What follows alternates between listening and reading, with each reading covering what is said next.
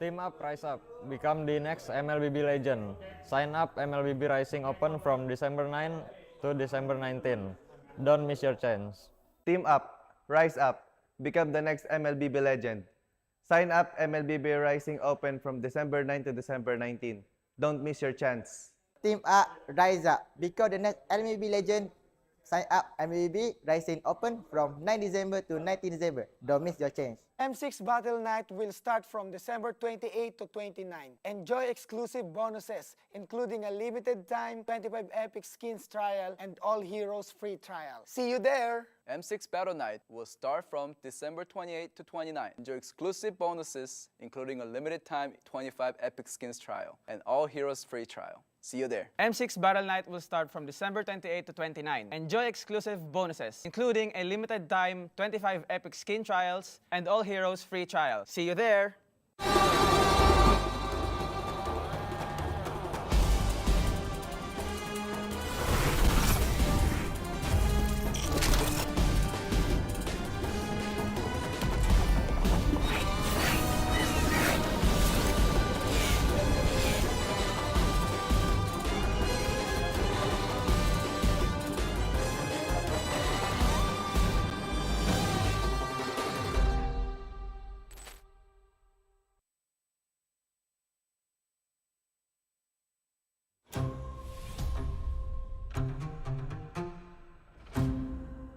Регион не показывал себя так хорошо на М-серии, начиная с М1 до М3. Только недавно на чемпионате М5 они совершили камбэк, они заняли 4-е место.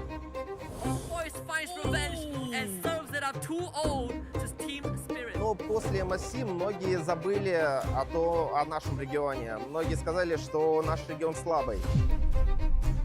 After the last top 12 MSC and an M5, I said we'll come back stronger, so I want to keep my word. I'm going to be bringing back the bomber mentality by showing everybody that actions speak louder than words.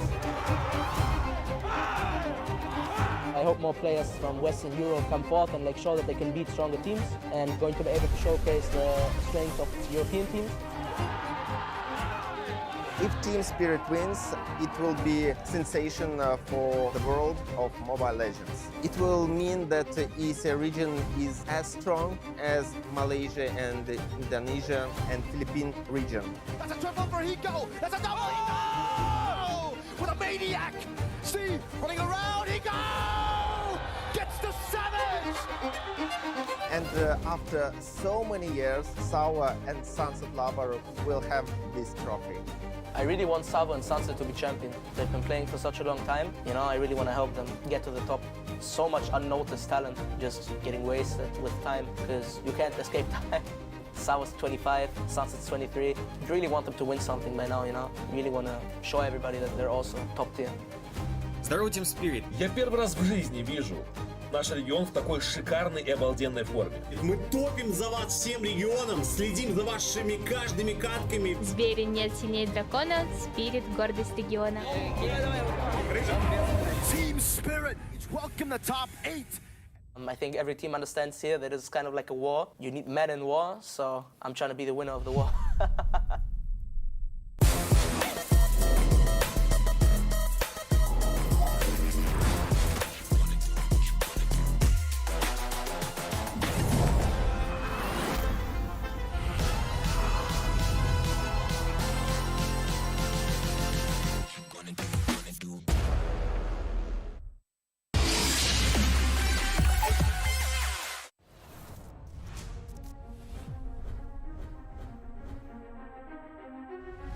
A new era begins at M6. But who are the rising superstars leading the way? In Latam, Maycam Evolve emerges as the new gem of the region. With Aurora's fierce adaptability and rookie sensation Super Nahuel, the Dynasty Enders made history, toppling the undefeated RRQ Akira after a 2.5-year reign. At MTC Turkey Championship, S2G Esports rises as a new challenger.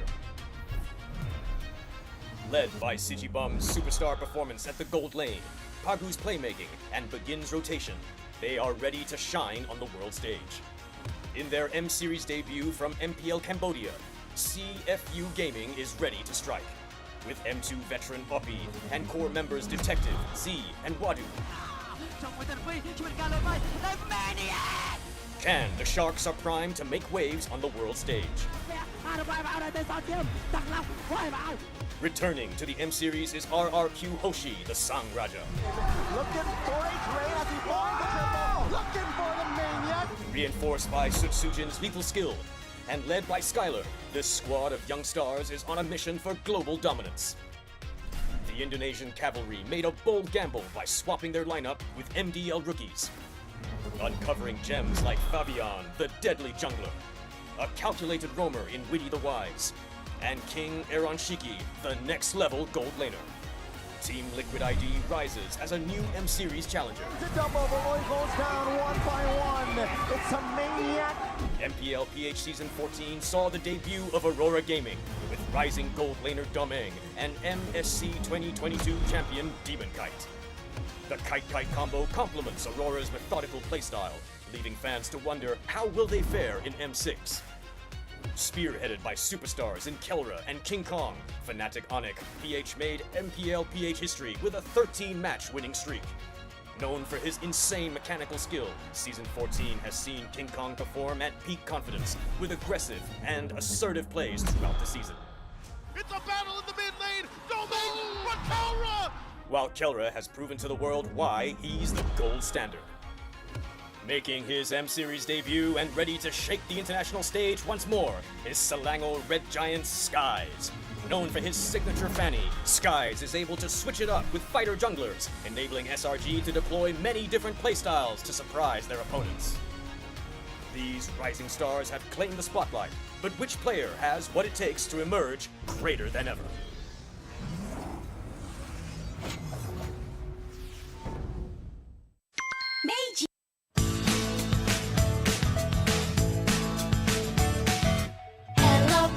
Hello Panda, semua suka biskuitnya. Biskuitnya enak, isinya lezat, rasa coklat dan strawberry. Hello Panda, semua suka biskuitnya. Biskuitnya enak, isinya lezat, rasa coklat dan strawberry.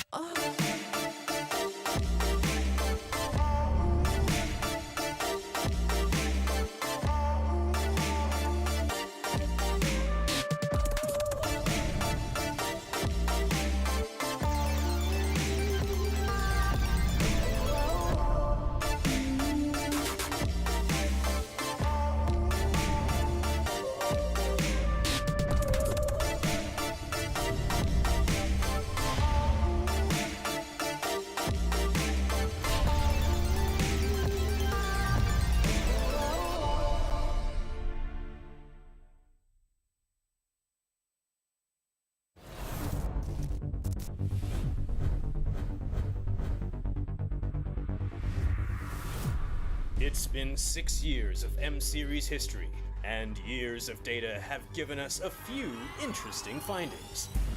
None of the M Series World Champions have won MSC in the same year. This means that in 7 years, no one has ever achieved the Golden Road. Thank you for showing us greatness in your M5 journey. Will history be rewritten this year? Your new champions of the mid-season. Our first ever back-to-back champions in MPL Malaysia. Did you know that only EVOS Legends had a smooth M Series run in M1? Every other world champion has dropped to the lower bracket. Blacklist International moving on through the lower bracket, the longest crawl an upper bracket team could ever make. This is the journey for the M4 Echo. As soon as AP Ben dropped down to the lower brackets, we saw possible turnarounds looking to rise up. Will the trend of the lower bracket run continue? Speaking of legacy, this M6 will be a clash where past world champions won't be participating. What do you think this M6 will bring? Will a world champion rise from these new representatives to be greater than ever?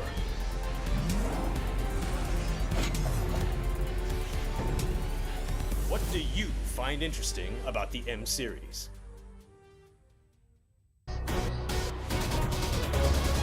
Fight for ultimate glory starts now.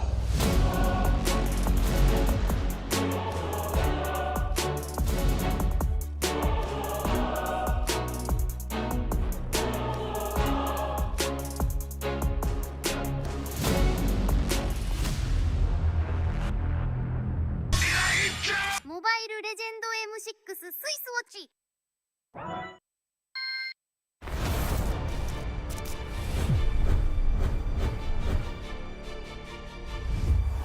No matter the game or the series, every game has an MVP.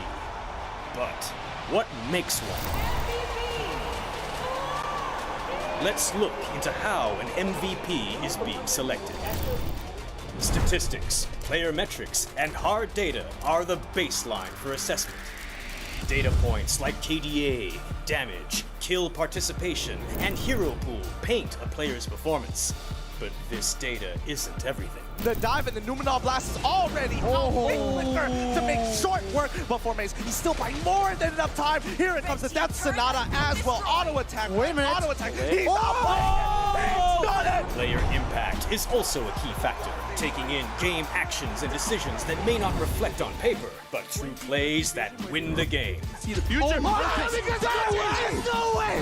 Naomi finds a hook out of nothing again! It does not make sense! Even if it's just with a single play. Are they going to disengage? No, the pullback by the implosion is going to be able to find 3, make it 4! Oh my goodness! And other times, it is about performing at a godly level. That just might be a full wipeout, that's it! Homeboys now make a beeline through the mid lane. Sunset Lover, he's all by himself here. Homeboys getting ready to push it in. They got it. They got it. They got it. Oh! Sunset flickered for it and he dies the bottom time! He does it! It takes out TV! And other times, it's about being completely dominated.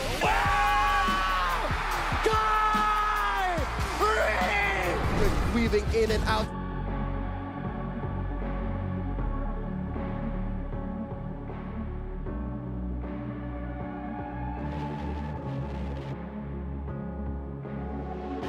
Lost in the shadows, feeling so small. But I've got a fire, won't let myself fall. Every hit taken, every scar earned, lessons in pain from which I've learned. When the world says I'm done, I'm just starting my run. Through the darkest of nights, I will find. You won't get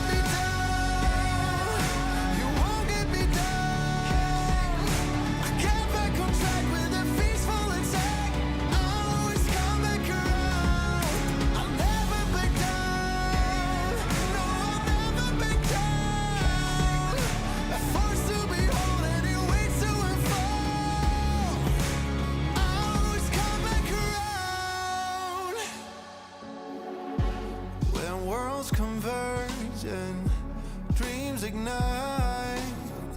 There are millions to witness the champion arise. With every challenge, we push with all our might.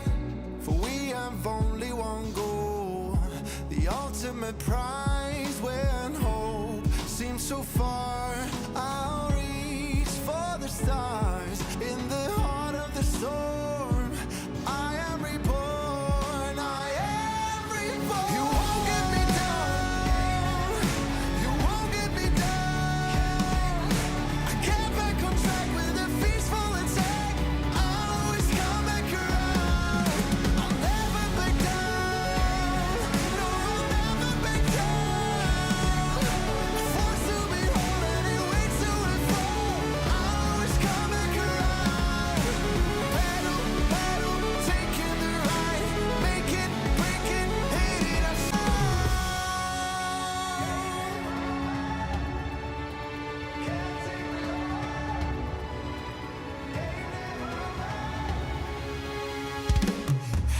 You won't get me down, you won't get me down. I get back on track with a peaceful attack. I'll always come back around. I'll never back down, no, I'll never back down. Forced to be whole and it waits to unfold. I'll always come back around. You won't get me down, you won't get me down. I get back on track with a peaceful attack. I'll always come back around. I'll never back down, no, I'll never back down. Forced to be whole and it waits to unfold.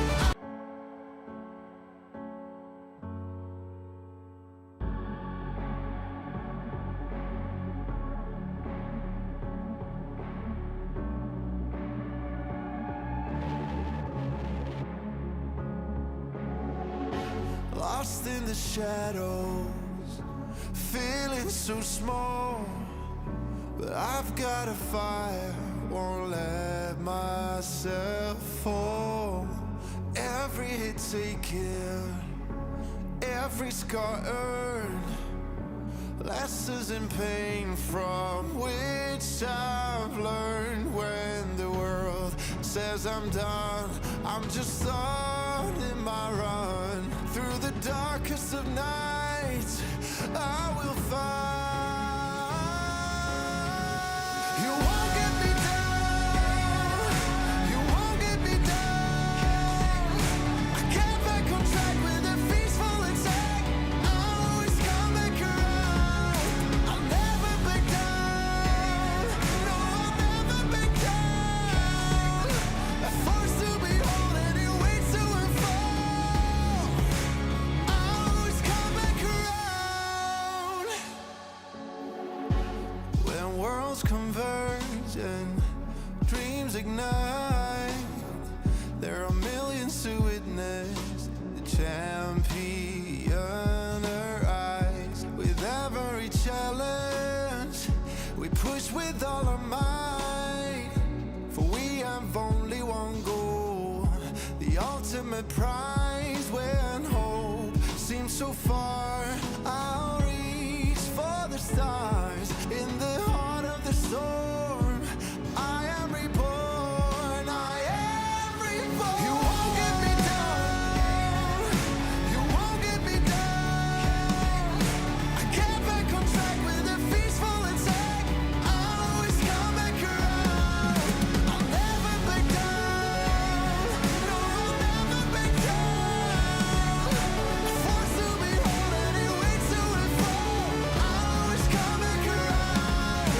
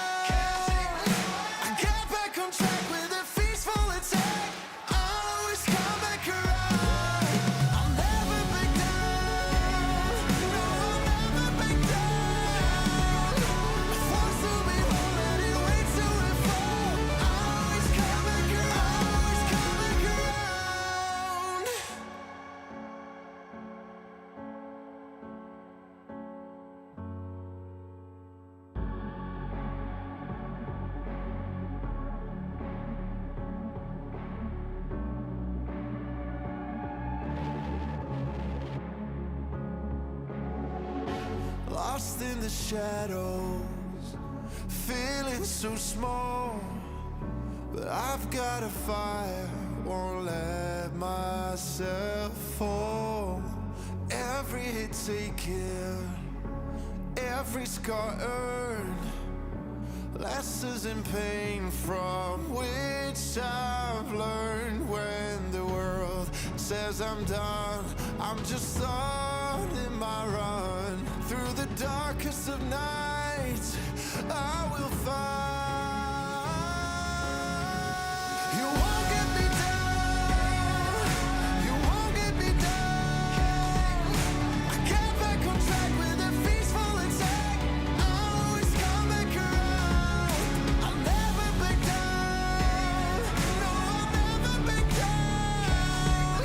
A force to behold and it waits to unfold. I'll always come back around. When worlds converge and dreams ignite, there are millions to witness the champion arise. With every challenge, we push with all our might. For we have only one goal, the ultimate prize. When hope seems so far, I'll reach for the stars. In the heart of the storm, I am reborn, I am reborn. You won't get me down, you won't get me down. I get back on track with a peaceful attack. I'll always come back around. I'll never back down, no, I'll never back down. A force to behold and it waits to unfold. I'll always come back around. Battle, battle, taking the ride.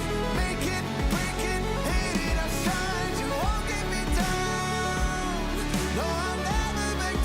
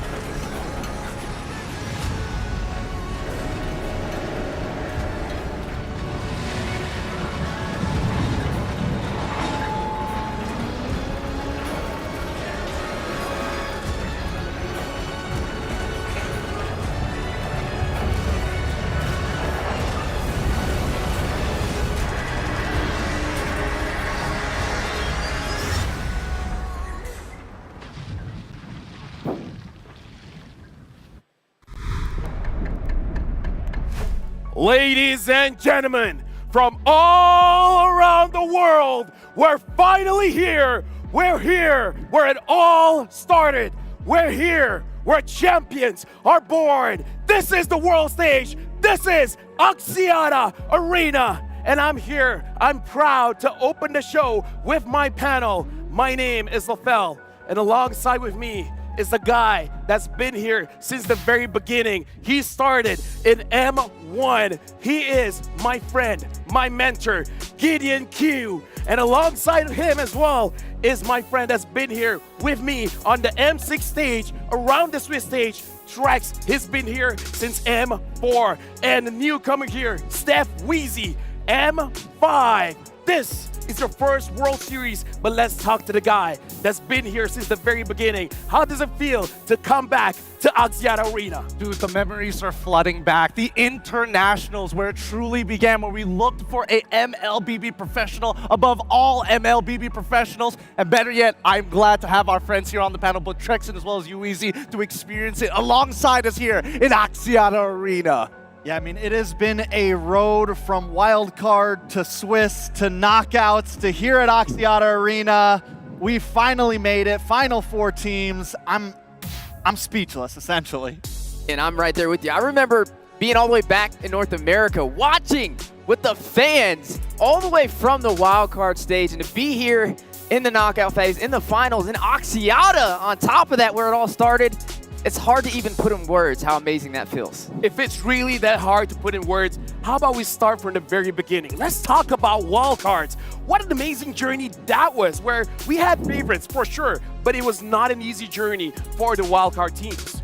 It really wasn't. I felt like, you know, the wildcards this time was a little different because we saw not only emerging regions, but we also saw some familiar faces, not expected to be there in the first place. And now, honestly, since the very beginning, Kadia has been here, experienced the thrill of gaming in real life. At Kadia's Gaming and Esports District, every detail is a celebration of play and entertainment. They have been here for the longest time, and because they're here, we're here. And speaking of here, let's talk about the Swiss stage. Talk about the roller coaster of emotions, Rex. The best of one. How many strong teams fall because of the best of one? A lot of strong teams. Or we could say that maybe they weren't strong enough to make it to knockout, because right now I think what we had in our Final 8 was the creme de la creme, the cream of the crop. In Swiss stage, we knew from day one M6 was going to be wild, it was going to be crazy, it was going to be bonkers. I mean, there was upsets after upsets, wins after wins, back and forth, teams climbing from the bottom. It was exactly what we wished for. And now we got to talk about the knockouts here. Let's look at the bracket. Wheezy, looking at the journey, especially for our top 4 teams. It's been a wild ride. Yeah, it's been a wild ride. All of these teams competing, fighting it out, but now we only have 4 remaining. There was a lot of surprises through this new format and all the way into the knockout bracket. We got to see Team Liquid ID push on forward, stay on the top side, and then get dropped down last second from Fnatic Onyx, who's currently holding that #1 spot right now for the grand finals. Onyx has not lost just yet. They got a clean 3-0, and they stayed in the upper bracket. They are the ultimate favorites for M6 here. But let's talk about the comebacks. Selangor Giants was not supposed to be here. They almost dropped against CFU, but Innocent made that maniac play and able to push Selangor Giants all the way to Axiata Arena. It's honestly, anything could have happened, right? Clutch plays have been the definition of this team, but the same can be said about Team Spirit as well. They've been looking like favorites alongside with SRG, and they continue to push their way, and only one of them will face off against TLID before the grand finals. Trex, let's talk about this. But hold on, we gotta look at the schedule because we gotta see who will be playing today. We have 2 best of 5s for today for you folks. And we're starting with Selangor Red Giants going up against Team Spirit in a best of 5. And then whoever wins will move through. But before we start our second best of 5 today, we have an award ceremony. Once we've given out the awards, it's TLID against the winner of Selangor Giants against Team Spirit. And then when it's all done, we have something special for our Magic Chess lovers. We will have a Magic Chess Go-Go All-Star match after the final best of 5 of the day. Yeah, I mean, it's whichever team wins this first one, they got to run the gauntlet, right? It's a lot of games. It's essentially you could run a whole 10 games today. So there's going to be a lot of stamina tested. Luckily, they do get a break with the award ceremony. And then we all get a little bit of sigh of relief at the end with the Magic Chess Go-Go. Yeah, definitely metal will be tested today, as all these matches will be best of 5. SRG up against Team Spirit, and then the winner going up against TLID. TLID was the team that knocked down Team Spirit to the lower bracket, so maybe they get a revenge story. There's just so many stories to tell from each side. Let's talk about this story here, Trex. Let's talk about how we're at the top 4, sure, but we have 4 major regions here. We will not have the same regions going up against each other. Malaysia, Philippines, Indonesia, EECA. This is like the first time in M Series history where we have 4 different regions in the top 4. Yeah, it's honestly insane. I don't think anybody expected this. I think for a while it's been like, you know, Philippines versus Philippines, Philippines versus Indo, maybe Malaysia sneaks in there. But never, as you said, it never happened before. Never. 4 different regions, 4 different powerhouses, and all of them seem hungry. And the other exciting thing is all of them bring a different dynamic to draft and play style. You know what? The best part is that none of these teams have won a world championship before. We're not going to see a repeat of any championship all over again. This is a brand new era of people have been continuously pushing.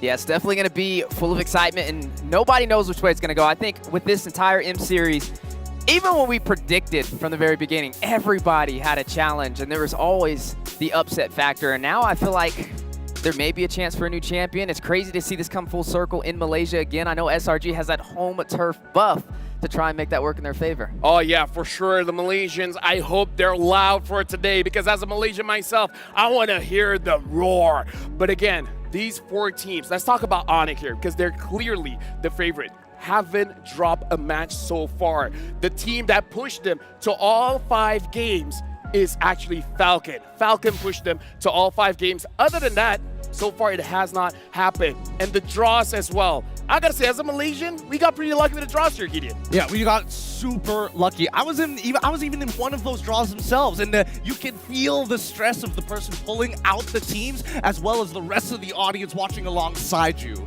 Yeah, I remember Delar, this clip right here, I remember Delar was actually a little bit nervous. And then Boston, though, he came into it with some confidence. He was like, oh yeah, we're doing this. This feels hot, I'm ready this feels cold. Yeah, just kind of, you know, throwing things for a loop.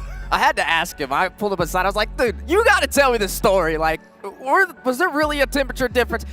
Just to diffuse that, he was completely joking. But it was crazy how spot on he was with those predictions. I mean, even me from North America, he's the one that forced BTK to go up against a heavy competitor. Oh, yeah, that's yeah. Here's the thing. That team got eliminated too, so it's like, whatever. But the Swiss stage format, the first of its kind here in M6, and I gotta tell you guys, I don't care if I'm alone in this, but I love the Swiss format. You're not alone, brother. I used to be a hater of the Swiss format. I thought maybe it was a little too much, but considering the schedule, considering the competitive schedule, not only for the teams, but the talents, the rotations, and not to mention the amount of time they have to actually prepare for a month-long tournament, this might just be the best one so far. Yeah, I think this, honestly, it's not a might. I'm on the road that this is the best format we have had yet. Essentially one of the best M series we've ever had.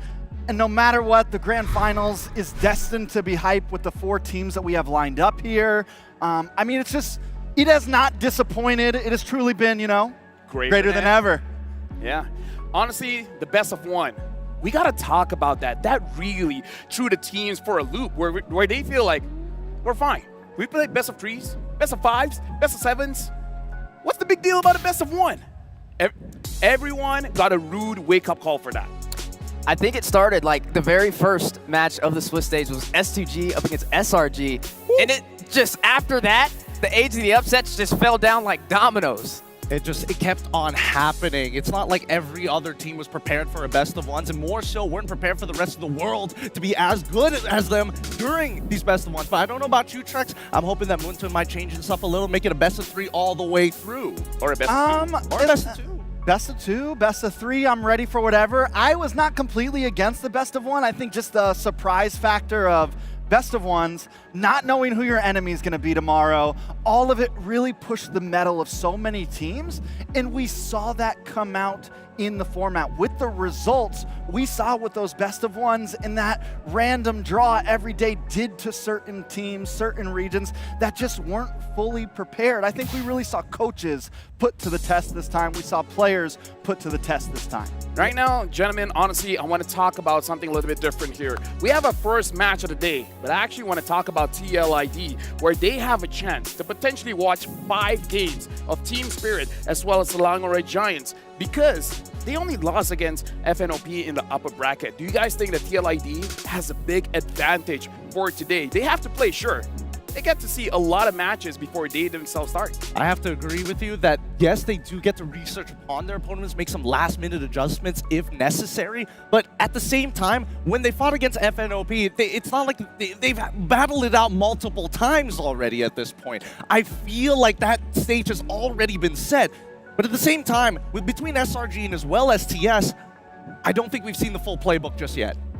Yeah, I think at this point, TLID still kind of, I think it's a question of, is it better to come in a little cold, or is that team that's already playing 5 games, you know, revved up, you know? Are they kind of comfortable? They're oiled up, they're ready to go, you know? It's a little different, right? That's a hot take, but now let's look at the hot picks. Most big heroes so far, we got Suyo, the Joy, the Bruto, the Cho, as well as the High Loss. And if we're looking at the win rate, Highest one here, Wheezy, is that Bruno, 63% win rate. Yeah, the Bruno has been a problem. A lot of teams trying to find ways around it. Even Coach Arcadia mentioned, hey, I'm not going to ban it out anymore. We're just going to find a draft, find a plan to get the job done, and it's been very effective.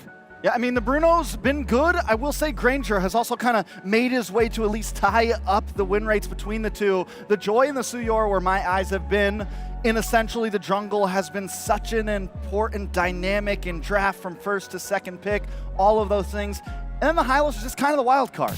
You say wild card, but I think Cho and Hylos has been the pivotal flex picks of all times. And I think, throughout the wild cards through the Swiss stage, we've seen an evolution of what should be first picked and how the jungle has not only been first pickable, but also second phase worthy.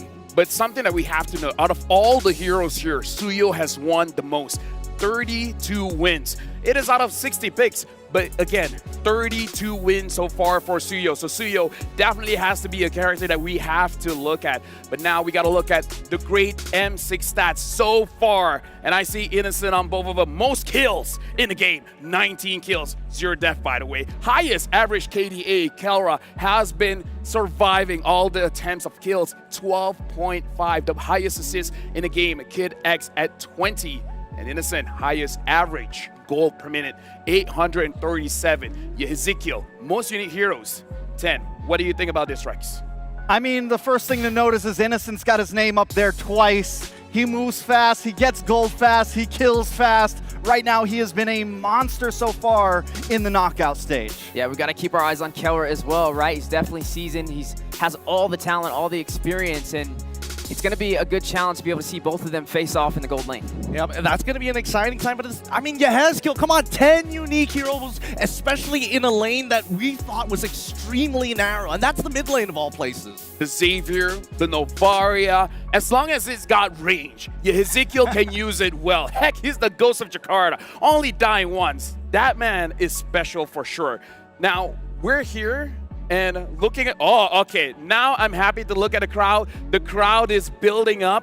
Firstly for me, today is gonna be an amazing day. Looking at the venue here, I gotta say, whatever happens, I'm a happy man. But this is your first M series. How does it feel, Weezy? I feel like this is gonna be hard to top off, right? I mean, I feel like I stepped into the best M series that we have ever had. It might be. It very much might be. Since M1, have we improved, Gideon? I think, looking at the stage, looking at the crowd, looking at all the things that have been coming together, yes, I would say that this has kind of broken that romanticized idea of M1 and taken it to a whole new level.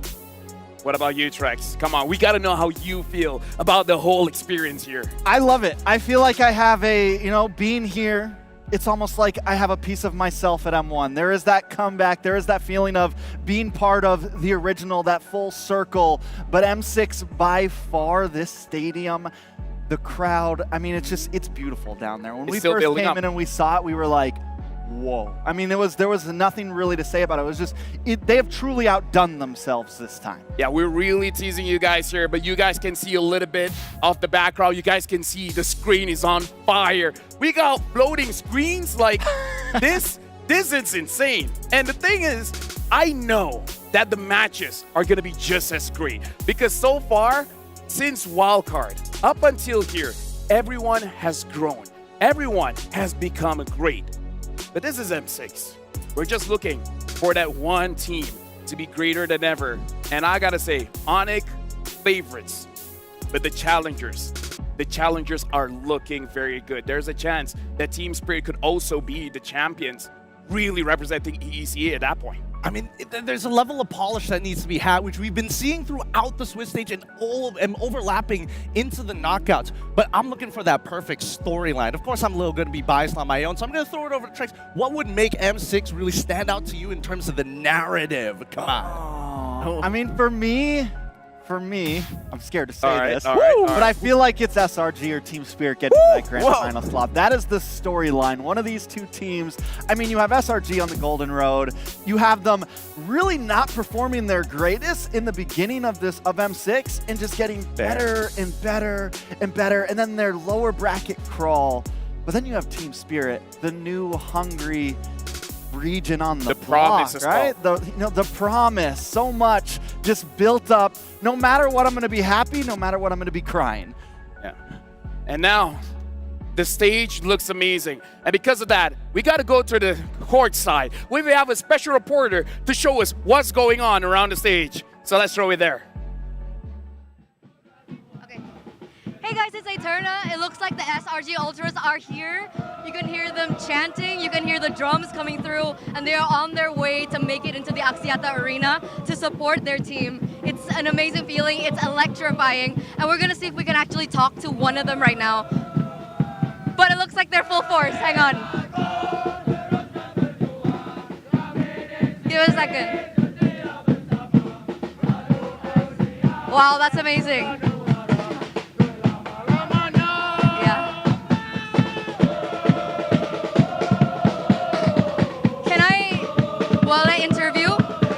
Boleh interview bentar? Sambil jalan bisa. Alright, so we're gonna ask him, namanya siapa? What's your name? Nabin. What's your name? Nabin. Nabi? Nabin. Nabin. See, it's so loud, I can't even hear what he's saying right now. Because ini dukung SRG, are you here to support SRG? Yes. Yeah. Where are you from? Selangor. Selangor. Is everyone else from Selangor too? Yeah? All right, I think we're gonna leave them right now. They're all very passionate. So that's it. I'm just gonna clock out right now. So we'll see them in the arena. Ladies and gentlemen, I hope you guys enjoy the show. Bye, guys.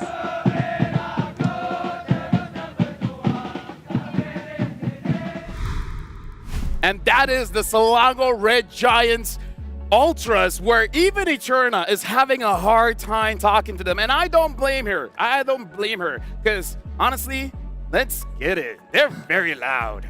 They're so loud, and I can only imagine, because after being to so many M series and seeing the fan bases of some of the favorite teams coming in, especially the local teams, holy cow, you can barely hear yourself. You can barely hear yourself think as well. It's a good thing we're this high up. Oh, yeah. So that I know the stadium is going to be loud, but at least we have some headroom so that we can hear ourselves. Because trust me, Trex, Wheezy, when we're casting, dude, I can barely hear myself think. They're that loud. Especially once this place fills up and the games get going and the drums get pumping and the kills start happening, you know, maybe Innocent breaks the record again. Oh, Savage? The crowd just goes crazy. Hey, he's going up against Hiko. Let's talk about this. Skylar had the highest kills in M series.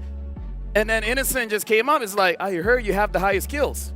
Let me challenge that, good sir. Hiko got a Savage this M6. Maybe he's like, you know what?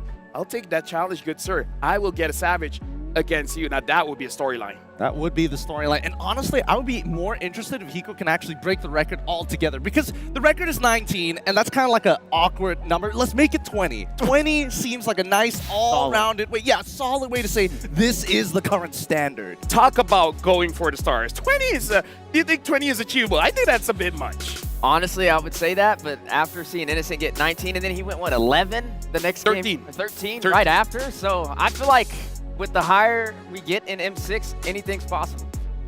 Right now, honestly, I love the energy that the panel is giving me. But now, looking at the stage, I want to see the energy of the host. Let's throw it over to the stage. Axiata Arena and the greatest esports fans from around the world. Introducing your hosts for the momentous days of the M6 World Championship. Malaysia's trilingual queen, Rose. Indonesia's esports girl, Clara Mongstar. And making his M-Series hosting debut, Adam C.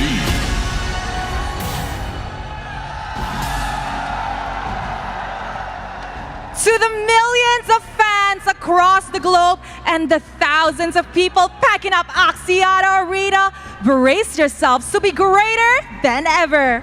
Because for the next 2 days, we will witness the dawn of a new legacy.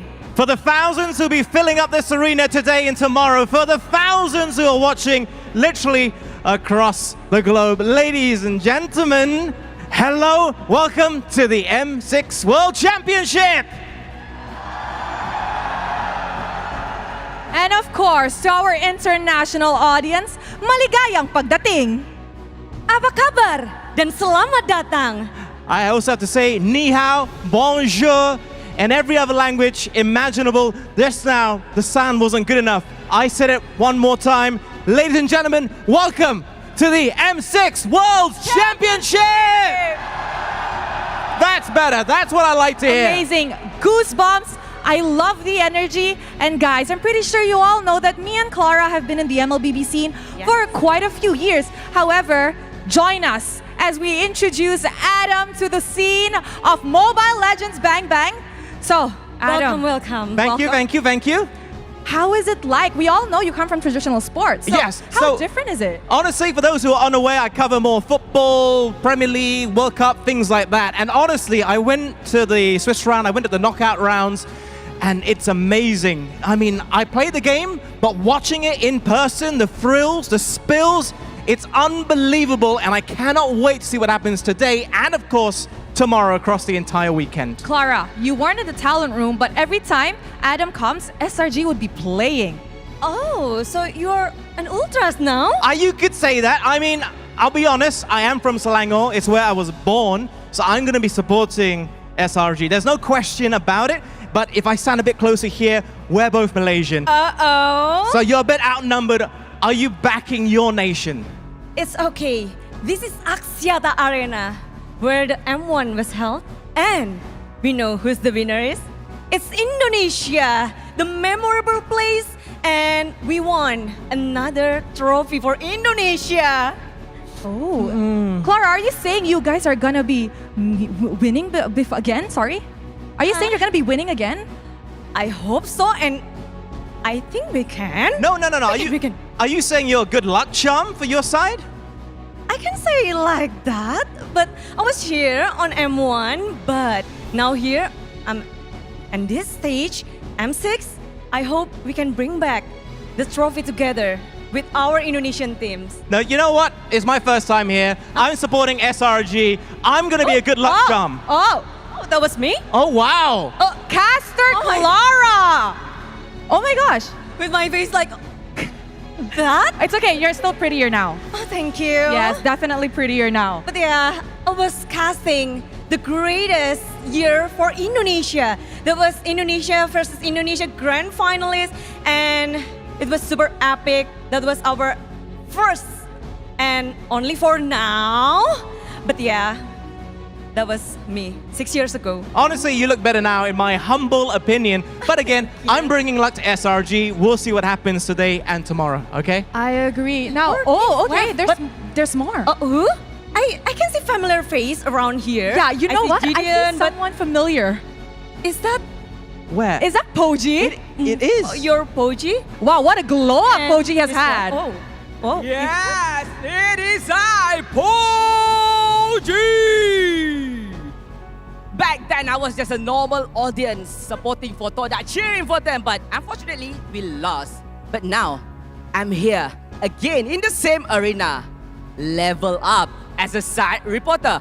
But then again, I'm not here alone. I'm here with the fans that from the beginning in 2019, with me supporting for Malaysia team. And now, Ken, my brother, come here. Hello, my man. Apa khabar, bang? Alhamdulillah baik. Alright, bang. Sebelum ni abang datang kan, apa perasaan abang daripada M1 sampai ke M6? Ada tak perubahan, perbezaan, semangat? Kalau tengok daripada setup stage, M1 dia punya setup screen dia macam petaan. Dia ada box tengah. So compare tu yang sekarang untuk M6 lebih orang cakap dalam bahasa Indo keren. Lebih keren lah. So I was just asking him, so what's the difference from M1 to M6 for Malaysian side? He said, previously back in M1, the screen is flat and square. But now we already have a curved screen. We already have things upgraded. Plus, we also have a lots of audience and crowd that cheering for SRG as well. And also, all of us here is supporting for Malaysian team. We are hoping for Malaysian team win as well. True, right? True. And as well, lots of things as well and as well. Macam-macam benda. Tapi, but now, I nak tanya lagi juga kan, untuk macam-macam lagi perkara yang berlaku sekarang ni kan, daripada M1 sekarang kan, abang rasa bangga tak dengan pencapaian tim Malaysia? Kalau tengok daripada M1, dia punya prestasi agak bangga lah. Compare tu sejak macam SRG menang MSC tu hari kan. So bak kata Mas, kita ada peningkatan. Macam tu. Alright. Kita ada macam, okay, what I'm asking him, what's the changes for the team itself? He said previously we're always losing, but now since SRG took the lead, always winning since MSC, and now just like the casters must said, kita ada peningkatan. We have some things that upgraded. We have improvement. So I think that's it from us over here, and let's send back to the host.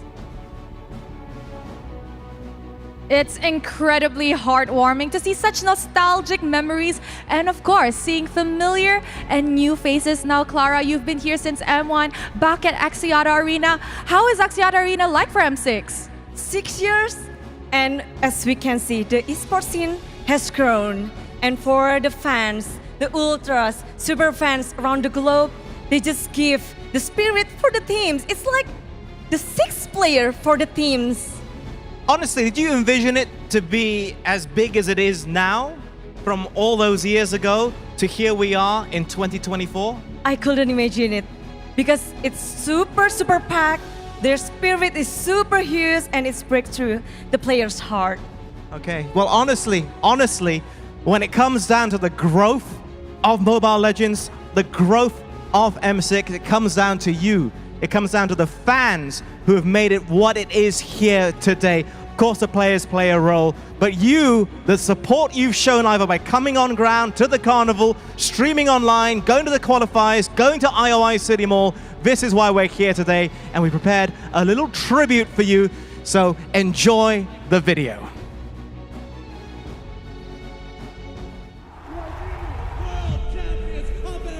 It's gonna be from Indonesia.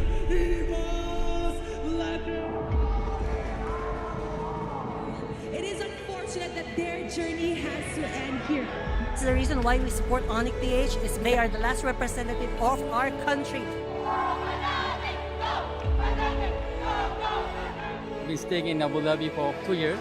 I just come back here just to support the SRG. The golden road continues in Axiata. Ребята, вы очень долго к этому готовились, вы очень много в это вложили сил, энергии. Вы прошли огромный путь. Это самая лучшая ваша форма. Именно сейчас пора идти к этой победе. Saya di sini cuma mau kasih tahu kalian, saya percaya banget kalian cuma perlu fokus saja ke gamenya, do your best, have fun, dan semoga kita bisa bawa pulang M-Series kembali ke Indonesia. Mama harap you dapat buat yang terbaik, then our big family also behind you, support you, tunjukkan pada dunia yang you boleh. Whatever happens, Onyx Fanatic, we are here for you. Pinas ng Malakas!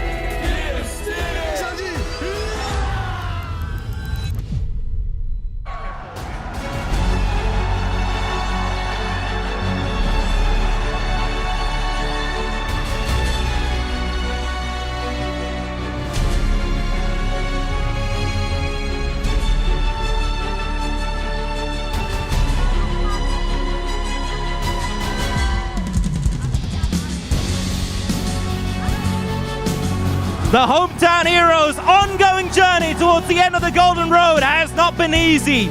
Buffed by the home crowd's cheers, they now stand taller than ever. Merah, Kuning, Lambang, Bangaan, Selangor, Red Giants!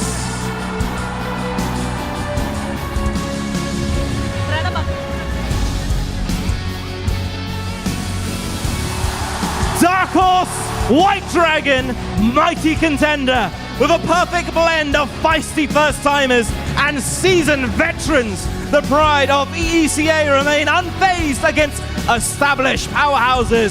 Svenja Netsilny, Dracona, Team Spirit!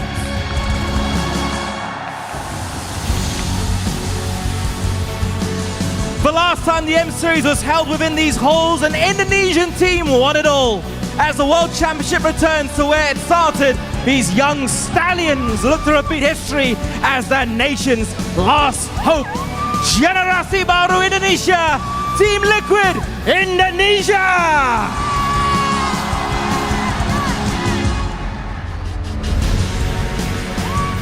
the first team to step closer towards becoming greater than ever. Hailing from the House of Champions, the Super Family locked in to claim the Philippines' 5th straight World Championship title. Ang lakas ang Pinas, Fnatic, Onyx, Philippines!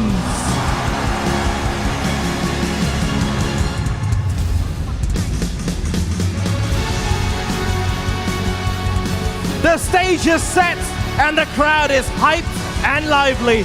Brace yourself as we witness history unfold. Greater Fall, welcome to the place where legends are born!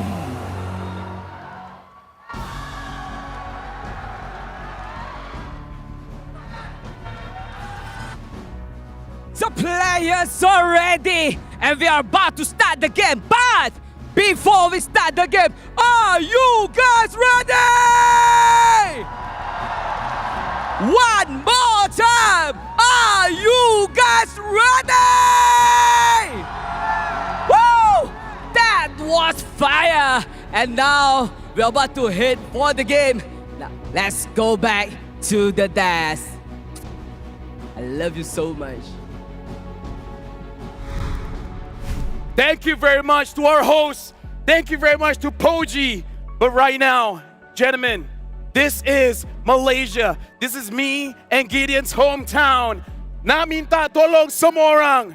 Hopefully the crowd here at Axiata Arena, I'm talking to all the fans. I want to hear you guys scream. I want to make you guys roar. So, to everyone here, to the fans of M6, doesn't matter if you're supporting Selangor Red Giants, Team Spirit, TLID, or Fnatic, Onyx, Philippines. I want to hear you roar.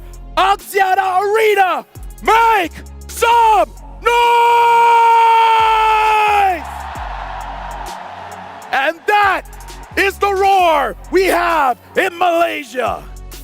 Oh boy, what a time to be alive. All the memories are just flooding back. Seeing the way the crowd moves, seeing every single nation having just a piece of legacy to hold on to when they come back here to fight one more time for a world championship. We saw all 4 teams coming in, Trex, but now I feel like we gotta talk about the 2 teams that we're playing right now. Selangor Red Giants going up against Team Spirit. Can Selangor Red Giants hold on to that golden road, or will Team Spirit crush their dreams and make ECA prouder than ever? Whew. You know, I need a second. We got a lot. We got a lot. That was a lot. I've had goosebumps multiple times, and we're just jumping into game talk already? Oh, yeah. All right, let me digest. So SRG, Team Spirit. You know, SRG seems to be finding themselves back in their identity, back in comfortability, and Team Spirit is also finding an identity, but it has been an identity of change, right? They are always willing to spice things up. They're always willing to bring their own flavor. So it is a steadiness of SRG versus a chaos of Team Spirit. I am excited about it. The Golden Road under siege. We gotta talk about Hiko Mania versus the half-man, half-beast Innocent. So right now, Weezy, what do you think about this matchup of the gold lane? Well, Hiko, one of the youngest gold laners in M6, going up against the half-man, half-beast, breaking records every step of the way inside of M6. Definitely a lot on the line, even when it comes to Team Spirit. Their logo, right? They're saying there's no greater beast than the dragon, but there's a half-man, a half-beast. I mean, we heard it from the host on the walk-ins of Team Spirit. Their slogan is there's really no beast that's stronger than a dragon. And Hiko Mania is making one hell of an argument. At 16 years old and also having veterans in Sunset Lover and as well as Sawo, they have been yearning for a championship title for so long. Listen, Hiko wants to let Innocent know he's just getting started. This is first M series for him. He's been to MSC. He's been honing down the craft. But today he is up against Innocent, an MSC winner, a monster right now, another hungry player. And that's the thing about these 4 teams and these 2 teams now is everybody's new to this stage. Everybody's hungry. They all want that grand final slot. Let's talk about what Hiko Mania Hiko gives to the team of Team Spirit. Because I gotta say, I feel like Hiko is the identity for Spirit. They know who to play for. They know the win condition. And that's man right there, Hikomania. I'm telling you, it comes down to two simple things. He is unstoppable in lane. Nobody has really taken him down in a 1v1 matchup. He is insane during team fights. You never really see him miss position. And with a team that's looking to cover him, he's comparable to even Innocent himself. And right now, the M6 Innocent. Guilty as charged? Nah, man. He's way too damn innocent. You can't get him. Can't get him. There's no way to put him in a cage. A half man, a half beast. May go full beast as we jump into the match against the Dragons. And man, he has been a monster, breaking records left and right, taking Skylar's title. Yeah, I mean, like we said before, you're innocent until proven guilty. You're innocent until you're caught, and Innocent has not gotten caught, man. This guy has been a monster, and I mean, I can't express it more. He's just gotten better and better along with the team right now. And I think when I look at Hiko, when I look at Innocent, Hiko has the ability to peek out, but he's also made a few more mistakes, whereas Innocent, he's taken those risks, but he succeeds with the risks every time. Which really begs the question. Lafal, between you and me, we know that even amongst the team, sometimes they're telling, yo, Innocent, don't do it. And Innocent's like, nah, when nobody else believes in me, I'll believe in myself and I'll take charge. Now, here's the thing. He can take those risks because he trusts his team.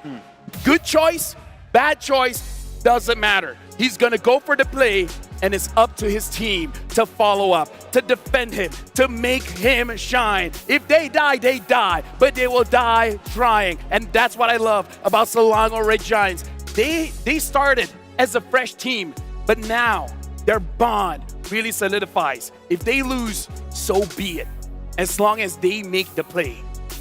Yeah, I feel like at this point, every team is probably happy essentially with their placements in general. I'm not saying that not every team wants to get to grand finals. Listen, man, it's been a long road, and a lot of the teams we're looking at now didn't start off great.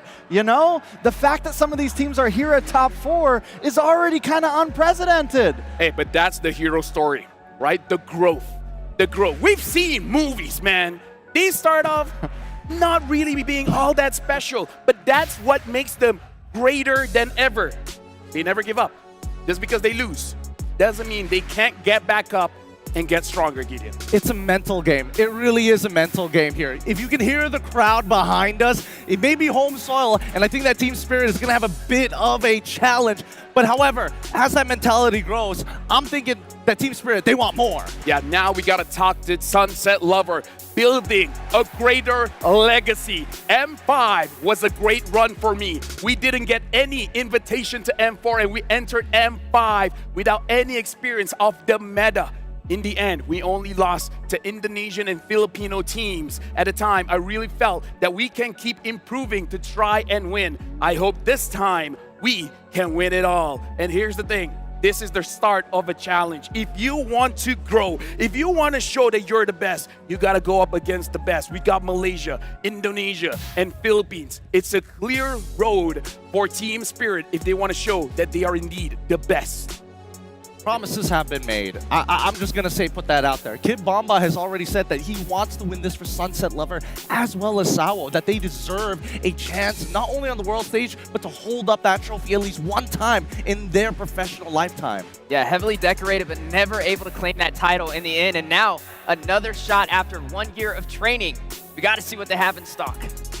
Yeah, right now we're looking at the players here on our lovely stage. We're looking at Team Spirit, and alongside with them is Selangor Red Giants. You guys see the timer there. We're 3 minutes in, going into the draft. Gentlemen, we got to talk about the draft here because both teams have showed that they can play the joy. Sakai's has been having a great time lately, but we got to talk about that mid-joy Sunset Lover. When he gets the joy, I think even Innocent will have a hard time running away from the piece.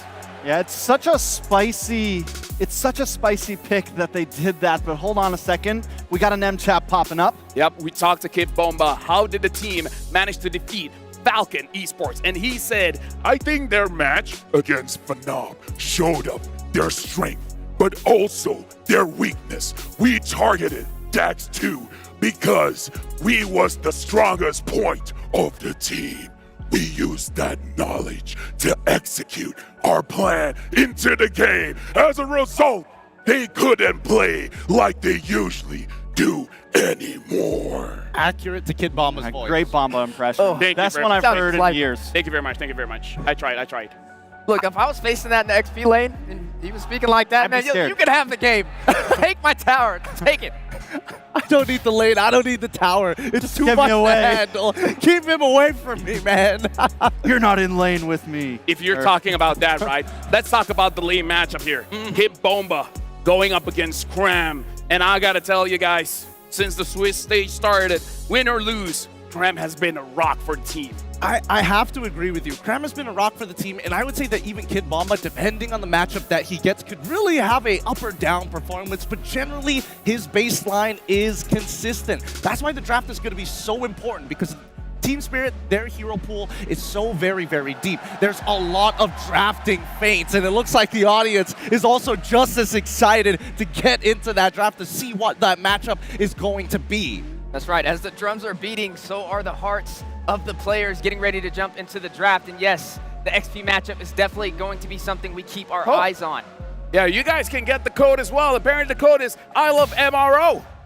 Scan that code, get your goodies right now. But as we're about to jump into the game here, I gotta tell you, gentlemen, personally for me, I feel like Team Spirit will have an advantage in the draft just because of their deep hero pool and that flexibility. Here's the thing though, SRG also has brought in a lot of interesting picks, things like the Veils. They're not scared to spice it up. And when I look at these two teams, there's a lot of similarities. Both mid laners are willing to kind of go outside of range. Both the XP laners want to get to the back line, want to try to bully. Both gold laners, aggressive, monsters, and both junglers are able to throw in assassins to the mix. I mean, these are two teams with similar clashing play styles. Yeah, you're going to have to watch out for the Sawo Sunset Lover special. But then on the other side, Cram and Yumes, right? Able to get to the back line. We've seen just within the last few matches of watching SRG play, they like to create chaos. They like to create separation, and that's where they punish. I mean, the big difference between these two teams is really going to boil down to, I want to draft a composition that's safe, that's all-rounded, and then this SRG. Let's put a little bit of risk in there because the reward is just too sweet. Now here's the thing. We know Arcadia. He understands the matchup. He's willing to let go of very strong heroes because he knows how to fight against them. And with that, ladies and gentlemen of Axiata Arena, we're jumping into the drafting phase. The first draft of Axiata Arena, the first game of this match. Selangor Red Giants going up against Team Spirit. Team Spirit is up first in first pick. Selangor Red Giants down in the second pick. Looking at advance here. Drex, talk us through this. Okay, so this is something I was kind of expecting from Team Spirit. They've been common, especially on first pick, to be one of the teams that ban out the monster gold laners. They feel comfortable with Hiko on the 1-1. They feel comfortable with Hiko on the Beatrix. They also get rid of the Joy. I'm expecting a Blue Yo pick right up front here. I think that's totally understandable. A couple of other picks that we should point out is probably the Yi that could be handed over to SRG as second pick, but that's not all. The fact that Team Spirit has not only gotten rid of the Droid and Ranger as well as the Bruno, they want to make sure that this is a traditional matchup. So they immediately slot in this Hilda, which is another big risk, but here's the spice. We immediately go for this Hayabusa, which honestly, without Joy, not a bad pickup at all. Yeah, but with the Hilda, at least, Blue Yo, we've seen, even especially in the earlier levels, can take some level of punishment, and that information is valuable for gold laners and mid laners. And not only that, but it also punishes whatever Hiko wants to bring into the field. Also true, but that that's on the assumption that he's not going to have the support system. And I'm still not seeing a Yves bed just yet, and it hasn't been picked up by TS as well. And right now, honestly, looking at the crowd reaction, they love SRG's pick, but I gotta say, we don't see a lot of Hayabusa on Sakai's, and one of the most bad heroes here, we got the Phoveus. Phoveus in the hands of Kid Bomba, one of the best EXP laners in the world, and one of the best picks in the world. And now, even that Belleric. I gotta talk to you, Wheezy, here. How do you feel about the first 3 picks for Team Spirit?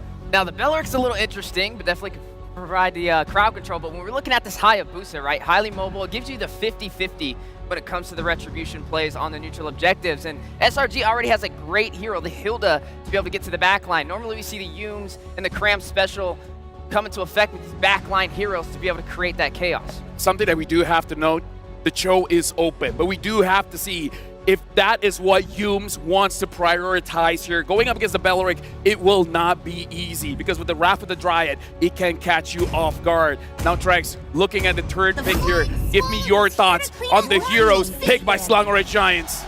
So I was expecting maybe the Cho as well, because then at least you both need goal laners, you both need mid laners, but this is kind of a switch up. We take away the 1-1 from Hiko. Now we go into fine. You wanted to start off banning Marksman? Well, we're gonna finish off banning Marksman and just really dig into Hiko's hero pool. Okay, so right now, Wheezy, looking at the picks here, do you agree with Trex? Do you feel like Slangore Giants should look at that gold lane and start batting them out? Yeah, definitely want to find an answer to kind of deny that power pickup in the side of the gold lane. So I think with the 1-1, it'll be good for the setup. Just got to watch out for that crossbow tank.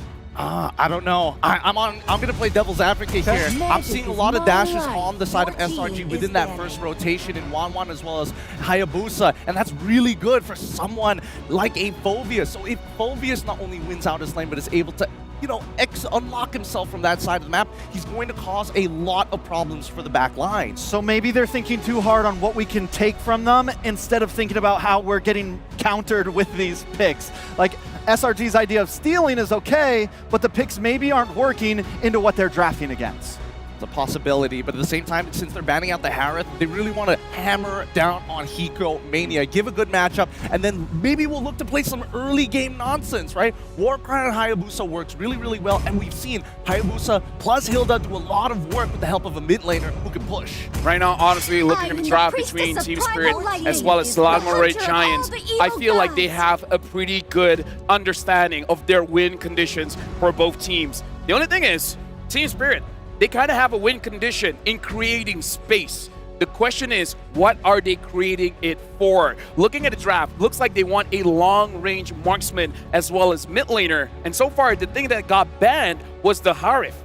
So this honestly looks to me like Team Spirit they have the potential to get an ideal draft for themselves. And I'm looking at the other side of the court, right? I'm looking at SRG. When I see a composition such as a Belleric and a Phoveus and a Suyo, these are all frontline heroes. You know who'd be a great pickup here? The Lu Yi, because you can get that duality, you can get the setup. Not to mention when you have a Hilda, you're kind of limited on the crowd control. Actually, I don't know about the Lu Yi. I would think something with a little bit more push and power. Because overall, maybe even the Veil, that's a pretty good shout. Because even if you do TP into their backline, that Belleric is such a huge deterrent. You're probably only sending 1 or 2 people max.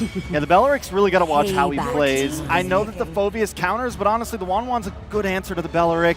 Belleric's got to be careful. And I really think the Veil could be clutch here. I mean, don't get me wrong, the Yves is calling. It's just a powerful mage overall.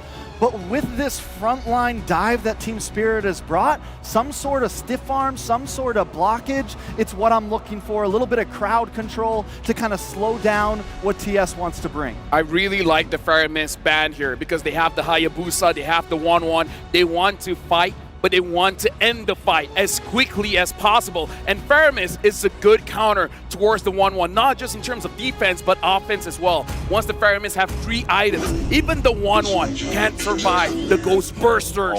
Slangore Giants, they have another win condition. Pick off here. Drex, how do you feel about the Jawhead? I mean, it's been their aggressive Kickstarter pick for a lot of games. They love it in second phase, and especially with the Hayabusa, they just get this early game aggression. I mean, this is an SRG special, right? Having the double offset potential to be able to get to the backline. I was wondering, when were we going to see the Hiko special? And there it comes, Beatrix slotted in. All right, looking at the composition coming in specifically from Team Spirit, it's a very wombo combo-esque. You have an instigator in the Phoveus, and maybe when you're talking about the Suiko as well, but generally you want to stay back, wait for the right opportunity, and look for choke points to combo off with the Beatrix. However, I will say that SRG, this composition feels like it's paying homage to our fallen warriors in Vamos. Oh yeah, for sure. Now I gotta say, something that we have to note about a Jawhead is not just about picking people off, but the jungle speed as well. The Hayabusa wants one level up. He wants one kill advantage. And this Jawhead really complements the Hayabusa well in that aspect. Slangorai Giants, now they see the full composition here, and they got a lot of range. They got a Vexana, they got a Beatrix. So now, SRG, they have a choice. Whatever Stormy picks up can either deal with the front line or the back line. This pick is going to be very crucial for Stormy in this matchup. I feel like they got to double up on that burst in mid lane, right? Yeah, I'm still on board with the Veil right now. I'm still on board with the Veil right now. That's where I'm at. Yeah, give me burst. I don't want chip damage. I don't think the Eve's a little too stale, a little too still. Also shadows. They go for the Luyi, so good call on Wheezy, and it does work. It adds more aggression overall. So now Wheezy looking at drop. You called the Luyi. How do you feel about Slangorai Giants as well as Team Spirit's composition overall? I like both, but honestly with SRG having this Jawhead and having the Luyi combination, you have the element of surprise, and that's going to have Team Spirit needing to kind of be a little bit more predictable, right? They have to find ways, check every single bush, because you got to expect the unexpected from SRG. Right now, I want to talk to Trex because surprise factor is huge. But we got to think about the Beatrix. Having the Renner, you can open up the map. So as long as Hiko is very proactive in ensuring that everything is clear, will that be a deterrent for Slangorai Giants to actually go for that surprise play? Yeah, I think it's definitely, Hiko's going to be extremely important, but also one shot.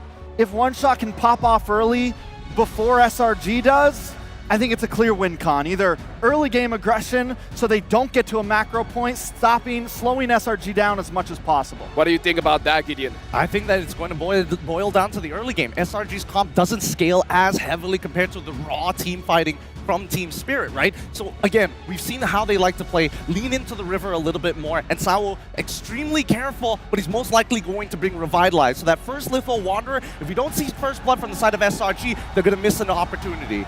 You have any thoughts on that, Steph Wheezy, before we jump into the game? You can't play too tight, though. When you have a Luyi on the other side, you definitely don't want to group up. You want to separate.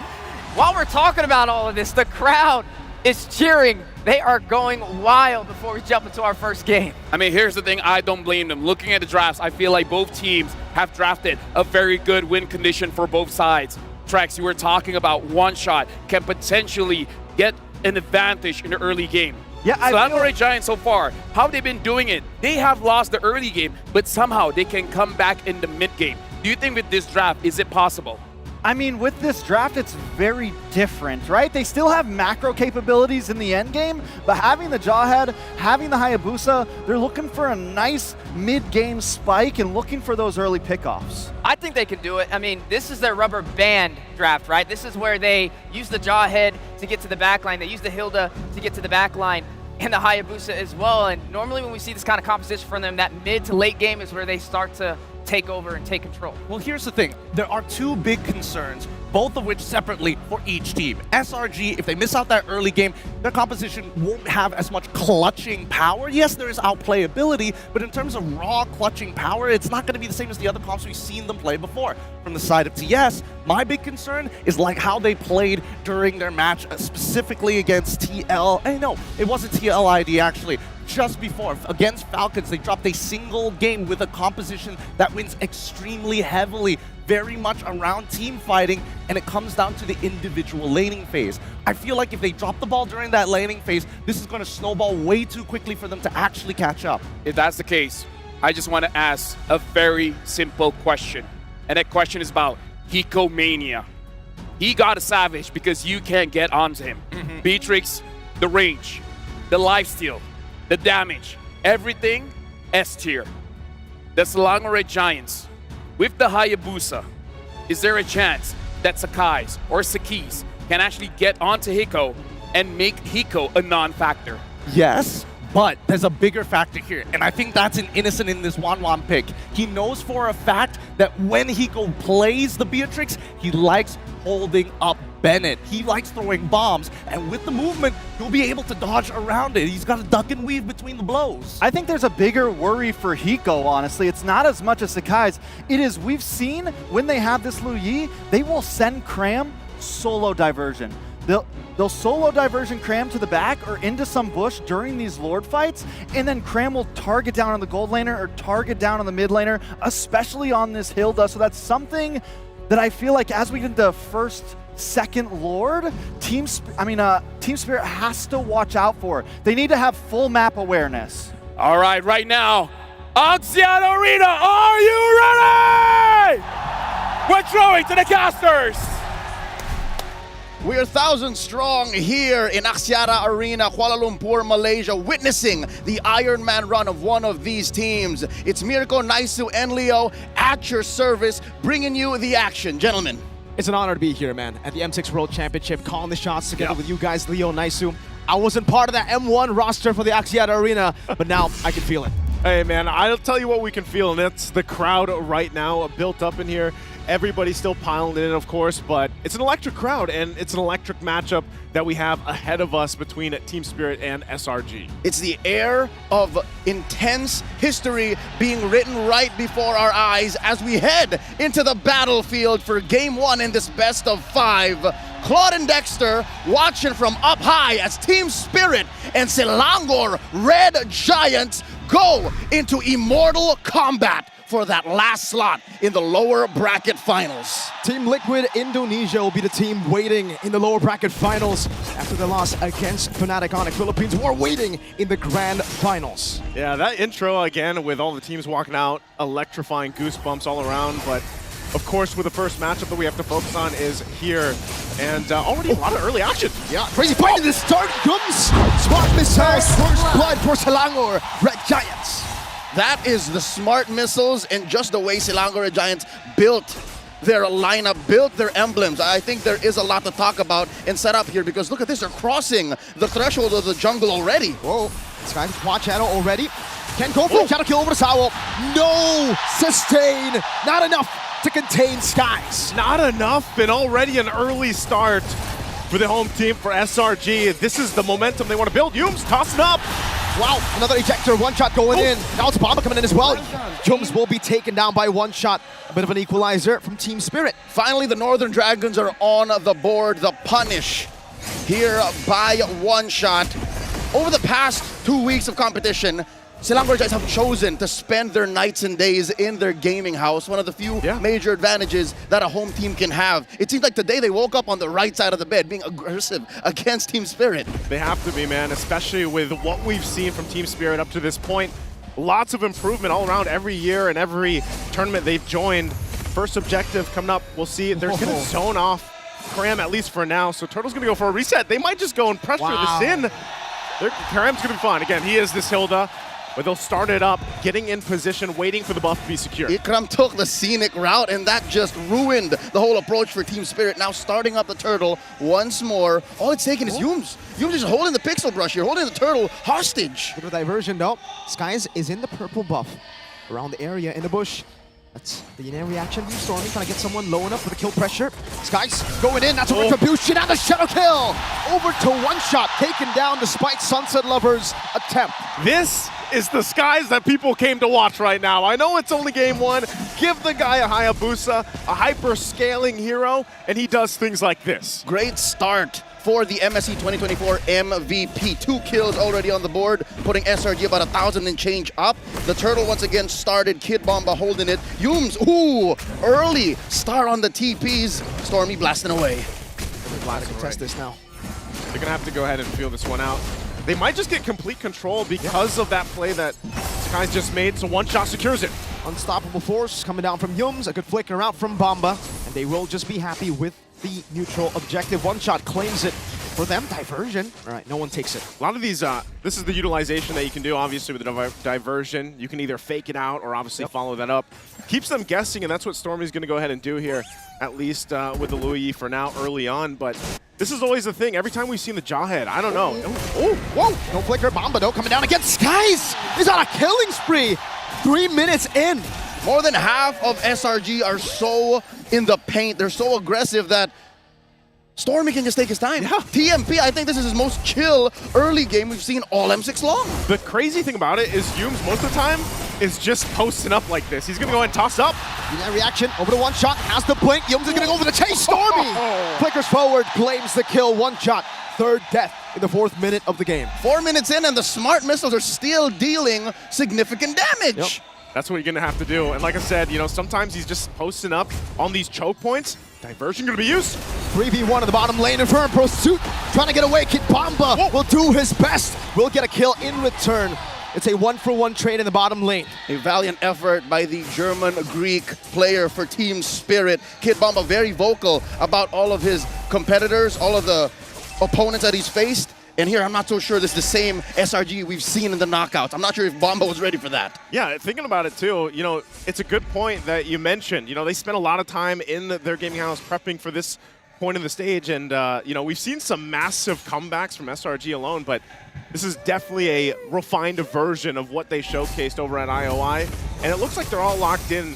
I know they've got a series to go through, but for game 1, off to a great start. Team Spirit's going to want to start to figure something out to deal with Sakai's especially. A little bit of a silver lining for fans of the ECA team, and another one! 5-0-1. The Sky Prince is rolling. Besides the action happening mostly around these major objectives, Hiko has been untouched. 4 minutes and a half in, he's built his BOD. I'm not so sure that's going to be enough, though. SRG hitting a power spike here, scoring the second turtle. Might actually be able to 1v1 diversion from the back. Stormy gets the diversion. Sunset Lover is next to the chopping block. And the Mage Prodigy claims a double. The diversion again.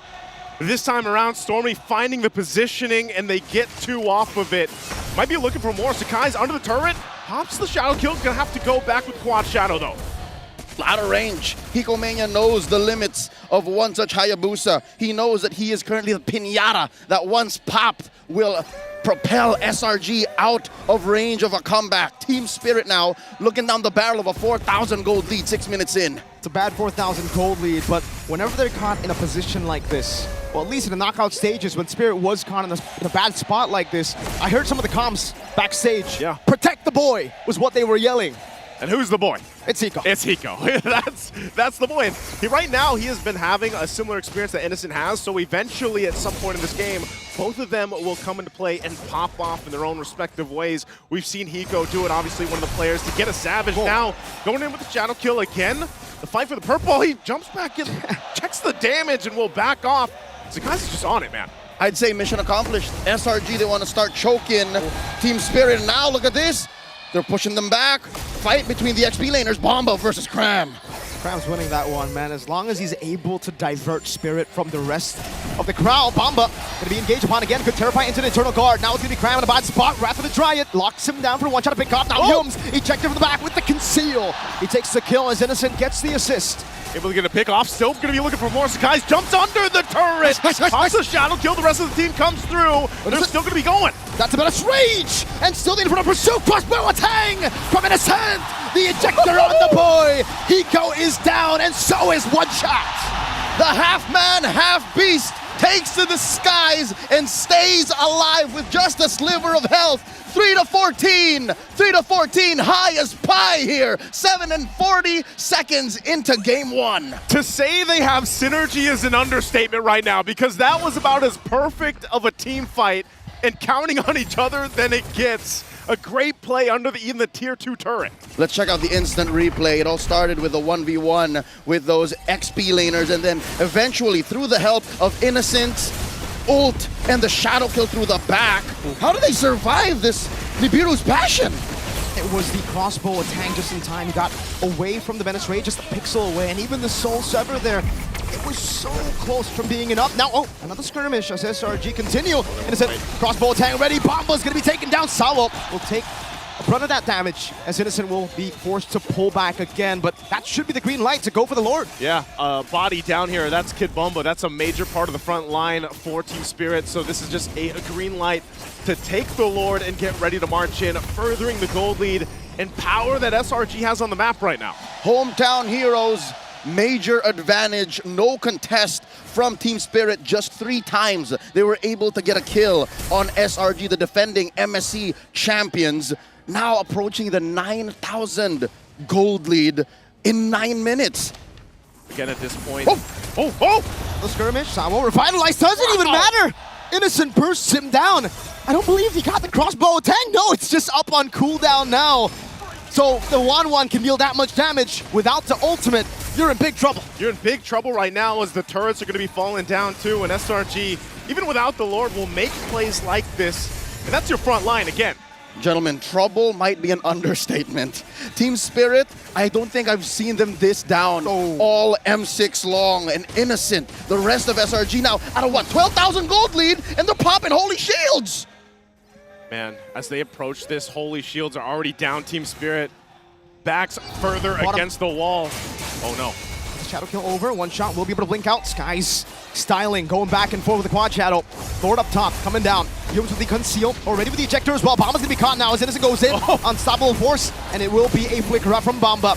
Good terrify from Sunset Lover, quad shadow in. Skies will play it safe. Man, you just don't know. You know, is Sakai's gonna go commit to it? Is he just gonna go ahead and whittle them down a little bit for the rest of the team to come in forward? Still waves pushing in. Now on the top side, they want to get this turret down. Again, the check, Sakai's will get that one. The Sky Piercer proc. Renner Apathy into the back line, the Wrath to dry it over to Yums, but he will be taken down. Now it's Hiko, gunning them down. Crab still able to take up damage, guys. Oh, he gets that one. The double kill. 1 shot will jump in, so Zephyr isn't enough to take out Skies.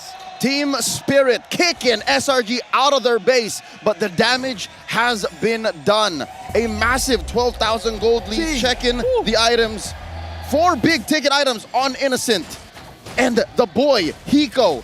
Hiko Mania's taken. It's time to take off. He barely just built his Wind of Nature. Leo, that might be the biggest gold lead between a jungle or between the junglers in the M6 World Championship. That is building up to be a 5,000 gold lead for Skies. Talk about a start, man.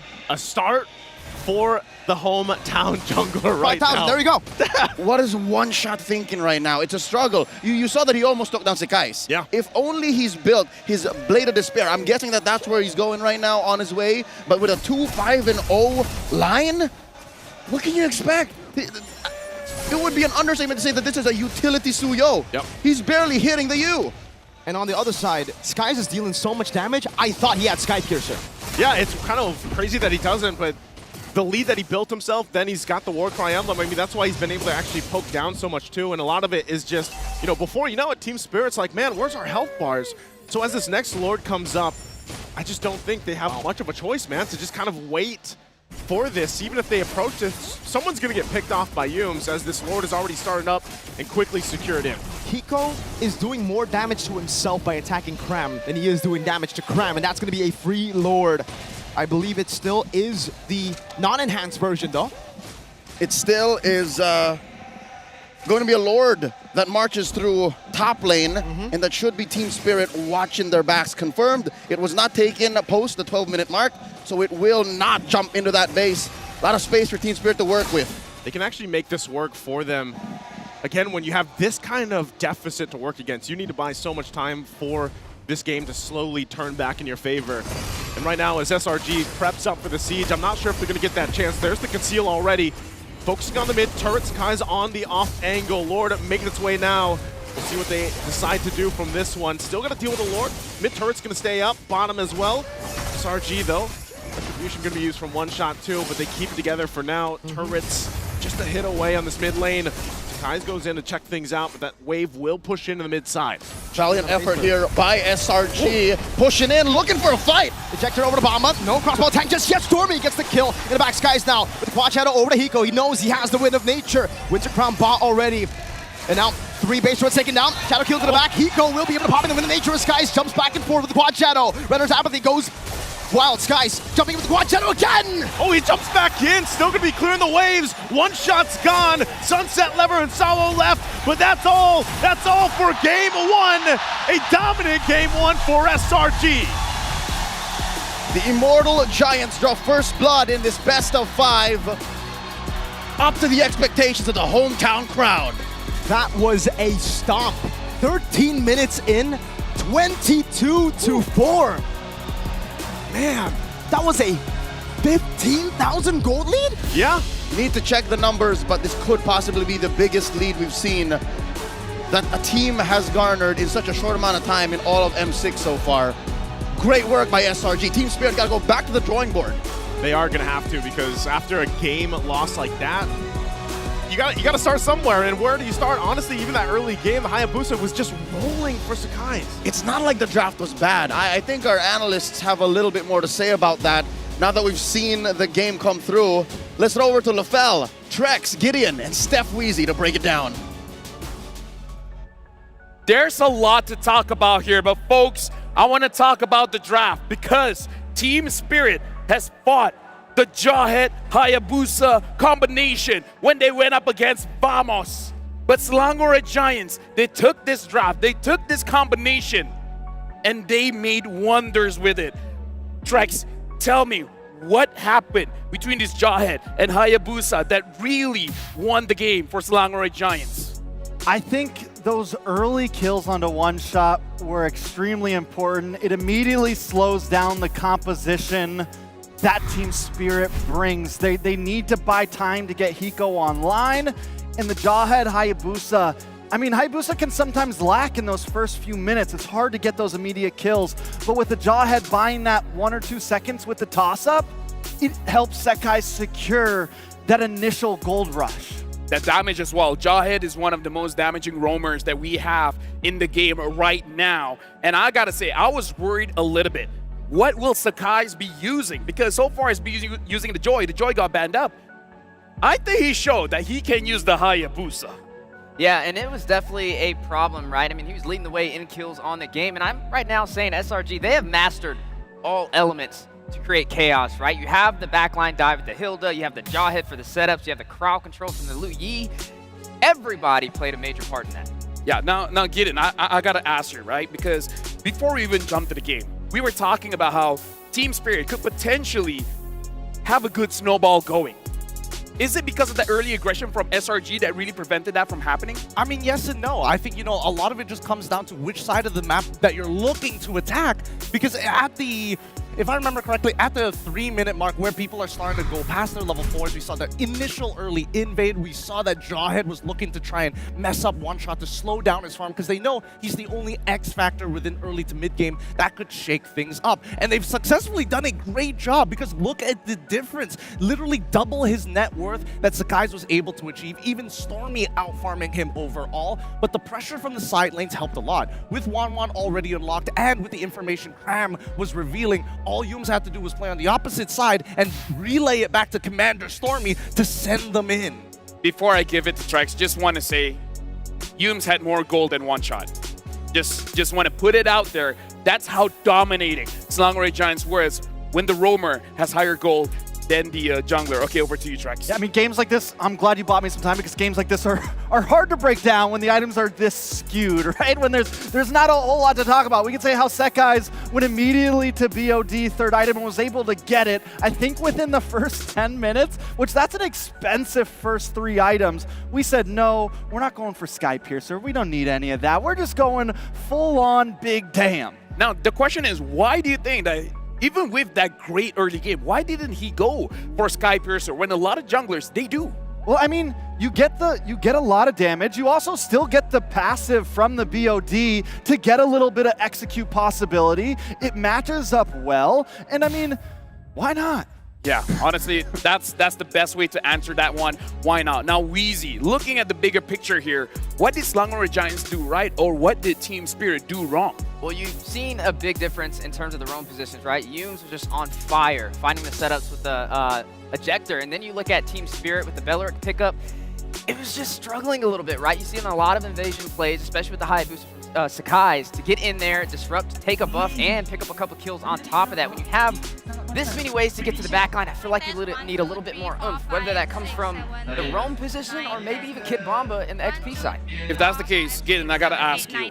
Sakai's going into this tournament, a lot of eyes are on him.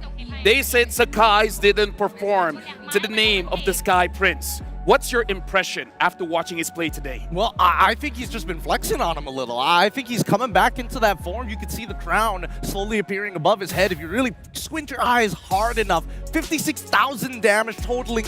And honestly, surprisingly enough, he never felt like he didn't have his ult. Every single time it came off of cooldown, instantly looking for the next engagement. Yeah, and the thing is Sakai's played a great game, and then once things even get moving, you still have Innocent ready to go, right? At any point, they have late game secured. They didn't even have to use their full power of macro. We didn't even see that many diversions because they just weren't needed. They weren't even pushed to the true limits of their composition. With that being said, we do have to say Stormy did some good diversion plays, like when the turtle was up, sending Sakai's alone to the purple buff, one-shotting one shot. Like, I agree with you, not a lot of diversion plays, but when it does happen, something good happens out of it. And there's a lot of focus, not in the gold lane, but more in the XP lane, right? It was that element of surprise that we were talking about, picking up this Lu Yi.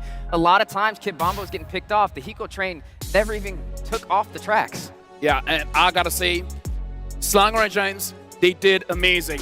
But now, ladies and gentlemen, the MVP of this game is the Sky Prince, Sakai's on that Hayabusa. What a way to start off the day, Trex. Yeah, I mean, overall, Sakai's has showed that he is ready to make it to that grand finals position.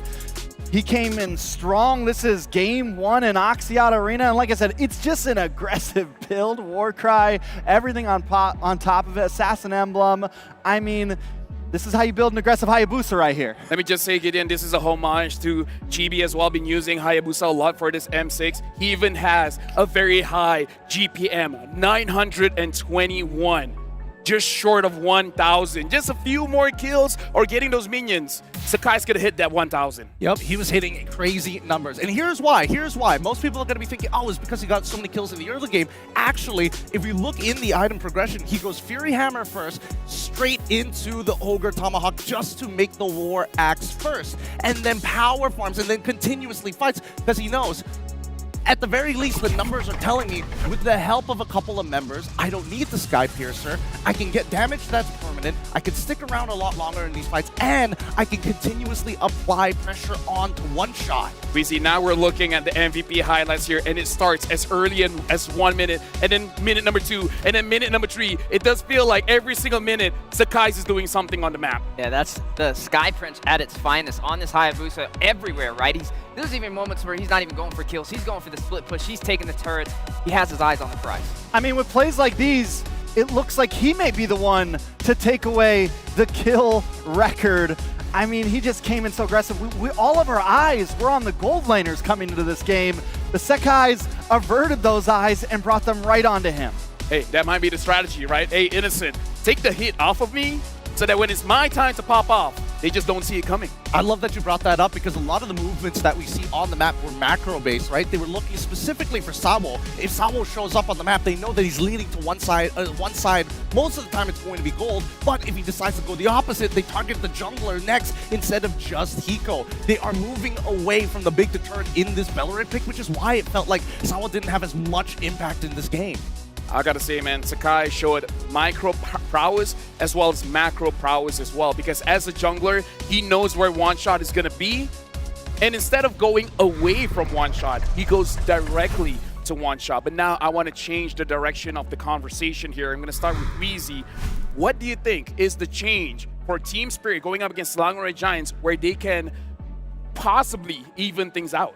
You first got to stop the dynamic between Cram and Yumes, right? You got to find a way to stop them from getting to the backline so easily. They like to find that separation and make you uncomfortable. And once they do that, you see a high booster from Sakai's come out and just start getting solo pickoffs because everybody's starting to separate. And then on top of that, like I said, a master of all elements. You throw something like a Lu Yi in the mix, some artillery in the mix as well, or some crowd control, and it just becomes overwhelming. I gotta ask Trex, is it easier said than done to control both Humes as well as Cram? Because I gotta say, Cram looked very free in that game. Yeah, I mean, whenever Cram gets that Hilda, he's pretty much allowed to do whatever he wants. So the idea, the thought may just be, because Hilda hasn't really been a first pick priority on blue side exactly. At least we haven't seen it. I mean, in our minds it might be, but we haven't seen it. So it might be, let's switch up these bans a little bit. Maybe we get rid of the Hilda. As long as SRG's on that second pick, they get so much power with the Hilda plus. The Cram Hilda plus whatever just gives a big answer to secure off lanes quickly. Okay, no, I think the answer is a lot simpler than what most people think. I think just get rid of the Lu Yi, right? Because as much as Cram is able to, well, quote-unquote create space and threaten the backline, it's the information that he provides when he leaves that lane that allows Stormy to send people into the backline in the first place, or at least figure out where one shot was going to be, a double confirmation. I will get back into the talk about the draft, but right now, we were talking to Humes. Greater experience, greater hope. This is a quote from Humes. Playing at Axiata Arena is a dream come true for me. It's a historic venue, and not everyone has the privilege to compete there. Knowing my former teammates have played here makes it even more special. He's talking about Todak here.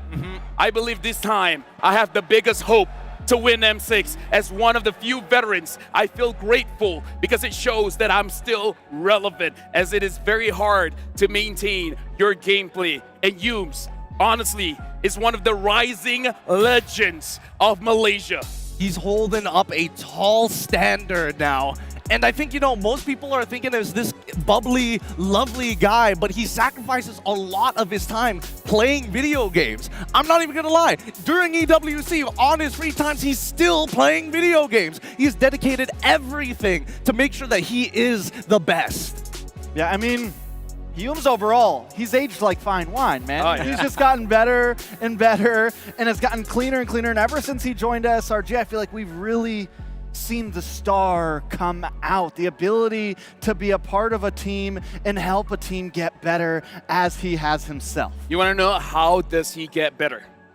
It's honestly the equipment, folks. As great as you are with the game, it's all about the phone that you use. ROG Unleash unmatched gaming performance with the ROG Phone 9 Pro, a mobile masterpiece. If you want to be the best of the best, your equipment needs to be the best of the best, and that is ROG Phone 9 Pro. Make sure you guys grab that for yourself. And of course, you need energy. You need Hello Panda. Fill your game with Hello Panda crunchy biscuit filled with creamy chocolate, strawberry. We got a whole lot of Hello Panda here. And it looks like this is cocoa biscuits with milk flavored filling. There's two different flavors here, folks. So I'd say let's open it up. Hold on. We have a long day. One at a time. Put it back. I haven't tried that kind yet. So this is new. This is something that we have to review here as we're talking about the game. And let me just say, the game is phenomenal. This is a best of 5, mind you. Yep, there are adaptations that need to be made, though. Coming into game number 2 at the very least, while they try out the Hello Panda and get a little funky here. That's good. We're hoping that Team Spirit is able to, I don't know, maybe changing the sides, maybe changing the flavors like Hello Panda. This is going to be, I don't know how long this conversation can be, but I'm going to talk to you guys about, is it worth banning out the Lu Yi, as Gideon said? Because let me remind you, they're bans. They banned out the Granger. They banned out the Joy. They banned out the Bruno. If you really want to put Lu Yi in between these 3 bans, who do you let go? Because all of these heroes are SRG power picks. I mean, we do have to remember Lu Yi came in second phase. And I'm still not completely on the boat that Lu Yi was the only problem. Because I feel like SRG has won games without the Lu Yi, but with the Hilda. Hilda has been such a problem in Cram's hands, man. But again, like, such an issue. And if Lu Yi is the problem, you can always handle that when you get to second phase. So TS, you lose some, you learn some. Something definitely has to change. No, I mean, again, the question is, the Joy got banned. The Granger got banned. The Bruno got banned. Yep. You gotta let go of one of these. Like, the question still stands. There's no right answer here, right? Who do you ban out? I'm going Weezy, to what do you think? Who do you think you...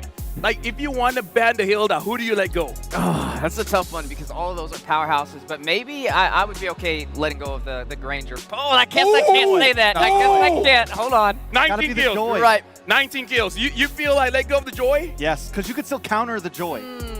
Okay, you could still pick up. They've done it before. They pick up the Fredrin. Hold on. Hold on to your thoughts because we talked to Innocent in an M chat here. So because your girlfriend is coming, you decided to break records? He said, Yes, we needed that win so she could watch me play at Axiata Arena.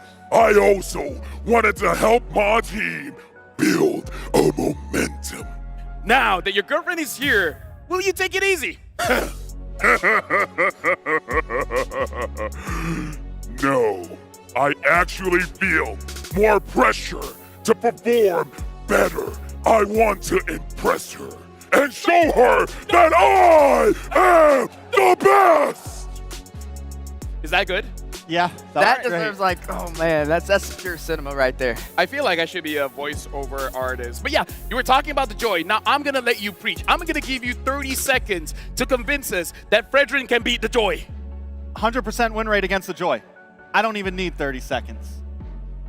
Dang. All right, well. He's got a good point there. All I'm saying is that people are going to try to tell me I'm wrong, but the numbers speak for themselves. All right, Wheezy, bring out your point. I'll tag on that as well. We've seen Kid Bomba run the Fredrin in the XP lane as well, so it doesn't necessarily have to be your jungle. It can still be a flex pick as well for some versatility. I don't know. I've got counter arguments for both. Yes, Joy is currently looking like one of the better picks here coming into M6, but at the same time, it does come at a little bit of a cost, right? It does need a lot of farm, and the early game also coming in from Fredrin in the EXP is quite the hindrance. And now, ladies and gentlemen, we're about to jump into the second drafting phase of the day. Game number 1, Selangor Red Giants was able to win out the draft. Can they do the same for game number 2, or will Team Spirit is able to find the clues? Team Spirit, first pick. Selangor Red Giants, again, second pick. Here's another big thing. Well, the Joy's on anyways now. Yeah, so it doesn't really matter. We'll jump to a new point. Maybe they let, you gotta remember, Team Spirit is first pick. They can essentially let any of these through. They can let the Bruno through, first pick Bruno, but then they could ban out the Hilda, not give it over. I mean, they have options being first pick. I almost feel like maybe they're being too targeting and taking off too much meta when they are up front. Time to take or they can just move the pick order of the Belric, right? Wait for more to show before locking it in. Because initially when you're looking at SRG's side, I don't think there was enough incentive other than just the Hayabusa, and that could have just been countered with a simple Cho. Yeah, the Belric was a little off, I feel like. It's not going to catch the Hayabusa. Even that, it's a tough catch. Much harder of a catch than a Joy or something of that nature. Yeah, and then it's just overwhelming when you have the Hilda, when you have the Jawhead to be able to rush in, and it kind of makes the Belric a little weak, providing that sustainability, providing that front wall to deny the invasive plays by a hero like Sakai's on this Hayabusa. Now, something to note here is that Selangor Red Giants is respecting the Matilda, and now Team Spirit respecting the Hilda. How do you feel about this, folks? How do you feel about Team Spirit taking away that Hilda from Cram? I personally feel that, like, it's a good idea, but then now you're giving Suyo over to the side of SRG, and we might just see a different composition altogether. We might not see that early aggression style snowball play. Okay, but what if Team Spirit goes for something similar? We know the one shot can pick up the Hayabusa still. We know that Sabo could play the Jawhead if he wanted. Okay, that's fair. So I mean, there's Team Spirit also has a similar hero pool and can pull out some of those things. So I'm not counting them completely out. This is definitely choice number C that we didn't even really talk about. But the Hilda, we'll see how it works. And there it is. Ooh, they want to go for the Hayabusa this time. I wonder if they also want to pick up the Jawhead alongside it just to really stick it to them. Or do they take the Wan? Oh, they could take the Loyi as well. There's a lot of good options all across the board. So they can be like, hey, you know what? The heroes that Selangor Red Giants use, they look kind of good. They're kind of dope. How about we try it? But yeah, they got the Hilda. They got the the Hayabusa. So 2 stolen heroes from Selangor Red Giants. Not going to be a third one here because they pick up the Aurora, so a little bit more control. Weezy, what do you think about the 3 early picks from Team Spirit? I think it's great crowd control, great backline dive, and the 50-50 on the Retribution from Team Spirit. But keep in mind the recipe's still pretty similar for SRG having this Kata. You still can get to the backline. There's still a Cho on the table as well. Yes, still a lot of options on the table. SRG, do they go for this marksman third pick again just to keep themselves comfortable? All right, now we have a fun fact here. After scoring 3 kills S11 in the prior game, Innocent becomes the first player to score 100 kills at the M6 World Championship. Another record breaker. Innocent, the first to hit 100 kills. Man, an impressive record. He just keeps on breaking them. Might as well get Guinness World Records, come on over and solidify it. And even the crowd excited for it, doing the wave as we are drafting. Moskov locked in for SRG. Do you like the picks coming in from Selangor Red Giants, Trex? Yeah, I mean, like I said, they take up this marksman, slightly different approach, but I think the Moskov fits well with their composition right now, because now that you don't have the Hayabusa, you have another frontliner like Suyo. You can do a bit more dancing, hanging out in the box. Let's not forget about the knockback, right, against Assassins. If Hayabusa comes on in, tries to go for the shadow kill, you knock him away. Oh, sorry, buddy. You're going to have to do it all over again. Yeah, definitely going to be a threat. I'm a fan of the Moskov as well. It's just another element in SRG's toolbox, but still some threats from the side of Team Spirit. We got to see what the mid lane matchup is going to be. What is the response back? What will Stormy be pulling out here? Because the Lu Yi, it is still technically on the table, but will it be as effective when you have this Hayabusa on the other side? Personally, for my opinion, I feel like whatever Stormy picks up has to be a hero that he can take care of himself. Because you got the Hilda, you got the Hayabusa, there's a lot of backline dive here. So either go for something like a Valentina, which has been banned out, so even Team Spirit saw this, where you can move forward and essentially dive with your team. Another hero I'm thinking of is the Eve, because the Eve has the shield that might help out. Or the Farza. Or the Farsa. Farza's a little dangerous for the Hayabusa. I think SRG looks for something that's going to stay close. I think the Lu Yi works well. The Valentina would have worked okay, mainly because anything that's too long range is that prime target for the Hayabusa, is that prime target for the Eve, for the Hilda. At least the Eve does give that shield, so it does, as you said, Lavelle, help a little bit at least against the Hayabusa, but now we get to see. So essentially stay close to your team. Don't get separated here. Keep it tight. Keep it as tight as possible. I mean, even the picks that we're expecting him, that we know from his hero pool, I think even the Veil is good Jawhead as well. Ooh. Jawhead, so therefore Gato goes into the EXP, and now they've got setters, combo starters. Where's the big payoff? I'm thinking, I don't know. I don't want to be, kicking the dead horse, but it could just be Veil once more. Hey, you know what? Until that pick gets picked up, we might as well keep on shouting it out. Selangor Giants, I agree with you. They have a lot of setups. Now we got to look at the payoffs. Team Spirit completes the draft with the Natan. We have not seen this hero for quite a while. And then with the Hylos. Wheezy, do you like the picks coming in from Team Spirit? I do, specifically the XP and the Roamer, right? Kid Bomba and Salvo, they're definitely going to be a threat when it comes to providing a little bit more protection for the jungler, right? One shot, he was having a very hard time getting online. There was a moment in the game where we got to see Sakai's double the amount of gold. I think there was a point in time where Mirko even mentioned might possibly be the biggest gold difference we have seen so far. Oh, for sure. Selangor Giants, 20 seconds away from completing their draft. Once again, the final pick is going to be that mid laner. Whatever Stormy picks up will be the glue to really solidify the team. Trex, looking at the heroes here, he's going to pick it up soon, so I'm just going to ask you off the bat, what do you think about the draft coming in from Selangor Red Giants? There you go, the Veil. It took a game. It took a game. It took a game. Honestly, Stormy could have picked just about anything right there. It would have felt okay in the draft. The Veil feels very good, sits inside of the box. Team Spirit, major win con. Don't die early, man. They have a Natan now, heavy late game. They need to make sure that they don't get picked off by the aggressive Jawhead and Suyo. And now Axiata Arena makes some noise as we throw it to the casters.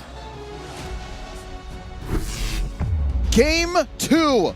Team Spirit looking to get back on track and equalize. SRG just iterating. Gentlemen, how do you feel about the draft? You know what? I am feeling pretty good about it for Team Spirit this time around. They're doing the double revitalize strat this time around. They know there's a lot of burst, especially after the Veil pick. They're going to try to out-sustain it, which teams have failed in the past to do. Sounds like it's full on the vibe for Team Spirit as SRG once more puts my Malaysian goat Yums on that jawhead. They're going to cross that river as soon as they can. Game number 2 in this lower bracket semis, best of 5. Team Spirit versus the Pride of Malaysia, Selangor Red Giants. We'll see if they can pull it off this time around. Team Spirit, you know, I loved hearing the panel discussion about how they can go ahead and approach Game 2 differently because, man, Game 1 is not what they wanted, but now that you throw into the mix, you know, we saw this Veil how many times throughout the knockouts? Was it just once? I think it was just Stormy. It was twice from Stormy. Twice from Stormy? Yeah, one player that pulled it out, and Stormy brings it again. This is going to be troublesome to deal with. Ladies and gentlemen, before the action unfolds, reminding you all to check out the M6 Pass. You can get it until the 29th of December. Now check out the Pixel Brush, visited by One Shot real quick. Folks, you could get your free rewards if you get the pass upgraded. You can get skins as far back as Beatrix's M4 exclusives. Down bottom, check this out. Innocent winning the lane against Hiko. Yeah, Hiko's trying to get farm. Innocent bullying him.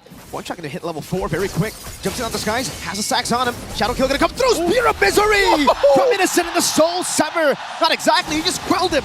I'm almost surprised that he got caught there because, yeah, Innocent was right around the corner. He had to expect the Spear of Misery, but man, that's not the start you want here if you're one shot. Moments like that make you wonder what exactly is going through. Hiko! Soul Sever under the turret, skies slashing Hiko to bits. As I was saying, Suyo's kit is so deceptively tanky that you can get away with things like that. Gentlemen, right now, this is nearly the same first, what, 2 minutes? Even better. Whichever team you're talking about here, this is a tough one to deal with. And once more! Ejector, the Queller, the Soul Sever, there's even Innocent, who's a late game, mid to late game pick, who's joining the fights. You said your GOAT, right, Leo? You said the GOAT Yums here. He's my GOAT. And it's undeniable. Real quick, a few seconds ago, emblems were up on screen, and I noticed, I think Team Spirit, they're investing so much into Thrill. This just gives us a message. They're saying we want to be part of the early game too, but maybe they're short on tenacities. Maybe they're short on a little bit of defense because SRG are out the gates once more.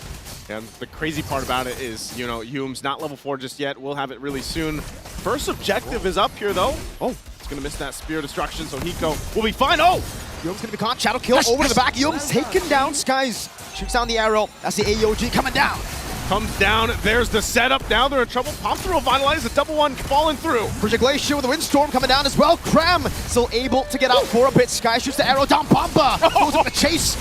Takes the chase down, and that will be One Shot who picks up the turtle for Team Spirit. That's Team Spirit coming back, though, with a vengeance, at least in that exchange, so they get the objective and some kills. Like a sledgehammer with a phalanx right behind it. Team Spirit putting up the firepower to defend One Shot's turtle take. Team Spirit on the board, taking down that gold lead down to about 100, 200 gold. SRG protecting Stormy. Gentlemen, how do we reckon Stormy's going to approach this? He does pick up the penetration boots. Does that mean he wants to join fights much sooner? Because when you're playing with a Veil, you kind of want to get your abilities leveled up first before you, get in the thick of it. Yeah, I think at some point, you get a little bit of that penetration, but more so it comes with the crowd control, but just the burst is what really highlights here from the Veil, and I think part of it too is just you want to be able to continue to fight early on, if you will, but also just burst through that Revitalize, the double Revitalize that Team Spirit brought to this game. But it's a great adjustment with what Team Spirit's done. And see, if SRG don't get that snowball going, it looked really good at the start. Now it's going to be a problem to sustain the double Revitalize. Early on, if you shut them down, especially the high-lows with the nerfs, yeah, you can actually still one-shot them. Now, if they stack in together, we saw how deadly the sustain was. I was thinking that maybe Stormy should have prioritized the glowing one. We'll see if it bites them in the behind right now because they're what, maybe 1,000 gold away from it, looking at Stormy's item progression. Turtle spawns in the upper quarter in about half a minute. Look at the presence of Team Spirit down bottom. Is this them just clumping up because they have no eyes on any members of SRG? They're respecting the sudden aggression they can pop out from. Yeah, they don't. And also taking a look at the gold lane difference. Wow. And that's why we saw Hiko actually trying to put some pressure on getting some of that extra gold from the turret because he's down a little bit. Nothing too crazy. Might have to rely on the his team here, but he gets the Feather of Heaven. But so far, so good. SRG maintaining the taunt in though. He's gonna crash down. It's Kid Bomba on the hill that he's gonna be fine, but the turtle isn't coming up here. And now we get to see, because they're probably gonna rotate also with Stormy now in this Veil. Great priority for both teams here, but SRG first to the pit. Cram running into Sawo, Kid Bomba pushing him back. All they need to do is get the Jawhead. They need to find him, always have vision on him. If Yums is able to catch him by surprise, ambush him, it'll be very tough. It's going to be started up here once again. Kid Bomba at the front of it all. Takes a brunt of damage though. Revitalize coming down though. Kid Bomba still able to survive. Frigid Glacier over the 2. Now, SOD not connecting. Shadow kill from one shot. AOG. Bang! Right on the mark. The passive are there and they just wait for it. A good fight. And now SRG looking to take the turtle. 2 men down for Team Spirit. EECA watching from home, thousands of miles away, reeling as SRG scores a turtle of their own. 5 minutes, 40 seconds in the game number 2 end. Stormy, wow, what is this? He's not building the glowing wand. He's just straight up genius. More penetration, base penetration. If you want to go burst in the early game, I get it, I see it. Innocent will trade the turret down below for another turret up top as well. And man, Innocent failed the SOD, like he missed it, yet he still walked all the way up top. It's crazy because that spear went right in between the mark, you know, and it could have been different this time around. Jumping in the mid lane, there's going to be some action here already. Shadow kill over the skies, very low, one shot, unable to get it. Now Frigid Glacier over the Crab. He's isolated and taken down. You can see the Spirit supporters here in Axiata as well. Windstorm and a Wind Blade, Sawo. He's able to get away. Sliver of health. Oh, the spear too. Won't land that time. So Team Spirit keeping things at least to somewhat under control this time around. Esan currently 0-0 on the SODs, but if we've ever seen anything from Innocent in the knockout stage alone, it's clutch time for him, it's clutch time for him. No one can stop the half-man, half-beast. One shot pushing Sekai's deep into his turret top lane. Mid lane, this is a fight just waiting to happen. Look at Yoon's position right here. Gets caught, has the entropy. Does it do it fast enough? The ejector pulls him back to the spears. Now, Yom's able to escape Luri's pathway. Windstorm again from Stormy. 2 pickups already concealed to follow. Sekai's low. Not sure if they're just going to push him out of the jungle. They might want more. Innocent with the Spear of Misery, pinning him down. It's Skies with a kill. Sawo with Revitalized against 4 of the Selangor Red Giants as they take the tier 2 up top. Get some! SRG bring the fight to Team Spirit. This is SRG Langar if I've ever seen it. Man, not even the Revitalizes enough to keep you together. And now in the mid lane, they'll take the tier 1. Cram holds up on the front side, and you're seeing where this Veil really fits into this lineup to make situations like that work. Currently, Selangor Giants 4,000 gold ahead, and we still have 1 turtle left. Sekai's deep into the pit as the rest of SRG hold mid. Look at that! An ejector on the Stormy, keeping our harms away. Yoom is locked in. Mind you, he's only got a What a set! Whoa! From down below, he goes over to SOD. Connecting onto 2. Again, Sawo's in trouble. Here comes Sekai's. Hiko with entropy, looking for the kill. Cram's able to sustain. Hiko taken down by Skies as he goes in. Now Soul Severed out the Bomba, and he escapes. Innocent got the SOD from downtown, and he finished the 3-item power spike at 8 minutes. At 8 minutes, Innocent locked it in, and now they're ready to lock in this Lord. Innocent, I told y'all, he's missing these SODs, but he's never missing the mark. Free Lord for Selangor Red Giants, and down bottom, look, Innocent's up picking a fight with Bomba. You ban out his Bruno, you ban out his Granger, he pulls out the 1-1. The 1-1 gets banned out by SRG, they go for the Moskov. This young man, Esan, has infinite weapons walking into the lower bracket semis. Oh man, and I mean, look at the deficit now. The gap between the gold laners specifically. You're gonna need a lot more time here for Hiko to build up. We know that Nathan does build up late game, but are they gonna get there? Because right now SRG is looking to close in towards the base of Team Spirit. The boy is rushing a Holy Crystal. I don't know if that's the smartest idea. I'm not a gold laner, but I'd reckon with the aggression that SRG's bringing, maybe a Bloodwings first? There's too much damage to deal with it anyway. You have to just go Glass Cannon at this point. Gamble on your damage compared to the enemy damage. You have to gamble on yourself. Mechanically, you need to dodge from all these shots. So it's all or nothing. Hiko, Mania, or bust. SRG 1 game away from match point, an ejector! Ensemble force. Bombas able to survive with the Revitalized Cram with the AOG defensively. That's a Rose Gold Dog from Innocent. Skies gets away. Tier 2 taken down in mid lane. They're looking to the bottom lane again. Innocent on it. Tier 2 down below, taken out. Able to push it away. A couple shots here from outside of the base. The spear's gonna land. Innocent jumps in. Gets the pin down onto Hiko. No entropy used just yet. Solo! Executed by the Soul Sever. Bomba with Revitalize as well. Now, it's gonna be the Wind Blade. Constantly poking them down. Lord taken down. One shot. Jumping in. Spear of Israel. Oh! The fade away from Innocent. He's able to find it. Sakai's now on the run. Still working on the turret. Taking a couple shots. The taunt from Cram though. Cram coming down. Oh, Windstorm from Glacier onto Yomes. Innocent piercing down. Passive down. Power of the Wilderness to bonk Innocent back. And Team Spirit, despite it all, will still hold on to that turret, but they lost bodies. It cost too much for Team Spirit to defend, but SRG are relentless. Amazing work by the MSC 2024 champions. Gentlemen, they counted the amount of revitalizers left. They checked where Hiko was. And yes, they did not find the boy, but they eventually made Team Spirit pay. They are approaching an 8K gold lead right now, and they're living in Spirit's jungle. Sawa with the glorious pathway still poked down a bit. Entropy from Hiko. Both teams, well, just TS. They're looking to disengage every time SRG make a move. I think at that point, man, you just don't want to take the fight. Even when you have, that Revitalize, you're seeing how overloaded the damage is right now for SRG. It's going to be up to Kid Bomba to go ahead and scout some of these moments out here if they can actually move around the map, but they're kind of stuck in a bad situation to be in here, unless now Hiko has the damage profile on this Natan. But you can just see the placement. One shot, sees Innocent.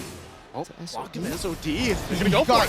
Quad Shadow into the Shadow Kill. Innocent going to be very low. Stay able to kite away now as Bomba jumps into the Power Wilderness. But Innocent survives. One shot in the back. Gets caught by the storm. One shot's gone, and now Sunset Lover has to get out. They'll hold on together. The Lord is up, and SRG knows what to do from here. A perilous attempt by Team Spirit to catch Innocent off guard, but in the end, it was the half-man, half-beast who was playing bait, and SRG bit down hard once they saw Team Spirit overcommit. Entropy, Hiko gets the kill. The boy has finally gotten on the board. Got on the board, man, but is it too late? This is going to be another major objective. The Lord going in the hands of SRG. A power spike for them, and to move into the base now. We are in real time witnessing a coming-of-age story, a rite of passage for Hiko Mania. He was popping off in IOI, but now in front of thousands in Axiata, can he take off? Can Hiko Mania run wild in this historic ground? Cramir checking the bush. This is, I think, what Team Spirit's looking for, these free pickoffs, but they're not biting. The fact that they don't see where the rest of the Giants are means they have to respect this 9K gold lead. Because that's the thing, even if you said Kinbomba or you send one of your tankier members, you're always at the threat of being tossed by Yumes. And if at this point, with this kind of lead and this kind of minimization that you see from SRG, your tankiest heroes from Team Spirit are going to be taken down. That's a Divine Glaive now for Stormy, who, later on he built that glowing wand of Divine Glaive. It's just so tough. SRG 10,000 gold lead. It's not an enhanced Lord, but this could be an end angle. Glorious pathway. Oh, the pierce from Innocent, almost catching him. A knockup onto Bomba. That is just Stormy's damage. Yumes looking for a target to possibly toss up, but they already get that top and mid turret down. Still the wave being patient to push in on the bottom side. They're going to clear out these waves, still going forward. And right now, Team Spirit on the defense. Slowly but surely, SRG building the siege again. Bottom wave. This is a miserable position for Kid Bomba. There are no bushes to use his passive, so he has to use space. And with this last inhibitor standing down bottom, SRG can approach this from a very, very precise angle, scalpel-like in their approach. SRG happy to hold his 10,000 gold lead. A minute and change before this Lord spawns. Upper quarter. Innocent picking up, I think, the icing on the cake here. Wind of Nature. The only one who can really touch him. Oh! Ejector, Windstorm, that's the combo. Say goodbye to Bomba with Revitalize or without, it doesn't matter. One shot, going to the back, Skies, slashing his swords to zone the ninja away. And down a member. Does SRG actually look to close out the game? They have no waves pushing in, so even with that pickoff, that might be all they get. There's very little Team Spirit can do. especially with a man down. They need Kid Bomba to peel. They need Kid Bomba to rush right in front of Hiko. The boy cannot do this alone. So you can see the poke here. Yums in the back with ejector. Wind Blade as well. One shot with the shadow kill. They wasted him clear down as the AOG gets used defensively by Cram. Sunset Lover taken down by Skies. Hiko getting the kill onto Yums. The piercing damage right in his hands. And they keep it going. Sawa will survive that one. And they're still going. Wind of Nature from Innocent kiting back. Bomba very low. One shot jumps in. And he jumps back away. The Spirit of Misery almost caught him, but he was able to blink in time and somehow Team Spirit keep it alive. Well, I'll be damned. The heart and soul of EECA, the dominant team running for 3 years straight, hold out, shrinking that gold lead, diminishing it, cutting it by a fourth, down to just 7,000. There may be some life left in Spirit. You can't deny not just life, but actual spirit for them to hold on together, given how much they were working against, and now they're getting in position to actually start up this Lord here. All right, Pixel Brush held in, forcing out a defensive AOG. Wait a minute. Stormy catching them in the windstorm. Innocent claims the kill as one shot tried to go for the shadow kill. They're gonna back off here. They don't have their jungler, and just like that, again, an interaction that we've seen so many times from SRG will get them the advantage on the Lord. Kid Bomba in the front. Yones with the Unstoppable Force now taken down again by Hiko. You can start to see the damage. Guys jumping in, SOD going wide. Now it's a knock-up. Sky's very low. Bomba gets a bonk. Hiko gets the double. Give the boy a chance here. He's already got the double. The Lord's gonna reset for now. Innocent. It's gonna be backed off here. Innocent though. Spirit Misery, but no, Hiko goes long it all. Hiko claims the shutdown as a stun. Stormy will be shut down by Hiko as he claims a double. Sky's walking forward. Soul Saver not connecting. Hiko! It's a delayed Savage for Hiko Mania! Hiko does it. Finds the clutch off the base defense just minutes ago, and now they've got the Lord. Say goodbye to that gold lead, SRG. As Team Spirit are now alive and kicking, they score an enhanced Lord. Remember, folks, in the knockout stages when Spirit was down, 8,000, 9,000 gold, there's only one thing you can hear in the back rooms: protect the boy. Oh man, and that they did. Not only protect the boy, but Hiko's positioning phenomenal in that last fight. And now they've got a momentum in their favor. I mean, they diminished, what, a 10,000 plus gold lead. This young man from ECA of Korean heritage is one of just 3 savages in the M series, following in the footsteps of Albert, Carl Teasy, and now Hiko Mania marching through mid. Gotta be careful though. That's a glass cannon build. Bomba gonna be caught in the Unstoppable Force and the Windstorm. All the resources used up. One shot coming down. That's a stun over as well. Frigid Glacier, so many resources. Already gonna be used up, but again, still have to deal with the Lord now. Down to the bottom side, SRG, full force heal. They'll lose the tier 2 turret. Mid lane, they'll defend and clear out the waves though. So now, approaching this base defense. A little too over-eager. As Spirit are down, they might as well just waste this Lord. Cram comes in. One last shot from the Trident should do it. Base turret in the bottom lane taken down. And that's a parlay. SOD, Innocent with a moment. Jumping in, going for a lot of damage, piercing through. Cram goes in, charging up the Unbreakable. Look for Hiko! Purify, Hiko with Entropy, but Stormy shuts it down. Sunset Lover will be pinned down. That's the passive, but it does not matter. One shot. Shadow kill. What happened with HP bar? He's gone, he's out of here. He had one shot and he lost it. Clear disappointment and discomfort from Kid Bomba was not how that fight was they were looking to go through. And now suddenly Silango Red Giants, the man advantage. Kid Bomba pushed out of that bush. Can Sawa and Kid Bomba defend? Only 2 frontliners left to defend with the likes of Innocent just piercing down. Bomba gonna be ejected down as well. Unstoppable Force, that's mortality. Sawo and Bomba will fall under the AOT. There it is, and that's the game. A little bit of hope, a little bit of spirit, but it wasn't enough. Silango Red Giants at match point. One more game to continue through the Golden Road. Oh man, just when you thought Team Spirit had it in control, they got a little overzealous, and SRG punished it. Thousands of gold laners watching today would love to be in the position Hiko was. And I can hear thousands of them typing away. Yep. You were a little too forward, sir. You were a little too forward. Just one mistake, just one big play, and it all turned around back and forth. Ladies and gentlemen, we're throwing it over to LaFell and the gang to talk about game number 2. We have seen this before.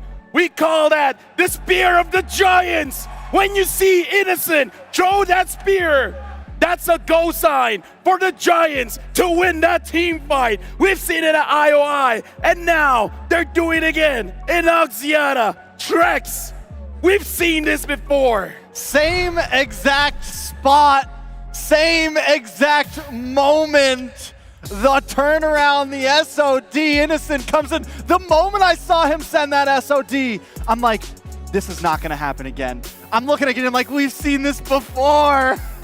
Happening. Pure insanity. It is crazy how both of these teams are really going back and forth. It's great to see that, at least for Spirit, they're putting up quite a bit of a fight, right? They found a couple of clapbacks and really punished SRG to drag this game out. But overall, I feel like SRG are currently, all of the players are heated up and are on fire thanks to our arena as well as the supporters. Nobody's missing abilities. But again, looking at the kid, aka Hickomania.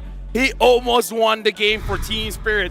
Like, game number 1, we were talking about the junglers, but how can we talk about game number 2 without talking about the gold laners? Oh man, there's so many good arguments that can be made there, right? As much as you have everybody kind of protecting their own, and obviously One Shot, who's really taken a lot of hits, including Kid Bomba, Hiko, once he got his 3 items, he becomes a problem. And that's something that SRG addressed it in multiple different ways, but the 2 most effective ways, either you get Jawhead to kind of waste this entropy, or you have Stormy specifically with Flicker to cover the distance, knock him up for a full combo. Man, what a beautiful game. The Hiko train started rolling, but I guess we see what happens when a half-man, half-beast jumps in front of it. You know, and there's something to point out as well with Hiko's items here. Is game 1, he took a very careful route because he was so behind. He went for Wind of Nature. This time, we heard the casters talking about, we heard Leo talking about, it's like 3rd item, Crystal. We're going all damage. We're putting it all on the line, and it almost paid off, man. We saw Hiko with a couple beautiful intro Ps, but it just wasn't enough because today, what is a boy to a beast? Innocent right now. I mean, every time they need him, he shows up. Gentlemen, I know this is too soon to talk about this, but if SRG becomes the champions of M6, there's a lot of iconic heroes. But if they choose the Moscow skin, the Spear of the Giants, that's memorable. Oh, you're on to something. Right? Like, again, too far ahead, but there's a lot of iconic heroes, but that Moscow is something special.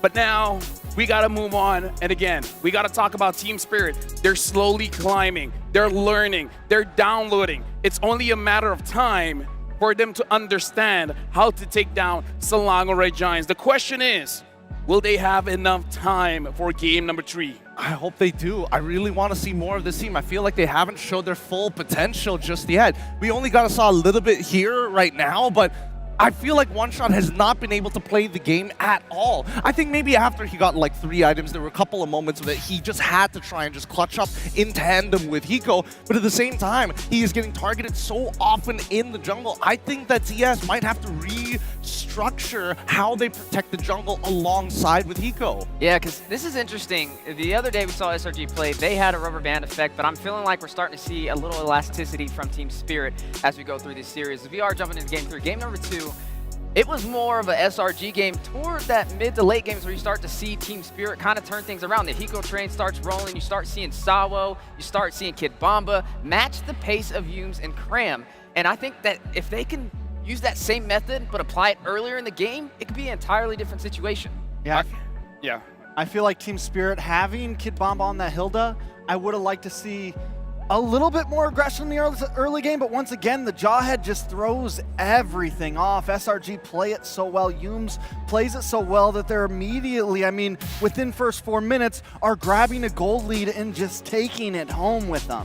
Yeah, I mean, I'm looking at the graph previously. The fact that they had a 10k gold lead, most people will call in the business an endgame angle, if not a checkmate angle. But even so, the raw damage that was being pumped up by these teams, and the fact that by the end of the game, 57.8k to 59.8k, TS made a very clean recovery once they got into the ultra late stages. But the half-man, half-beast, 115,000 damage dealt in this game.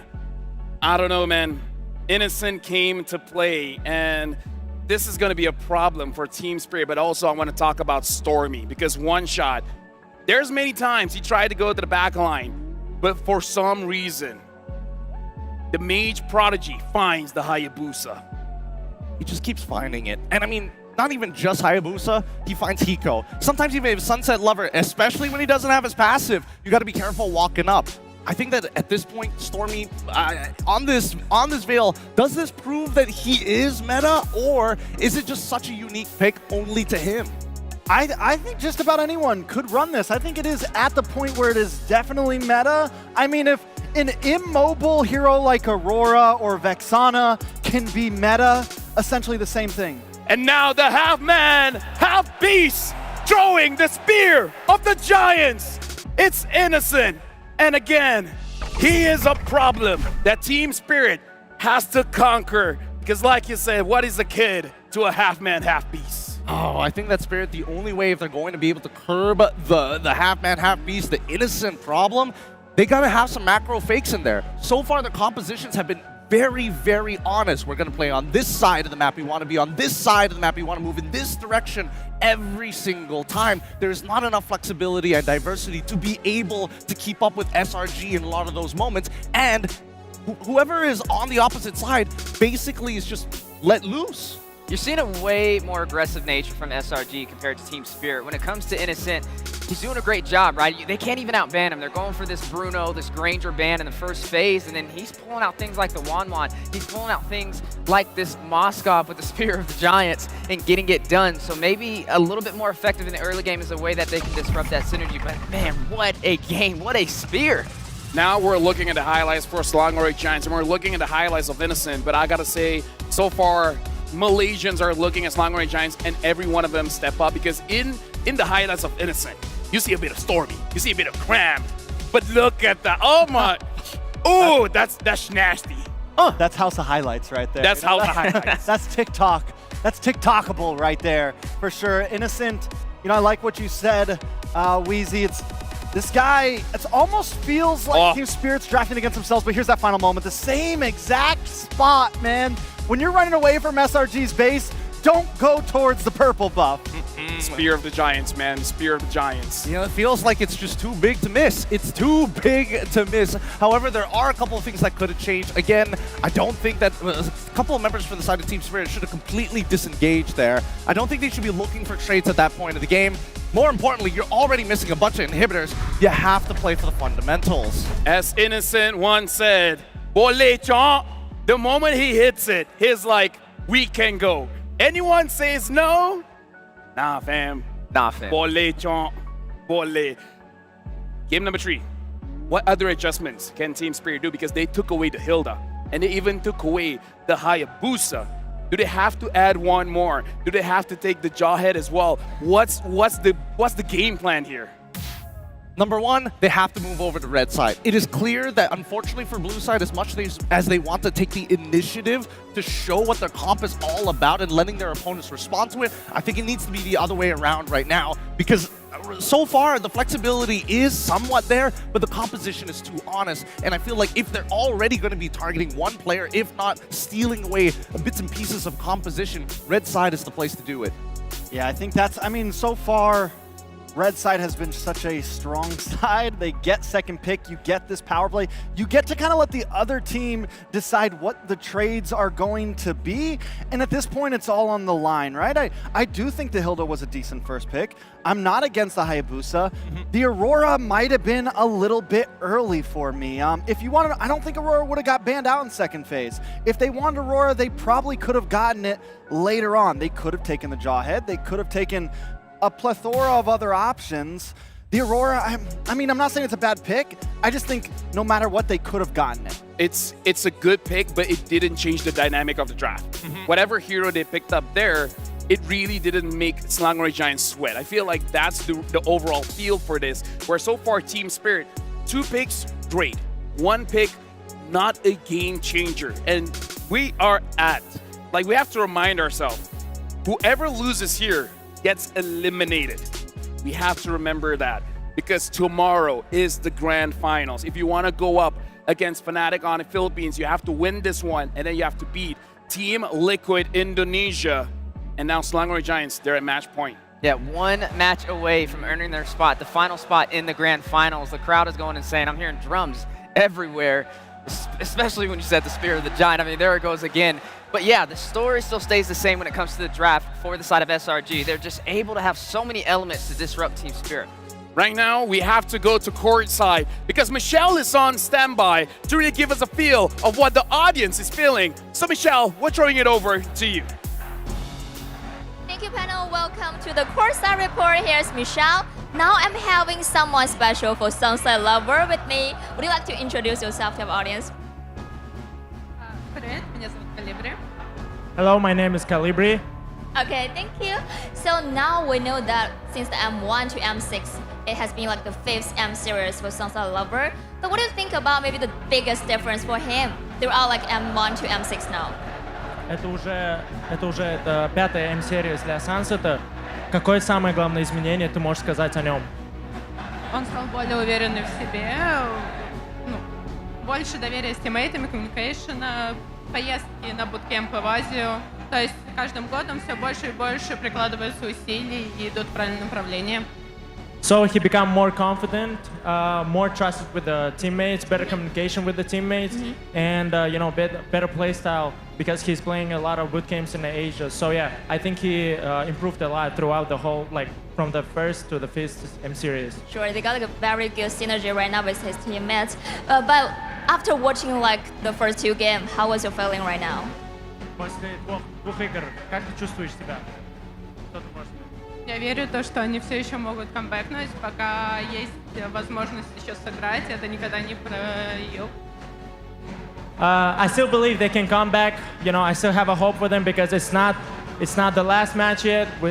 I believe they can still make it.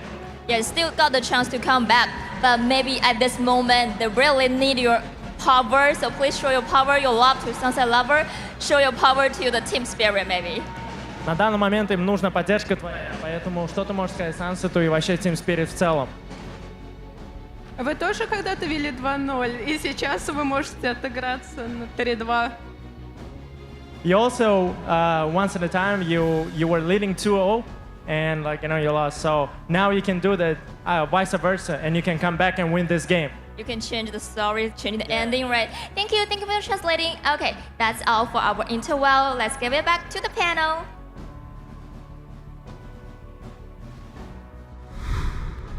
Thank you very much, Michelle. And I gotta say, yes, Sunset Lover across the years has truly improved. Honestly, even though they're down 0-2, Sunset Lover has been very, very solid. But now we gotta give a big shout out, and we gotta give it to Qiddiya. Discover the beating heart of Qiddiya City, the gaming and esport district, the world's first real-life gaming hub and a beacon of gaming culture. Qiddiya has been with us for a very long time, and because of Qiddiya, a lot of players' dreams are coming true. They have really supported us here. And we also want to celebrate all of you guys, 1.5 billion registered MLBB players. And because of that, from the 6th of December all the way to the 23rd of December, join the event and complete the task to get epic skin, a random epic skin for free.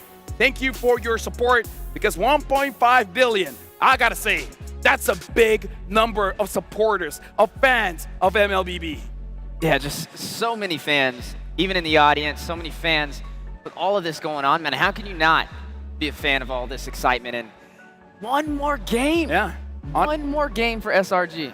Honestly, because of that, because of the unwavering support, we're going to give you guys a little bit more. From the 22nd of November all the way to the 29th of December, M6 support chest will be alive. But again, it's for a limited time. Purchase the support chest for 50 diamonds. That's a good way for you to complete the task for the M6 pass as well. And you guys can get Pass EXP with a chance to obtain basic M6 pass. Hashtag greater than ever, hashtag MLBB M6, hashtag Mobile Legends, bang, bang. Grab the support chest, and sooner or later, you'll get this Claude.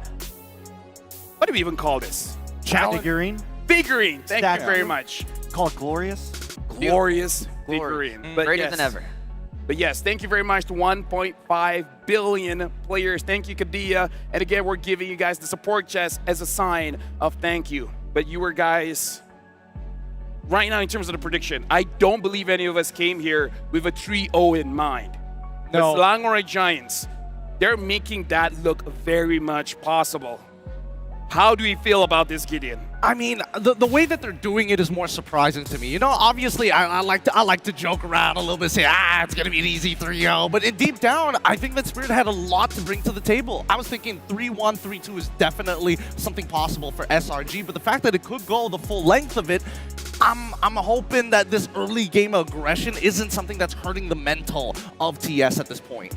Yeah, I mean, I expected Team Spirit to come into this a little bit different. They're almost playing it a little too steady for my liking. You brought up Sunset Lover when this all first started, and I wanted him to be a bit more aggressive, but we got some words from Coach Arcadia. Yeah, we asked him, the current top 4 teams are mostly new faces. What are your thoughts on that? And Coach Arcadia replied, seeing new faces is healthy for the community.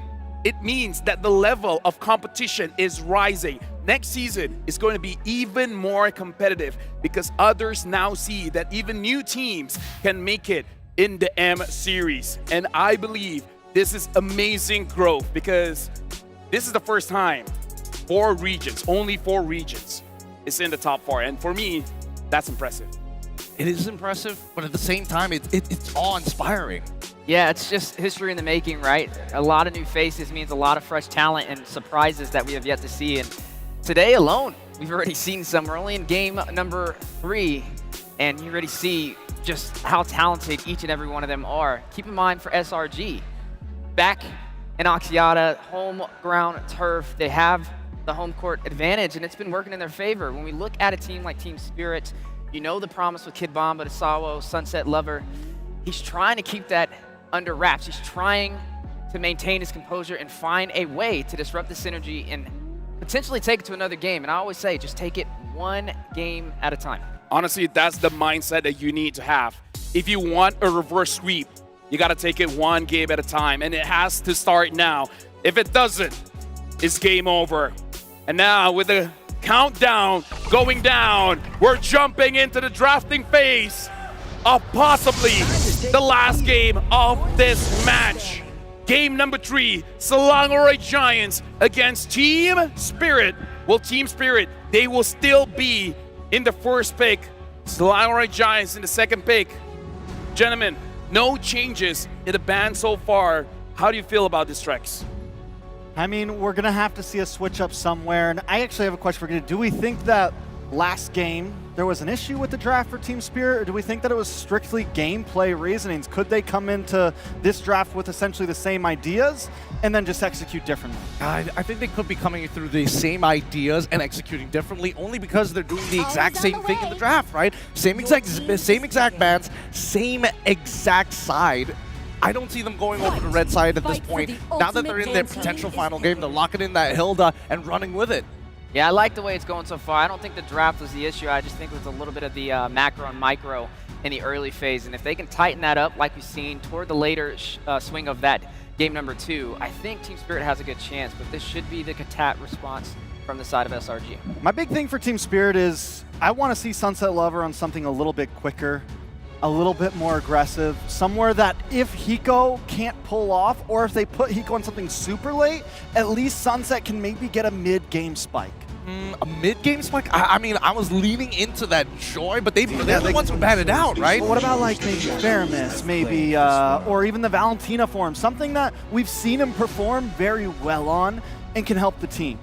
I think it's a good shout, but at the same time, it comes at a cost, right? Because it's Suyo, and this time, Jawhead, not Gatot. So it's not just about lane pressure. It's clearly, we're going to keep hitting you in the early game. Something that I do have to say, honestly, looking at game number 2, just to answer y'all question, I really feel like it's SRG outplaying it. Like, I legitimately feel about that because I think the draft is honestly good, but they found windows of where they can catch the mistakes. But now Team Spirit 3, I would say S-tier picture, the Hayabusa, the 1-1, the Hilda. We were talking about their second pick not really bringing an impact, but this time the impact is there. Yeah, I like the 1-1 pick this time. Instead of the Aurora, personally, I think Hiko's been getting strangled in the gold lane lately, and prioritizing him is big for Team Spirit. They want the boy to prosper, let him prosper. Yeah, and I think, you know, the mid and as well as support pick as the counter follow-up probably is a little more important here, considering that at least SRG is playing for early game. I think they're deciding whether or not to, you know, pose a different question in the lanes or get the direct counter pick, and it looks like they pose a completely different question with the Farsa. Now, in the previous game, we were talking about it. It might be dangerous because you're going up against a Hayabusa as well as a Hilda, but Stormy's my boy. Stormy's my boy. I believe that he can do it, and we know that his Farsa is to answer the 1-1. Yeah, we still got to see the KY special, right? The Cram Yung special. We see the Jawhead in effect, possibly the Gatot sneak up in here. That's what we've seen in the previous game up against the Hilda, and I feel like it performed A-OK. When it comes to Team Spirit, there's a lot of mobility to kind of work in their aspect, right? You have the Hayabusa, you have the 1-1, and you have this Hilda as well, which means they can match the KY special. They can match that momentum.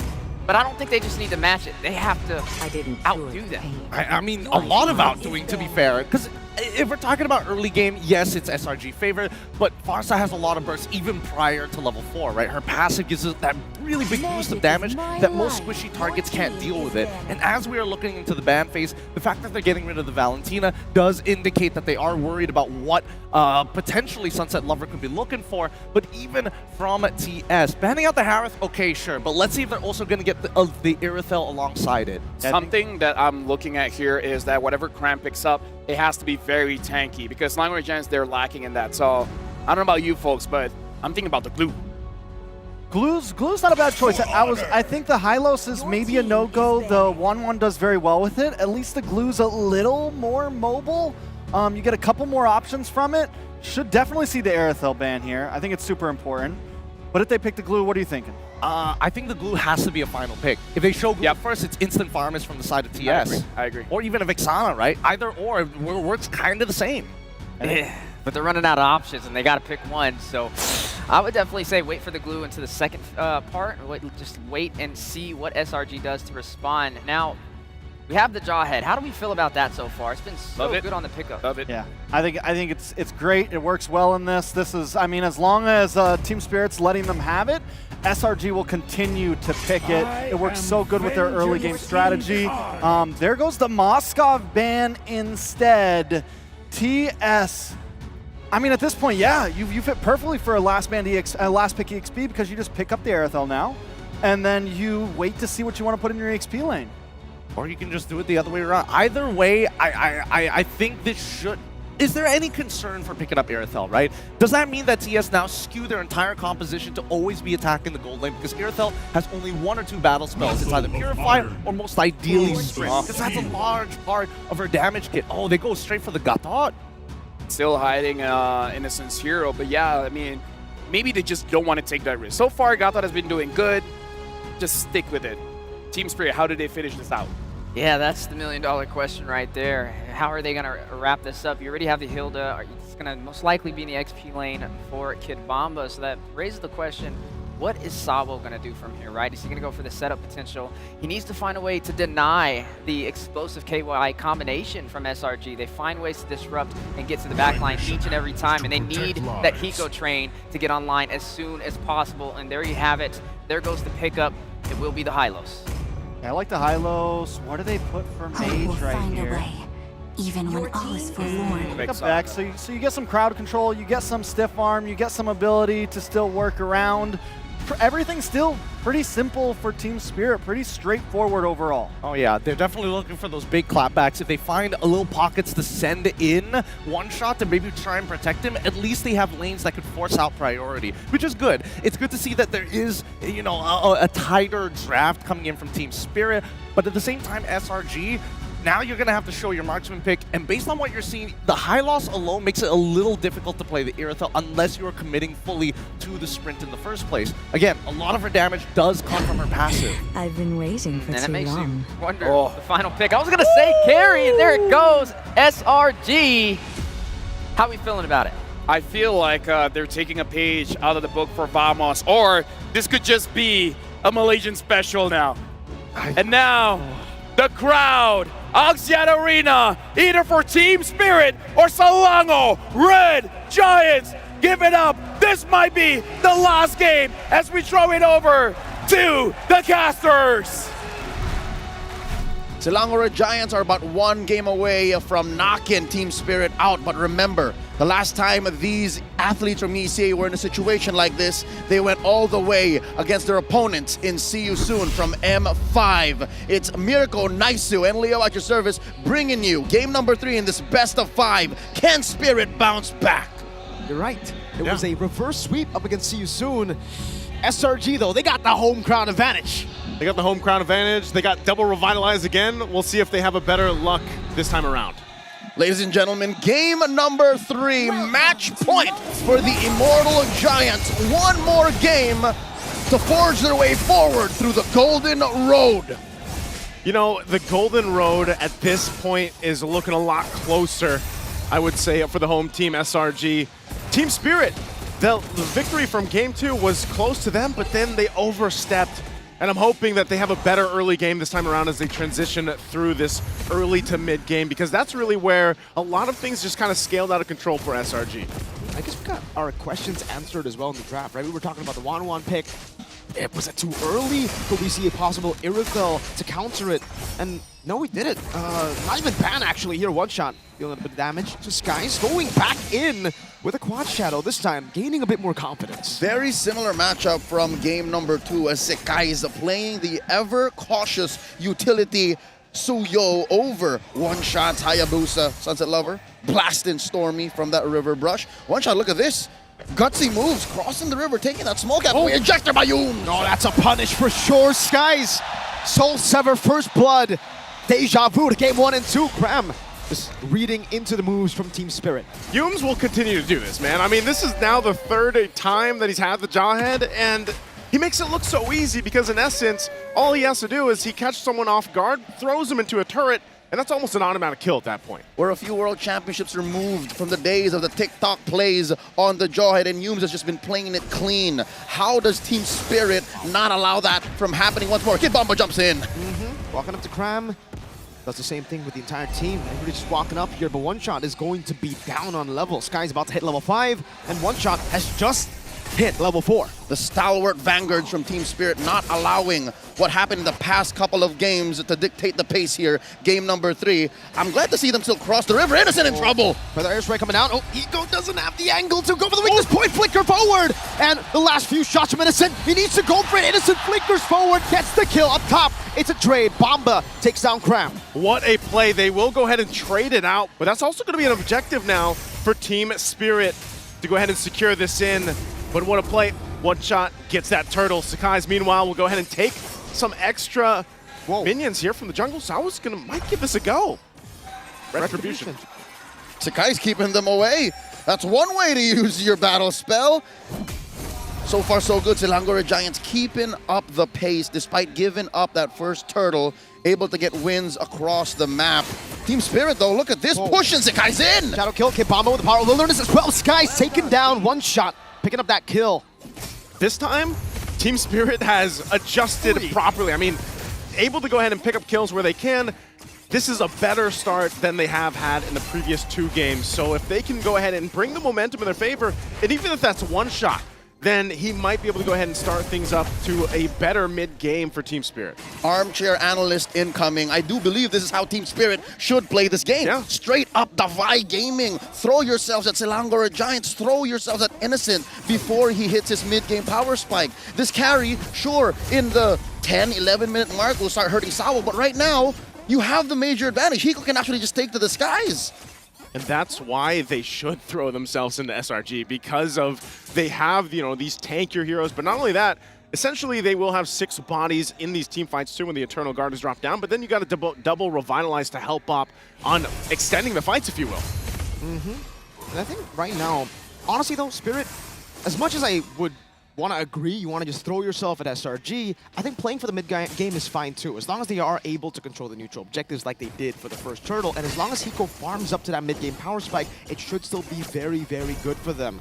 It's just SRG have a lot more oomph to their ambushes. And this is the push and pull, these internal voices that's going on through Team Spirit's mics right now. Comms, how to recover. And look at this, the interception, the ejection. Oh, unstoppable force too. AOG coming from the back as well. Sawo able to go for the stun. Put Shadow and the Shadow kill over. Stormy very low. It's an assassination over the Skies. 1-for-1. Bomba for Skies.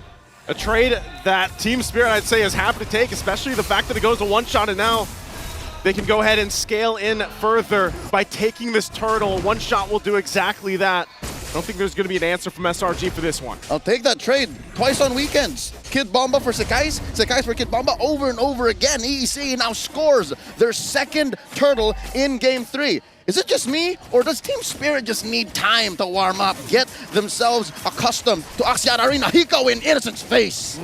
Baiting out the flicker, doesn't use the Inspired. Good trade from Hiko. Yeah, already getting that trade. You can see some of the focus here too.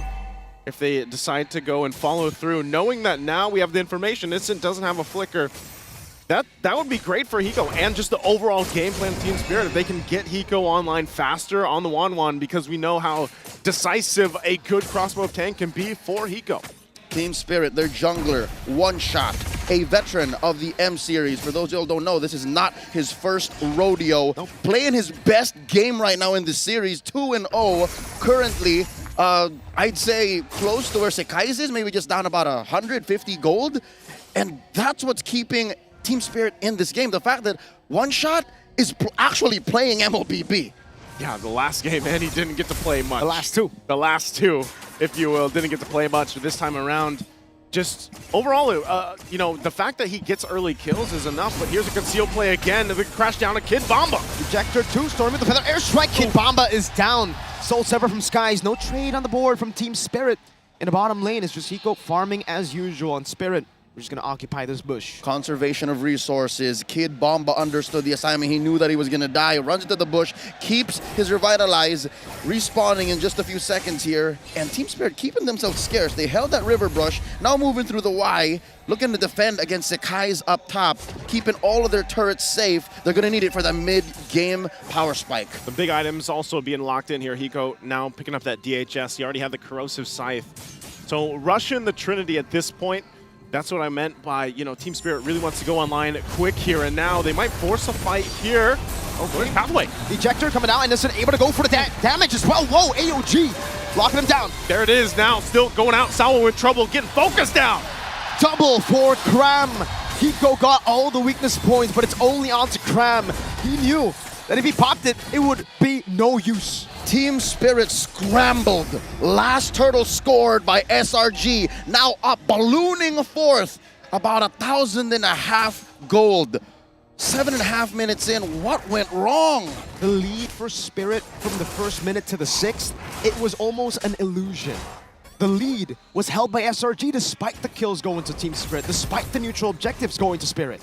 Yeah, part of that too. I mean, looking at the itemization alone, this is the pressure they want to play with. They're going to focus down this tier 1. Not sure if they're able to get it. Kid Bomba, though, going to jump in.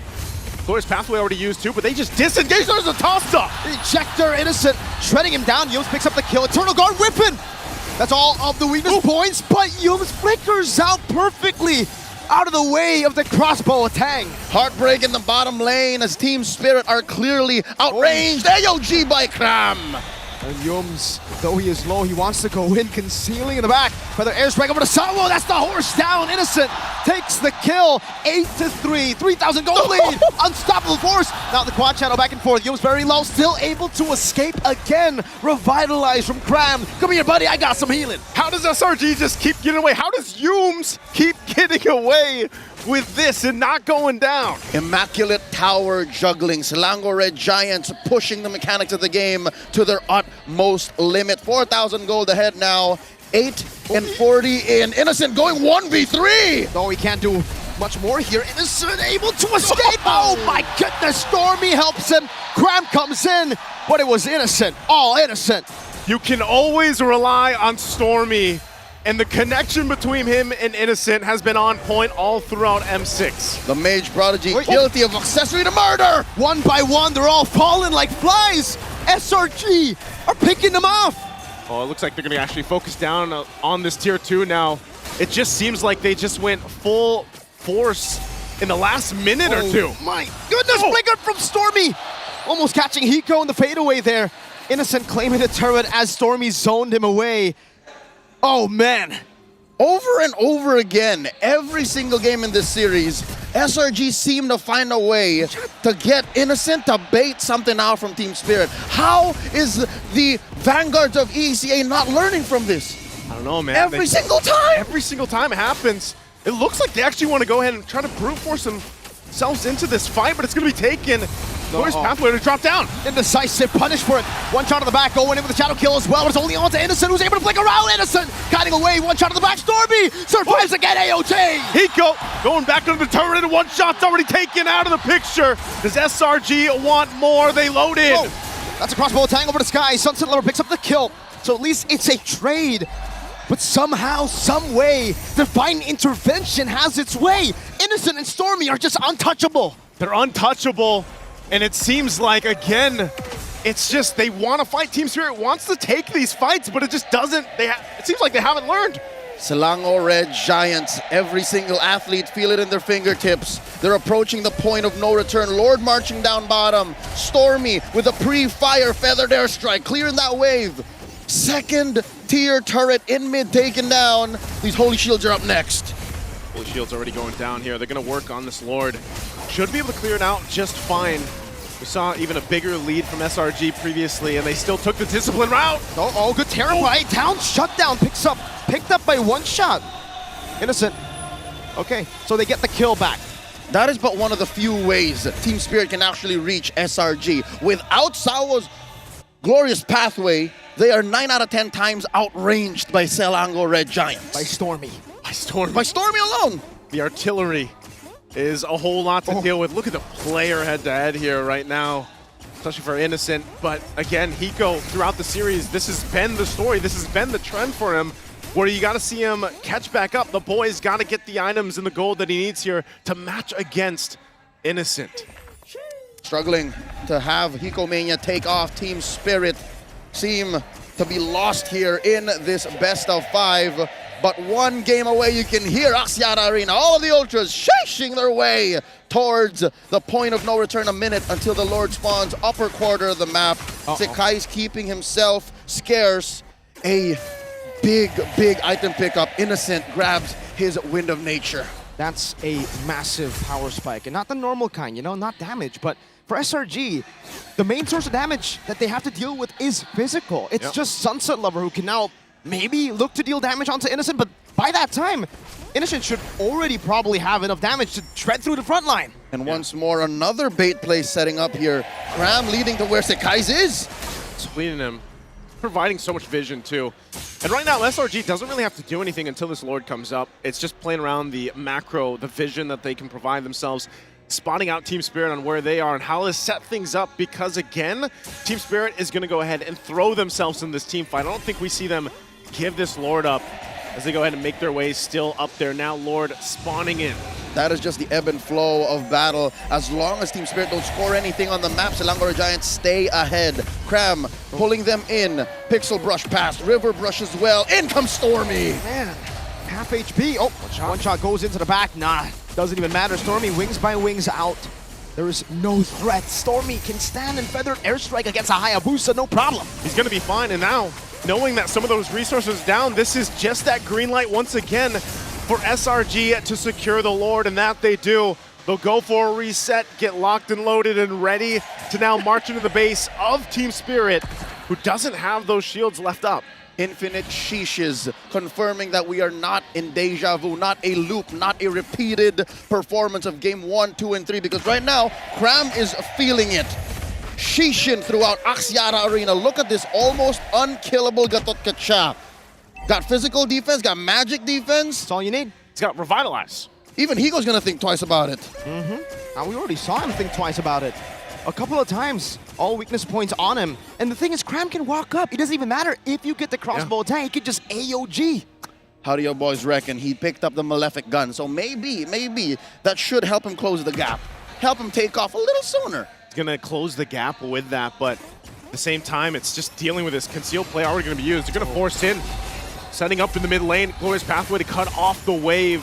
but that top turret's already gone. A slow and steady approach by Selangor Red Giants. They've got a massive 6,500 gold lead, putting Bomba at about half health. This is the same spot Bomba found himself in game number 2. A Hilda with no bushes. Innocent sieging down the mid lane. Eject her! Bomba gonna be isolated from the team. Now one shot jumps into the back, but it's only on the skies. Revitalize from Cram. It's enough damage. No, Winter Crown! Cram gets away. The curse blast missed time. Airstrike from Stormy! Stormy finds the mark with the feathered airstrike. And now 2 down for Team Spirit as SRG makes their way in the bottom lane. What have they done to my boy? Hiko can't take off. It's a no-fly zone, says SRG. 20 seconds under that timer. Oh, Skies! Diving in! Skies jumps in, keeps one shot at bay, jumps back. That's a double for Skies. That's another for Innocent. If not now, when? If not them, who? That's who. You can hear the crowd here. The Giants will sweep the Dragons of the North. They stand their ground strong and push forth. Selangor Red Giants are moving up to the lower bracket finals. Ladies and gentlemen, this is not an ordinary win. This is a full sweep. This is a stomp. This is a declaration of war from SRG to Liquid and perhaps the ones who wait in the grand finals. SRG came into this one and they said, let's get it. And that they did. As for Team Spirit, I'll tell you now, it's free to dream.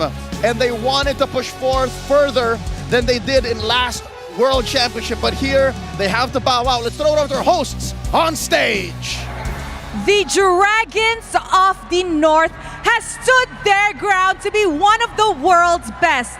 Unfortunately for the Dragons, their journey to be greater than ever ends today. Team Spirit, UNA, now take your final bow. We'll be looking forward to your comeback next year. Hold on.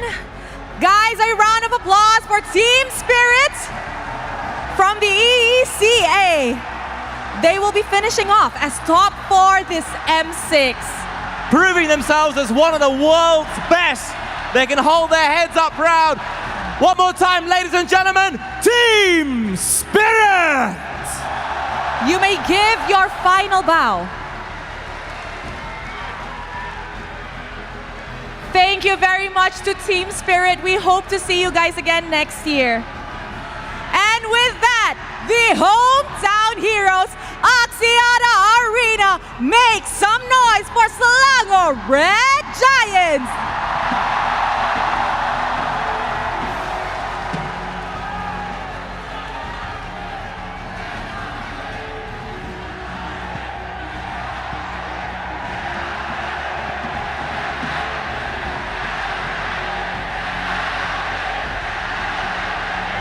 Okay.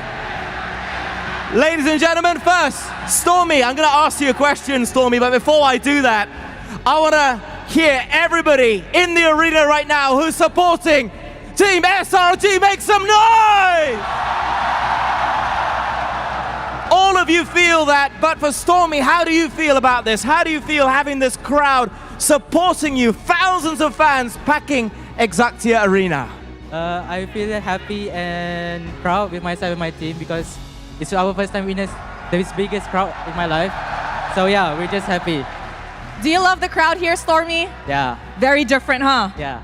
Do you have anything to say to them first? Oh, I think Innocent. Later. Later, don't worry. Later.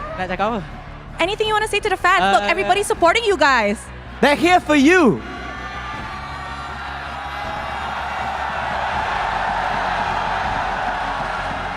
I hope you guys can scream for us for the next game. Yeah, thank you.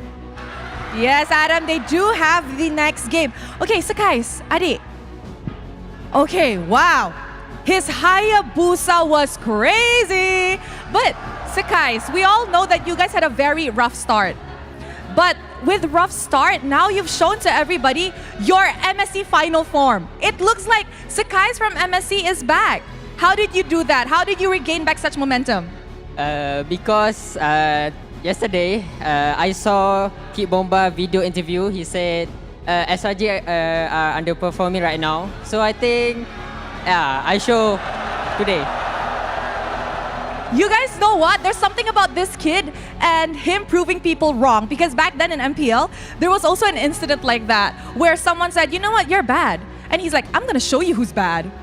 He does that a lot. He likes to prove people wrong. So I love that. An extra buff today. That's what you call that little bit of swagger. We love it. We love to see it. But I'm going to get another question here to the man who's had a breakout year, the one and only Innocent!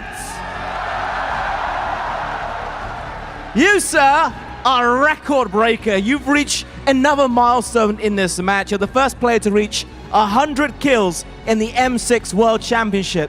100! 100 kills, match after match, records are set. You are the man. How do you do it? I'm just doing my job as a gold laner of our team, and that's it.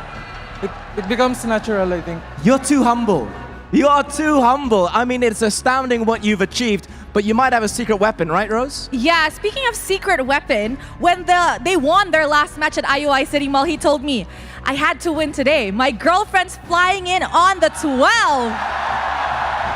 So, Innocent, are you dedicating this win to her? Are you dedicating this win to your girlfriend? Dinidedicate mo ba yung panalo mo today? Yeah, all of our games. Why are you looking at me? Look at her. Uy! Malu. Malu! What? Wow. Okay, what do you want to say to her as your buff today? Thank you sa support and effort sa pagpunta pa dito sa Malaysia para support kami. Oh, he said thank you for your support and effort for coming down to Malaysia to support me. Ooh, shy boy. All right, maybe we could ask Yums, Captain, one last question. Don't be shy. Don't be shy. Now I know you're running away. He's running away. I won't bite, I promise, but I just want to know, it was a dominating win today, but you're not done just yet. There's still another round to go. How are you going to get ready for that?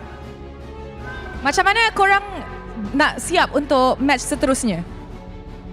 We just sleep after this. Tidur je. Tidur. Just sleep. Okay. The way he answers, that's exactly why I smacked them at IOI. Exactly the reason why. But you know what? I think it's time we let them go because they have to prepare for the next match. Yes. So Axiata Arena, once again, your hometown heroes, Selangor Red Giants. And with that, let us throw it back to the panel to break down what happened in this crazy clean sweep. To break it down, a few things have to be said. Number one, Cram.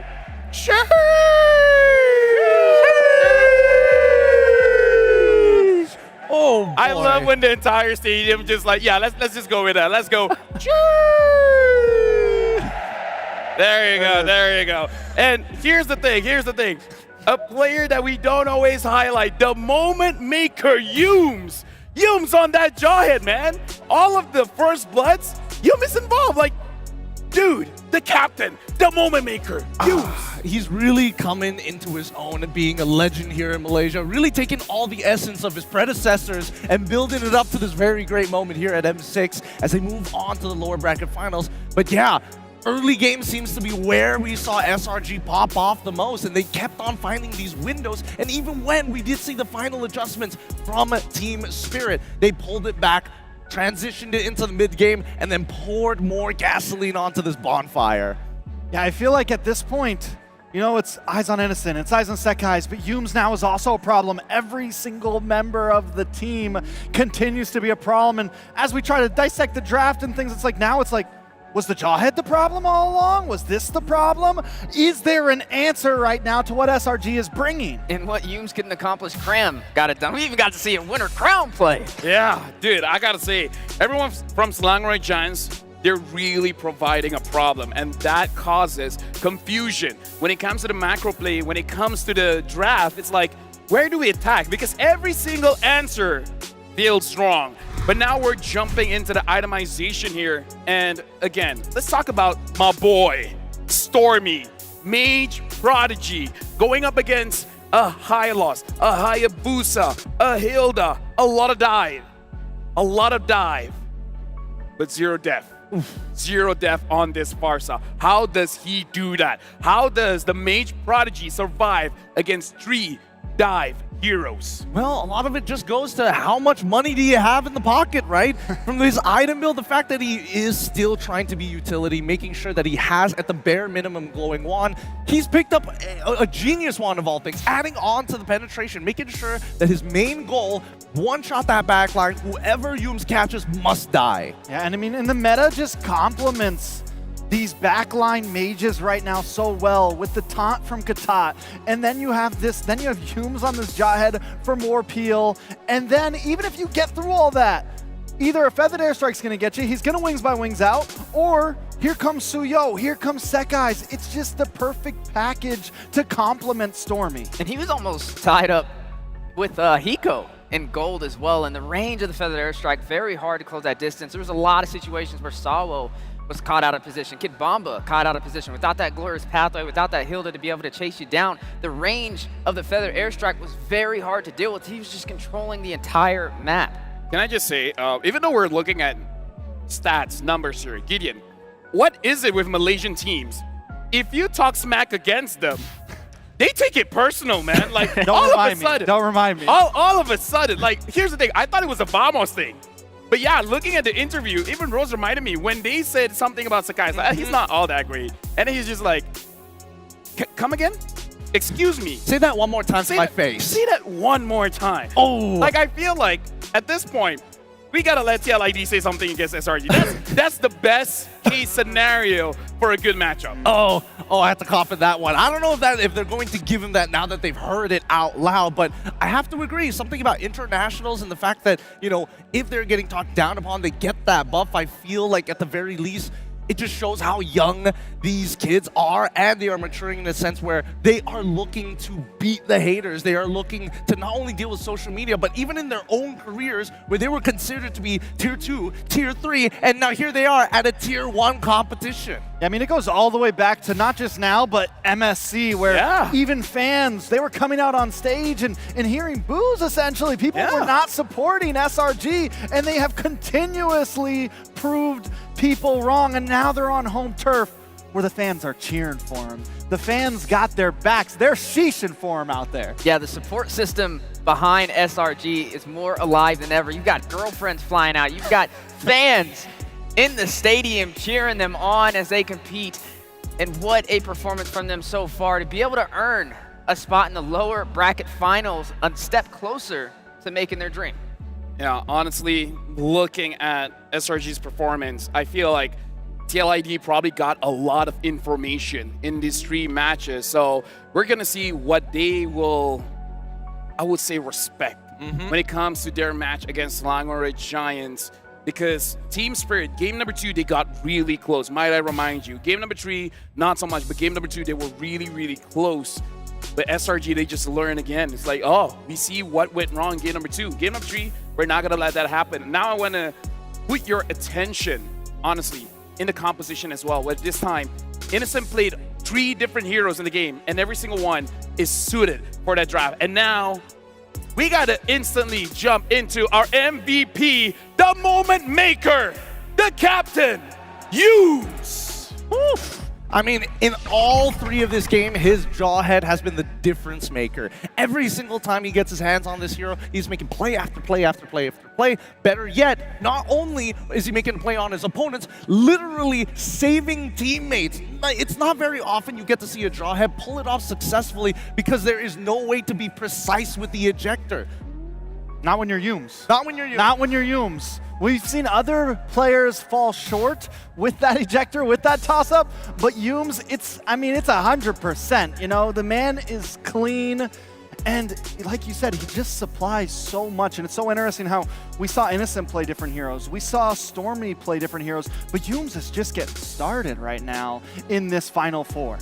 Yeah, Yums just a monster, able to get the job done with the Jawhead, able to perform an ISO king when it comes to the setups that SRG was looking for. If you get caught by that lethal injector, you might as well just go ahead and pack your bags because you're going to be in that base for a little while. Can we talk about how easy he makes it look, by the way? He does. Right, he makes it look really easy. so fluid. He does it so effortlessly because he just walks up, throws people in, right? His positioning and his timing is impeccable. He waits for his opponents to make that very first move and then looks to find that initial flick. And even then, sometimes he is finding some priority targets a majority of the time. You know, you asked in the very beginning of all this, LaFell, how is Stormy not getting caught? How is Stormy not getting caught? It's because SRG are the ones that are hunting, man. They're not trying to find Stormy. Stormy and Yums are finding them every time. They're so aggressive, which is such a change up from what we saw from SRG in previous days. Let's not forget it. The fact that their aggression is like such. Notice that even Sunset Lover can't seem to get the Eternal Guardian off of him. They're bursting their target so fast that Stormy has time to reposition with or without the flicker or even the wings by wings. So offense is the best defense. If they die, they can't hurt me. That's a good mentality to have. And I feel like Yums, it's his goal in life just to make everything look easy. Like, how do you prepare for TLID? Sleep. Get the Z's in. Right? It's like, it's just TLID, relax. We need to relax. But maybe that's a championship mentality, right? They have prepared days before this. So now, because we have to remember, they have sports science. They know how to deal with pressure, but now we're looking at a knockout brackets here. Ladies and gentlemen, today we come in with top 4. Now, we're looking at a knockout brackets with just top 3. Right now, we have the Philippines, Indonesia, as well as Malaysia being the top 3 in M6 World Championship. And after this, we'll see SRG going up against CLID.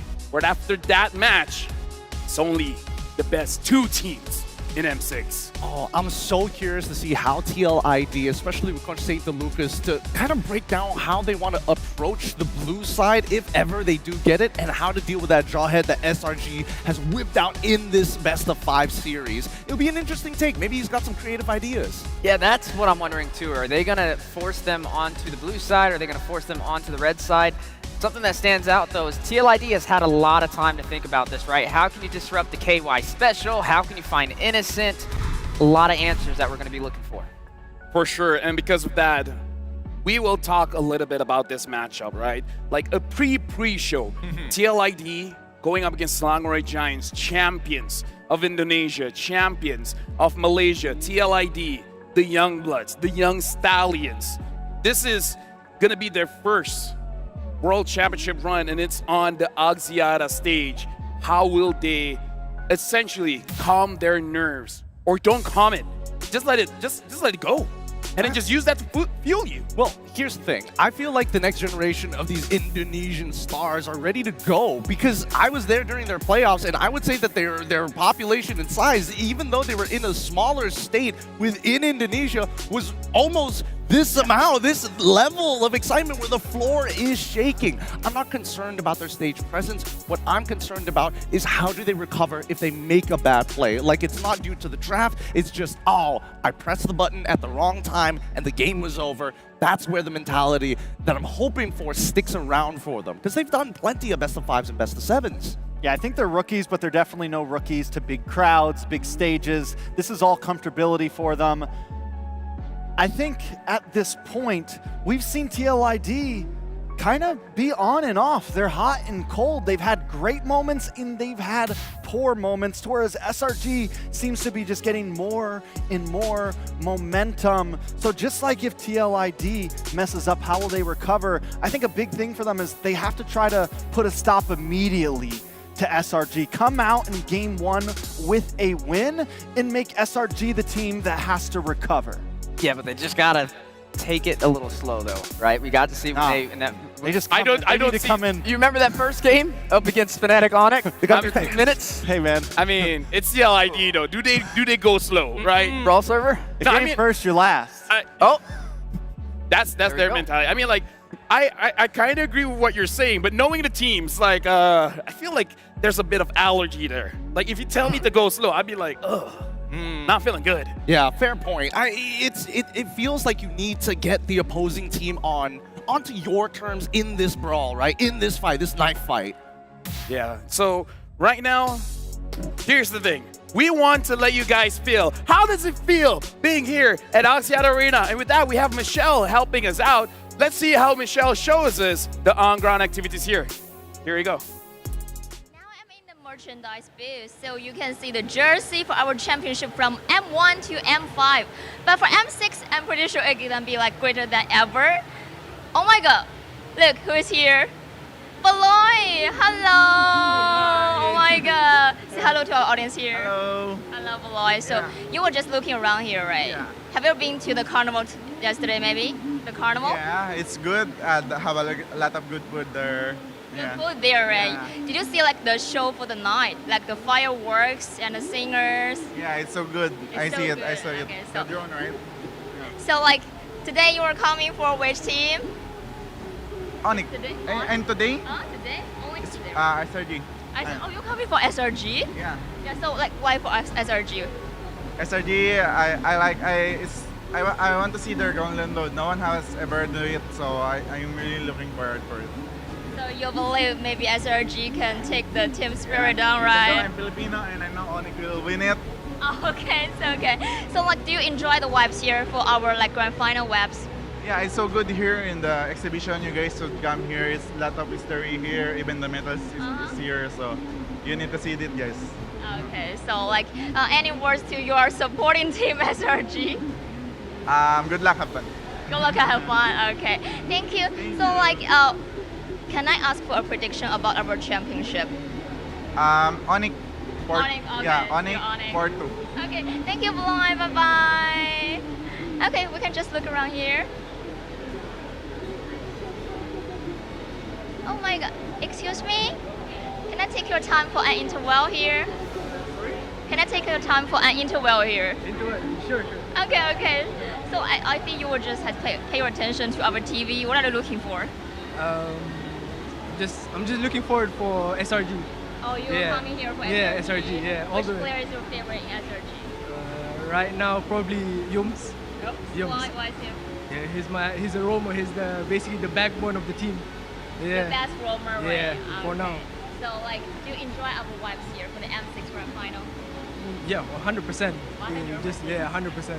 It's my first time. It's my first time going here, and so it's a vibe. It's very. So, is your first time to come in to join the M Series? Yeah. Oh, very first time. Yeah, right? it's my first time. Like I've been playing this game since I was 20, a long time ago. But this is my first time coming here and watching this. Yeah. So, like, do you enjoy like does the vibes or atmosphere or everything just meet your expectations? Yeah, 100%. Over your Yeah, I didn't go inside yet. So I haven't gone inside yet. So I'm expecting a bigger thing in there as well. Okay, you're gonna surprise your expectation, baby. Yeah. Like, so, any words to SRG here? Good luck to SRG, and yeah, have a good time basically. Okay, have a good time. And enjoy your time here. Thank you. Okay, so now that's all for the courtside report from Michelle. Thank you very much, Michelle. And imagine that here, when you come to the M6, you get a brief history of Mobile Legends, of the M series. Imagine that, Gideon. When we came in, it was all fresh. It was all new. It's about creating stories. Now we even have a history. We have stories of the past that now we're telling in the present. I hate the fact that you singled me out on this one because you know for a fact that they were gunning for me for the job for tour guide on that. And I'm like, no, I need to be on the desk to see these games. But it's true. It's great to be able to witness these moments here, to see all of these teams with their own individual stories come together. And now it truly feels, before this we were like, it's a celebration. Now it really is a celebration of professional play. And now we're gonna make another history here because we have a huge announcement for Magic Chess Go Go, because in conjunction of Magic Chess right now releasing in Malaysia and Singapore, we're launching, well, it's gonna happen after the TLID match where the first competition will happen here. It has solos, Just No Limit, Kelvin Fugo, Bass, Beloyski, Chico Guys, as well as Din Gaming. So make sure you don't miss out the Magic Chess Go Go All-Star competition happening today on the 14th of December after the TLID as well as SRG matchup. And believe me, folks, this is gonna be the first of many Magic Chess Go Go competitions happening all around the world. But for you guys that don't have access to Magic Chess Go Go, don't worry, it'll be releasing very, very soon. But for those of you in Malaysia as well as Singapore, you guys have early access, which I have over 20 games and still over 90% win rate. Oh, wow. I'm not kidding. Oh boy. I have over 90% immunity. And here's the thing, don't miss the M6 Battle Night as well, happening from December 28 all the way to 29. So it's just those 2 days, 28, 29 of December. Enjoy exclusive bonuses like 25 epic skins, and all heroes are free during that time. All of this is trial, so make sure you guys use the chance, 28 and the 29 of December.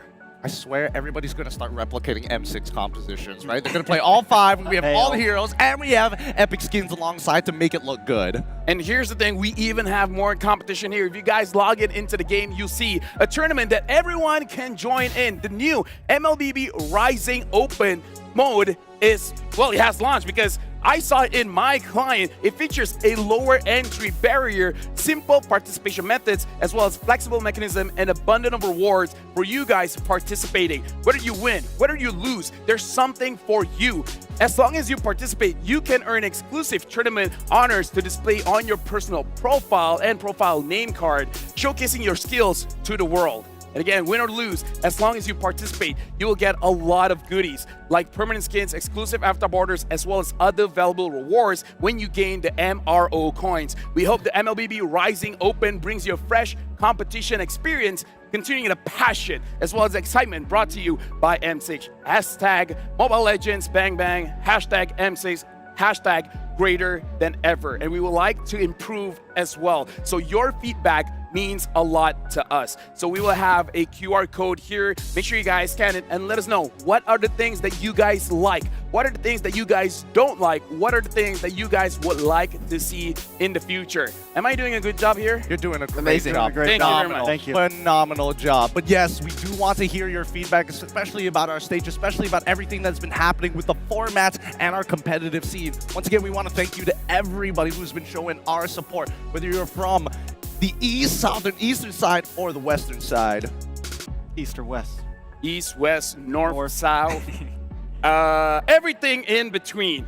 Now, after this, we will be going for a short break. So just to remind you guys, after this, we do have an award ceremony, which is something that we do have to look forward to see the players that shine throughout the M6. But coming up next, TLID going up against Selangor Red Giants after the award ceremony. So for today, for those of you that were able to grab tickets, you guys have a full packed day. With that being said, thank you very much, gentlemen. But now we're going for a short break. And after this, award ceremonies, the games. We'll see you guys after this.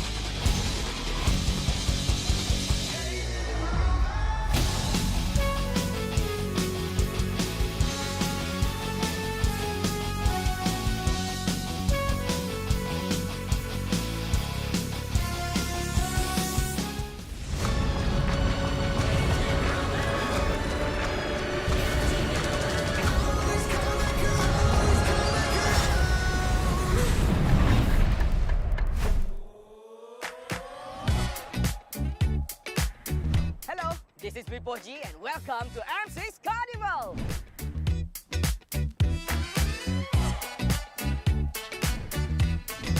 What do we offer you here for these 3 days? At first, we offer you a very welcoming DJs, welcoming beats. We can dance, we can enjoy the music, and we have a 3-day special activation over here, which is 1v1 with the KOL. And as well, we have the vendor booth over here, which is our sponsor.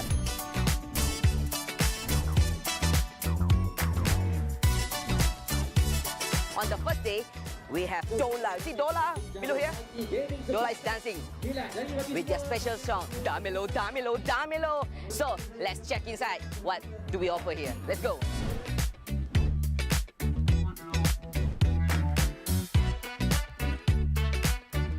Don't forget to come to MLBB Community Hero booth because over there you have chance to win a lucky draw gift. Plus, they have 2 special giveaway every single day, including ROG phone. Hi, how are you? I'm good, I'm good. So, can you explain to me a bit? What do you offer? What do I have to play and win the game? Okay, so basically we have a lot of games here, and those who come can just come and play the games, and so you'll be getting a chance to play the lucky draw. 9, 10, 1000 diamond free pumping. Can you show me one more time? One more time. One more time. Oh, can go higher. See? Don't play that game if you don't have the anger inside your heart. You have to have so full of rage, and you can punch it as hard as possible, and the score will be higher. Simple as that. Alright, and last game, just a football game. Easy. So easy. We got so many activities today. Today is got M6 Carnival today. Everybody just come around, join us together. Meet and greet with KLP48 on this Sunday, 50th of December, starting on 4 o'clock until 6 o'clock. This is where all the magic's gonna happen. The concert, the watch party, and as well, the food festival. It's a little bit of reminder, if you want to have a very nice view and angle of watch party and a concert, you have to come early. And the best sitting area is in front.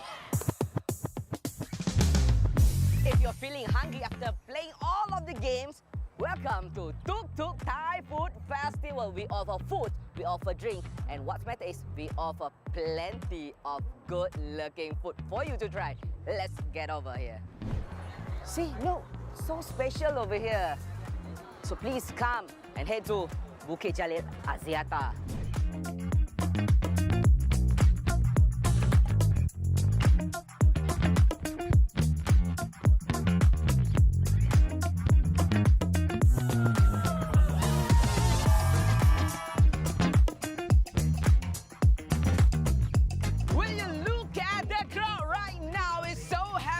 The people over here are crazy because we have performers, we have game, and you can win an exciting prize and gift as well.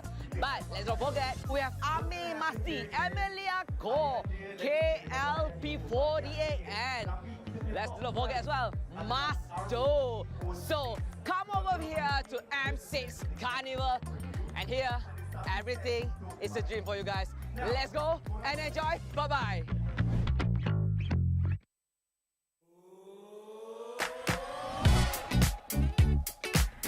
Hello, this is Bipo G and welcome to M6 Carnival!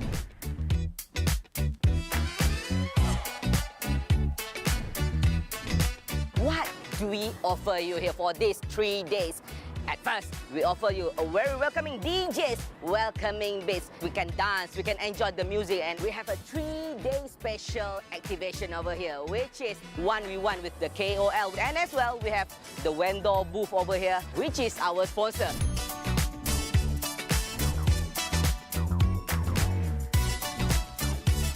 On the first day, we have Dola. See Dola below here? Dola is dancing with their special song, Damelo, Damelo, Damelo. So let's check inside. What do we offer here? Let's go.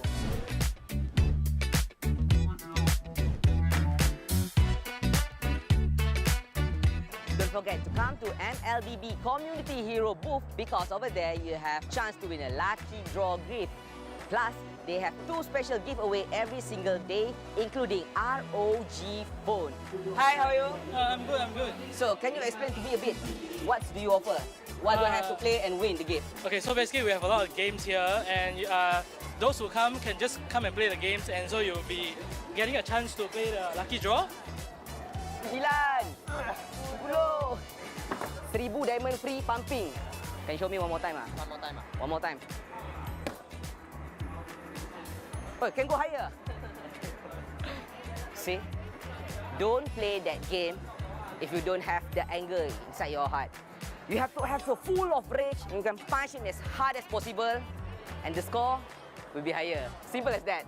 Alright, and last game, just a football game. Easy. So easy. We got so many activities today. Today is got M6 Carnival today. Everybody just come around, join us together. Meet and greet with KLP48 on this Sunday, 50th of December, starting on 4 o'clock until 6 o'clock. This is where all the magic's gonna happen. The concert, the watch party, and as well, the food festival. It's a little bit of reminder, if you want to have a very nice view and angle of watch party and concert, you have to come early. And the best sitting area is in front. If you're feeling hungry after playing all of the games, welcome to Tuk Tuk Thai Food Festival. We offer food, we offer drink, and what's matter is we offer plenty of good-looking food for you to try. Let's get over here. See, look, so special over here. So please come and head to Bukit Jalil Axiata.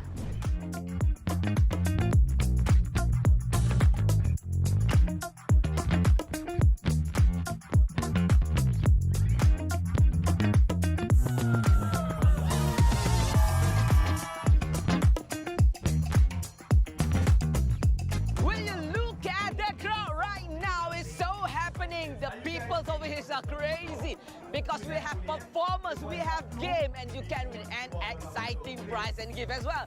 But let's not forget, we have Ami Masti, Emilia Ko, KLP48, and let's not forget as well, Masto. So come over here to M6 Carnival, and here everything is a dream for you guys. Let's go and enjoy. Bye-bye.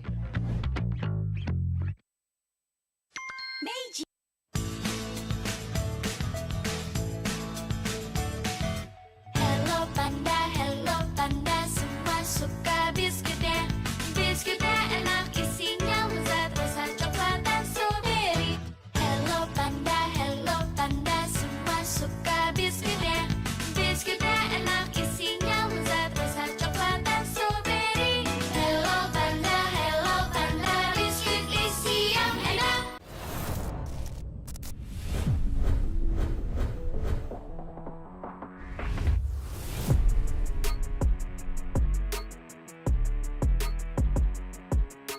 While many consider M6 to be the dawn of a new era, these veterans are still fighting hard to be greater than ever. With 5 appearances each, Sawo and Sunset Lover hold the record of having the most World Championship appearances. They have been the cornerstones that push the West on the world map, steadily putting up better results. At 4 appearances, there's Edward and Shark. Making their debuts at M3, they have since been mainstay regulars in the M Series. Shark is remembered with BTK's memorable M3 third-place run, the farthest a non-C team has gotten. Edward went on to win M3, becoming a world champion. Other notable players with 4 appearances are JPL and Alien. Making his first appearance at M1, JPL is the OG Singaporean representative. With JPL, EVOS SG gave Singapore their best M-Series achievement at 4th place, while Alien is Ulfandar's stalwart EXP laner since his debut at M3. Representing Turkey in every M-Series since then, proving himself a worthy contender. At 3 appearances, many more talented veterans joined the mix. Yums, SRG's moment maker. Smooth, Famus's reserve EXP laner. Skylar, the Sky Prince with a kingdom at his wings. Diablo and Lolzy, the Singaporean demon and his playmaking tactician. And BTK, NA's ambitious representatives. M6 is the battleground between the new era and the old, and become greater than ever.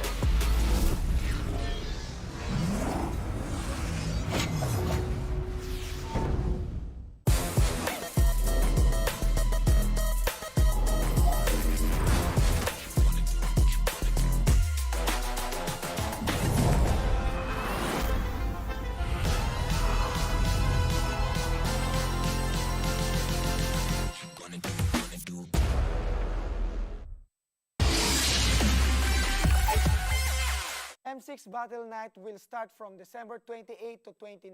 Enjoy exclusive bonuses, including a limited time 25 Epic Skins trial and all heroes free trial. See you there! M6 Battle Night will start from December 28 to 29. Enjoy exclusive bonuses, including a limited time 25 Epic Skins trial and all heroes free trial. See you there. M6 Battle Night will start from December 28 to 29. Enjoy exclusive bonuses, including a limited time 25 Epic Skin trials and all heroes free trial. See you there! From M1 to M5. What are the memorable moments you remember? There's the outrageous, the iconic. Then there's also the provocative, where things get a little heated. There's also the sentimental, stories of friends turned rivals. Bonds that stand through competition and victory. Then there are the heartbreaking moments, when giving it your all isn't enough.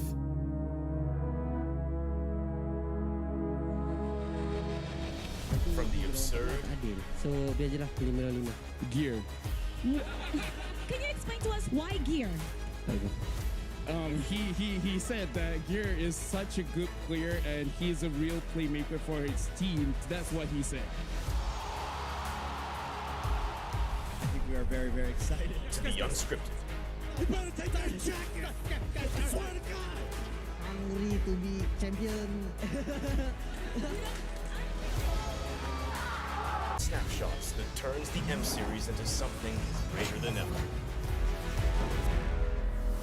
What is your favorite moment from M1 to M5?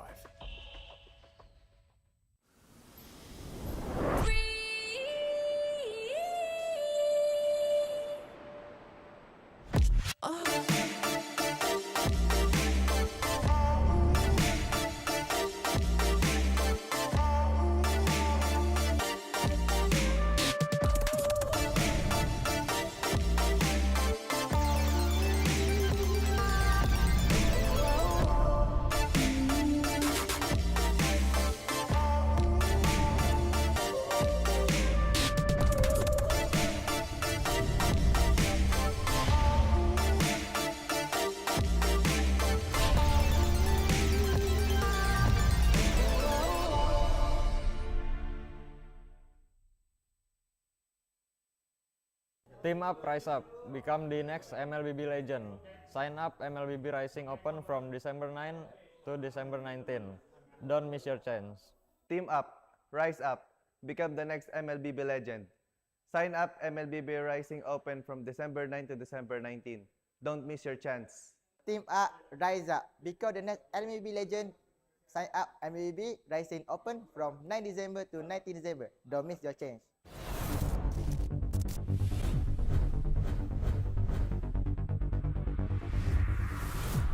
It's been 6 years of M-Series history, and years of data have given us a few interesting findings. None of the M-Series World Champions have won MSC in the same year. This means that in 7 years, no one has ever achieved the Golden Road. Thank you for showing us greatness in your M5 journey. Will history be rewritten this year? Your new champions of the mid-season! Our first ever back-to-back champions in MPL Malaysia! Did you know that only EVOS Legends had a smooth M-Series run in M1? Every other world champion has dropped to the lower bracket.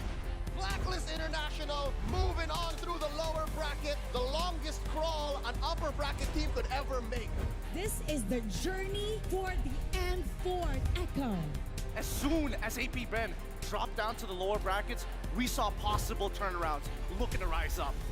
Will the trend of the lower bracket run continue? Speaking of legacy,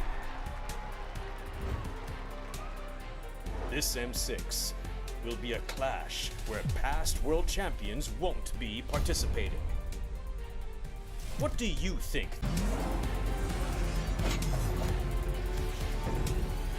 What do you find interesting about the M Series?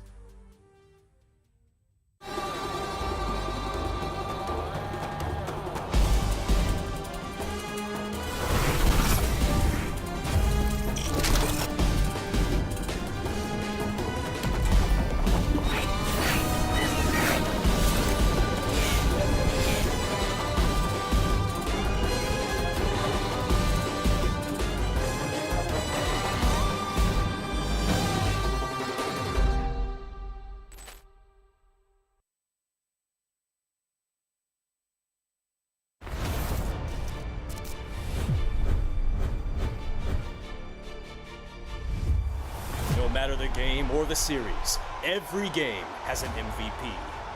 But what makes one? Let's look into how an MVP is being selected.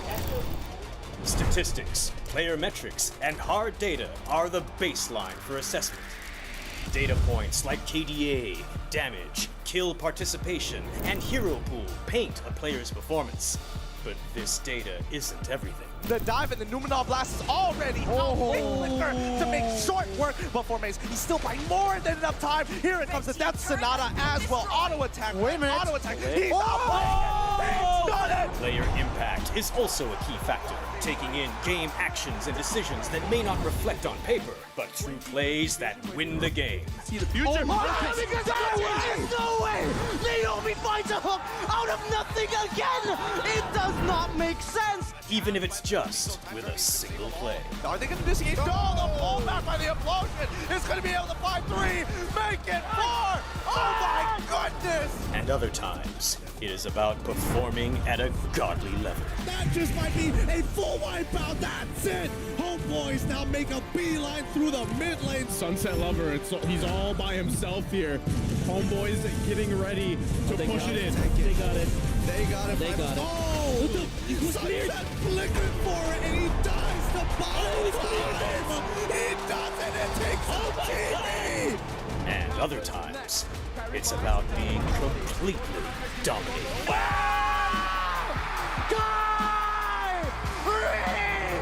Weaving in and out, stinging like a bee. There's a knockup. Down goes Edward. Huge punish from Onyx, but the Filipino sniper takes one from the back.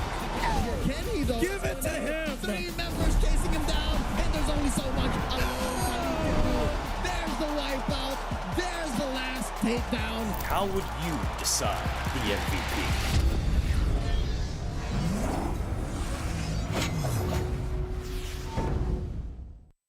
Hey guys, it's Eterna here, and right now I am at the M6 Carnival where it's free entry. So it's really crowded. A lot of people are still waiting on the watch party, but what we're looking at right now are the food stalls. On kebab, Chinese, we have Thai food, we have so many other drinks, boba even, for all the ladies out there. I know you guys like your boba. So we do have someone here. Let's pick them up right now. Okay. Hi. Hi. Hello. Hi. Hi. Where are you from? I'm from Cyberjaya. From where? Cyberjaya Selangor. From Samajay Selangor. Okay. So how are you enjoying the M6 Carnival so far? It's really fun and exciting.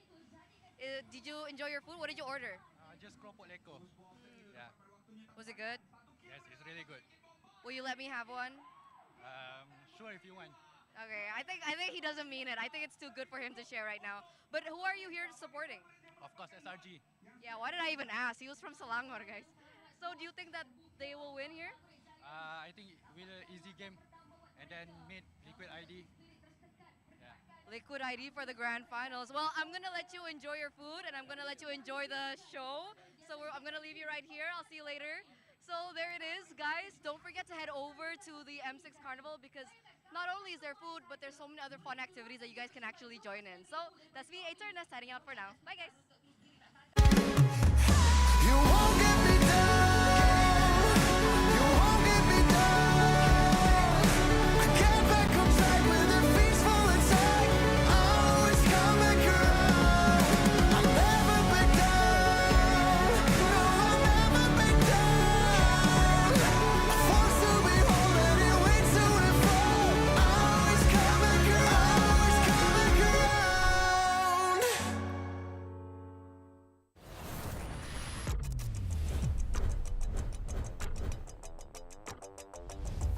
In MLBB, each of the 5 players plays a distinct role. Whatever it is you want to believe, live again! But how do these roles work together on the world stage? Go, it's Sans, who picks up the... Mid laners and roamers are the bedrock of the team. Looking for the knockup, not able to find a sense who he wants for, takes him out. Whether it's picking beefy tanks, mages, or sustain, together they provide crowd control and damage in the early game, making space for the team to farm or secure objectives. Then we have the EXP laners, usually playing tanky heroes. They poke and zone the enemy to create opportunities. Alright, let's see another fight commences here. Gear goes in, it's gonna be a lot of damage played. While the roamers pick to fill the team's needs and support if needed. EXP laners must win their lane and protect their tower with aggressive, confident play, ensuring map control for the team. Ooh, final slash! Finally, we come to the junglers, the early to mid-game finishers, and the gold laners, the mid to late game finishers. Irie, the god in the jungle, takes a double kill. For junglers, whether it's frontline tank utility or assassin early game assassin burst, they form the core of the team. They act on the space created by their team to finish off objectives, utilizing power spikes with the early game advantage they get from farming the jungle. It should be a retreat from the Burmese gold, and they get sent down into the ground. Gold laners focus on farming for gold to become late game monsters. 1v3. They are savvy observers, staying out of trouble and positioning well to deal the most damage with their fragile heroes. Do you agree?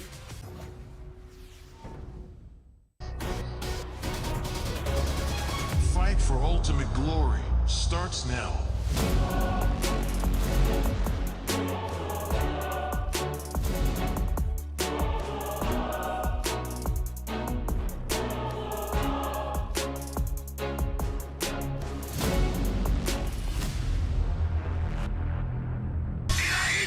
모바일 레전드 M6 스위스워치.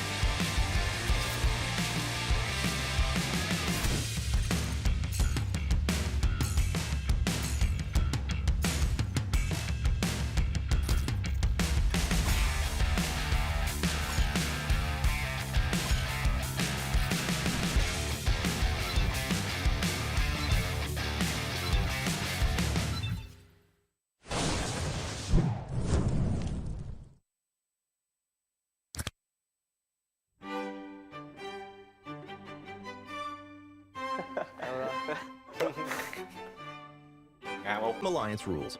No self-voting. You cannot vote for yourself, and all pairings must be agreed upon by everyone. One player per team. Only one player can be selected from each team. Role consistency. Players must stay in their assigned roles. Team name and justification.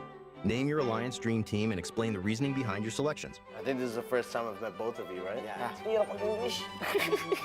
I know he already. I know Sky top jungle. How about you, T? Top jungle. You is God in Godland. For real. You trash talk mainstream. You because you jago sangat lah. Your gameplay is good game ini. Okay. Question. I think not have question, but you need to take back what you say before. About what? About Malaysia. Easy server? Yeah. No, still. Still easy server. Still. Who you want to take in jungle? Maybe take King Kong in jungle, so now take Super Mako. I want to choose Skeldra because Skeldra the individual mechanic is good. He's probably the best of the rest. I don't like Nets. Why? Because he's so noob. For a gold lane, we choose Skeldra. I don't like all player because he's cannot champion in my country. Okay, I think we need to discuss. 3 player, right? Yeah. We need to choose one player to go out. Kick the player first. Okay, Babazin go first because you choose my teammate, right? Okay. I think he's the strongest here. So strongest on table right now. I think I beg to disagree. I like Yums more. I think Yums is more good than Zorn. I want to kick Yums lah. Kick Yums? Yeah. I agree. You agree? Yep. How about you? I think I want to kick Zorn. So our vote is kick Yum first. So we need to put out Yums. Sorry dia makai. I don't want Zon because Zon is my teammate, right? Yeah. Because Zon for me only. I think it's also the same for me. I think I'll pick Zorn because he's not my teammate. How about you, Bazin? So I get to choose? You're the verdict. I'll put Zorn. So Zon. Our prince. Yeah. My same to me. I think Rosa. Rosa? Yeah, nice. He's super slave. He's perform all hero like unexpected. Yeah. Especially his Lilia. Valentina. Yeah, Lilia, Valentina. He does 2 backline so fast. I don't know why he can do this. Yeah. Okay. For me, Rosa too. He's here? Yes. What do you think? Oh, I like ini apa? My Venus. Yeah. Same gameplay, right? So aggressive. Where Rins, bro? Rins? Nah, no need. We have Sunset Lava. No need Rins. Okay, you also want Sunset, yeah? Let's go? Yeah. Yes. Sunset for mid lane. Suka-suka dia lah ya. Gimana itu, Cok? I don't want Sanji, Haji, Lemon, Mon, Pasti. think I go for Pew. Because the brain is so good Yeah. Right? I Alright. agree. For me, I pick Suns because I think Suns is mechanically good. Like, even before when he was a jungler, I think he's very good. I just picked Sunset Lover because I didn't want to go for indoor PH. I didn't want to go for indoor PH. For me though, on the table, I like Few most. Because he's been playing for so long and he's always been pretty consistent. Oh, I want to kick out Sunset Lover. Same. Damn. Alright. We're down to 2. For this one, I think I'll go with Few. I think I take Few too. I take Few also. I go to Few because I choose Few, right? So, Few with our Dream Team Alliance mid lane. Yes. Yeah. Okay, we choose here. Yeah, Okay, yeah. Cool. Later I will story to him. Guys, why? Why choose you? Oh, I think definitely he is my teammate and I really trust on him. And for me, he's the best. Yeah, for Roma. I think right now, best is Roma. For me, I think he too by Roma right now. I play Rome too. I also watch he play, and what he do one by one is so clearly. Yeah. Against Yums, so super annoying when he played you. This your idol, yeah? You sure? Yeah. Okay, this also your idol? No, this is my motivation. Go to playing Mobile Legends, bro. Really? Okay, let's take him out. So who do we take out? Maybe Crump? I think Luke. No need Luke. Boots also. Boots not playing anymore. Yeah. Hey, you playing at XP London. Yeah, okay, let's. Bye-bye. Bye-bye. Now we have here, Tyron, no need. So, what do? We choose your idol or your friend? Idol or friend? Rusak kali ya. Sanford, take him out? No. Wait, easy, who you want? Hey, I don't like him. You don't like him? Okay, bye-bye, Flip Team. Because you cannot choose the same team. Like, Why? Oh, pala. Oh. You guys want to go for Sans instead? Yeah, sure, again. us. We need to push us. So Sun is our bench player, and then Pew is sick, and then we need to change. Pew is sick. To check this right. I'm right. I'm right. Travel. Yeah. I want him out. In all time, I choose Aura. Really? Because he good in experience. That's my idol, bro. Okay, let's play rock, paper, scissors for Aura. 3, 2, 1. 3, 2, 1. 3, 2, 1. Okay, Aura. Aura for XP. There you go. That's our dream team. Yeah. Who's better, Dyron or Aura? Aura. R7 or Aura? Aura. You or Aura? Aura. Momo or Aura? Aura. The dream team name is Kelra Shiki. Easy win esport. Easy win esport? Okay, let's do it. Easy win esport. Grand final team. Because I think all players here almost go to grand final in their league, like MPL league. It's good. I think yeah. They win M7, M8, M9, M10. They win everything. This team, the best team, because we choose it. Kelra Shiki. Easy win esport. Airport esport. Grand final team.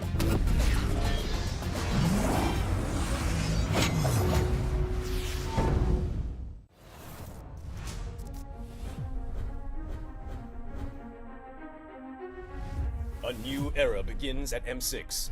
But who are the rising superstars leading the way? In Latam, Maycam Evolve emerges as the new gem of the region.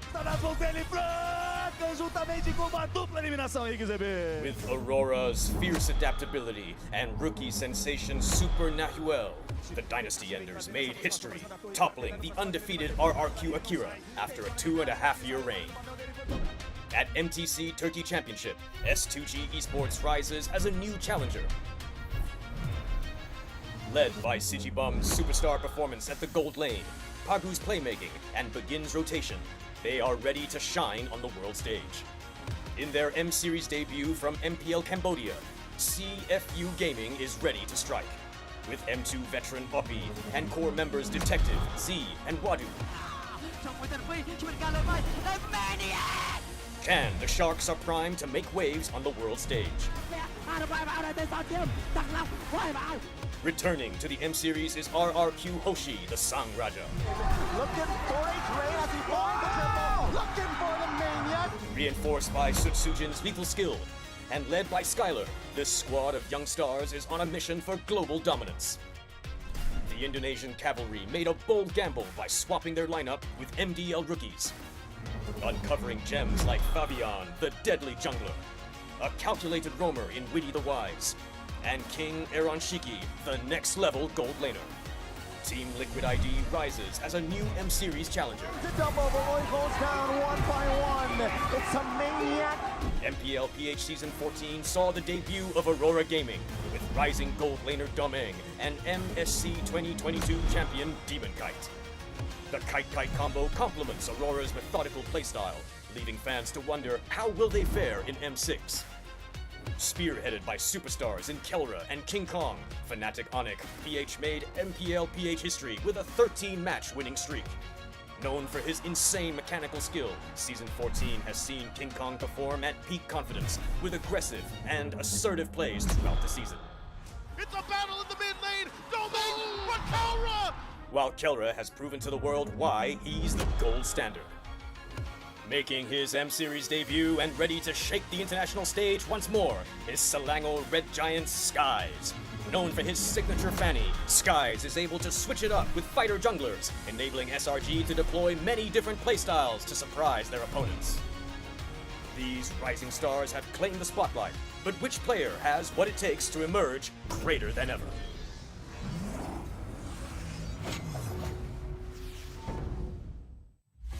Hey everybody, I'm here with Skylar, Diablo, and Bilexi, and today we're filming my greater than ever hero creation. What you guys think about it?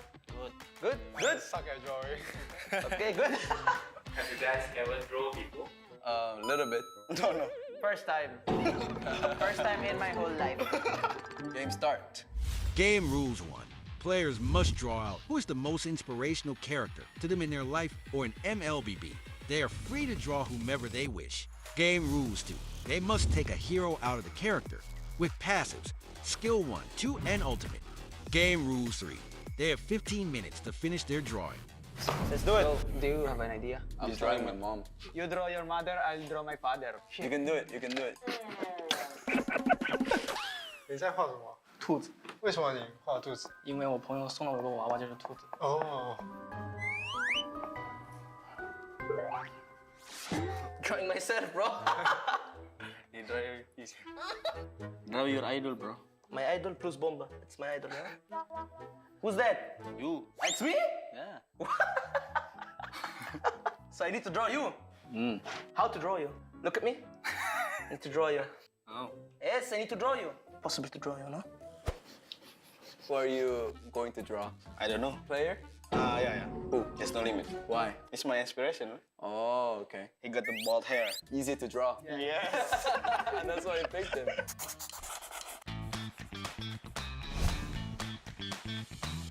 Who are you drawing? My father. Why? He's my inspiration. Oh. But stickman. Sorry. This guy's actually good at drawing. Respect, bro. What? Respect. Hey, look good. Good. The drawing is nice, bro. Thank you.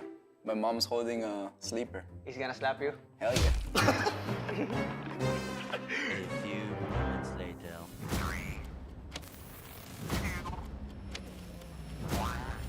Time up. Let's go. First. Yeah. Do it. Okay, would you show what you drew to the person you inspired it from? I would show it to you. And Dexter, and Monkey Punch, then Monkey Shirt, and then Monkey Combo. You have punchy gloves and you punch together. And passive, it's Kid Bomba. It's good, no? Good. What about you? I drawing to my idol, but not same. And then I skill 1 sprint because Aura like sprint, yeah. And then his skill 2 jump. And skill 3 punch. He can punch any hero because he excellent. I just draw the Just No Limit because he's my idol. Skill 1, full power. Second one is swimming ball, and the skill is Siskakwa. 这个是我一个比较好的朋友送给我来祈求我比赛胜利的。他的1技能是可以抵挡一下那个飞行物，然后他的2技能是就吃东西，然后回复一下生命值。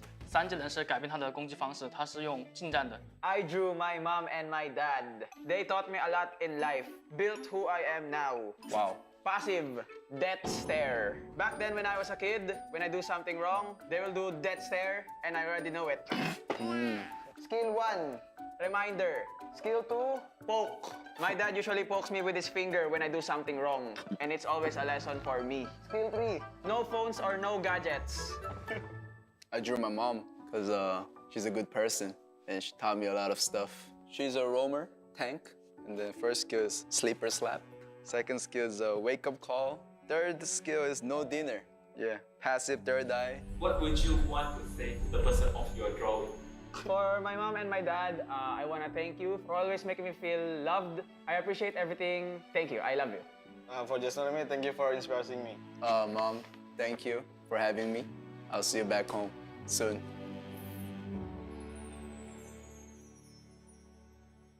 For the last question, who has the best drawing? I think everybody made very nice hero, you know, very good hero. Yes? Yes? Yes. Yes.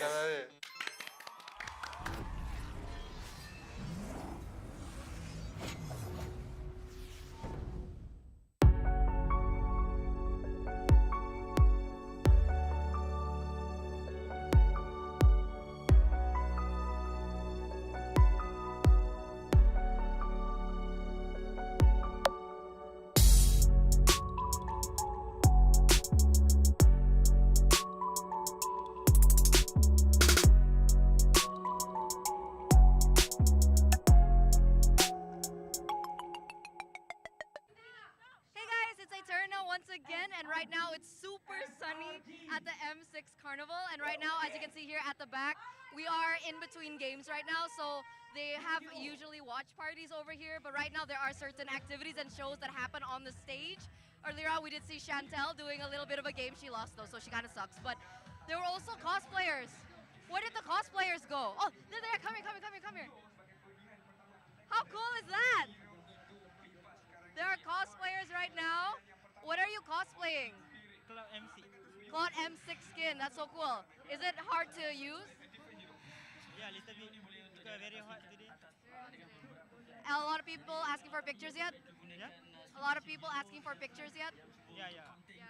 Okay, it looks really good. It looks really good. Okay, continue. We also have, I think, a Wan cosplay. There she is. That's so cool. I want to take a picture with her after that. But, so there are just so many things that you guys can actually explore here. Don't forget that it's free entry.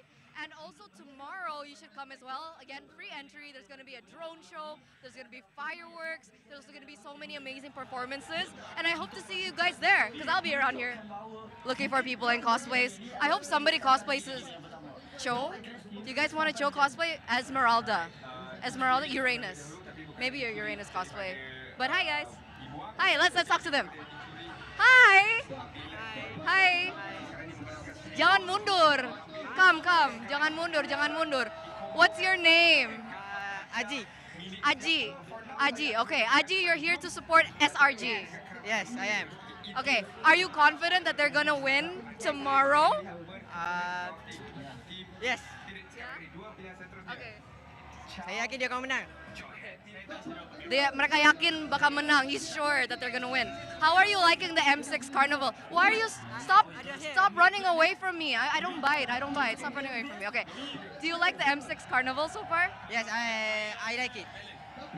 What did you like the most? Apa? What do you like the most? The food. The food. See, I told you guys, the food is good. Okay, I'm gonna let you, go enjoy more food. Thank you so much, Aji. Sorry if my voice cracks, guys. It's like super loud here, super exciting, super fun. So once again, I hope to see you guys soon, today or tomorrow. So, Eterna signing out. We'll send you back. Bye, guys.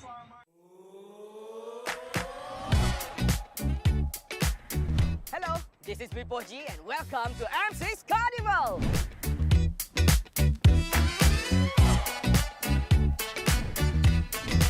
What do we offer you here for these 3 days? At first, we offer you a very welcoming DJs, welcoming beats. We can dance, we can enjoy the music, and we have a 3-day special activation over here, which is 1v1 with the KOL. And as well, we have the vendor booth over here, which is our sponsor.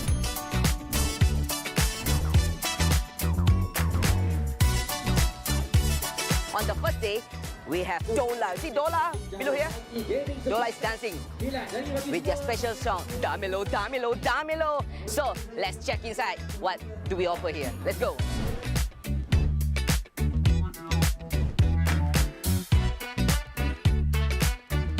Don't forget to come to MLBB Community Hero booth because over there you have chance to win a lucky draw gift. Plus, they have 2 special giveaway every single day, including ROG phone. Hi, how are you? I'm good. So, can you explain to me a bit? What do you offer? What do I have to play and win the game? Okay, so basically we have a lot of games here, and those who come can just come and play the games, and so you'll be getting a chance to play the lucky draw. 9, 10, 1000 diamond free pumping. Can you show me one more time? One more time. Oh, can go higher. See? Don't play that game if you don't have the anger inside your heart. You have to have so full of rage. You can punch it as hard as possible, and the score will be higher. Simple as that. Alright, and last game, just a football game. Easy. So easy. We got so many activities today. Today is got M6 Carnival today. Everybody just come around, join us together. Meet and greet with KLP48 on this Sunday, 50th of December, starting on 4 o'clock until 6 o'clock. This is where all the magic's gonna happen. The concert, the watch party, and as well, the food festival. It's a little bit of reminder, if you want to have a very nice view and angle of watch party and concert, you have to come early. And the best sitting area is in front.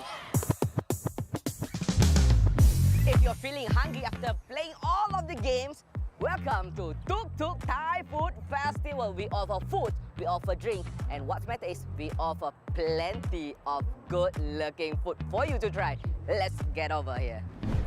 See, look, so special over here. So please come and head to Bukit Jalil Axiata.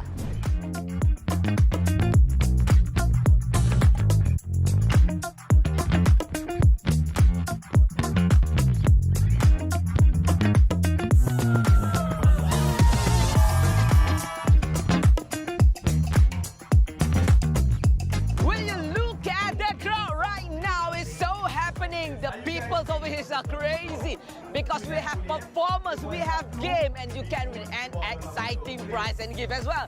But let's not forget, we have Ami Masti, Emilia Ko, KLP48, and let's not forget as well, Masto. So come over here to M6 Carnival, and here, everything is a dream for you guys. Let's go and enjoy. Bye-bye.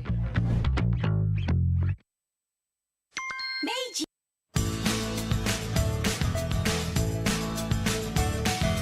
Hello panda, semua suka biskuitnya. Biskuitnya enak, isinya lezat, rasa coklat dan strawberry. Hello panda, semua suka biskuitnya. Biskuitnya enak, isinya lezat, rasa coklat dan strawberry. Hello panda, biskuit isi yang enak.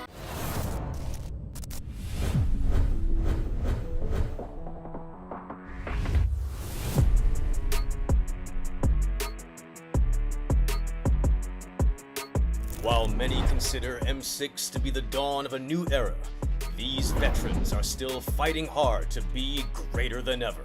With 5 appearances each, Sawo and Sunset Lover hold the record of having the most World Championship appearances. They have been the cornerstones that push the West on the world map, steadily putting up better results.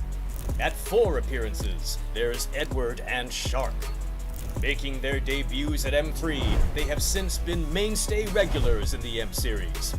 Shark is remembered with BTK's memorable M3 third-place run, the farthest a non-C team has gotten. Edward went on to win M3, becoming a world champion.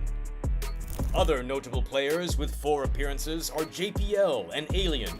Making his first appearance at M1, JPL is the OG Singaporean representative. With JPL, EVOS SG gave Singapore their best M-Series achievement at 4th place, while Alien is Ulfandar's stalwart EXP laner since his debut at M3.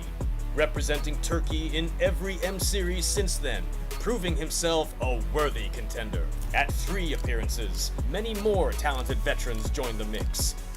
Yums, SRG's moment maker. Smooth, Vamus's reserve EXP laner.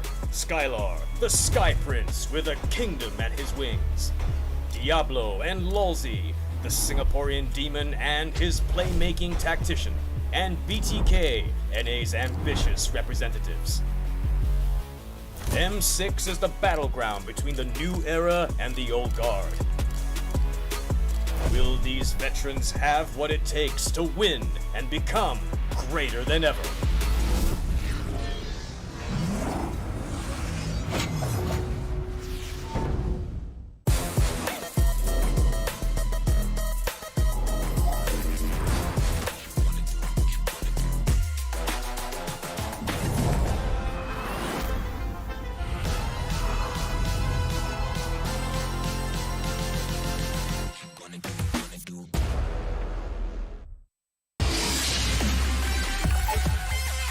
M6 Battle Night will start from December 28 to 29. Enjoy exclusive bonuses, including a limited time 25 Epic Skins trial and all heroes free trial. See you there! M6 Battle Night will start from December 28 to 29. Enjoy exclusive bonuses, including a limited time 25 Epic Skins trial and all heroes free trial. See you there. M6 Battle Night will start from December 28 to 29. Enjoy exclusive bonuses, including a limited time 25 Epic Skin trials and all heroes free trial. See you there! From M1 to M5. What are the memorable moments you remember? There's the outrageous, the iconic. Then there's also the provocative, where things get a little heated. There's also the sentimental, stories of friends turned rivals. Bonds that stand through competition and victory. Then there are the heartbreaking moments, when giving it your all isn't enough.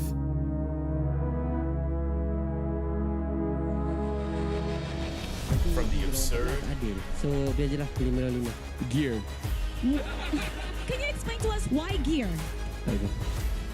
He said that Gear is such a good player and he's a real playmaker for his team. That's what he said. I think we are very, very excited. to the unscripted.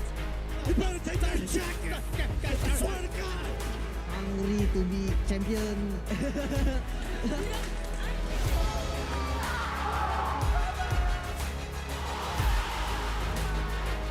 These are the defining snapshots that turns the M Series into something greater than ever. What is your favorite moment from M1 to M5?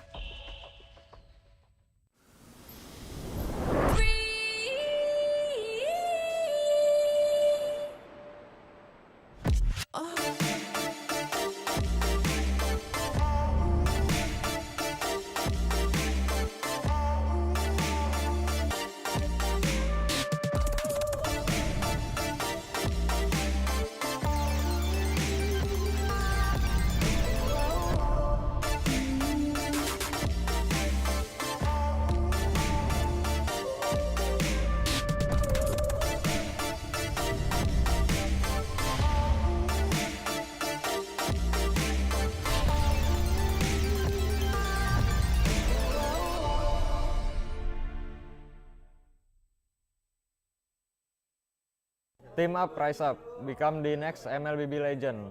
Sign up MLBB Rising Open from December 9 to December 19.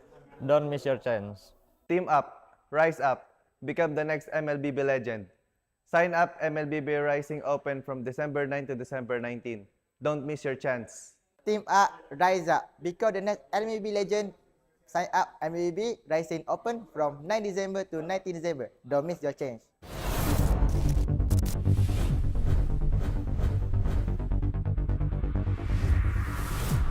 It's been 6 years of M Series history, and years of data have given us a few interesting findings. None of the M Series World Champions have won MSC in the same year. This means that in 7 years, no one has ever achieved the Golden Road. Thank you for showing us greatness in your M5 journey. Will history be rewritten this year? Your new champions of the mid-season! Our first ever back-to-back champions in MPL Malaysia! Did you know that only EVOS Legends had a smooth M Series run in M1? Every other world champion has dropped to the lower bracket.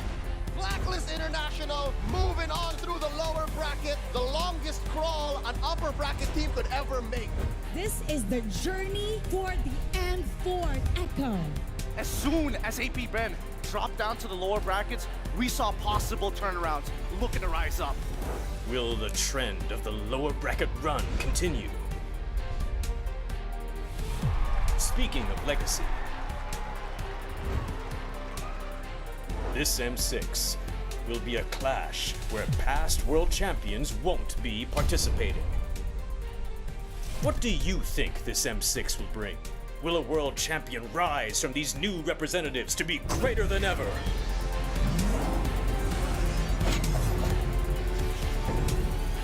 What do you find interesting about the M Series?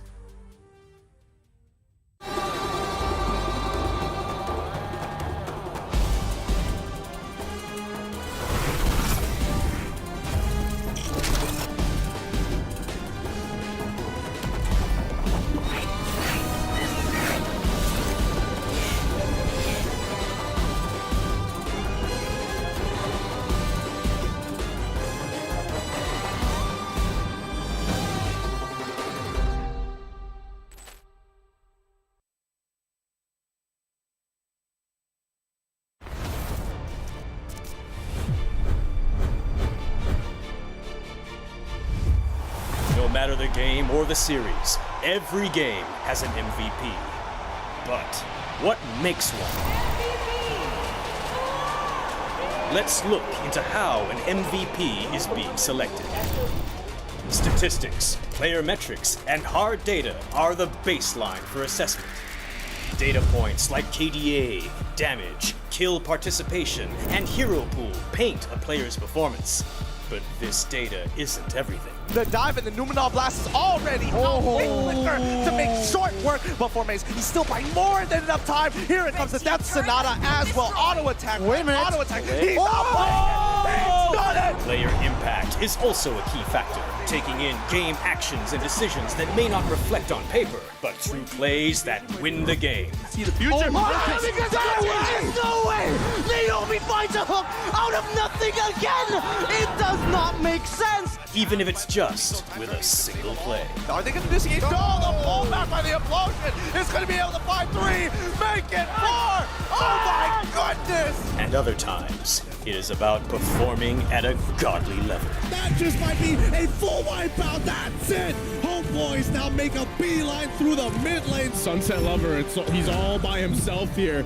Homeboys getting ready to push it in. They got it. They got it. They got it. Oh! Sunset flickered for it, and he dies the bottom time! He does it! It takes out TV! And other times, it's about being completely dominated.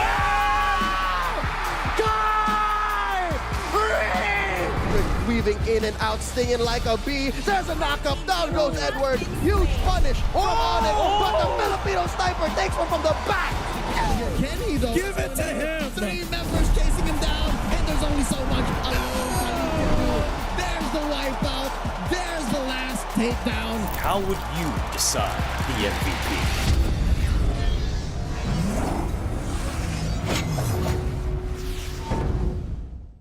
Hey guys, it's Eterna here, and right now I am at the M6 Carnival where it's free entry. So it's really crowded. A lot of people are still waiting on the watch party, but what we're looking at right now are the food stalls. So for those of you food lovers, good news because there's literally every type of food that you want.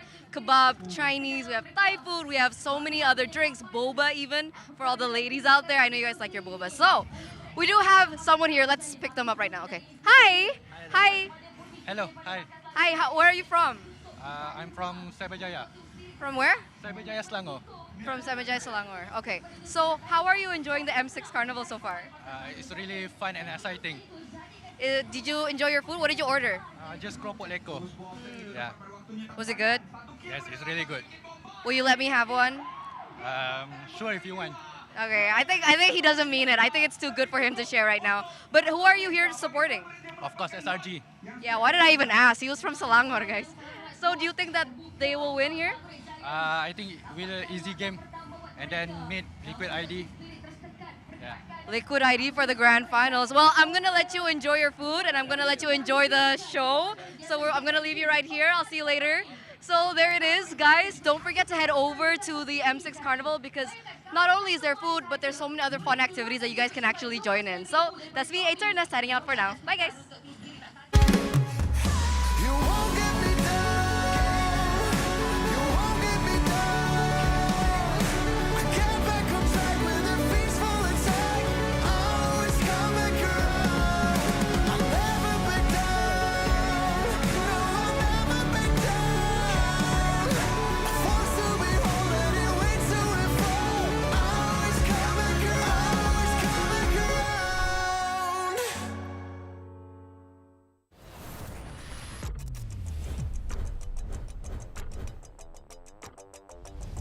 In MLBB, each of the 5 players plays a distinct role. Whatever it is you want to believe, But how do these roles work together on the world stage?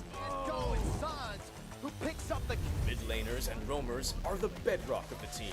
looking for the knockup, not able to find a sense who he wants for, takes him out. Whether it's picking beefy tanks, mages, or sustain, together they provide crowd control and damage in the early game, making space for the team to farm or secure objectives.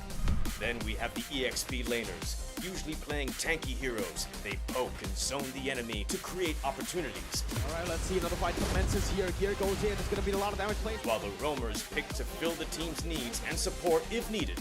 EXP laners must win their lane and protect their tower with aggressive confident play, ensuring map control for the team. Final slash finally, we come to the junglers, the early to mid-game finishers, and the gold laners, the mid to late game finishers. Fiery, the god in the jungle, takes a double kill. For junglers, whether it's frontline tank utility or assassin early game assassin burst, they form the core of the team. They act on the space created by their team to finish off objectives, utilizing power spikes with the early game advantage they get from farming the jungle. It should be a retreat from the Burmese gold, and they get sent down into the ground. Gold laners focus on farming for gold to become late game monsters. 1v3. They are savvy observers, staying out of trouble and positioning well to deal the most damage with their fragile heroes. Do you agree? How would you describe the roles that make MLBB greater than ever?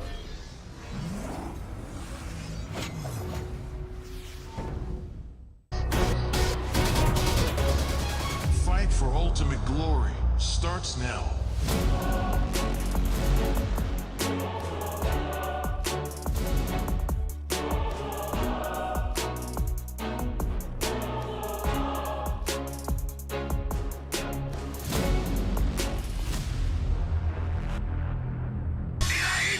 모바일 레전드 M6 스위스 워치.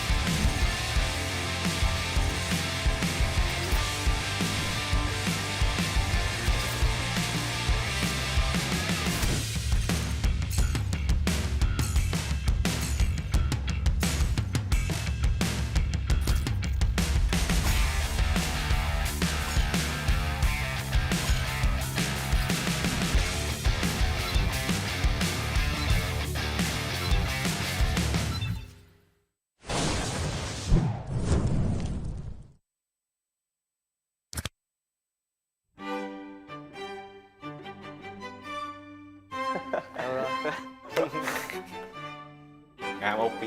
Nice to meet you, bro. Hello. How are you? Dream Team Alliance rules. No self-voting. You cannot vote for yourself, and all pairings must be agreed upon by everyone. One player per team. Only one player can be selected from each team.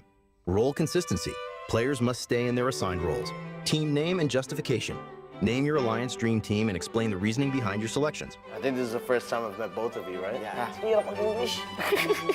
I know he already. I know Sky top jungler. How about you, T? Top jungle. You is God in Godland. For real? You trash talk me in scream? You because you jago sangat lah. Your gameplay is good game ini. Okay. Question. I think not have question, but you need to take back what you say before. About what? About Malaysia. Easy server? Yeah. No, still. Still easy server. Still. Who you want to take in jungle? Maybe take King Kong in jungle, so now take Super Mako. I want to choose Skeldra because Skeldra the individual mechanic is good. He's probably the best of the rest. I don't like nets. Why? Because he's so noob. For a goat name, we choose Keldra. I don't like all player because he's cannot champion in my country. Okay, I think we need to discuss. 3 player, right? Yeah. We need to choose one player to go out. Kick the player first. Okay, Babazin go first because you choose my teammate, right? Okay. I think he's the strongest here. So you. Strongest on table right now. I think I beg to disagree. I like Yums more. I think Yums is more good than Zorn. I want to kick Yums lah. Kick Yums? Yeah. I agree. You agree? Yep. How about you? I think I want to kick Zorn. So our vote is kick Yum first. So we need to put out Yums. Sorry dia makai. I don't want Zon because Zon is my teammate, right? Yeah. Because Zon for me only. I think it's also the same for me. I think I'll pick Zorn because he's not my teammate. How about you, Bazin? So I get to choose? You're the verdict. I'll put Zorn. So Zon. Our prince. Yeah.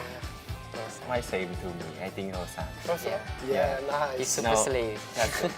He's performed all hero like unexpected. Yeah. Especially his Lilia. Valentina. Yeah, Lilia, Valentina. He does two backline so fast. I don't know why he can do this. Yeah. Okay. For me, Rosa too. He's here? Yes. What do you think? Oh, I like ini apa? My Venus. Yeah. Same gameplay, right? So aggressive. Where Rins, bro? Rins? Nah, no need. We have Sunset Lava. No need Rins. Okay, you also want Sunset, yeah? Let's go? Yeah. Yes. Proper. Sunset for mid lane. Suka-suka dia lah ya. Gua itu, Cok. I don't want Sanji, Haji, Lemon, Moon, Pasti. think I go for Pew. Because the brain is so good Yeah. Right? I Alright. agree. For me, I pick Suns because I think Suns is mechanically good. Like, even before when he was a jungler, I think he's very good. I just picked Sunset Lover because I didn't want to go for indoor PH. I didn't want to go for indoor PH again. For me though, on the table, I like Few most. Because he's been playing for so long and he's always been pretty consistent. Oh, I want to kick out Sunset Lover. Same. Alright. We're down to 2 for this one. I think I'll go with Few.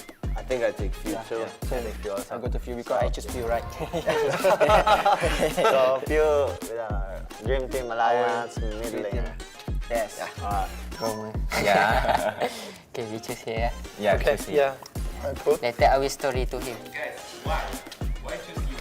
Oh, I think definitely he is my teammate and I really trust on him. And for me, he's the best. Yeah, for Roma. I think right now, best Roma.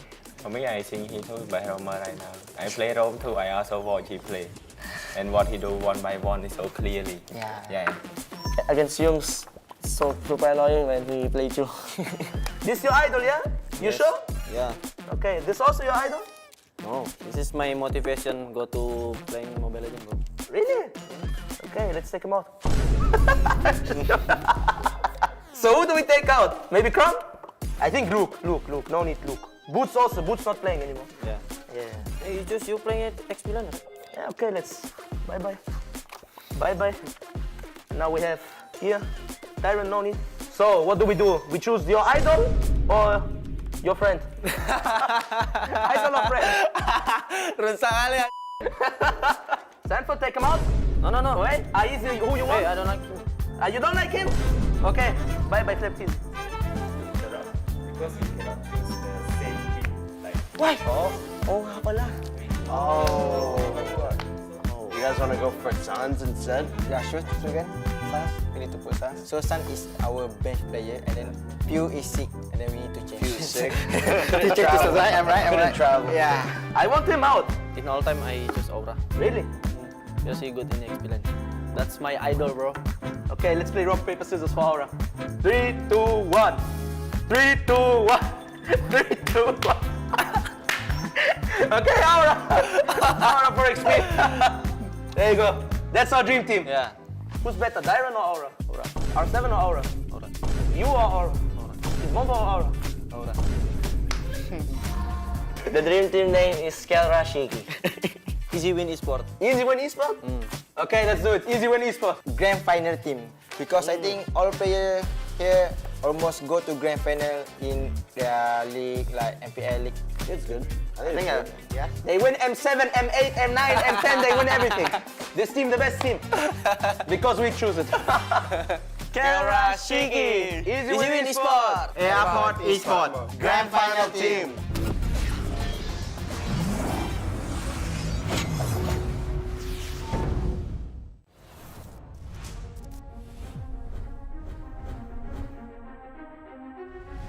A new era begins at M6. But who are the rising superstars leading the way? In Latam, Maycam Evolve emerges as the new gem of the region.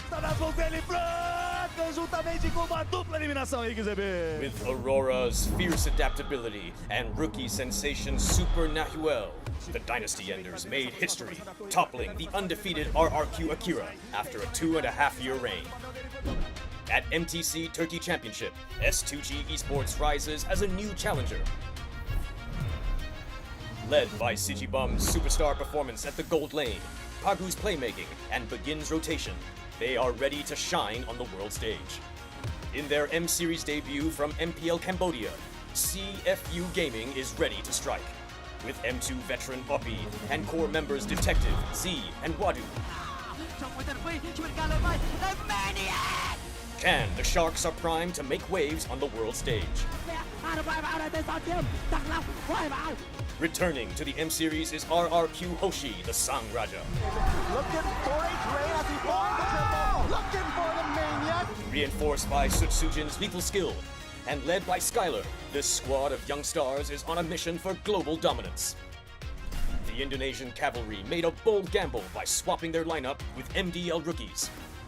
Uncovering gems like Fabian, the deadly jungler, a calculated roamer in Witty the Wise, and King Eronshiki, the next level gold laner. Team Liquid ID rises as a new M-Series challenger. It's a double, the Roy goes down 1 by 1. It's a maniac. MPL PH Season 14 saw the debut of Aurora Gaming with rising gold laner Domeng and MSC 2022 champion Demon Kite. The Kite-Kite combo complements Aurora's methodical playstyle, leaving fans to wonder how will they fare in M6. Spearheaded by superstars in Kelra and King Kong, Fnatic Onyx, PH made MPL PH history with a 13-match winning streak. Known for his insane mechanical skill, Season 14 has seen King Kong perform at peak confidence with aggressive and assertive plays throughout the season. It's a battle in the mid lane. Domain for Kelra. While Kelra has proven to the world why he's the gold standard. Making his M-Series debut and ready to shake the international stage once more is Selangor Red Giant Skies.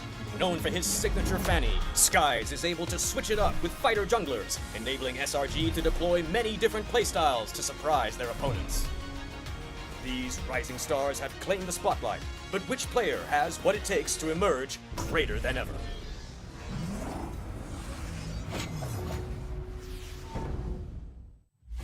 Hey everybody, I'm here with Skylar, Diablo, and Vilexi, and today we're filming My Greater Than Ever Hero Creation. What you guys think about it? Good. Good? Good? Suck at drawing. Okay, good. Have you guys ever drawn before? A little bit. No. First time. First time in my whole life. Game start. Game rules 1.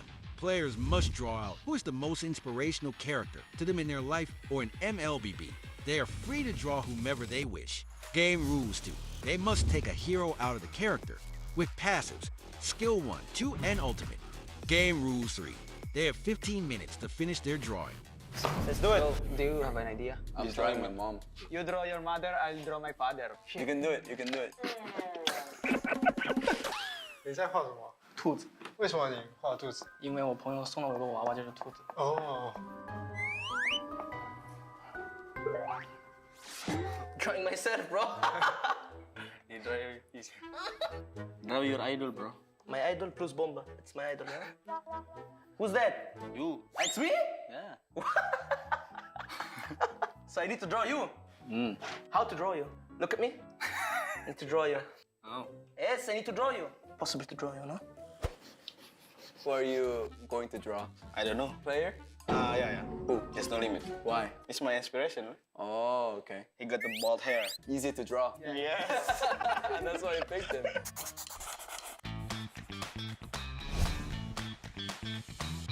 Who are you drawing?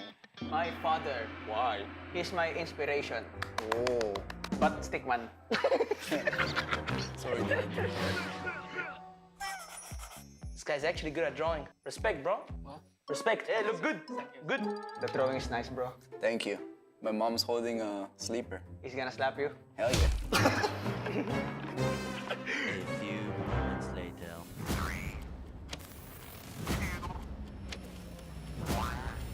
Time up. Let's go. First. Yeah. Do it. Okay, would you show what you drew to the person you inspired it from? I would show it to you. And Dexter and Monkey Punch, then Monkey Shirt, and then Monkey Combo. You have punchy gloves and you punch together. And passive, it's Kid Bomba. It's good, no? Good. What about you? I drawing to my idol, but not same. And then I skill 1 sprint because Aura like sprint, yeah. And then his skill 2 jump. And skill 3 punch. He can punch any hero because he expelled. I just draw the Just No Limit because he's my idol. Skill 1, full power. Second one is swimming ball, and the skill is assist kakwa. 这个是我一个比较好的朋友送给我来祈求我比赛胜利的。他的1技能是可以抵挡一下那个飞行物，然后他的2技能是就吃东西，然后恢复一下生命值。3技能是改变他的攻击方式，他是用近战的。I drew my mom and my dad. They taught me a lot in life. Built who I am now. Wow. Passive, death stare. Back then when I was a kid, when I do something wrong, they will do death stare and I already know it. Skill 1, reminder. Skill 2, poke. My dad usually pokes me with his finger when I do something wrong, and it's always a lesson for me. Skill 3, no phones or no gadgets. I drew my mom because she's a good person and she taught me a lot of stuff. She's a roamer, tank, and the first skill is sleeper slap. Second skill is wake up call. Third skill is no dinner. Yeah, passive third eye. What would you want to say to the person of your drawing? For my mom and my dad, I want to thank you for always making me feel loved. I appreciate everything. Thank you. I love you. For Just No Limit, thank you for inspiring me. Mom, thank you for having me. I'll see you back home soon.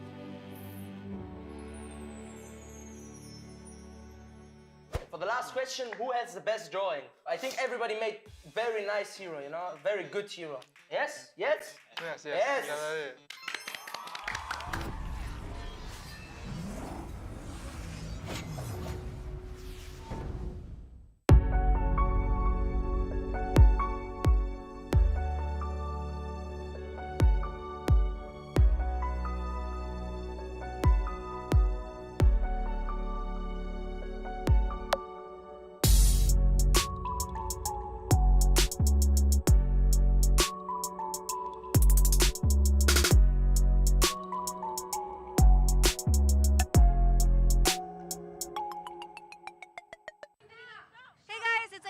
Once again, and right now it's super sunny at the M6 Carnival, and right now, as you can see here at the back, we are in between games right now, so they have usually watch parties over here, but right now there are certain activities and shows that happen on the stage.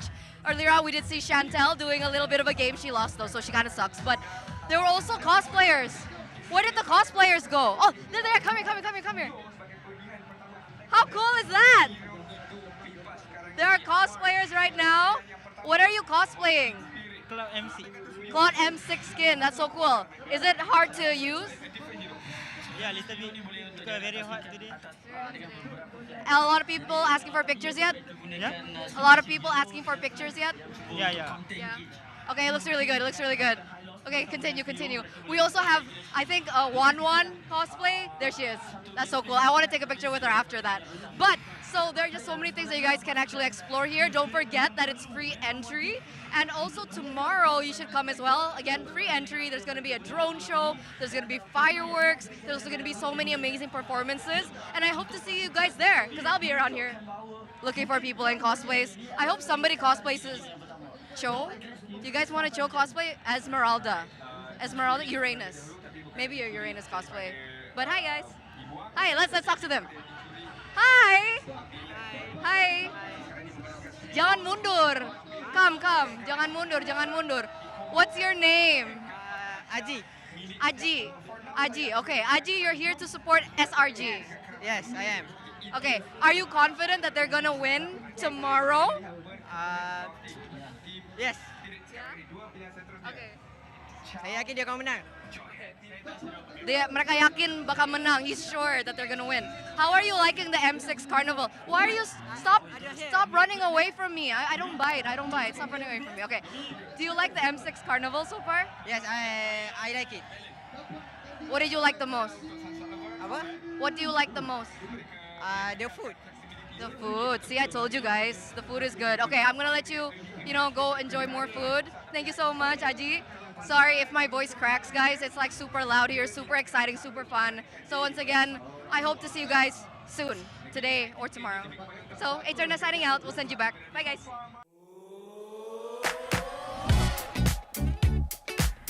Hello, this is Bipoji and welcome to M6 Carnival.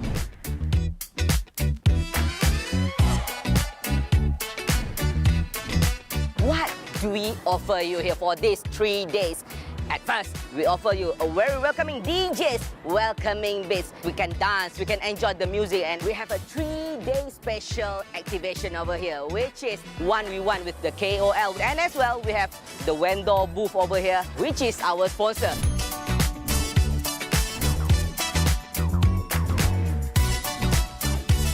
On the first day, we have Dola. See Dola below here?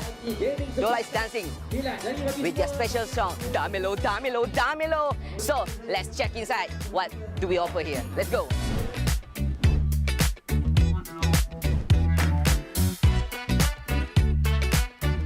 Don't forget to come to MLBB Community Hero booth because over there you have chance to win a lucky draw gift. Plus, they have 2 special giveaway every single day, including ROG phone. Hi, how are you? I'm good. So, can you explain to me a bit? What do you offer? What do I have to play and win the game? Okay, so basically we have a lot of games here, and those who come can just come and play the games, and so you'll be getting a chance to play the lucky draw. 9, 10, 1000 diamond free pumping. Can you show me one more time? One more time. Oh, can go higher. See? Don't play that game if you don't have the anger inside your heart. You have to have the full of rage. You can punch it as hard as possible, and the score will be higher. Simple as that. Alright, and last game, just a football game. Easy. So easy. We got so many activities today. Today is got M6 Carnival today. Everybody just come around, join us together. Meet and greet with KLP48 on this Sunday, 50th of December, starting on 4 o'clock until 6 o'clock. This is where all the magic's gonna happen. The concert, the watch party, and as well, the food festival. It's a little bit of reminder, if you want to have a very nice view and angle of watch party and a concert, you have to come early. And the best sitting area is in front. If you're feeling hungry after playing all of the games, welcome to Tuk Tuk Thai Food Festival. We offer food, we offer drink, and what's matter is we offer plenty of good-looking food for you to try. Let's get over here. See, look, so special over here. So please come and head to Bukit Jalil Axiata.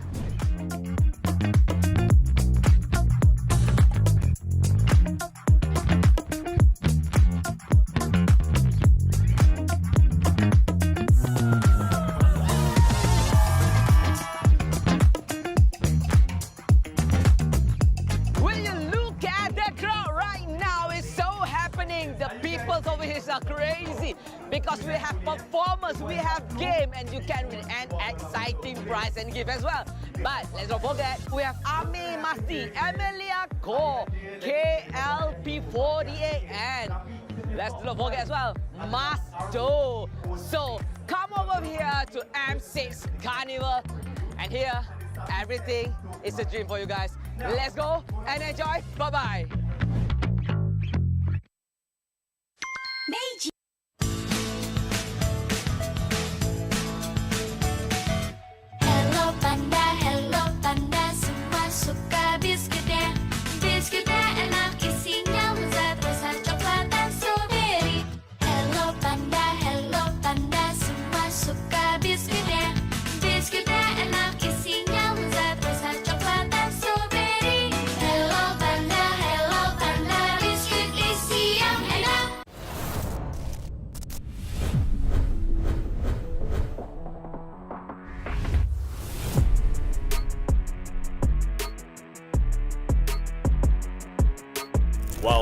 consider M6 to be the dawn of a new era, these veterans are still fighting hard to be greater than ever. With 5 appearances each, Sawo and Sunset Lover hold the record of having the most World Championship appearances. They have been the cornerstones that push the West on the world map, steadily putting up better results. At 4 appearances, there's Edward and Shark. Making their debuts at M3, they have since been mainstay regulars in the M Series. Shark is remembered with BTK's memorable M3 third-place run, the farthest a non-C team has gotten. Edward went on to win M3, becoming a world champion. Other notable players with 4 appearances are JPL and Alien. Making his first appearance at M1, JPL is the OG Singaporean representative. With JPL, EVOS SG gave Singapore their best M-Series achievement at 4th place, while Alien is Ulfandar's stalwart EXP laner since his debut at M3. Representing Turkey in every M-Series since then, proving himself a worthy contender. At 3 appearances, many more talented veterans joined the mix. Yums, SRG's moment maker. Smooth, Famus's reserve EXP laner. Skylar, the Sky Prince with a kingdom at his wings. Diablo and Lolzy, the Singaporean demon and his playmaking tactician. And BTK, NA's ambitious representatives. M6 is the battleground between the new era and the old guard. Will these veterans have what it takes to win and become greater than ever?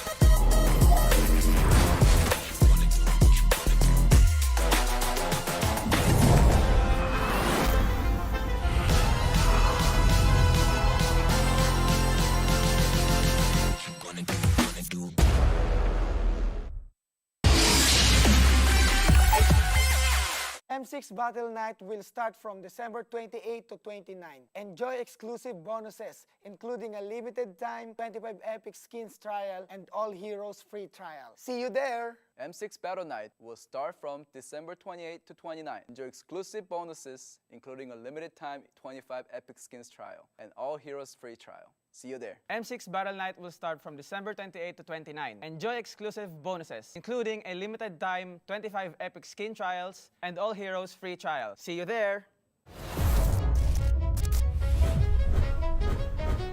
From M1 to M5. What are the memorable moments you remember? There's the outrageous, the iconic. Then there's also the provocative, where things get a little heated. There's also the sentimental, stories of friends turned rivals. Bonds that stand through competition and victory. Then there are the heartbreaking moments, when giving it your all isn't enough.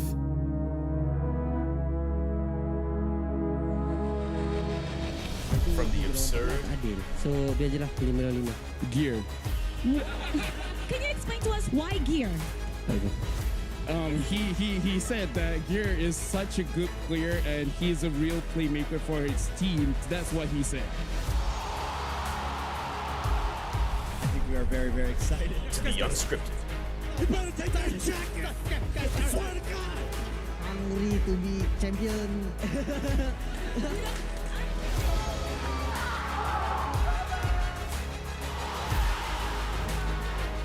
These are the defining snapshots that turns the M-Series into something greater than ever. What is your favorite moment from M1 to M5?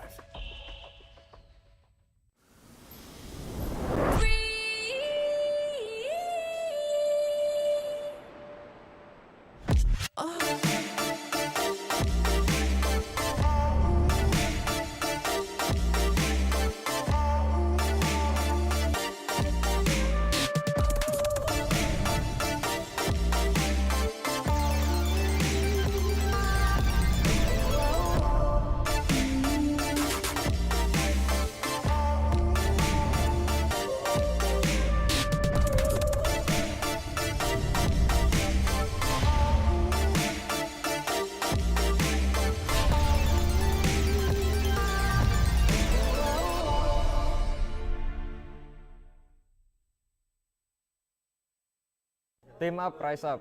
Become the next MLBB legend. Sign up MLBB Rising Open from December 9 to December 19. Don't miss your chance. Team up, rise up. Become the next MLBB legend. Sign up MLBB Rising Open from December 9 to December 19. Don't miss your chance. Team up, rise up. Become the next MLBB legend. Sign up MLBB Rising Open from 9 December to 19 December. Don't miss your chance.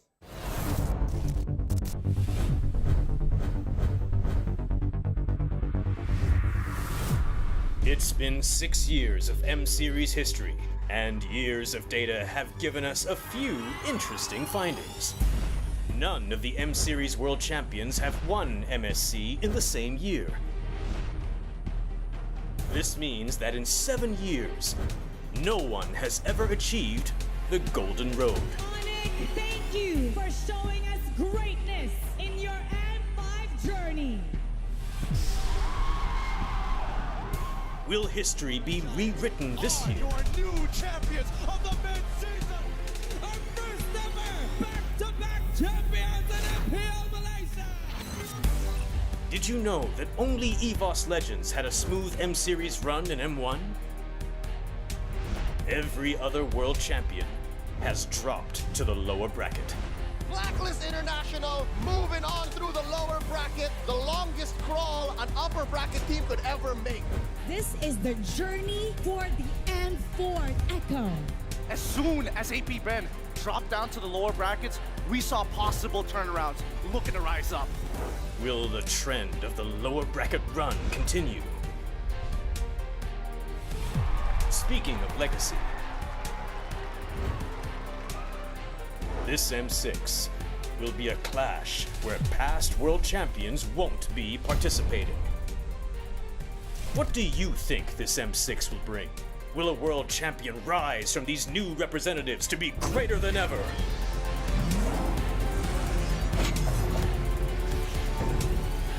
What do you find interesting about the M Series?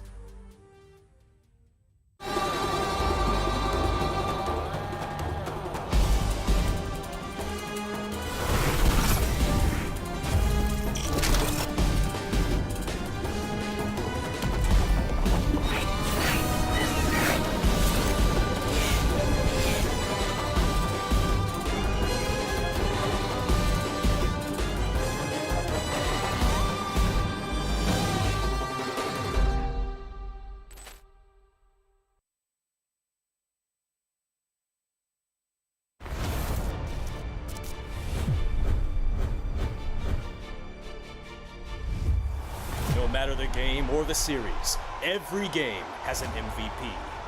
But what makes one? Let's look into how an MVP is being selected.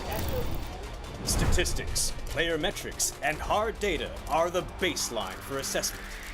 Data points like KDA, damage, kill participation, and hero pool paint a player's performance. But this data isn't everything. The dive and the Numenor Blast is already out. Big flicker to make short work, but for Maze, he's still buying more than enough time. Here it comes the Death Sonata as well. Auto attack. Wait a minute. Auto attack. He's not playing it. He's done it. Player impact is also a key factor, taking in game actions and decisions that may not reflect on paper, but through plays that win the game. See the future. No way! Naomi finds a hook out of nothing again! It does not make sense! Even if it's just with a single play. Are they going to initiate? No, the pullback by the Implosion is going to be able to find 3, make it 4! Oh my goodness! And other times, it is about performing at a godly level. That just might be a full wipeout. That's it. Homeboys now make a beeline through the mid lane. Sunset Lover, he's all by himself here. Homeboys getting ready to push it in. They got it. They got it. They got it. Oh, Sunset flickered for it, and he dies to buy time. He does it. It takes OTV. And other times, it's about being completely dominated.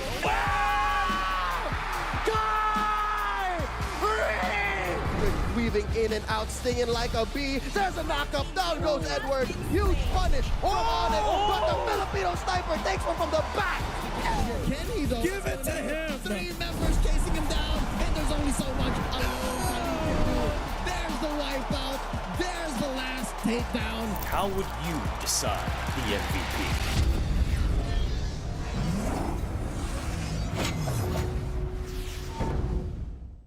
Hey guys, it's Eterna here, and right now I am at the M6 Carnival where it's free entry. So it's really crowded. A lot of people are still waiting on the watch party, but what we're looking at right now are the food stalls. So for those of you food lovers, good news because there's literally every type of food that you want. Kebab, Chinese, we have Thai food, we have so many other drinks, boba even, for all the ladies out there. I know you guys like your boba. So we do have someone here. Let's pick them up right now. Okay. Hi. Hi. Hello, hi. Hi, where are you from? I'm from Cyberjaya. From where? Cyberjaya Selangor. From Samajay Selangor. Okay. So how are you enjoying the M6 Carnival so far? It's really fun and exciting. Did you enjoy your food? What did you order? Just keropok leko. Yeah. Was it good? Yes, it's really good. Will you let me have one?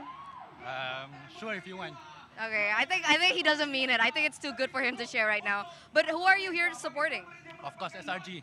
Yeah. Why did I even ask? He was from Selangor, guys. So do you think that they will win here? I think we'll easy game, and then meet Liquid ID. Yeah. Liquid ID for the grand finals. Well, I'm gonna let you enjoy your food, and I'm gonna let you enjoy the show. So I'm gonna leave you right here. I'll see you later. So there it is, guys. Don't forget to head over to the M6 Carnival because not only is there food, but there's so many other fun activities that you guys can actually join in. So that's me, Eterna, signing out for now. Bye, guys. You won't get me down. You won't get me down. I can't back on track with the feet full inside. Always come back around. I'll never back down. No, I'll never back down.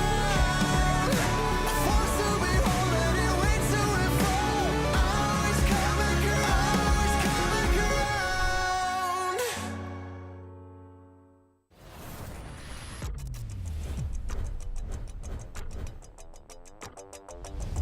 In MLBB, each of the 5 players plays a distinct role. Whatever it is you want to believe, let's again! But how do these roles work together on the world stage?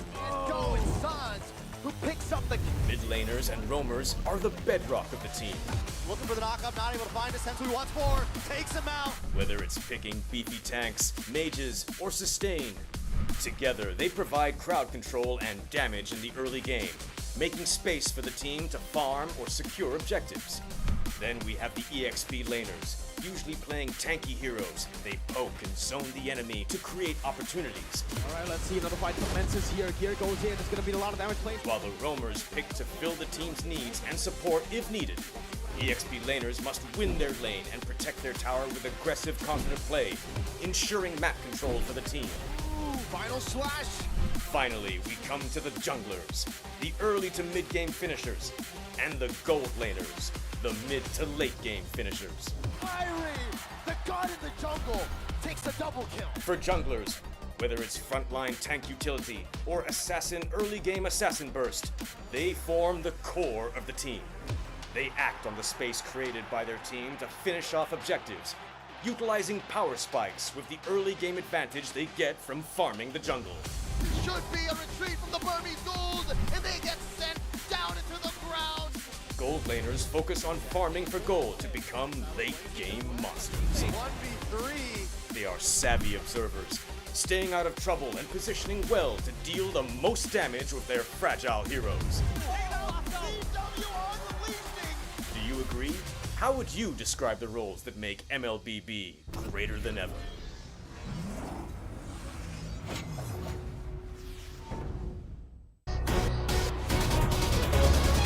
Fight for ultimate glory starts now.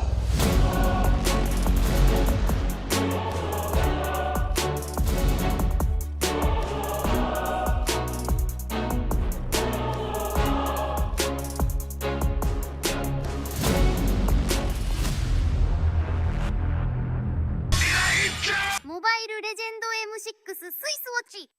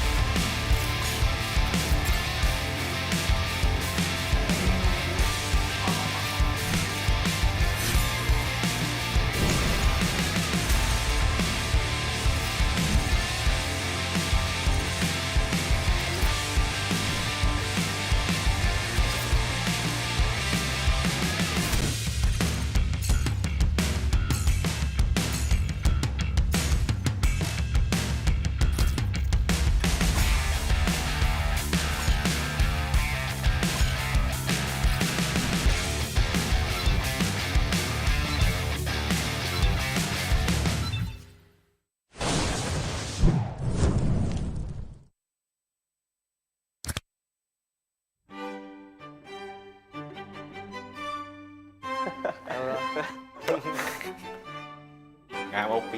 Nice to meet you, bro. Hello. How are you? Dream Team Alliance rules. No self-voting. You cannot vote for yourself, and all pairings must be agreed upon by everyone. 1 player per team. Only 1 player can be selected from each team. Role consistency. Players must stay in their assigned roles. Team name and justification. Name your Alliance Dream Team and explain the reasoning behind your selections. I think this is the first time I've met both of you, right? Yeah. English. I know he already, Sky top jungle. How about you, T? Top jungle. You is God in Godland. For real. You trash talk mainstream. You because you jago sangat lah. Your gameplay is good game ini. Okay. Question. I think not have question, but you need to take back what you say before. About what? About Malaysia. Easy server? Yeah. No, still. Still easy server. Still. Who you want to take in jungle? Maybe take King Kong in jungle, so now take Super Mako. I want to choose Skeldra because Skeldra the individual mechanic is good. He's probably the best of the rest. I don't like Nets. Why? Because he's so noob. For a gold name, we choose Skeldra. I don't like all player because he's cannot champion in my country. Okay, I think we need to discuss. 3 player, right? Yeah. We need to choose 1 player to go out. Kick the player first. Okay, Babazin go first because you choose my teammate, right? Okay. Yeah. I think he's the strongest here. So Strongest on table right now. I think I beg to disagree. I like Yums more. I think Yums is more good than Zorn. I want to kick Yums lah. Kick Yums? Yeah. I agree. You agree? Yep. How about you? I think I want to kick Zorn.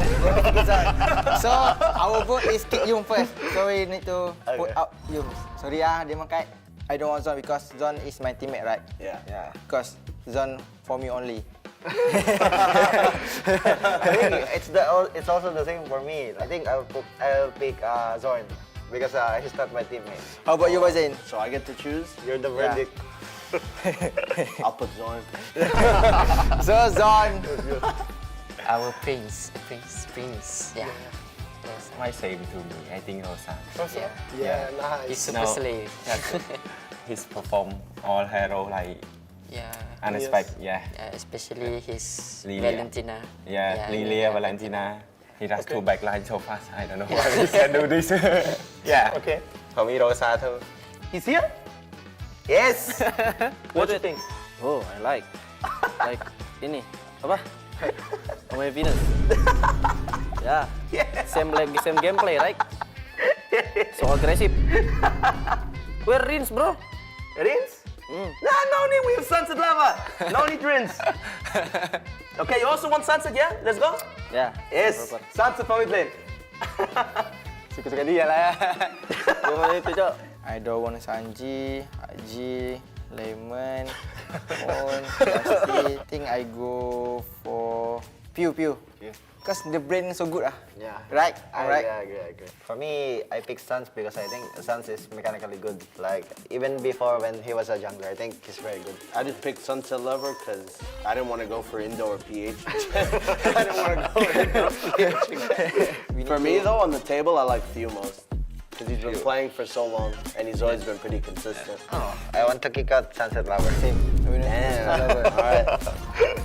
We're down to 2. For this one, I think I'll go with Few.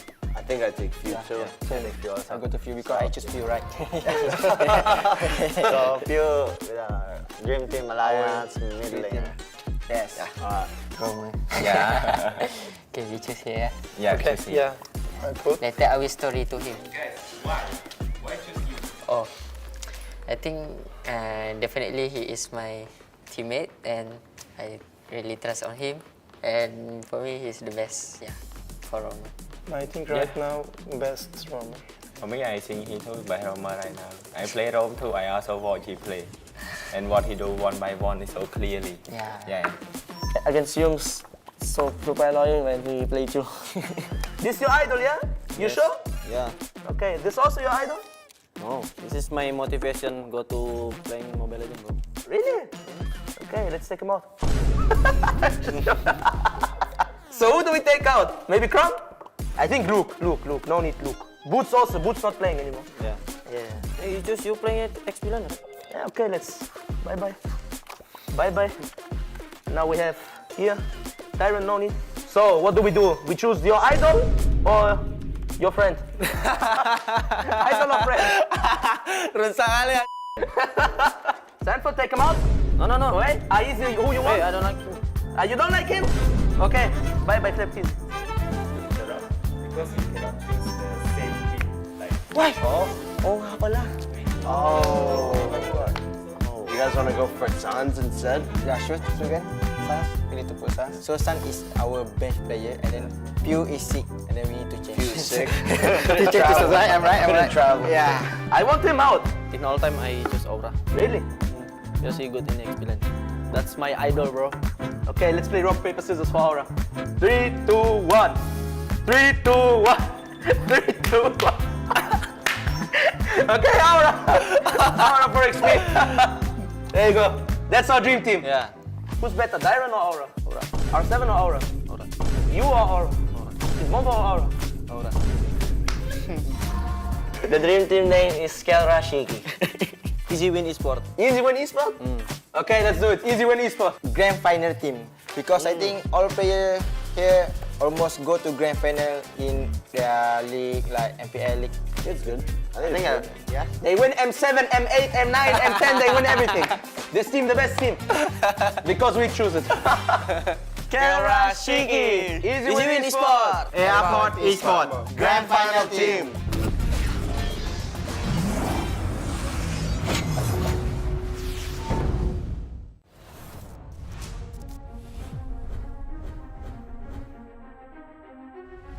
A new era begins at M6. But who are the rising superstars leading the way? In Latam, Maycam Evolve emerges as the new gem of the region. With Aurora's fierce adaptability and rookie sensation Super Nahuel, the Dynasty Enders made history, toppling the undefeated RRQ Akira after a 2.5-year reign. At MTC Turkey Championship, S2G Esports rises as a new challenger. Led by Sigibum's superstar performance at the gold lane, Pagu's playmaking, and Begin's rotation, they are ready to shine on the world stage. In their M-Series debut from MPL Cambodia, CFU Gaming is ready to strike. With M2 veteran Poppy and core members Detective, Z, and Wadu. Can the Sharks are primed to make waves on the world stage? Returning to the M-Series is RRQ Hoshi, the Sang Raja. Looking for a train as he finds the triple. Looking for the maniac. Reinforced by Sutsujin's lethal skill, and led by Skylar, this squad of young stars is on a mission for global dominance. The Indonesian cavalry made a bold gamble by swapping their lineup with MDL rookies. Uncovering gems like Fabian, the deadly jungler, a calculated roamer in Witty the Wise, and King Aaron Shiki, the next level gold laner. Team Liquid ID rises as a new M-Series challenger. The double Roy goes down one by one. It's a maniac. MPL PH Season 14 saw the debut of Aurora Gaming with rising gold laner Domeng and MSC 2022 champion Demon Kite. The Kite-Kite combo complements Aurora's methodical playstyle, leaving fans to wonder how will they fare in M6.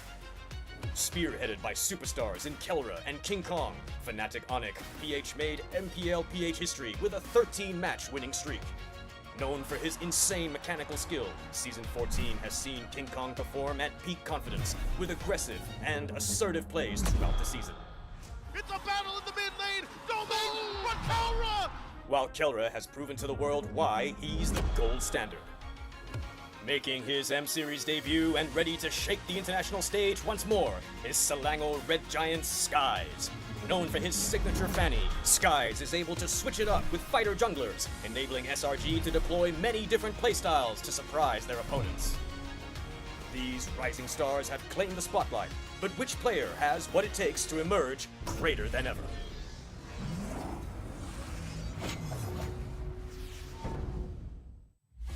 Hey everybody, I'm here with Skylar, Diablo, and Bilexi, and today we're filming my greater than ever hero creation. What you guys think about it? Good. Good? Suck at drawing. Okay, good. Have you guys ever drawn before? A little bit. First time. First time in my whole life. Game start. Game rules 1. Players must draw out who is the most inspirational character to them in their life or in MLBB. They are free to draw whomever they wish. Game rules 2. They must take a hero out of the character with passives, skill 1, 2, and ultimate. Game rules 3. They have 15 minutes to finish their drawing. Let's do it. So, do you have an idea? I'm drawing my mom. You draw your mother, I'll draw my father. You can do it. You can do it. 你在画什么？兔子。为什么你画兔子？因为我朋友送了我一个娃娃，就是兔子。哦。Drawing myself, bro. You draw easy. Draw your idol, bro. My idol plus Bomba. It's my idol, yeah? Who's that? You. It's me? Yeah. So I need to draw you? How to draw you? Look at me. I need to draw you. Oh. Yes, I need to draw you. Possible to draw you, no? Who are you going to draw? I don't know. Player?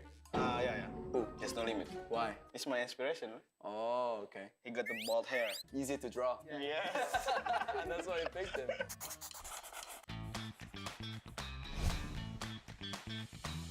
Who are you drawing? My father. Why? He's my inspiration. Oh. But stick man. Sorry. This guy's actually good at drawing. Respect, bro. What? Respect. Hey, look good. Good. The drawing is nice, bro. Thank you. My mom's holding a sleeper. He's gonna slap you. Hell yeah. A few moments later.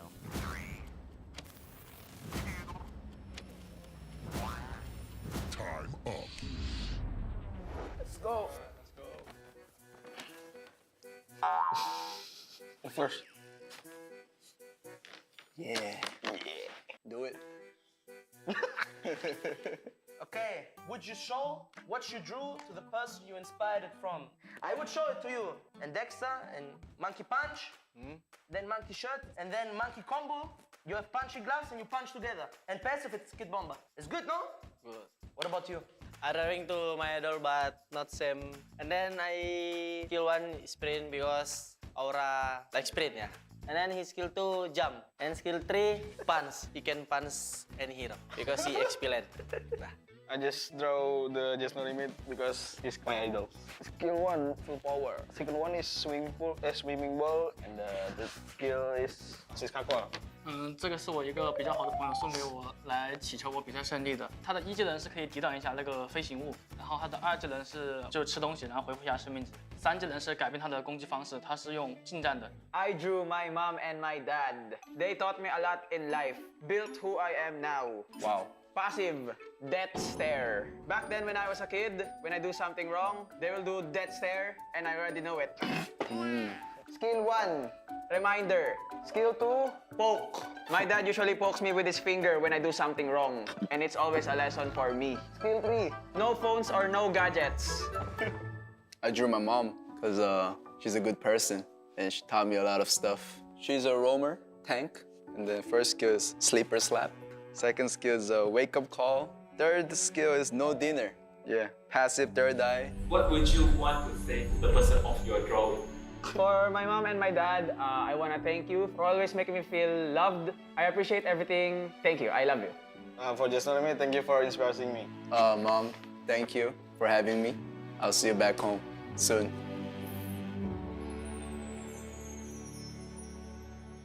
For the last question, who has the best drawing? I think everybody made very nice hero, you know, very good hero. Yes? Yes? Yes. Yes.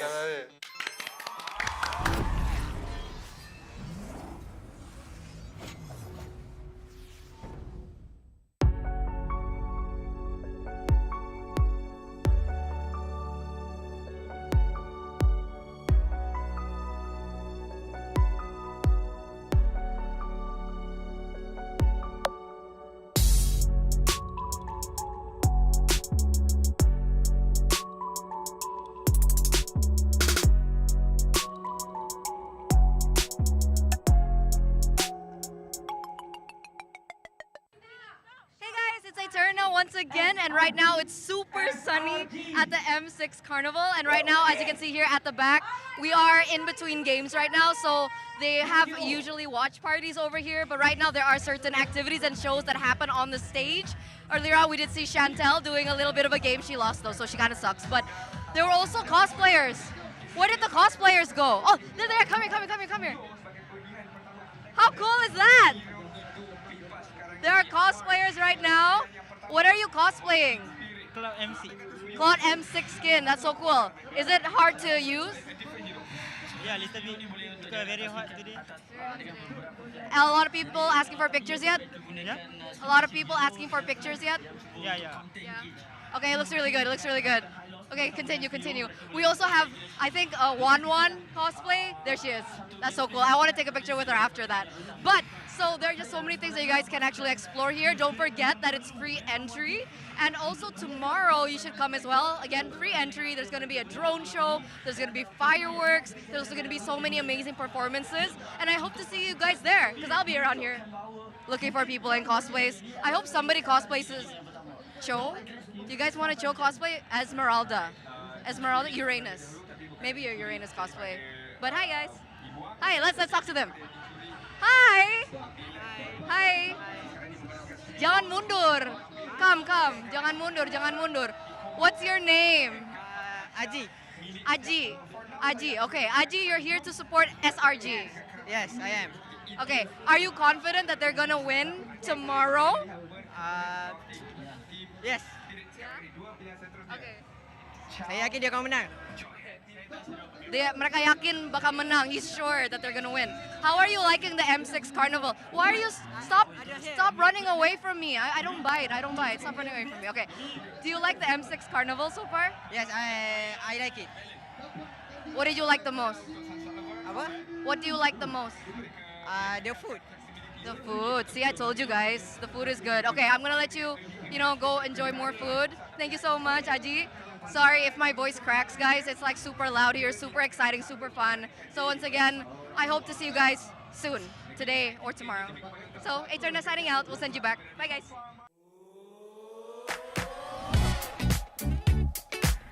Hello, this is Bipoji and welcome to M6 Carnival.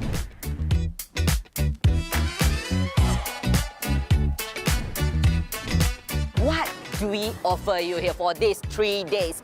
At first, we offer you a very welcoming DJs, welcoming beats. We can dance, we can enjoy the music, and we have a 3-day special activation over here, which is 1v1 with the KOL. And as well, we have the vendor booth over here, which is our sponsor.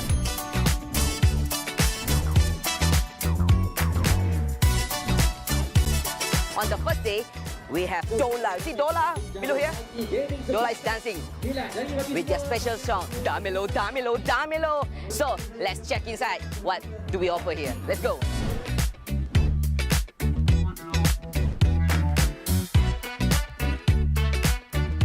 Don't forget to come to MLBB Community Hero booth because over there you have chance to win a lucky draw gift. Plus, they have 2 special giveaway every single day, including ROG phone. Hi, how are you? I'm good. So, can you explain to me a bit? What do you offer? What do I have to play and win the game? Okay, so basically we have a lot of games here, and those who come can just come and play the games, and so you'll be getting a chance to play the lucky draw. 9, 10, 1000 diamond free pumping. Can you show me one more time? One more time. Oh, can go higher. See? Don't play that game if you don't have the anger inside your heart. You have to have so full of rage, and you can punch it as hard as possible, and the score will be higher. Simple as that. Alright, and last game, just a football game. Easy. So easy. We got so many activities today. Today is got M6 Carnival today. Everybody just come around, join us together. Meet and greet with KLP48 on this Sunday, 50th of December, starting on 4 o'clock until 6 o'clock. This is where all the magic's gonna happen. The concert, the watch party, and as well, the food festival. It's a little bit of reminder, if you want to have a very nice view and angle of watch party and concert, you have to come early. And the best sitting area is in front. If you're feeling hungry after playing all of the games, welcome to Tuk Tuk Thai Food Festival. We offer food, we offer drink, and what's matter is we offer plenty of good-looking food for you to try. Let's get over here. See, look, so special over here. So please come and head to Bukit Jalil Axiata.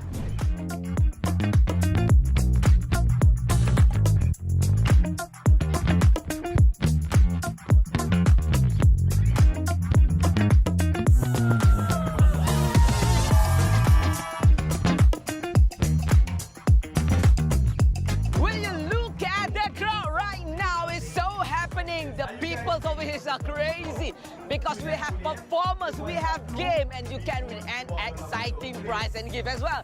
But let's not forget, we have Ami Masti, Emilia Ko, KLP48, and let's not forget as well, Masto. So come over here to M6 Carnival, and here everything is a dream for you guys. Let's go and enjoy. Bye-bye.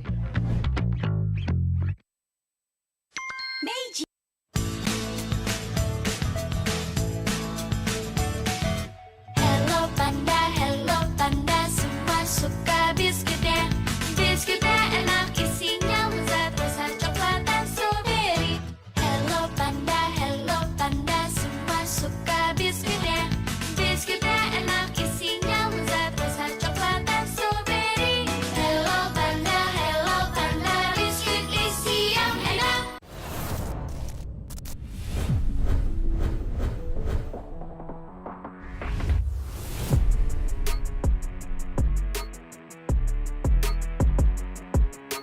While many consider M6 to be the dawn of a new era, these veterans are still fighting hard to be greater than ever. With 5 appearances each, Sawo and Sunset Lover hold the record of having the most World Championship appearances. They have been the cornerstones that push the West on the world map, steadily putting up better results. At 4 appearances, there's Edward and Shark. Making their debuts at M3, they have since been mainstay regulars in the M Series. Shark is remembered with BTK's memorable M3 third-place run, the farthest a non-C team has gotten. Edward went on to win M3, becoming a world champion. Other notable players with 4 appearances are JPL and Alien. Making his first appearance at M1, JPL is the OG Singaporean representative. With JPL, EVOS SG gave Singapore their best M-Series achievement at 4th place, while Alien is Ulfandar's stalwart EXP laner since his debut at M3. Representing Turkey in every M-Series since then, proving himself a worthy contender. At 3 appearances, many more talented veterans joined the mix. Yums, SRG's moment maker. Smooth, Famus's reserve EXP laner. Skylar, the Sky Prince with a kingdom at his wings. Diablo and Lolzy, the Singaporean demon and his playmaking tactician. And BTK, NA's ambitious representatives. M6 is the battleground between the new era and the old guard. Will these veterans have what it takes to win and become greater than ever?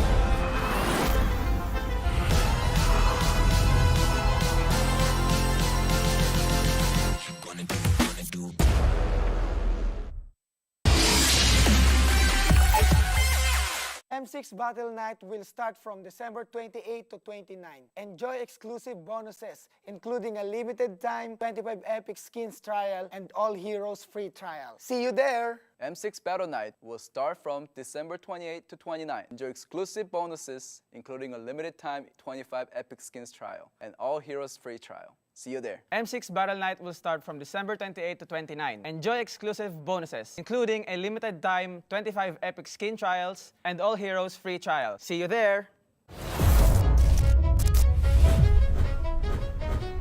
From M1 to M5. What are the memorable moments you remember? There's the outrageous, the iconic. Then there's also the provocative, where things get a little heated. There's also the sentimental, stories of friends turned rivals. Bonds that stand through competition and victory. Then there are the heartbreaking moments, when giving it your all isn't enough.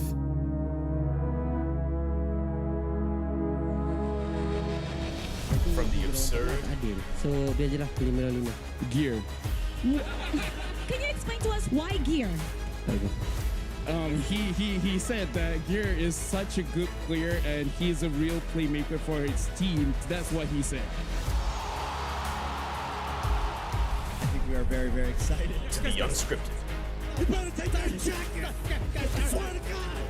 Hungry to be champion.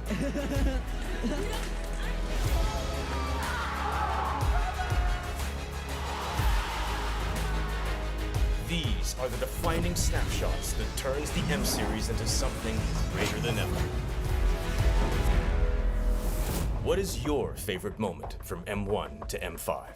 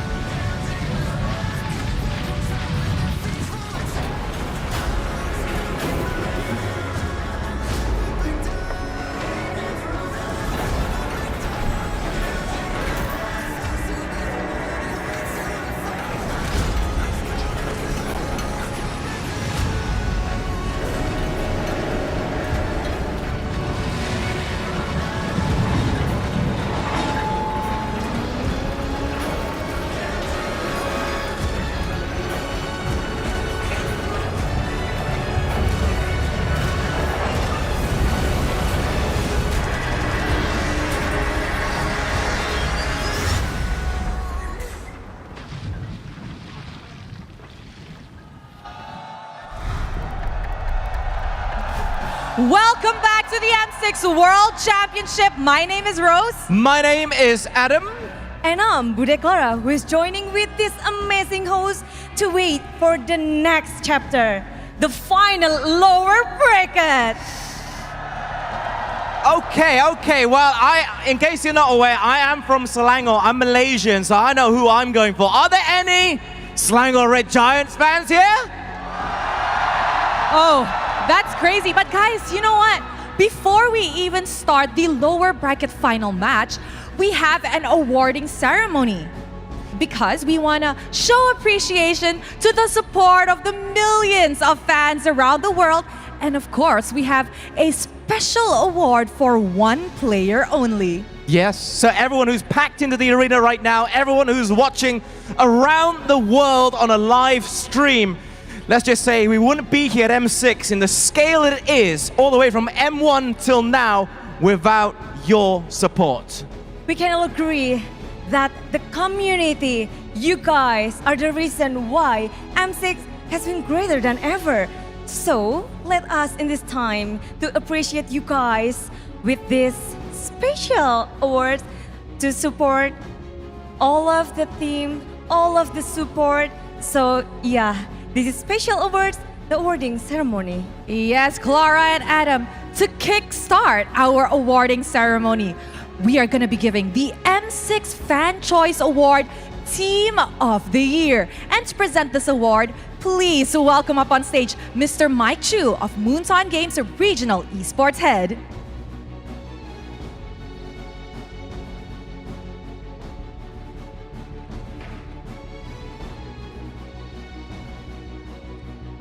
All right, ladies and gentlemen, the M6 Fan Choice Award, Team of the Year, goes to...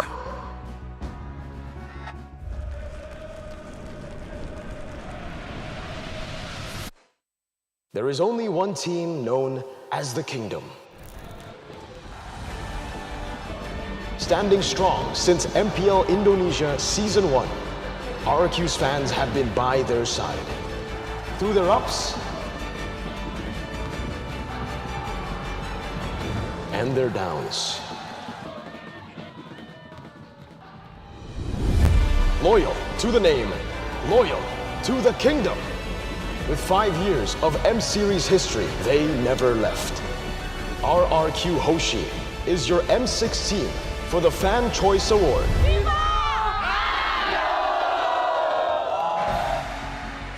Indonesia's RRQ Hoshi! Let's scream FIFA RRQ! And with more than 100 million Steam supports, Indonesia RRQ Hoshi is the M6 Fan Choice Award Team of the Year! To receive the award, please welcome on stage Soso, manager of RRQ Hoshi. Round of applause, please. A round of applause, Axiata Arena. Wow, Clara, are you happy? Yes, I'm so happy because support from the fans all around the world for RRQ is always there. They're always supporting whatever comes. But here, RRQ. Do you want to say a few words first before heading off? Let me give you my mic. Here, hold on. Hello, my name is Soso, team manager from RRQ Hoshi.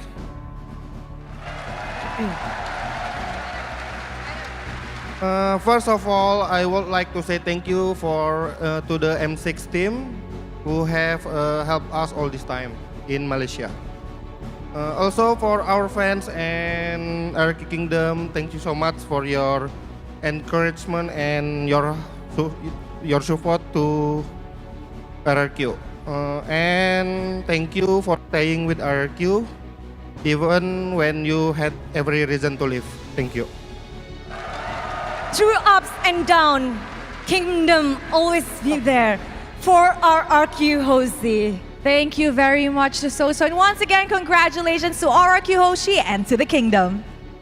Now, the M6 Most Breakthrough Player is a new award that we're going to demonstrate here today to highlight the player as the embodiment of becoming greater than ever.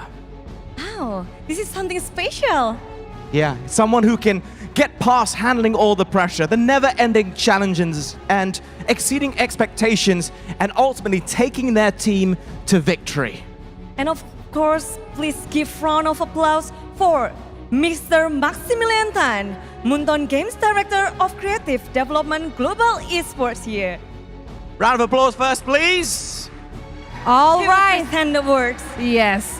And ladies and gentlemen, here are the nominees for the M6 World Championship Breakthrough Player Award.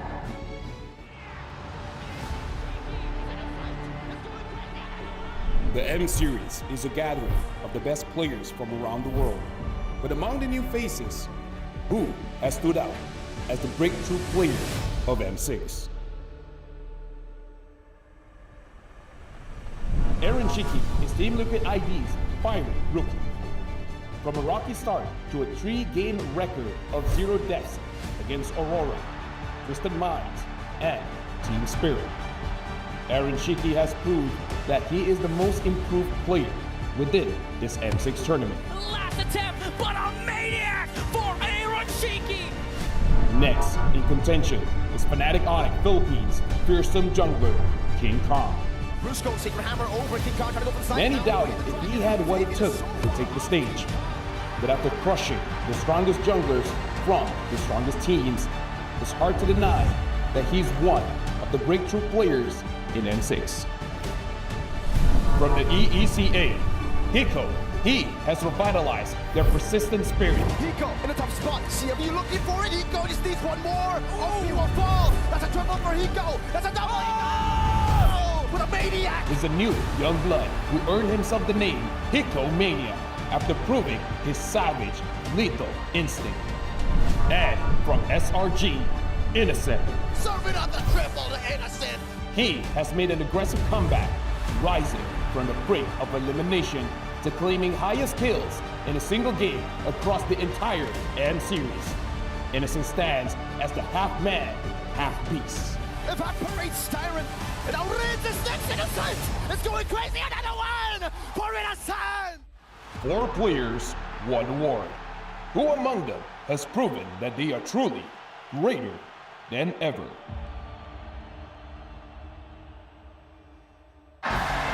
Ladies and gentlemen, the M6 World Championship Breakthrough Player Award goes to Innocent of SRG! Since joining SRG, Innocent has become an unstoppable force, leading the team to back-to-back MPL Malaysia titles, earning 2 regular season MVPs and conquering MSC and IESF. He's also shattered 3 M Series records, including 19 kills in a single game and the highest KDA of 24. Ladies and gentlemen, once again, Innocent! The half human, half beast. It is now your time to give a speech. I just want to thank our fans because they are always supporting us, and we're very lucky because we have great fans that always support us, and you all are our buffs. Thank you for that. Thank you very much. Congratulations, Innocent. We will see you later for your match. Thank you. Down there, I know he has to go and get ready. The gold laner of Guys, SRG. honestly, I'm just gonna say this. The crowd in Axiata Arena when Innocent's name was called, I got goosebumps. I know. Yes, it was you shaking. You guys love him, don't you? You guys love Innocent.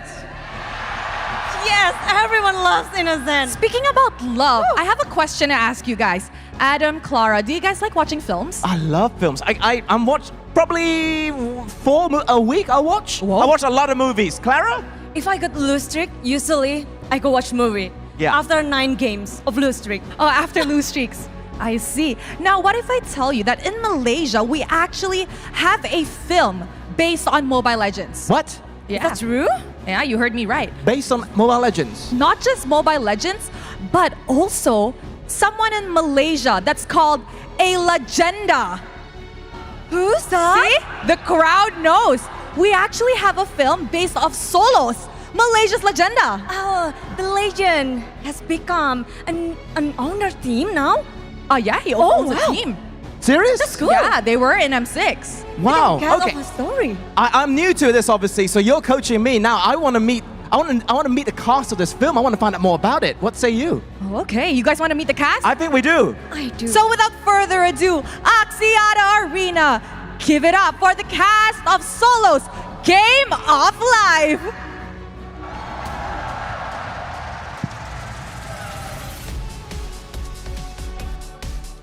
Whoa, they're here. Hello, Hi, guys. hi. Hello and welcome. Hello, everybody. Welcome to the big stage.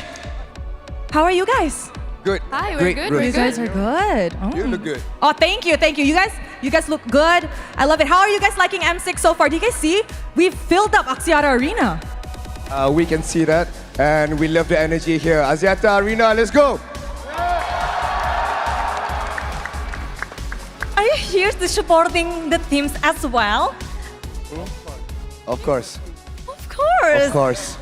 You are supporting the teams, right? Of course. Yes, we are. Yes. And we're yes, gonna we are, stay back and support them even more. Okay. I think Noki's mic's not working. Check. It's okay now. What were you trying to say? Just now? Yes. Of course, we are supporting SRG. Yep. Of course, we are Malaysian. Yep. Okay. The director. Hello. Are you here? Yes. No, tak ada, right? No, tak ada. Tak ada. I want to ask a question. What's it like working for him in a very different film? All right, working with Shafiq Yusof is incredible. Everyone knows him, and he's been a great director to everyone. And all of his movie is very blockbuster. So you guys should watch this Game of Life soon. All right? Oh, but I want to know who are you guys and what roles you are in because I'm really curious about it. Alright, so hello everybody. Nama saya Han Hakim dan saya membawa watak sebagai Solos ataupun sebagai Faris Zakaria dalam cerita Solos Game of Life. So jumpa korang dekat sana, insya-Allah. Oh, the Solos. Hai, Assalamualaikum dan salam sejahtera. Saya Noki Keklik. So guys, Noki memegang watak sebagai Safwan dalam cerita Game of Life. Yep. Hai, Assalamualaikum. Saya Hafiz Mikael. Dan saya memegang watak sebagai Daddy Hood dalam Game of Life. Hi, Assalamualaikum everyone. I am Jiha Sham. My role is as Mariam, Solo's #1 supporter.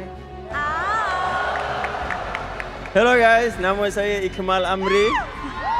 Saya sebagai Irfan memegang watak sebagai anti Solos.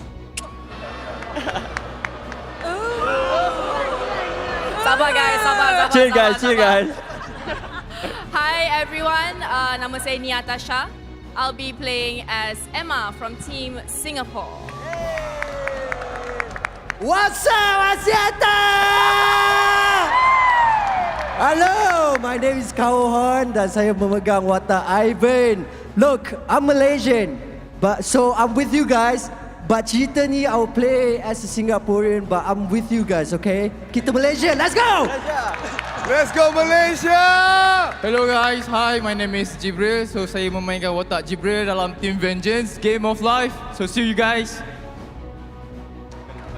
Test mic. All right, the crowd check. M6, how are you feeling today? All right. It's Zik Empty Page playing Franco for Game of Life. Axiata Arena! Let's go! Hai, Assalamualaikum. Saya Zaid Rakat memegang watak sebagai A Rakat. So, see you guys next month, okay? Love you guys. Peace out. I just want to check one thing. Are you all supporting SRG later on? Each and every single one of you? Each and one of us.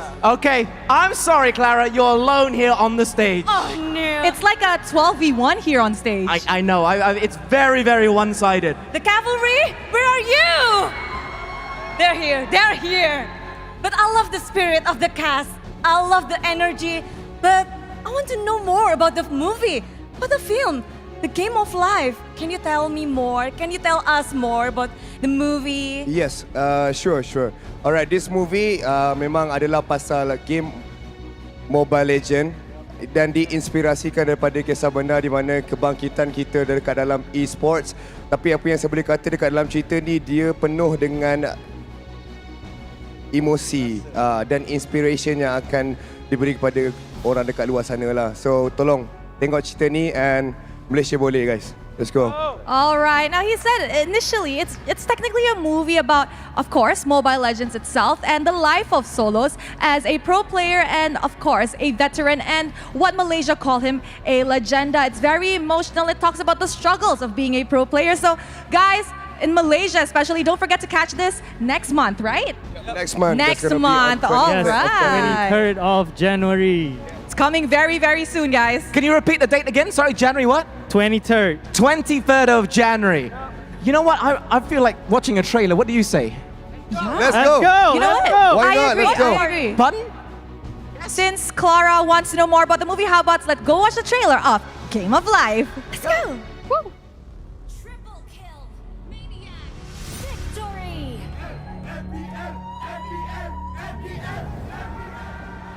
Walau apa pun yang jadi, jalan dia terus. Welcome to Mobile Legends. Let's start the game! All troops deployed. Smash them.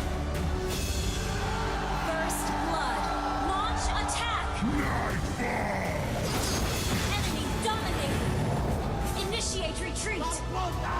Watch my blade. Legendary.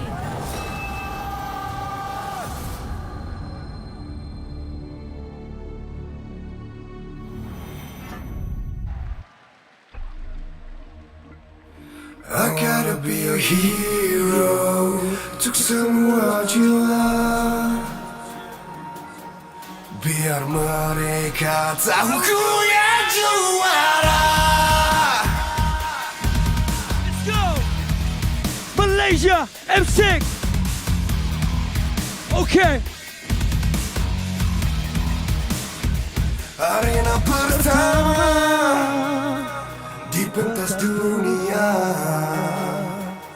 Bermula kau menjadi legenda. Sentuhan magika, mata memekar. Setiap gerak memeta juara. Kamu Axiata Arena. Fakta, jangan hirau dengan kata-kata yang tak membina. Membuktikan dengan hasil ikut cara-cara kita. Sejujurnya aku tak kisah seberapa pun benarnya. Jadi buat barang sampai mereka tak menafikannya. Semangat maju ke hadapan. Kekalahan jadi kekuatan. Pengalaman jadi pengajaran. So, sampai masa I wanna be a hero. Untuk semua jiwa. Dan mudah diriku menyatukan. Let's go! Malaysia! I wanna be a hero. Ku buktikan salah. Biar mereka tahu ku yang juara. Say, Axiata, make some noise! Kadang-kadang kalah dan ku terus bangkit. Rencana dicipta tak menjadi sekuat manapun. Bila yang dipilih gandingan bahu menjadi panji. Jalanan berduri, rintangan berganti. Belajar kenali silap diri. Di kanan dan kiri sahabat semati. Slogan di hati kita Zona berapi. I gotta be a hero. Untuk semua jiwa. Semua jiwa. Dan tak mudah diriku menyatukan. Say, no give up, no give up. I wanna be a hero. Ku buktikan salah. Buktikan salah. Biar mereka tahu ku kan menjadi hero. Jangan hirau dengan kata-kata yang tak membina. Membuktikan dengan hasil ikut cara-cara kita. Sejujurnya aku tak kisah seberapa pun benarnya. Jadi buat barang sampai mereka tak menafikannya. Semangat maju ke hadapan. Kekalahan jadi kekuatan. Pengalaman jadi pengajaran. So, aku yang juara. Let's go Malaysia!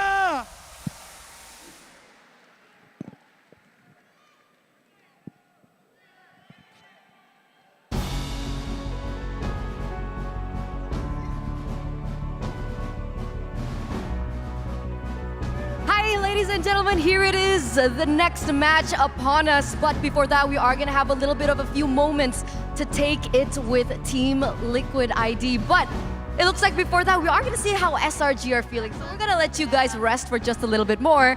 So Poji, how is SRG doing over there? It's quite epic over here. Skies, how does it feel to win 3-0 just now? So far, so good.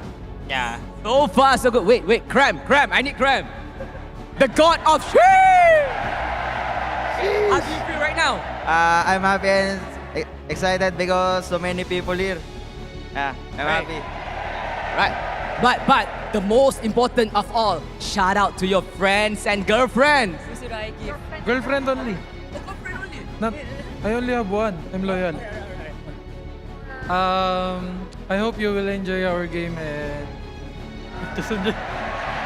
It's alright, he's quite shy. But one more time, Cram, can Can you say sheesh? Sheesh. What a fun interview. Let's go to Eterna right now. All right, Poji. Looks like SRG are looking good over there. So let's check in with our TLID players right now. We have Aran and Witty up front. So we're going to ask them how they're feeling for this next matchup. But my first question goes to you, Witty. You saw what SRG were able to do against Team Spirit earlier. That was a clean 3-0. Now, was that good for you? Like, did that make you learn something about them that you can utilize that as a preparation to this next match? Itu udah pasti, cuma ya senang aja sih karena kita pasti bakal ngasih pertarungan yang sengit di sini. Okay, you guys understood that. I'm gonna translate that. So Witty says that it's great. He did learn a few things that they will utilize against them, but they know for a fact that because SRG was able to go 3-0 against Team Spirit earlier on, they're gonna put up a heck of a battle. So Aran, my next question goes to you now. You are one of the most experienced players in your team, all right? And you've made it now to top 3. This is a big thing for you guys. You have absolutely no international experience. How has it been? And was there something that you could have shared to your rookie friends here to get to this point? I think just keep confident. That's it. That confidence. All right, do you have any final words you might want to say? I'll start with you, Aran. I'm going to get to you, Witty. Final words for SRG before you go head to head? Good luck, Kram. Why Kram? Why Kram? Just Kram? No one else? I won't face him on the lane. All right, Kram, he's going to face you in the EXP lane now. Witty, any final words? Just give the good fight. All right, there it is, ladies and gentlemen. It looks like our players are ready. It looks like the audience is ready as well. And we're not going to waste any more time here because we are going to welcome them both to their battle stations. Here it is.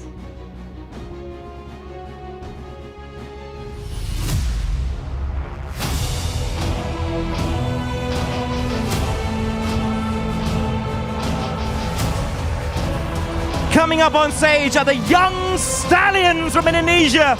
Their journey towards the Axiata Arena has been seasoned with challenges, led by the dynamic duo of Flavor Fabian and the untouchable gold laner Aaron Shiki. The cavalry charges anew to become greater than ever. Let's go, Team Liquid Indonesia!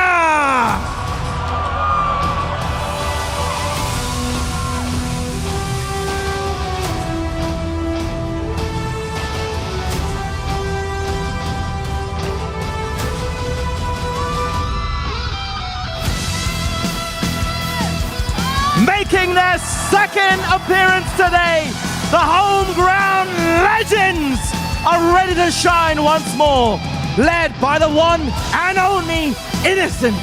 Can the red and yellow outmatch the MPL Indonesia champions and punch their tickets to the grand final? Make some noise for the Selangor Red Giants!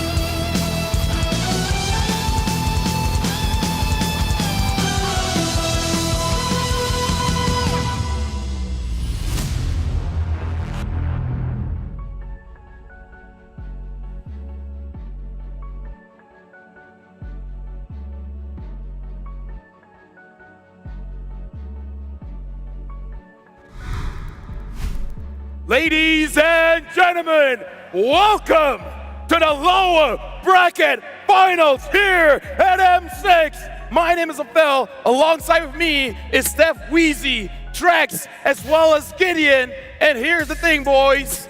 Before we begin, we need to do a vibe check of Axiata Arena. I want to see if everyone pays attention. So, in 3, 2, 1, sheesh! All right, everyone gets a sheesh there. And now, just for general noise, Axiata Arena, let me hear you scream!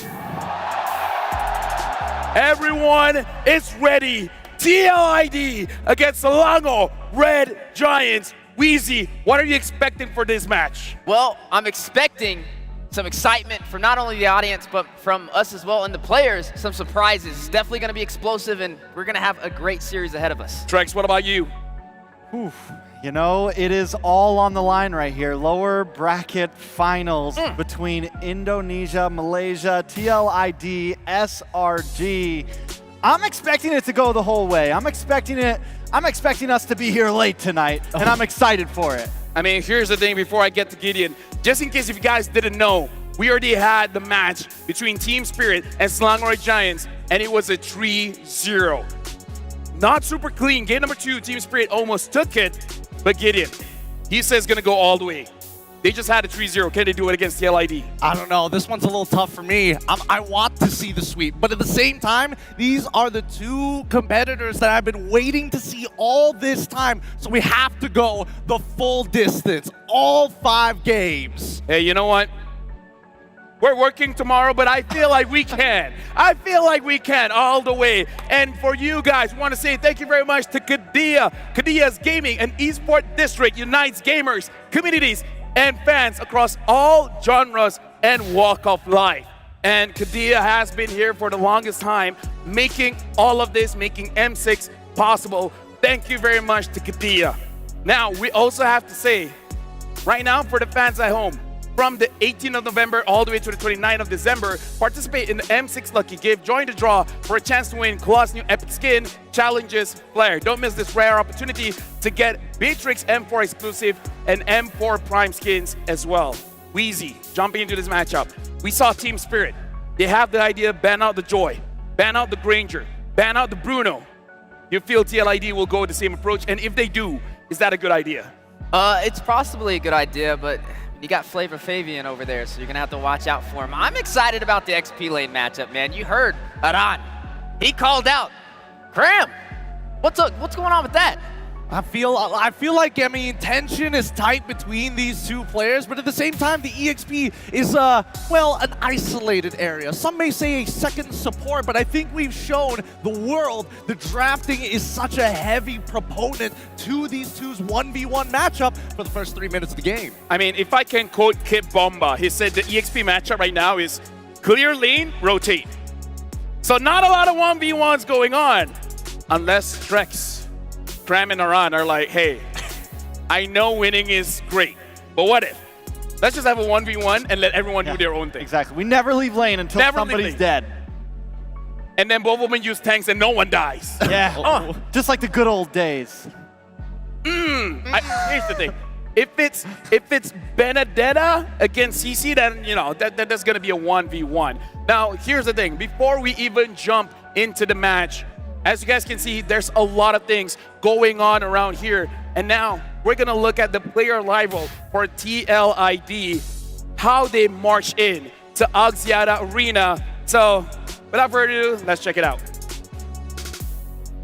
Hey guys, it's Eternity here right now at the player tunnel while we're awaiting the arrival of Team Liquid ID. Here they are, the last remaining Indo team. Fabian, sorry, can we bother you just a second? Are you okay to talk right now? Yeah, okay. Yeah, okay. Okay, how are you feeling right now? Any nervousness being the only remaining Indonesian team after RQ left? A little bit nervous, but it's okay. I will take the trophy. You will take the trophy. Okay, that's good confidence that we're feeling. Do the others feel the same? What's going on with the rest? Are they all feeling confident too? Yes, I think so. Yeah. Okay. Confident. I super 100% confident.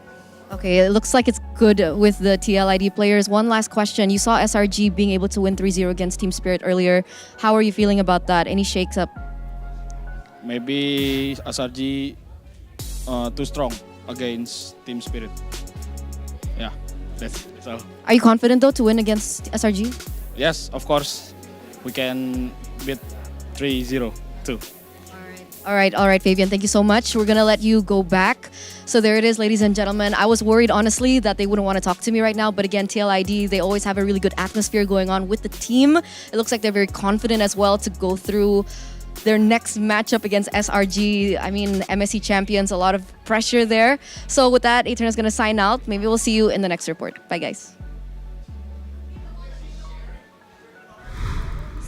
Thank you very much, Eterna, for reporting for TLID. Shout outs to ROG as well, the sponsor for that. And I got to tell you guys, he's not just 100% confident. He's super 100% confident. That's how confident Fabian is. He said 3-0. That's a bold statement, especially after seeing how SRG performed taking down Team Spirit. I don't know about you guys.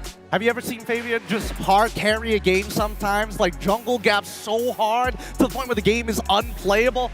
I know I have. And I can understand where their confidence is coming from. However, that game plan cannot just center around him. M6 has showed him that it's not just about one role anymore. Yeah, it's also going to be Aaron Shiki. It's going to be Yehezkiel. It's going to be every single member, because that's what we saw from SRG last series. Everyone had a moment, everybody shined, everybody brought something to the table. And here's the thing, shine they will.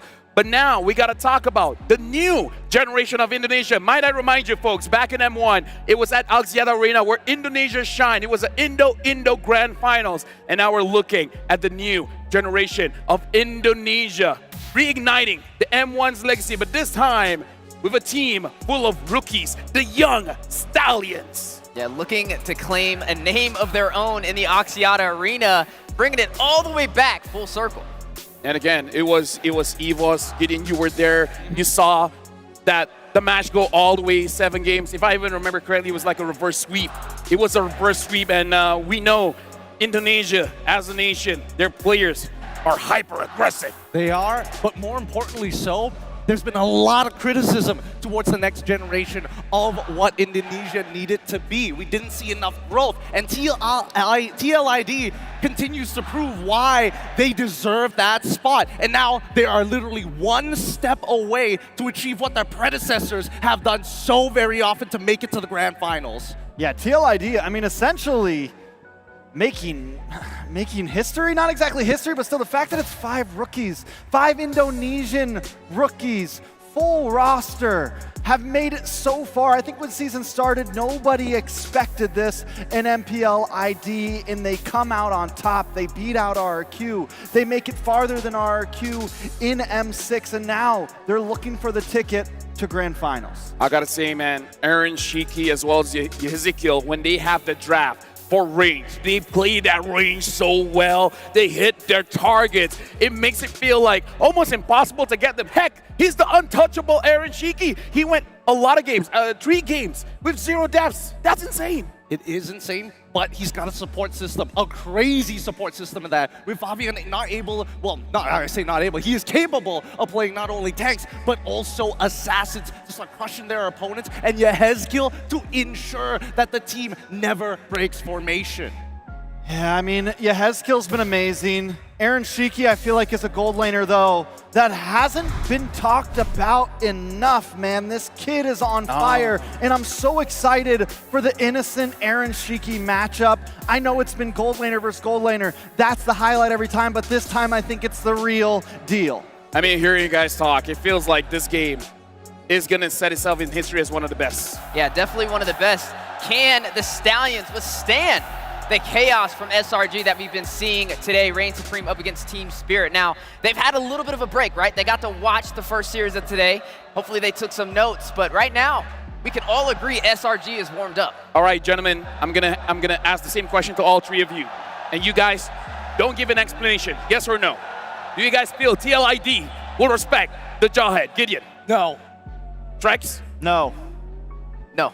Everyone here is no. But now we have an M chat here with Aaron Shiki. How do you feel about having to play one more match to get into the grand finals? He said, I don't feel sad. It's normal to drop into the lower bracket. We still have a lot of weaknesses that we need to fix, especially in the early game. But I don't feel pressured. We're more energized to play the next match. And I feel like you need this kind of mentality where you actually like playing more games. Heck, throw me all the enemies. I'll take on all of them.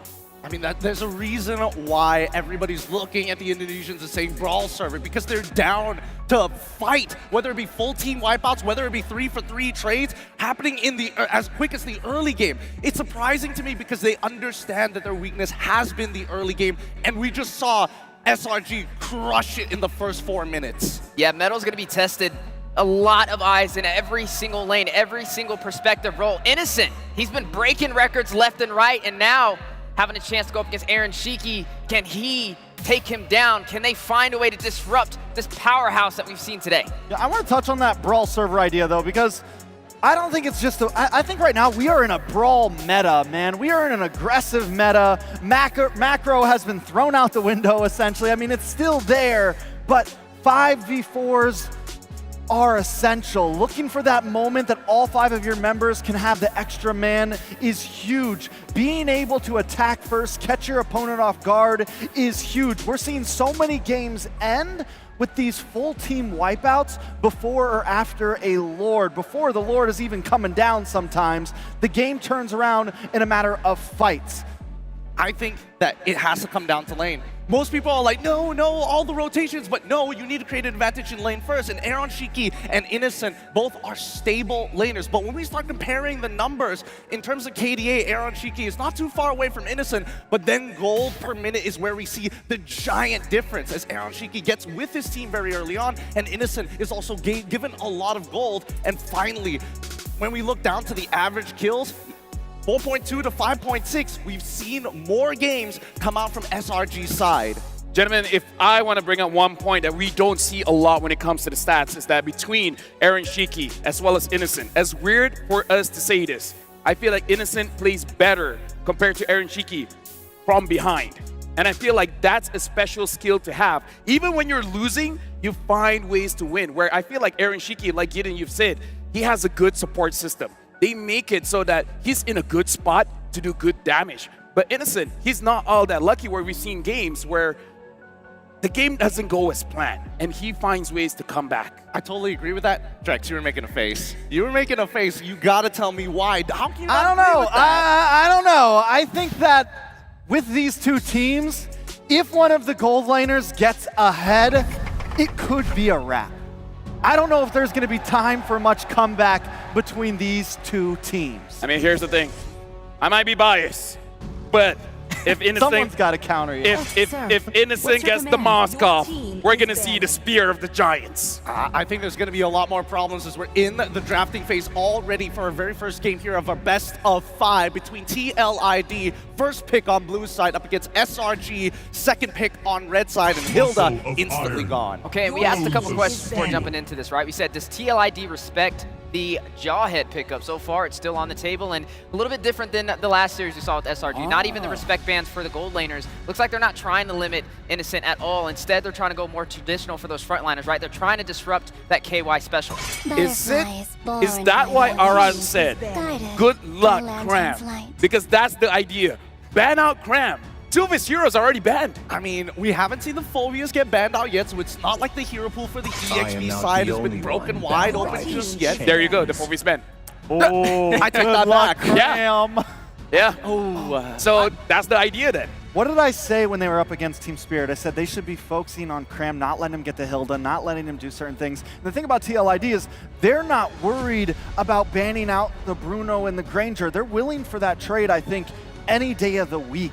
So at this point, I like the approach that TLID is bringing, and this is the great thing about where the meta's sitting right now is there is room to do this. The only real, I think, musts are the Fanny and maybe something else. I mean, even the Jushin we've seen slide through and lose games. Come on, I'm seeing one pick that everybody's been talking about all M series. The Bruno, question mark? I've seen another one. Huluban. The Joy is still on the table. I don't know. Those picks were let through for a while. And right now, the Bruno was good, but it's at 50-50 with the Granger. Granger has caught up. Drop the beat of the flash. But time to drop the beat of the flash. TLID opens up the draft with the Joy. And looking at the matchup, Joy has been winning against that Suyo. But today, Selangor Giant Skies has shown his Hayabusa. So I wonder, how does SRG respond to this Joy pick? I think I'm more interested in knowing how the EXP is going to play a big role. Because again, TLID decided, you know what? 3 EXP bans, we see the glue, we pick Joy first. Why not just go straight into the most powerful EXP laner in terms of tier list, which would be either the Khalid or even the Hylos? Yeah, plenty of options still, right? And I think you pick that up quickly. But with the Joy down, do you eventually go for the Fredrin here? And then you can go a more damaging EXP lane at some point. Or you can always flex the Cho into EXP as well at some point. But now TLID is probably going to pick up Granger. I don't see a world where Granger's not picked up here. I totally agree with you. I think that has been the trifecta of gold lanes that never kind of slip by, whether it be Beatrix, Bruno, and as well as Granger. I think the Fredrin might come a little bit later on, but there's a lot of priorities, and still you don't want to reveal that flex pick for Roam EXPs. And we've seen before, Cram was actually the one using the Cho. So 100%, this Cho could go on the EXP, and it's not Cram's first time on that Cho. And so at this point, we definitely lock in Granger, maybe a Hylos, and then you have a nice front line. You're pretty much set. I think SRG, if they are going to go the Fredrin, I think it's got to come in. Because if not, it's going to get back. Second phase. Yeah, that's what I was about to say. You have to have an answer for the Joy definitely inside of this. I mean, yes, you have the Way of the Dragon with the Cho, but I feel like you need just a little bit more. We still got to see the mid lane matchup as well. I mean, technically, like you said, this Cho can be flexed over there for the XP lane. So even if they wanted to go a totally different route entirely, the Mathilda is still walking on the table, definitely can be there and then flex the Cho to the XP lane. And then they have a couple more elements to their disposal to be able to fight against TLID. And now Selangor Giants, they're down to their third pick here. They're already showing the Bruno. Only the Cho that can be flexed around here. 4 EXP has been banned, so the Hylos is probably going to go on the EXP. And now they still pick up that Suyo. Now that's going to be an interesting matchup, because if we're looking at numbers, the Joy has a better matchup against the Suyo. And because the jungler has been picked, if I was TLID, I'd ban out CC. I think you ban out. You got to ban out the Jawhead here, man, because Jawhead has been a good answer to the Joy. It has been when Joy tries to come in, you toss it up. It's been something that at least certain teams have been using. You also have the Belleric possibility. So if I'm TLID, maybe even Belleric and Jawhead ban. Belleric and Jawhead ban? Just so that to protect Joy. Got it. Just to keep Joy safe. I mean, I think yeah, I think that's kind of where you have to go for. I was about to mention Chip as well, but SRG right on the ball to get rid of it, make sure that your backline is a little bit safer. I feel like both compositions, well, especially for TLID, very linear. They want to be right up in your face, slow you down, run you down, right? But SRG can attack you from multiple different angles. I don't know if they want to lean into that a little bit more, but it feels like TLID are trying to push them into a corner that's more linear rather than flexible. Okay, and now we're seeing the element of surprise taken off the table for both sides. The Chip gone alongside the Lu Yi. Now, looking at what we have left, we still have artillery mages, right? We have this Sparza that we've seen sneak into the scene. We also have the Eve as well, if they want to have a little bit more range at their disposal. We still have yet to see how the KY special is going to finalize as well. Yeah, we have the Cho. Yes, it can be flexed over there to Cram to definitely work. And I'm wondering what they go from here, right? Do you go for the Mathilda pickup? Do you flex that Cho to the XP lane? Or do you try and go for more dive? I mean, the Gatot is gone. They're running out of options when it comes to the KY special. Yeah, but at the same time, it feels like SRG, they're thinking a little bit further ahead, right? They're getting rid of the Novaria. They want to deny them the range. And at the same time, they're not too worried if Farsa does come into the mix. Maybe the Eve might be a bit of an issue, but we'll see what this next man is. Veil. They're taking away personal specials. Personal specials, and I like it, and I think it limits down onto Stormy here. It gets rid of things that he's done so well on. And I mean, both sides, even with the Hezkill bans on the side of SRG, knowing that with the Granger, we've seen them bring out this same composition before. We've seen the Novaria Granger, we've seen the Xavier Granger. So big poke damage from TLID. Could they still fall back to that? They take the Farsa now, so they have some form of range. And honestly, Ezekiel has too much heroes here. right? He has all the options in the world, the Eve, the Xavier, as we said, and he could go even crazy. He's like, okay, actually, we want to go dive. Let's pick up the Lilia. Oh, that's also possible. Lilia is not a bad option as well, but specifically against burst can be a little bit tough, right? I would imagine that if you want something a little bit more burst, a little bit more zone control, Sicilian is probably one of your better bets, especially since it can actually scale into the later stages of the game. Then again, I mean, if they want to play early, they've got options for that as well. Yeah, it's going to have to, I mean, I feel like they already have a decent mid-game spike. They might want to go late. The Sicilian's not bad, but maybe just go for something simple like the Vex, the Aurora, something more classical, something that's been working. They go for the Eve and the Tig. So Tig, good answer to the Suyo, possibly something that can at least slow down the Cho just a little bit. Now, do you go the Matilda here, right? I mean, technically Do the swap? You could swap and you could get out of the RWM because that's a lot of crowd control from the side of TLID. You have the Hylos with the Glorious Pathway, you have the Implosion, and now you have an RWM as well. And I think Matilda could be a possible answer for a safety measure. Or you give him a winning lane. You know that Hylos is going EXP. You put the CC onto Cram, and then SRG has a guaranteed winning lane. And with that pressure, maybe you could start snowballing out of control so you can break the battle lines of TLID, who want to go right in your face. So it's, do you play for lanes or do you play for team fights? If they're looking for early game, I think lanes is more important. The CC would be great. If they're looking for the end. Oh! They're like, wow. no, not today, Caster. Not today. Cram is like, we talked about this before. If you want a 1v1, CC, Benedetta, those are the heroes. And now we'll see whether this Benedetta works or not. Casters, it's your time to shine. We are close to capacity here where it all began. Coming at you from Axiata Arena. Naisu and Miracle and Leo at your service bring you this lower bracket finals between Team Liquid Indonesia and Selangor Red Giants. It's a big matchup. Ooh. TLID dropped down by Fnatic Onyx Philippines. Same goes for SRG. They got the same road, but SRG, we know what road they're on. We know that golden road is what they're after, and this is the next stop anyway, leading up to the biggest match if they can get there. And for TLID, we'll see if they can crawl through it or charge through it, if they will, against the Giants here. In the way of the Golden Road stands the cavalry. Can they trample through? Can they break through and finish the story as we go into game number 1? Whew, the home crowd, man. Just after, you know, what we saw earlier on today, they end it in a sweep, and now they're here for full-on games. We'll see if we get 5 here.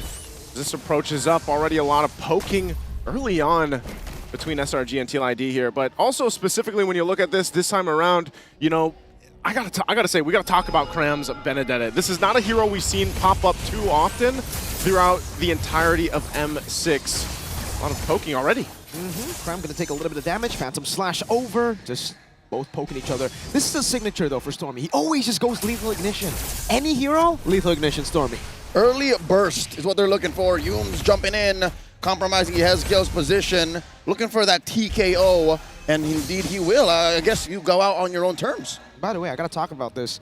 The only time we saw a Tigreal from Witty in MPL Indonesia, it was a loss. So that was his debut on the Tig, and that's it. So for him to be bringing up a pick like this means they've been cooking something up.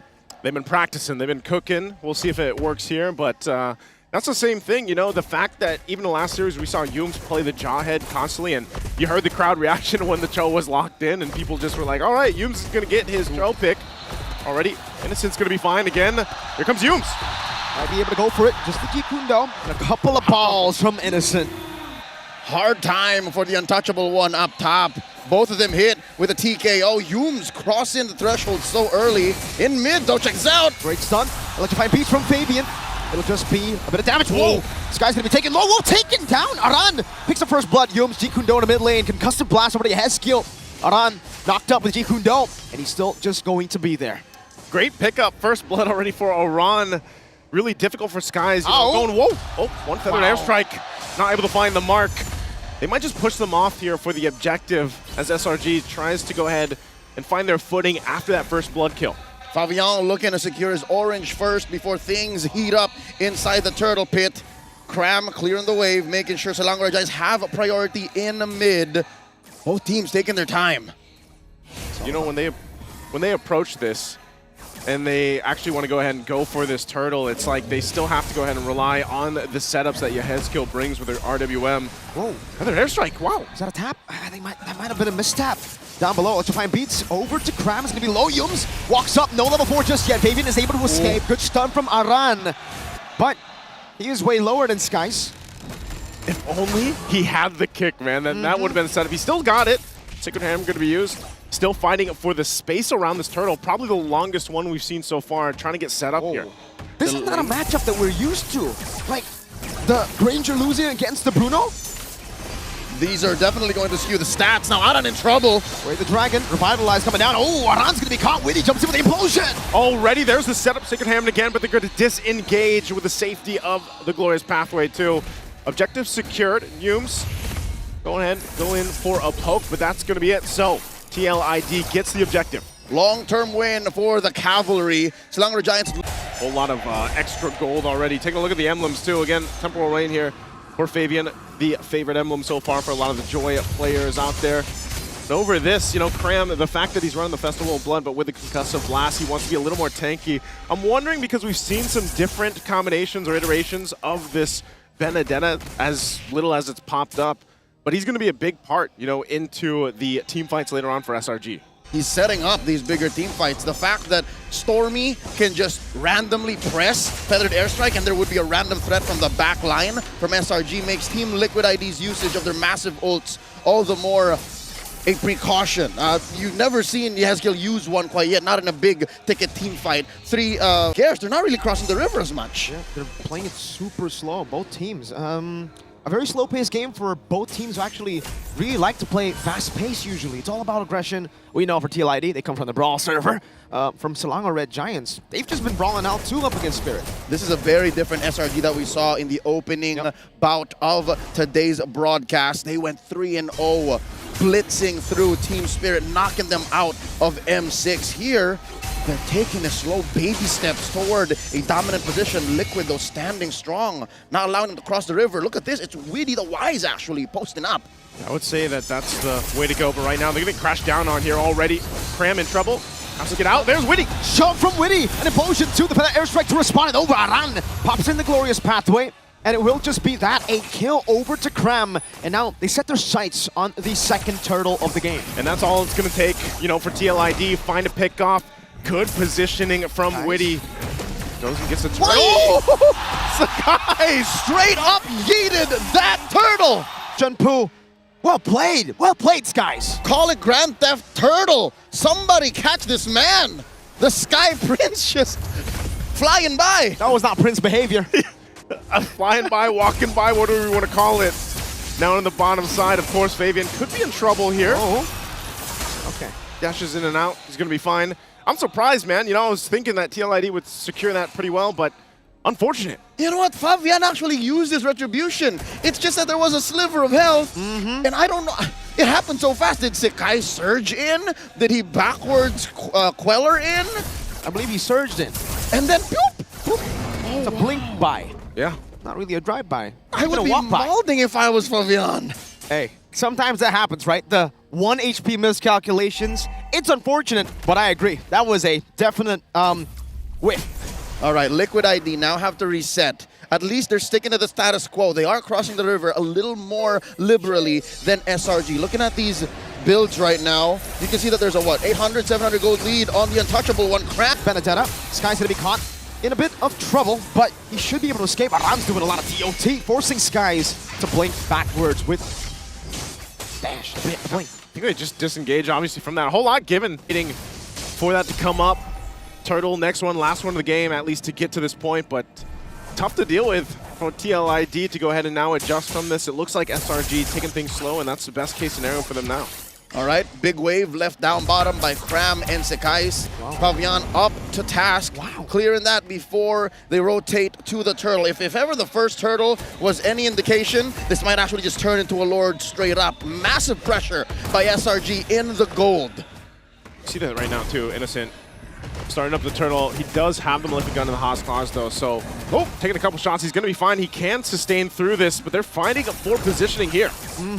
Good roll be coming out. Fabian will be able to claim it there. This time the retribution will be enough to secure the neutral objective. Just a bit of poke from both Innocent and Aaron. Some slows over as well. Fool me once, shame on you. Fool me twice, not gonna happen. Finally, Fabian secures it. Interesting. Another moment where we saw in mid that Stormy may have just preemptively fired off the feathered airstrike. Well, what could that be?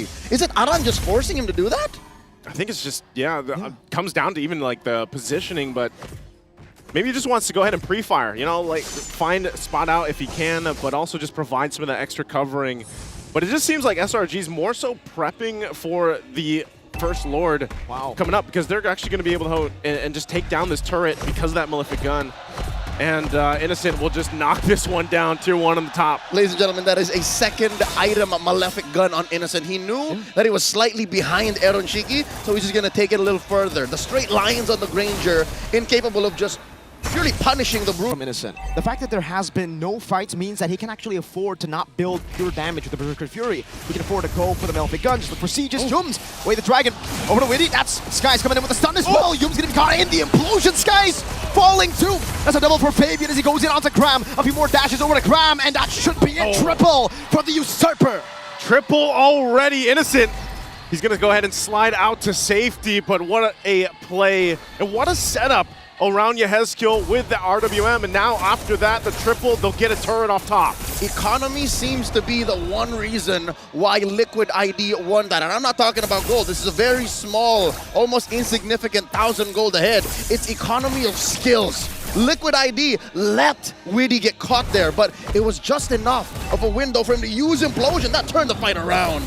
So that begs the question here. Another feather airstrike. Aaron Shiki is just going to dash out of that one, actually dealing more damage with the help of Yehezkiel. But again, the question, was it wise to kick Witty? That's exactly what I was asking myself when I saw it happen. You kick Witty, you know that there's eventually going to be a crash into it and then an implosion to follow up. So not sure, maybe this time we see Yums kind of adjust from this. Fabian going for Cram. Electrifying beats, final blow to the back. Fabian will be able to escape. Aran goes in, and Innocent slide tackles out of it. I must say, Aran's use of the Glorious Pathway has been exquisite all throughout game number 1. He suddenly just, whoa, straight lines, whoa! Witty catching Skies! With the implosion blinks out, Aran is there to catch him. Real world manipulation over as well. This is a winning fight for TLID. Already, again, Witty on point. This time, it just catches the jungler of SRG. Should give him the control over this Lord. Cram also just trying to cause some chaos on the backside. Whoa. But it's still going to be focused on Aaron Shiki, though. Has information. Now they're going to be working. Yums is gone. Look at Innocent. Cutting him down with the balls. Now Retribution from Fabian claims it. Witty walks up and now should be taken down. Cram. Final blow to the back. Witty going to be very low. Eye for a 9 for the airstrike. And he gets him, and Cram will get away as well. 3 fall for TLID. A Pyrrhic victory for Silango Red Giants. They lose the Roamer, they lose the Lord, but they are on the board. Innocent taking balls, and Aaron Shiki forcing him back. Oh man, that got close. Again, we've seen this happen before, and now Innocent full swing forward. Also just picked up the Berserker's Fury a little bit ago. So he's got the damage, but interestingly enough, you look at Aaron Shiki, he's on line 2 on the Granger here.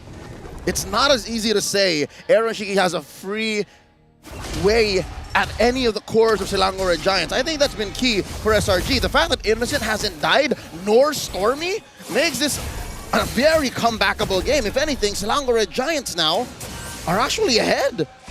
It's not so simple. It's actually Cram, I think. Cram, Aran has been finding straight beelines. Again, I talked about how useful he is with the Glorious Pathway, but what's Cram's golden ticket here? His opportunity? Yeah, who's he finding? I think, you know, for the most part, especially because... Wait, Implosion again? Oh, Keyboy? No. Not sure about that, but... No one saw that. That was odd. Okay. Fabian? Beats up top. The implosion will definitely come in handy here. Fabian going back and forth. Cram able to escape. Skies comes in. The stun over. Soul Sever. Fabian is down. Now it's Aaron Shiki who comes over. That should be a kill and another. 2 Sky Piercer stacks in the end for Aaron Shiki. And that was a tough one to watch because, yeah, if he had the implosion, but Yums going in with a kick again, the feathered airstrike. Oh, Yehezkiel taken down. Witty with a shove now. As that's going to be Aaron Shiki with the Detonata. Aran jumping in forward. Youm's very low. Innocent! And he's gone, and now Witty trying to get out of dodge as Innocent now working on Aran with 2. Youms and Stormy chasing him down. They pop the conceal. Youms still looking for the setup here. Aran takes the shots, and he's going to be out of here as well. A killing spree for Stormy. 4 for 1. Silango Red Giants punishing Team Liquid ID. Their lack of an implosion. The nail in the coffin, 9-9. Silango Red Giants, they're so good at reading the map. I could have sworn the fight was over, but as soon as Youms found Yehezkiel, put him right underneath the scope of Stormy. That's what I'm saying. As long as Innocent and Stormy don't die in this game, SRG have some modicum of control. And the stacks that Aaron Shiki just picked up with a double kill is almost just gone here with a death, right?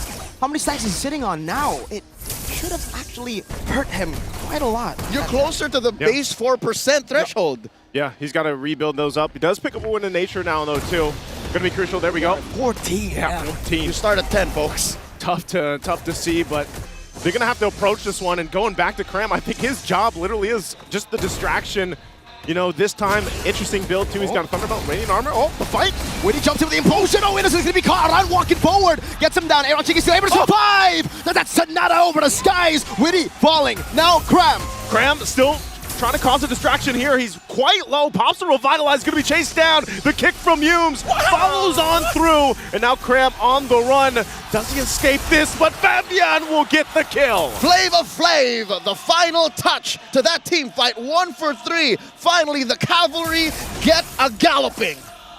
Oh, again, man, the back and forth. I think this is, if not one of the closest games we've seen so far for M6, just the back and forth. But this is going to be a Lord now in the hands of TLID. A green light for the Cavalry. The young Stallions score their second Lord of the game. Aran, oh my God, he wants to take down Stormy. He's angry.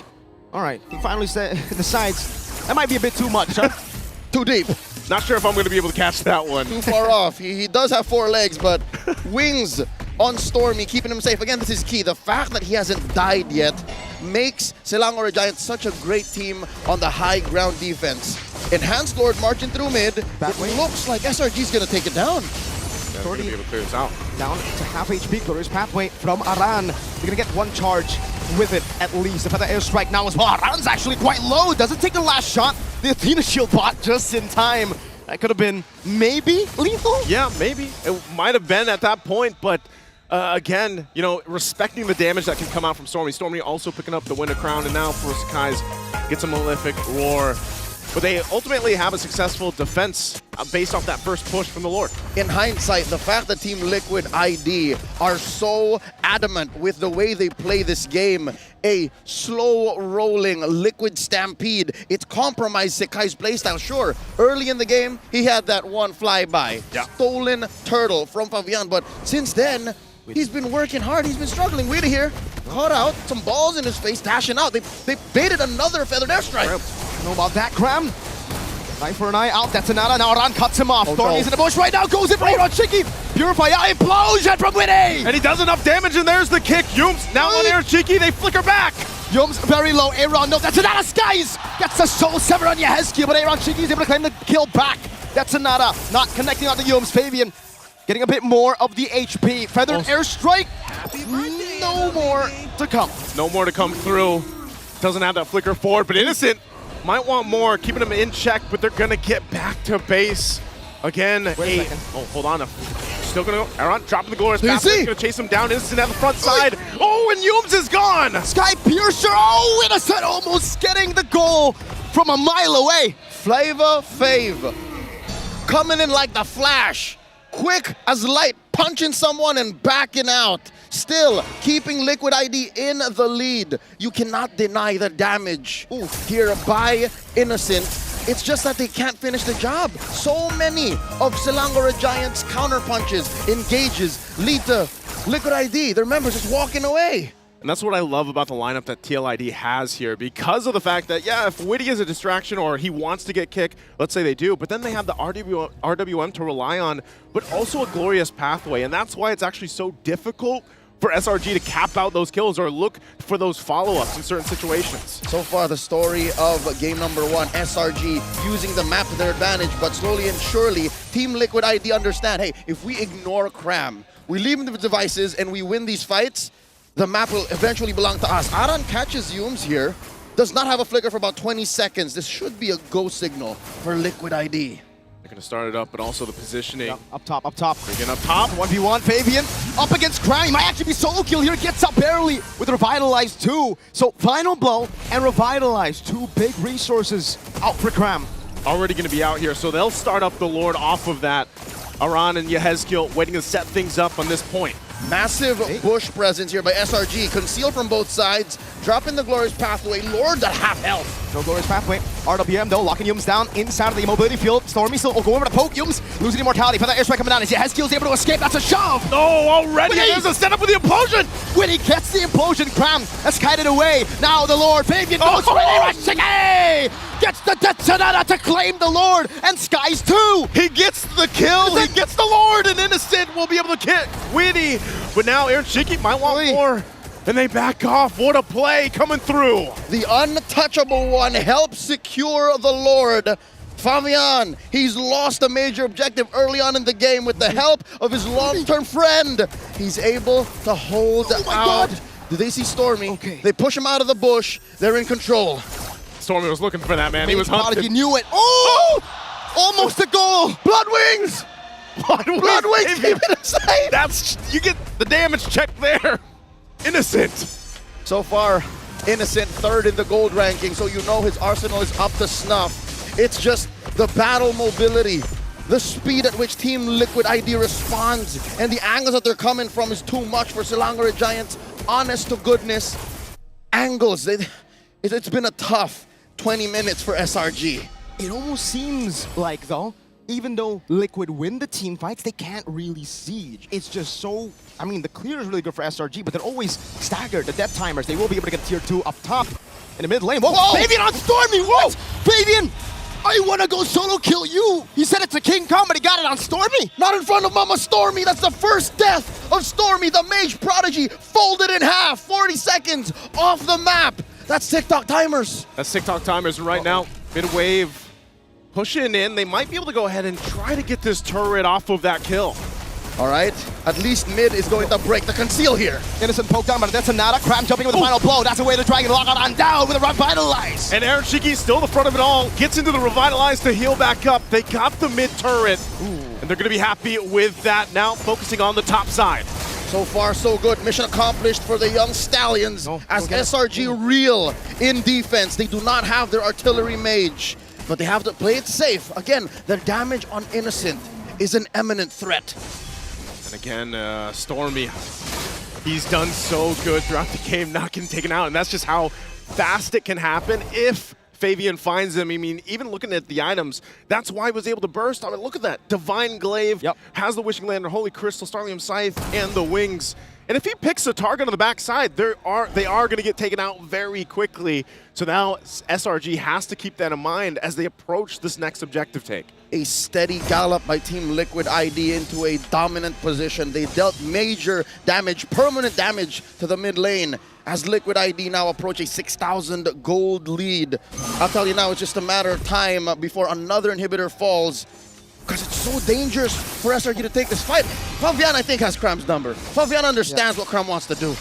He does. Lord's coming up here. And I think that is the thing. You know, they have to wait for that Lord because of TLID's lineup. But we've seen the struggle, man. The Granger and the range, you know, trying to siege into bases.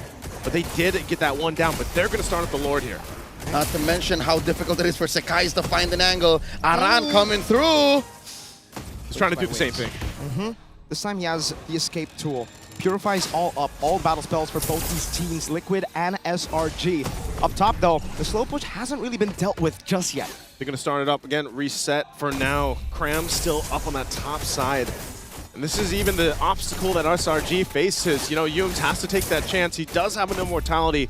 But they wait a little bit longer. It's going to be started up still. Fabian works on it. Feathered Airstrike already dropped down, but that's just going to force a reset again on the Lord here. Great damage onto Aaron Shiki. Oh, a shot from Witty to catch Yums there. Final blow into the back line. Aaron Shiki is able to kite away, Revitalize as well. Witty with a Implosion on the skies! Aaron Shiki's still alive. Yehezkiel on the defense as well. They're going to be zoned out from the team as Aaron goes down. And now SRG, clear signal to start up the Lord. Over and over again, SRG have done this. No matter what the lead, they can find a comeback. Hume finds a kick. Uh-oh. No one's there to follow it up, though. Now, Fabian, oh, the balls from Innocent. Hurting real bad. Witty has the immortality. Has a real ablation. Innocent able to slide tackle out. Skies gets the kill for their airstrike. And they're going to back off. Fabian might want more, though. Does check it, has the shield, too. But SRG fought for that Lord, and they'll get it. Gold be damned. SRG don't care. They know that they have the utility, they know they have the damage, and they have kited the Lord long enough for Stormy to somehow end up with another feathered airstrike. And now they're in the best shape they've ever been in the past 10 minutes. After that, this is now SRG's chance to go ahead and march towards those base turrets of TLID. Again, what we've seen for the majority of this game is their advantage. And what is that advantage? That's the range that comes with it. And even for Cram, just to mess up the backside here, the back line, Fabian chasing him down, keeping him in check. Witty holding on to that immortality. Can they defend this? Big Lord marching up top. SRG escorting a wave in mid. Something's gonna break here. So far, Cram has always been able to compromise Aaron Shiki's positioning. Look at this, the map is red. How do you deal with Innocent? Feathered airstrike to poke them down. The Lord not charging just yet. Witty trying to hold it as much as possible, but he will be able to charge down up top. Cram with Revitalize, getting more of that HP sustained. Witty gonna be chunked as well to half HP. Now working on the mid turret, Conceal already gonna be used. Sakai's on the wings. Still takes a shot at Aaron Shiki, and now they drop it down. RWM, and it's going to be very low. Fabian! The Usurper dives in. That's a stun from Skies, but it will not be of use. No one there to follow it up. Skies going to be chunked low. Fabian again onto Cram. Gets the double, and they take out Sakai's as well. TLD stays on the defense and comes out on top of it. Oh, that is comebackable. That's 3 down. Oh no, they're going for it. Fabian with the Cram. How are you gonna escape? You cannot! Fabian is an absolute monster! He's a menace right now, and they're looking to end the game at this point. They're gonna run it down the mid. Yums, can he defend? 1 versus 5. Ajit Kundo lands on 3, but TLID with the steady stampede will continue to secure game 1. There's only so much the multi-time champion and multi-time M-Series competitor Yums could do against the whole cavalry here. Team Liquid ID, first on the board, game 1. 25 minutes, 24 seconds in. A slow burn, but a showcase of just peak MLBB back and forth between both these teams here. Fabian, the man we saw in MPL ID, seems to have vanished in the Swiss stage, in the knockout stages. But I guess he came here today. He definitely has changed his game, and Liquid ID are thankful for it. SRG, they gotta figure out how to fix that. Long game here. What do you guys think, LaFell? I want to solo kill you. And honestly, he did that to basically everyone, man. Baby with a joy. He goes in. If he has enough damage, he'll stay. The moment he's like, okay, this is too much, he backs away. You can't tell me that the Fabian Joy, that was a good first pick. Yeah, you got to put some respect on it, right? I think it's about time that we see a little bit more of a harder counter. Maybe a Fredrin, maybe a Belleric, because so far, it's just been so crucial. Your time, Trex. Talk about the Fredrin. I don't know. I'm just a caster, man. I don't know anything, you know? I mean, I didn't know that Fredrin was 100% against Joy the other day. I didn't know that it just worked against it, you know? I didn't know that Suyo's lost more games to Joy than he's won against Joy. But hey, I don't know. But it is game 1. It's game 1.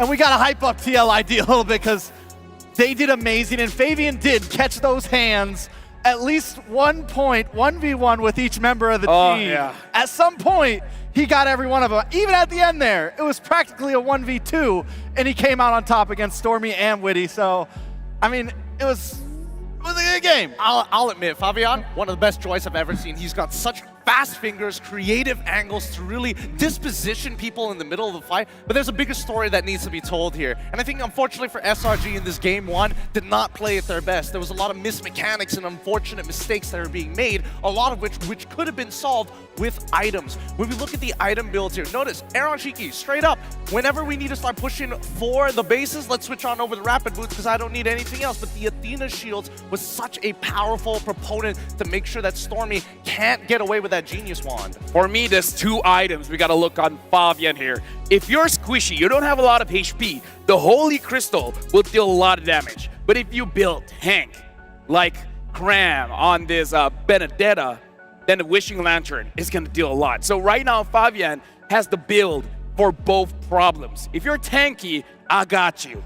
If you're squishy, I got you. This simple itemization of the Wishing Lantern into his 6 items made it so that he can literally 1v1 anyone. It's just too difficult to handle overall, right? If we're looking at the items from SRG's side, you can even notice that Cram, initially, I want to go full tank, realizes the Radiant Armor doesn't really do anything for him, and now he has to threaten the backline, which is why he switched over to Malefic Roar plus the Hunter Strike. Yeah, and then you see the Sky Piercer on Aaron Shiki too, the lethality, man. Just able to deal massive damage and take out members when they were low for SRG to make up where Fabian could not. Even Innocent, right? He picks up the Hawk's Claws, then he goes into the Malefic Gun. He tries to have a little bit of range and sustainability to hold himself off, but the untouchable Aaron Shiki was such a threat. Yeah, I mean, and then even there's the precaution when you look at some of these emblems, right? Aaron Shiki goes for the Tenacity. Yehezkiel goes for the Tenacity, knows what SRG can bring in terms of damage, and that even translates into that Athena shield. I mean, there was a lot of respect on the side of TLID of the damage and the dive potential that SRG was going to bring, and TLID was completely prepared for it. A bit of a question here, Trex. I already know the answer. I just want you to release all of your angst here. See you against the Joy. Not good to see you pick, huh? I mean, if you're gonna take it slow like SRG did in the beginning of that game, not at all. If you're gonna bring out the Suyo against the Joy, you need to somehow get a kill onto that Joy early on, or get kills into the gold lane somewhere so that the Suyo is getting ahead, because eventually that Joy is going to catch up, and if you're not ahead in mid game, you're losing out every single 1v1 you take against it. Trex, I'm gonna remind you, we paneled a game where Sakai's was 3 levels down on a Joy. And still 1v1. And still won the 1v1. 3 levels down. 3 levels down. It was against Syzygy. So, again, just saying, maybe not the best choice. But now, we gotta go with a Flavor Fave. Fabian here. MVP on that Joy. Well deserved. I 1v1 all of you. Oh boy, look at him. He's even got the pose for it. Especially playing a Joy, he's got slick moves. He's really intelligent with the way that he plays around his team on top of his item build. He is a master of these assassins. A GPM at 8-0-1 as well. But look at the damage. We don't always see junglers doing this kind of damage. This is gold laner damage, 124,000. How did we miss that? 124,000 damage. He wants to solo kill everybody, and I think we got to see a little bit of that today in game number 1. This is a, 25-minute game? Oh, yeah. And this is only the first match of the series. I mean, you got to give it to the rest of the team. The 2 big proponents of it is Yehezkiel and as well as Aran. Yehezkiel is also, for some reason, taking care of Fabian's jungle. Initially, I would have imagined that, yes, you have pressure with Benedetta, and now you have Cram giving information so that Skies can steal away and invade. But no, Yehezkiel ensured that he could protect somewhat of the creeps on his side of the map. And Aran, just impeccable ults, dropping it down, cutting them off, and T-boning them right in the right place. I feel like TLID had such a good plan from the very beginning. In draft, we target Cram. In game, we make sure that set guys can't do a whole lot, because we know as if all of their baskets are just an Innocent, it's okay. We don't just need Aaron Shiki to do well. We have Fabian, we have Yehezkiel, and Team Liquid ID made sure that at least Fabian done well, and that's just outside of Aaron Shiki's 8-1-4. You know, that's just outside of Yehezkiel also barely dropping any deaths. They brought the whole package to the table. Something that we saw from SRG in their last series, TLID performs much better in this series. I like that you brought up the draft here, because that was going to be one of my questions, especially to Trex. What is the real effect here where you ban out Cram? What's the effect for SRG that made it so that they couldn't win against CLID in game number 1? Well, I think that with them banning out Cram, it's not like they did completely ban out Cram. Yeah. But they banned out his tanky, the things that are going to give Fabian a problem if he picks Joy, the things that are going to give Aaron Shiki a problem when he's on this Granger. They ban out the Hilda, they ban out the Phoveus, they ban out the Gato Kacha. You know, all these tanky boys that are going to dive into that back line. They're going to get the taunt. They're going to be a nuisance, things that Cram does an amazing job on. You know, and that's just the initial answer. And yes, the Benedetta was good. There were some great plays on it, but it wasn't what they needed in that game. Well, actually, I do think that regardless, his only two options were either playing something slower like Ruby or ending up on a Khalid with the Benedetta. Either or, they do exactly the same thing, but Benedetta's just a little slipperier. Overall, I think the biggest problem was just the mismechanics, right? The scale of mistakes from the side of SRG is a lot higher when you have heroes with such high mechanics compared to a simpler, easier to pull off composition like TLID, with the only exception being Fabian. Yeah, now we are looking at a quote. The growing strive from the championship, as we are looking at Sakai's playing at Axiata Arena as the Malaysian representative is one of my biggest goals. Initially, I focused on doing my best and didn't set my expectations on winning the championship title. At the time, I saw M6 as an opportunity to gain experience. However, now that we've come this far, my determination to win M6 has grown even stronger. Ooh, thoughts from such a young player, right? It shows the perspective. You're not coming in here to win, but then eventually something turns inside of you and that fire starts to burn. Yeah, I feel like this is a look into Sakai's character because he's a pretty humble guy. Like, whenever something goes wrong, he feels like he was the one that made a mistake, right? To the point where people ask, like, hey, was it your mistake? It's like, yeah, it was my mistake. I got to step up. I got to perform better. And I feel like that kind of, like, it's a bad mentality to have, to like it's always your fault, but at the same time, he takes action. And I feel like that's what makes it okay because he, no matter what, will grow stronger and stronger. So after game number 1, this first loss, we'll see how he grows from that. Will he maybe step away from the CEO? I don't know. Just saying. Well, he had a lot of spicy moments in that game. There's even a point out of Turtle Play where he just walks up on 4 members. I got the retribution, no worries. I don't need the team at all. I'll take that for grabs. I feel like this might just be one of the few situations similar to MPL MY Season 14. He definitely had a bit of a slower run during that season, but he had one talk with Azora Vecchi and something snapped inside of him. I'm expecting something of that sort happening here today. I'm just not sure whether it's just going to be on this this very first game, or is it going to happen just at match point? Well, here's the thing, because this is SRG game. Luxury meets gaming with Ferry's first M6 Swiss watches. A special jewelry collection for Jushin and Mia is available as well. And you guys can see on my finger, I got the Story Me ring. Story Me's my boy. I believe in my boy. I feel like they can come back, but seriously, the watch, I'm Green Ferry. You got Black Ferry over there with Gideon Q. And apparently, this is a detail that I didn't notice, but on the watches, apparently for you, there's roles, and for me, there's ranks. Absolutely. With each different Ferry like this Swiss is our watch, ranks. Each of them have their own little thing. The white one is the one that I thought looked pretty cool, but then I looked at it, it's like, it just shows dates, so it's kind of like, all right. But we've got little Easter eggs within each one of these watches. Go check out their jewelry while you're at it. Are you already grabbing a snack, LaFell? Oh yeah, I mean, like, for sure. I kind of feel like we already opened one. Did we finish that? But anyways, Hello Panda for your games with Hello Panda Crunchy Biscuits. I swear we had one open. Where is it? We finished it. Or I finished it. He's not innocent, he's guilty.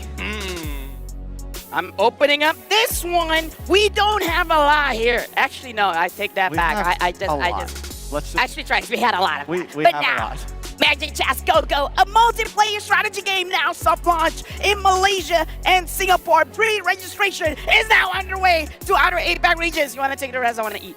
Yeah, man, this is exactly how he gets when he eats Hello Panda, man. The energy just rises. No need for fast fingers, though. Strategy and luck are your keys to victory. Team up with your favorite heroes and strategize with your friends. Wherever, whenever. Put your strategies to the test and what else, Trex? Outsmart your opponents. And that's what we got to see today in this series between both, between TLID and SRG. How's the Hello Panda? First of all, Trex, That's how I feel whenever someone's like, hey, what color is this? That's what I feel. Yeah, how did your voice change? What did this Hello Panda do to you guys? His voice acting classes have been paying off. Oh, yeah, you're right. But honestly, as these games go by, the stress is only going to build up. So I hope something is going to change, especially when it comes down to the draft. I don't know whether they're going to stay on the same side like they did in their previous matchup against Team Spirit, but maybe we could see a couple of changes within at least the first phase of the draft.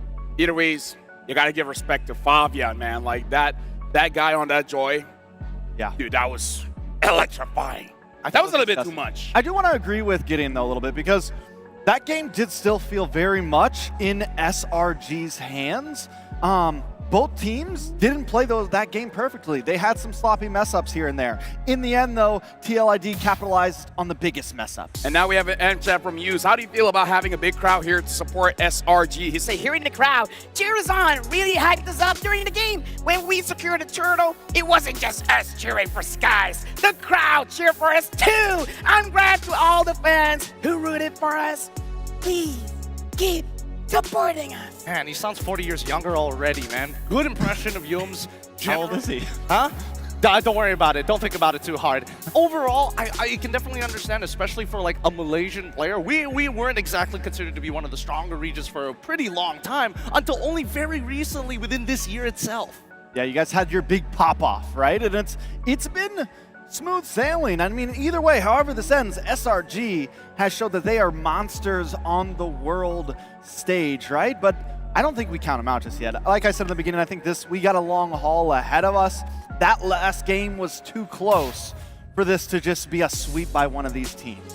Yeah, I think the last game kind of showed us it was a battle of the micro, right? A battle of the small engagements, a little push, a little pull here and there between Humes trying to get the setups, Cram trying to get setups on opposing sides, and now as we are going to be jumping into the draft, we got to ask the question, how does SRG dig their way out of this, right? I mean, they talked about being I hear a Joy ban. The advantage, you heard the Joy ban. Yep. There we go, off to a good start. And TLID is the one batting out. They know how strong Joy first pick strikes. Yeah, do you think they ban the Suyo as well here? Ooh. You think they just like, that way you don't get Blue Yo, you don't get Joy, then it just leaves nothing but like Hayabusa, a few other options. By the way, SRG is the one that banned Hilda. Yeah. This is a little interesting, right? I don't know if TLID is still going to go for the 3 bans towards one dedicated role, maybe even a 4th one in the second phase. But the fact is, SRG is now first pick coming around in this game, and TLID is coming in as second pick on that red side. The fact that they got rid of the Hilda means that, honestly, Cram was kind of okay. He wasn't, the big reason why they kind of dropped the ball in game number 1. I would imagine they want to get a better jungle matchup this time around, and they also banned out the Bruno. So SRG, they're first pick this time. We haven't seen them ban the Hilda. They go for the Hilda because they're always second pick. At least that's what they've been today. So I think this time they respect the swing back, right? They know that TLID is going to get 2 picks back. So it's like, we're not going to give you the Hilda. We're not going to give you the Bruno. But TLID is smart enough to say, fine, you can either have Blue Yo or you can have Granger. You choose, sir. Difficult question. Both of which are very popular between these teams. Yeah, definitely very popular, but both have their own dynamic, their own flavor they bring into the game. You have the Granger, you see it deal massive damage. We've seen exactly what that can do, especially into the hands of Innocent, right? Breaking records with this hero. But then you're talking about other heroes that can definitely walk in. That could be a threat. You could try and go in. Oh, nope, there it goes. Go for the Granger, because even if they get Blue Yo, or now it's Red Yo, Suyo, SRG can still pick up the Hayabusa, which they've done very well against Suyo with. Does that mean that they're going to go for an early game composition, right? Because again, you know that Granger is going to pop off once he hits level 4. He can basically win out a majority of his lane as long as he's hitting his Death Sonata shots, but we're not seeing the big enablers. I'm not seeing that Jawhead come through just yet. I'm not seeing like heavy early game pressure. Until we see the Hayabusa plus Jawhead, I'm not going to believe it. That's exactly what I was thinking, right? It's Haya Jawhead unless TLID takes something here. It's very similar to what we saw from them on blue side against on red side on Team Spirit, second pick for you, LaFell. On second pick against Team Spirit, it's just a little bit of a switch up. TLID decides to go for Yee, Suyo. Oh, okay, so the Z pickup, they're going to have some artillery, they're going to have some range at their disposal for the side of TLID. But for SRG, right, now you get the chance to get Cram and Humes comfortable. They want to get something that can get to that back line, especially going up against this Eve. The Gatot is a hot pick, especially into the hands of SRG, and definitely up for grabs, especially with them taking off the Hilda from the board. Could be a threat. The Cho is available as well. Both The Jawhead. some wise decisions. The Jawhead also up for grabs. Jawhead high, yeah. That's where I would say. That's what they've been doing with this comp. I mean, if the jungle is flexible, I would even be okay with Jawhead Gatot, you know? Actually, that's not a bad shot because inevitably you want to still hold on to that flex pick, right? You don't want to just be so honest and say, hey, we're playing early game, counter us in the second phase, but then go high glue instead. But you still get some options. You can still switch up your roamer. And I think the Jawhead would have had a little bit of trouble with the Yve, kind of. So yeah, true. I mean, it's comfortable at least. And now you can still switch up, pick whatever roamer you want. You have options for mid. Cho is taken by TLID, though. So now it's like aiming for Yums then, because they already have the Cho, so they don't have to worry about their own roamers. So just take out the rest. And so what are you looking at here? Edith, the Tigreal. I'm thinking the Tigreal. I'm thinking the Edith as well. Both are really good options. But let's get rid of map presence heroes. I don't think that TLID is going to ban out Chip. I feel like the onus is on SRG. If they are worried about it, they basically lose one free ban on that second phase. Now, that's tough. They're going to have to play for survivability as well, right? You have this Hayabusa who can dive to the back line. You have this Glue who's going to be very hard to kill, and not to mention, we all know what Innocent can do with a Granger. I was going to say the Hylos could definitely be a very wise option, and particularly in the gold lane, maybe going for something with some peel, right? Maybe going for something that can fight from a little bit further. Maybe the Iridil may sneak up in here. Yeah, so they waited out. They don't ban the Chip immediately. They give the option to see exactly where TLID is going from here. A lot of teams have been banning out this 3G in second phase. We'll see how it goes from here. All right, Jawhead ban as the follow-up to ensure that SRG don't have a stronger early game. I think the Phoveus ban is kind of interesting here, right? Because you're already playing Glue. Glue is basically the winning matchup against the Phoveus. Are they more worried about the potential extra dashes they're going to add to their composition? Honestly, that's a good shout. And maybe they're a little bit worried about the like, if the Phoveus gets on top of the Granger might have a difficult time running away from the Phoveus, because Aran is pretty good at getting that Sin stack onto targets. And I think that the Granger is within the second skill range. So maybe, I'm just speculating here. But yeah, they could have more, like the Valentina. The Valentina has a lot of dashes, so maybe the Valentina could get picked up here. All right, Harith going to be the follow-up ban here. Again, really good idea just to make sure you're getting away from the linearness, the straight lines being determined by that Granger, and that's going to be an instant Moskov lock-in for TLID. So very boxy right now from TLID, literally trying to play inside of this world manipulation, creating space, looking for small pickoffs, but not a very, I would say widespread, well attacking. I'm excited to see Aaron Shiki on this Moskov, though. I feel like we've seen him on so many long-range poke marksman compared to something that's a little bit more up close and personal. I trust he can do it, though. I trust he can do it, yeah. Now for SRG, what do we see here, right? Because we have the Glue kind of throwing things into mix, definitely keeping it interesting. Do they go in for some additional die capability, right? I mean, you have already the Hayabusa who can get the job done. Do you go in for this Hylos pickup? Do you go in for this Gatot that can jump to the back line and create some chaos, especially up against this Eve, who's already having major artillery? Speaking of artillery, we gotta see what the mid lane matchup's gonna be as well. There it is, the Vexana picked up with the Cobra. I love this. Okay, but here's the thing. It's kind of do or die, I gotta say. 100% win rate, though. Cooper's 100% win rate. I'm sure, but it's only been played twice. There's very small data pool around it, but their composition is very straightforward. Look for these big engages, poke out your opponents, and at least they have the Vexana to play for high ground if things go sour. TLID, they can play flexibly, but they need to play within the box, right? Combo off of that kick, maybe look for just small skirmishes in the early game to generate leads. I will say this, the Kufra it works okay against the Suyo. The bouncing ball helps against a lot of what TLID brought. And SRG doesn't bring this pick out very often, but these are the compositions that it brings it out again. But that is a wild card pick, a Chip. Honestly, very good draft here coming in from TLID. The only thing that I worry about the Kufra is if you don't get onto your target and then the real world manipulation pops up, I don't see a world where the Kufra can get out, So that's just my personal opinion. TLID looks like to have a very good draft. Right now, Axiata Arena, make some noise because we're about to start game number 2 with Naisu, Leo, and Mirko. Thank you so much, panel, for breaking it down. And you know what? 100% win rate on the Kufra. 2 games, I would flex it too. But again, the lineups here, how do we feel about it, Mirko? Hey, I've never seen Aran play the Cho. Yeah. I've seen Witty play the Cho. I've seen Witty play the Chip. But the Cho on Aran is new. Hey, this is a witty party incoming. It is. It's gonna have to work for them again. A long game number 1 that we just witnessed. Will it change this time around in game 2? Jumping into the land of dawn. Can they even out the series here for the home team, SRG? Take a look. Jungler, the matchups. You know, we've seen just constant Hayabusa pop up time and time again. And it works for a lot of teams. We saw it earlier on from SRG. We'll see if they replicate it. But yeah, the Kufra pick.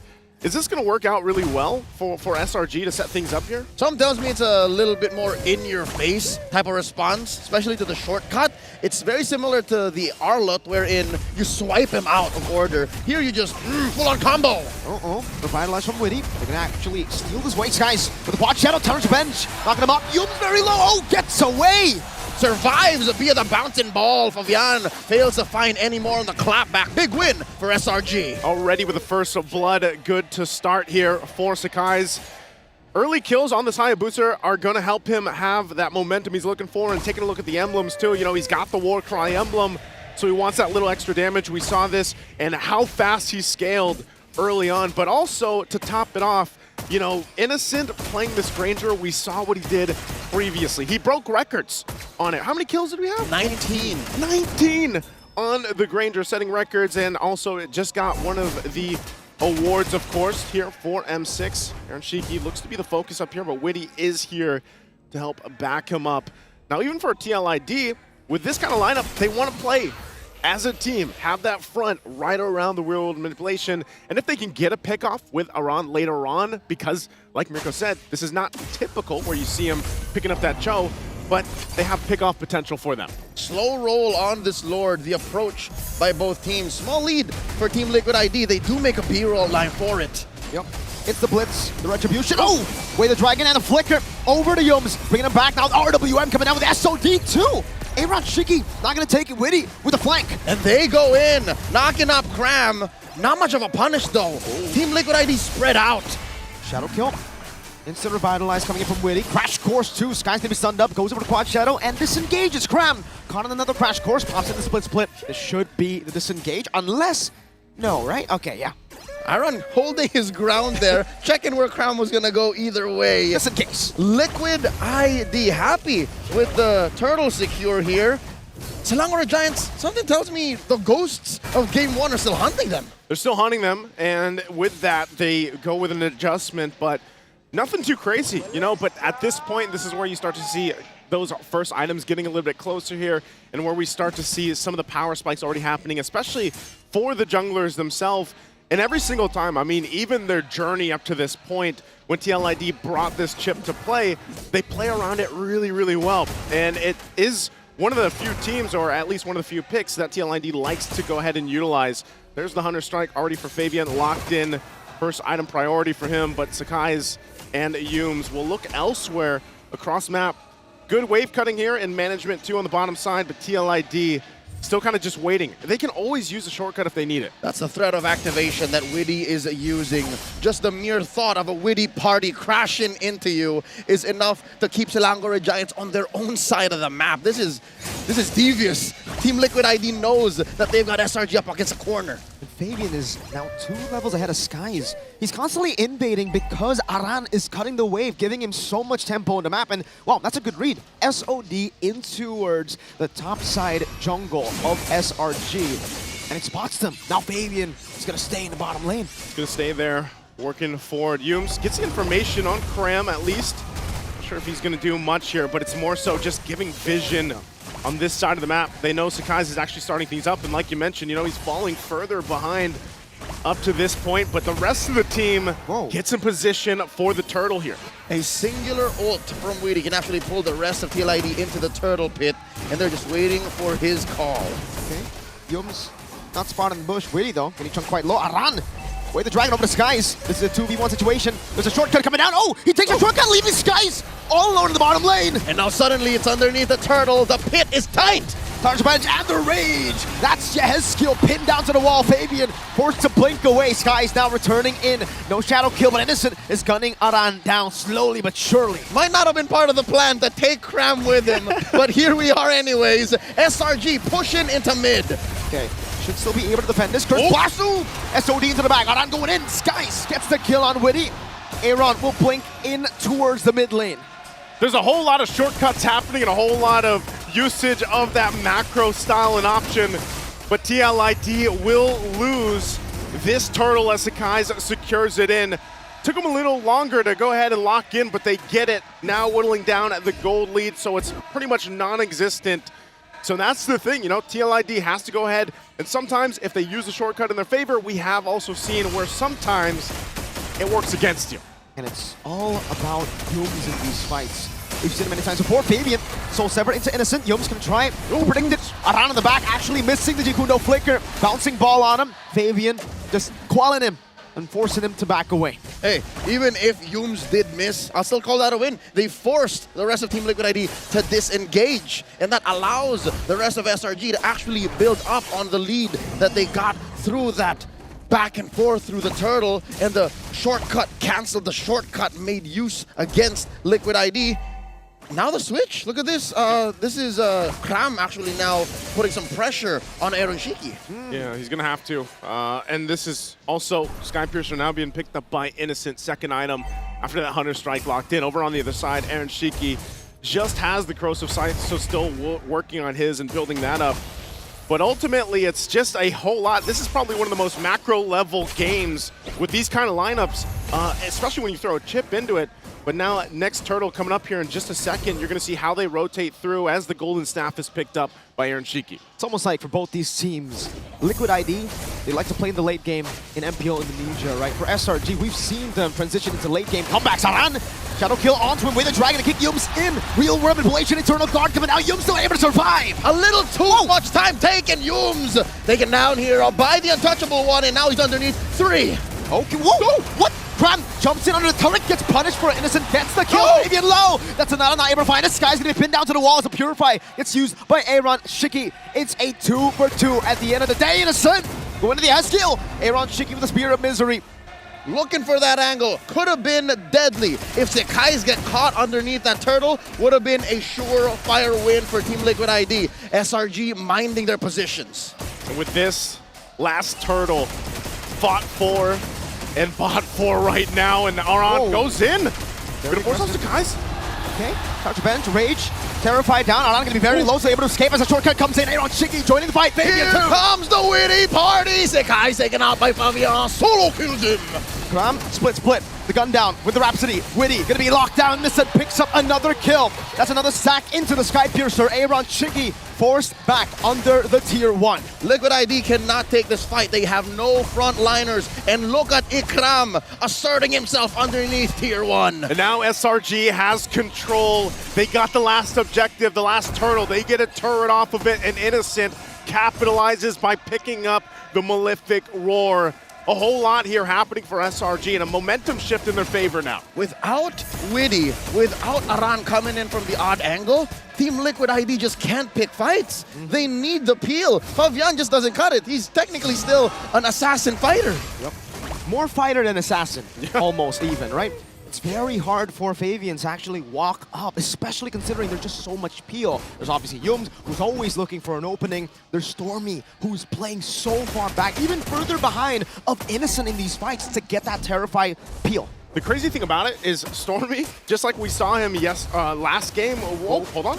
Shortcut, drop down. Yums, Spear of Misery coming down. That's going to be Witty. Caught in the time pass. Witty's still able to escape right now. The sun connects on towards Mr. Innocent. Oh! Coming in, they're oiled up. That's Aran finding him in the back line.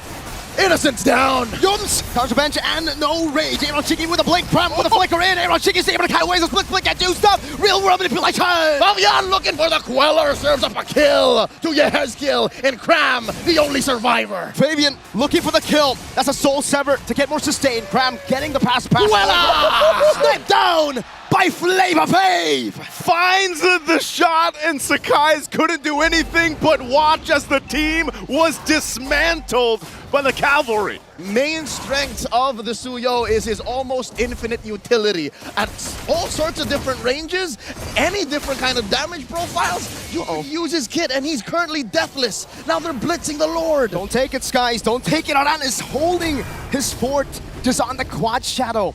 Now it's the First Lord over to Liquid ID. And with that, they find themselves probably the most gold lead they've had throughout this game. It's been the back and forth overall, and Witty will keep trying and trying again. Sometimes the shortcut works out for him, and sometimes you have something like that happen. And now they have the Lord in their favor, ready to march forward. They're going to focus down in the mid lane if they can to take some of these tier 1s and tier 2s down. Everything is going according to plan for Team Liquid ID. The Ghost of Jakarta just 1 kill on Yehezkiel's Eve. Aaron Shiki currently untouched. What the Selangor Red Giants need to do? It seems like all of their angles, the whole cram jumping onto someone just isn't paying off anymore. Yeah, it's not at this point. They have to kind of adjust the game plan here. You know, they've gone through it, but a lot of times, again, it's just kind of the surprise factor that comes with either getting kicked when you least expect it, or... Whoa. Guys, trying to hold that Lord at least on the control on the bottom side. Now the mid, though, still the focus here. They're going to get cut off. Yums. Spear of Misery. Yums going to be caught in a bad spot. RWM from Yehezkiel! Swiping. Yums is down. Fabian gets one. Spear of Misery. It gets a stun. Sakai's pushed back. Do it on Shiki! Brings forward, gets the killing spree. Yums and Skies is down. Aaron on the chase, waiting for the shortcut. Now Fabian! They're oiled up! Stormy's down! Fabian gets another! Aaron Shiki is a man possessed! Innocent trying to defend. Man, that Yehezkiel damage is ridiculous. Tier 2 falling in the mid lane. Aran looking for the Jikundo. He has the way to Dragon. Aaron sieging the base. Innocent trying to poke them down. In the flash of an eye, 2 inhibitors have fallen, and Selangor Red Giants are reeling. They have but 1 inhibitor left. And with that charge from Team Liquid ID, they have ballooned their gold lead up to this point. You saw just how decisive it is when they decide to go with these angles, cut off or surprise the Giants. And there's not much room for SRG to breathe, and that's where they're struggling, because even Innocent is scrapping for space to be able to move around and get those Rhapsody shots, get those Death Sonatas off. Thousands of Suyu mains all around the world are salivating right now, looking at Fabian's 505 performance. He just picked up his BOD. This is a dream come true for Suyo. This is what you want to do. You just want to be able to surge in, Queller, and then just sever. Like, that's what he's been doing so far. And Selangor Giants, as soon as Yums actually finds someone to jump on, the rest of them are half health. It's a no-go. They got spotted out a lot, and I gotta give props to Aran, man. He's been the one forcing Yums into these bad spots. Earlier, you saw the Shunpu, just a little bit of a Jikundo, you know, a tango with the Tyrant. Revenge whiffs, and that's it. Fabian found the angle. We saw Aaron Shiki get the pin down. And with Yums down, there's no playmaker. It's very rare that the problem overwhelms the solution. Kufra is a hero that usually just makes Cho stay put, but suddenly it's Aran who's forcing Yums to dance to his tune. And that's why, again, there's so much that SRG has to pay attention to. Even now, that top side being pushed in, still with Witty waiting on the whims alongside Aaron Shiki. They know they want to fight for the space around the Lord, but they're going to have to deal with more of this. Good poke. Yehezkiel's down to half. Innocent doing work here. You can see the damage dealt charts earlier. He was actually on top. Whoa. Shadow Kill in nature used up. Skies will back away. That's info though. No Wind of Nature on Aaron Shiki. That's Sonata. Not connecting onto anyone. Aran trying to block it. Witty. RWM, Lord now down to a 10th of its health, and now they're underneath. Fabian with the Retribution, finding it. Yum's gonna be pinned down again. That's a split on Yehezkiel, but he was just a bait. SOD from Aaron Shiki, diving deep and Purify. Aaron! No! A little too deep. The untouchable one suffers a death, and Aran as well. Innocent gets a double. That's 3 down. 3 down already. They are gonna have to deal with clearing out the base, but SRG just might have bought themselves some more time into the game. After that one, interesting that Aaron Shiki decided to go in, even without the Wind of Nature. It may have been a miscommunication. Aran saw 2, and I think there was more there than Shiki was ready to deal with. So, given how deep Widdy was as well, without the Revitalize, there was only so much they could have done. So Liquid ID now, they're going to have to suffer the consequences here and gain negative on this Lord. Yeah, no Lord advantage for Liquid ID. Well played from Selangor Red Giants. I think all this time from Game 1 to the 13th minute of Game 2, it's the unpredictability of Liquid that has really shaken them. The fact that they were able to finally read that unpredictability, the random engages, the ones that look kind of impossible almost, they found it, they read it. They found it, and not only that, but they also capitalize off it. And if SRG continues to do that, at this point, honestly, even with the gold lead at TLID, it doesn't matter too much because it comes down to the decisions that SRG is able to make. Game after game, match after match, SRG has proven that even if you have 6, 7, 8,000 gold on them, any fight is a fair fight, especially when you have this many items on Esan, this many items on Stormy, because I'll tell you now, Stormy's just built 3 major items. Usually if he gets the EG down at the right spot, that's enough to take him down.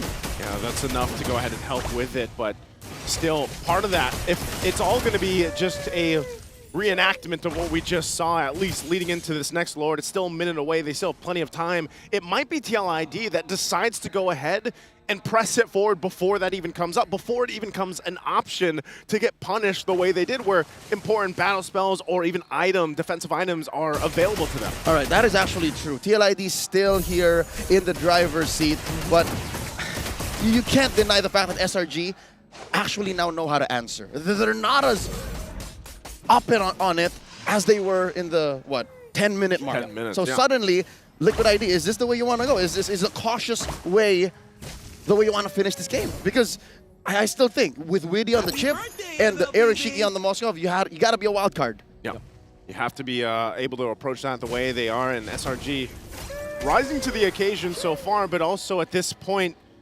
as they get in position, this is part of the difficult part is, that Tier 1's actually still standing. So they're kind of cut off to a certain degree on their side of the jungle, but they want to take that fight. If they want to go ahead and deal with this kind of space and make that work in their favor, then they rely on Cram. They rely on Yums to possibly set up. But then at the same time, you got to be able to peel.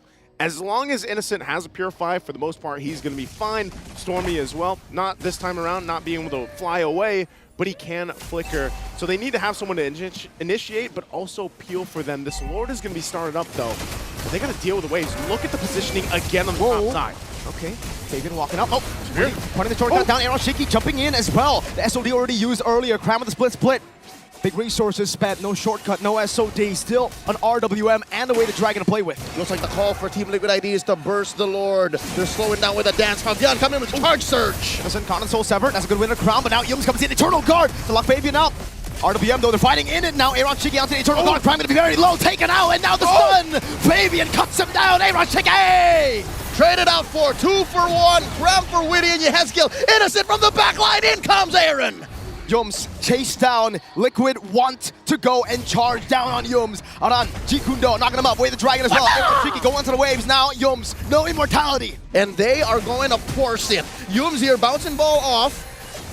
The pushback, the SOD. Aaron clicks it. He can't take down Stormy. Got immobilized. He's going onto the turret. Buys immortality. Aran walking up. Yums charging his Hunter Revenge. Cancels it now as Aaron Shiki goes in for the piercing damage. The base will be turning it down. Aaron Shiki. He gets it. They end the game just with the 2 of them really lining everything up to take game 2 here. From underneath SRG's noses. Everyone wasn't ready for it. Down to the last breath. Liquid ID, what did I tell you? The wild card. The wild card, the wild cavalry. They brought this lineup, they made it work. I mean, some of the team fights, there's just so much happening. But TLID locked in and got it done.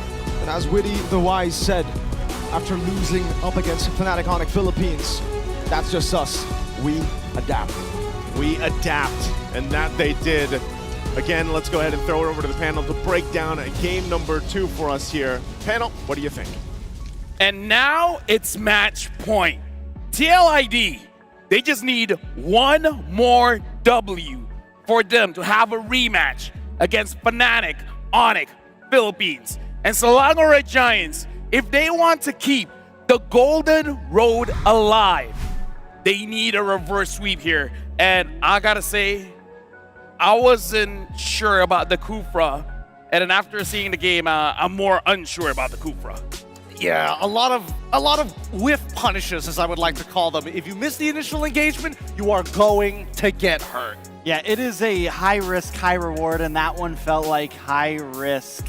The as you said it perfectly. The Eve, the RWM, once it comes down, you're trapped, you're a goner, and no one can come in to help you, right? Everyone's just kind of stuck looking in from the window. Yeah. As Yums gets taken out. Yeah, just some spicy engagement. And right now, it kind of feels like SRG is having more of that rubber band effect that we've been seeing before, right? They start to get a little bit better online the later the game goes, but in this situation, it's just a little too late. Where you see TLID be able to close it out.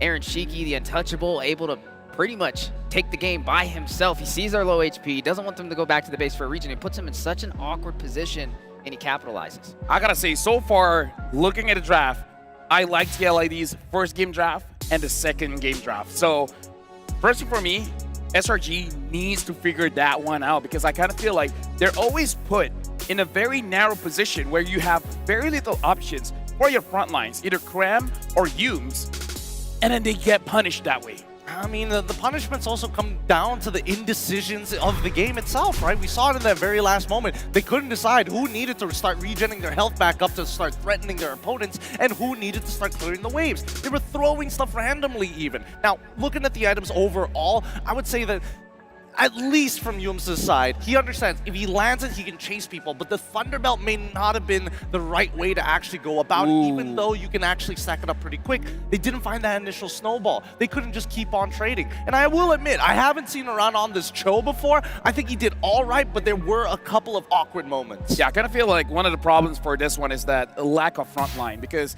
essentially you let Cram do it alone, which worked out for them against Team Spirit. But against TLID, when Yehezkiel has the Wishing Lantern, one frontliner isn't going to do it. And you have a hero like Granger, where you want to stand at the back and dish out as much damage as you can for as long as you can.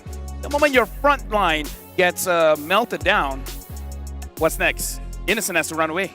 Yeah, Innocent doesn't have much space to move right in by having Sekai's on this assassin, by having Yums on someone that wants to dive up, just like you said. It doesn't leave much space, and Aaron Shiki played so amazing as we crept into the late game. Even though SRG did fight back at some points, it still felt like TLID was in control 90% of that game. They knew what they were doing. Even at those little moments where it's like, okay, yeah, you got a kill. Okay, yeah, you stole the Lord. They still had map control. They still consistently had pressure on SRG. And I feel like it's one of those things where it's like a little bit of micro, right? A lot of micro engagements in this entire game. It wasn't just all about the objectives, but just overall about the engagement overall. You see Witty, you see Aran trying to beat the pace of Cram, trying to beat the pace of Yums as well. And yeah, I agree with you guys on this Kufra pickup. May not have been the hottest. Maybe a little bit more of a stronger frontline hero could have been the difference. I like what Weezy said. It's always about the macro. Maybe SRG needs an easier draft to execute. Because so far, their win condition is if the stars align, we're great. But the stars don't always align. Exactly. That's why we see a lot of positions, like especially around Lords and even Turtles, it's I give you the objective, and then let's see how many fish we can catch with the net. And I feel like, yeah, you know, sometimes you can get a little bit more, you can overextend and even push TLID into a corner, but at the same time, it's not really working for your win condition at the end of the day. You still need a Lord when you have a Granger to help you push. And now we got to look at the MVP, the untouchable Aaron Shiki on that Moskov. He was good in lane. He was good in the team fights. When he hits the Spear of Destruction, for better or for worse, he goes in. Yeah, you know, I was wondering how he was going to play on this, and he played it amazingly.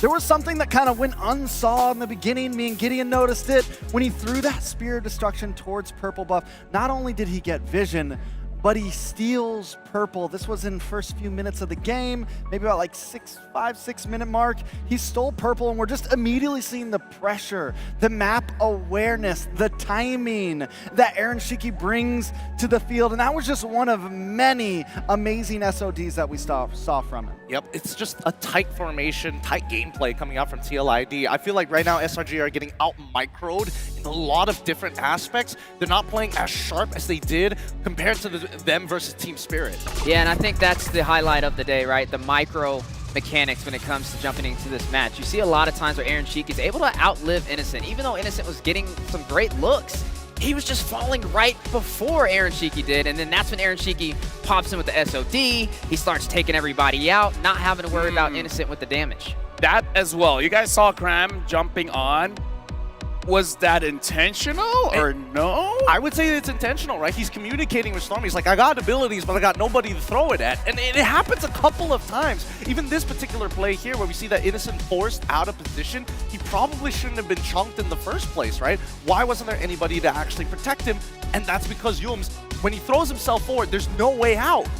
I think a major thing with TLID's composition as well is everyone, all of their members can kind of fight by themselves. When the fight breaks out and it gets split up, everyone feels pretty comfortable. Everyone has a little bit of peel. Everyone has a little bit of escape, a little bit of shield, something in their own kits. Whereas whenever SRG comes in and they get split up, I feel like Team Liquid ID gets the advantage of that. And SRG, their composition kind of calls for splitting up, and it just didn't work out in the end.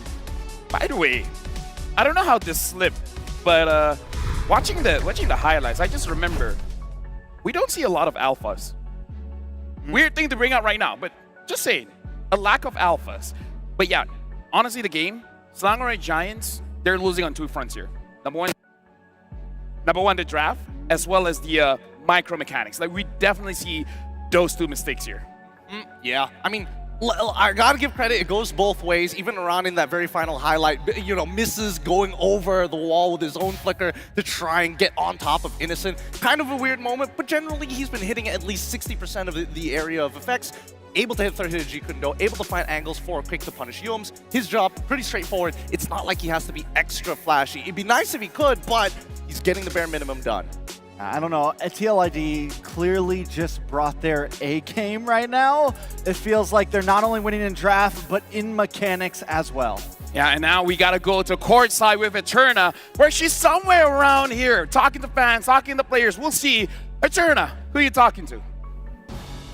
Thank you, boys. It's me, Eterna, and with me right now, our legends. We have two legends in the building. The fans are going wild in Axiata Arena because beside me is Just No Limit and Aura himself. Now, I've got to ask you guys coming back here into M6, back in Malaysia as well, how are you guys feeling about the event so far and maybe a little bit of the venue? Let's start with you, Jess. It's really cool, and it brings back memory when I play as a pro player with Aura, and yeah, it's so cool. What about you, Aura? Gimana rasanya balik lagi ke Axiata Arena? Ini pasti tempat yang sangat spesial dong buat Aura. Hello guys. I'm feeling good. Feeling good. Ya. Mau ngomong bahasa Indo aku translate gak apa-apa loh. Bahasa Indonesia oke lah ya. Feelingku banyak perbedaan ya dari M1 dan sekarang M6 balik lagi ke Axiata. Pertama tuh ngelihat crowdednya, sangat rame juga penontonnya. Halo semuanya. Terus juga dimana pada saat itu aku bertanding di sini juga sih. Terus lebih tepatnya di tengahnya. Ya, itu aja sih yang aku inget. Itu bedanya ya. Ya, terus menang juga kan. Oh, apa gimana? Menang juga. Can you repeat that? The winner. The winner. Yeah. No, it's okay. Flex that. That's amazing. Yeah. You are holding the only M Series championship trophy for Indonesia. So that's a huge feat. What he said earlier on, he did see a few differences. The first thing was the fans are crazy, right? So many more fans are in the building right now, and also he was not here last time around. He was actually in the middle playing in the 360 stage, and they were able to claim the championship trophy as well. Now, let's circle on to Jess now. Okay, so Jess, once again, congratulations, by the way, guys. He just hit 50 million subscribers on YouTube. So, what What's your story there? What inspired you to start your YouTube channel? So, actually, I really love playing games, and I started with playing Mobile Legends. Yeah, I was started being a Mobile Legends YouTuber, and I'm so blessed until I can hit 50 million subscribers. And thank you for all your supports. Thank you so much. Yeah. And yeah, I believe I can be here because my friend also, because he inspired me to start a YouTube channel as well. Aww, that's so sweet. Aww. It's okay if you guys want to hug a little bit. It's okay. We'll wait. No? All good? Okay. So, Fabian is competing right now. And he said in one of his videos that you're his main inspiration. What do you think about that? How does it feel to become an inspiration for new pro players from Indonesia and maybe even around the world? I'm so grateful and so happy, and hopefully he can win. Hopefully can win. Okay. Guys, last question. The fans are going wild right now. They're supporting SRG. Thank you guys so much. It's been incredible. But we have to ask, it's 2-0 now for TLID. Their match point, 1 game away of getting that grand final slot. What do you think about this? Do you think that TLID can go all the way? Are you confident? Or do you think that this might go all 5 games against SRG? I think it can be 3-0. 3-0.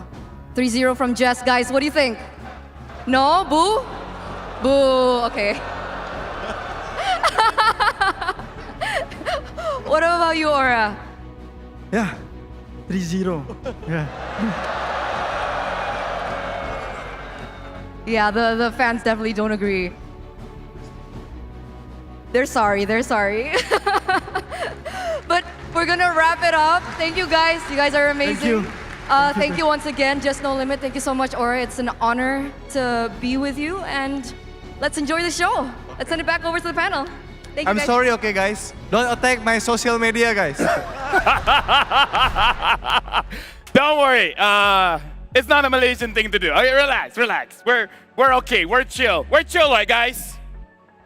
Yeah. See, we're chill. We'll chill. Sheesh. Oh my God, what was that? Sheesh. Someone else do a sheesh. Sheesh. All right. There you go. See, now we're all good. Okay, here in Malaysia, we're chill because we have Hello Panda. Fill your game with Hello Panda crunchy biscuits filled with creamy. This one is cocoa biscuits with. Okay, this one is chocolate. This one is just straight up chocolate.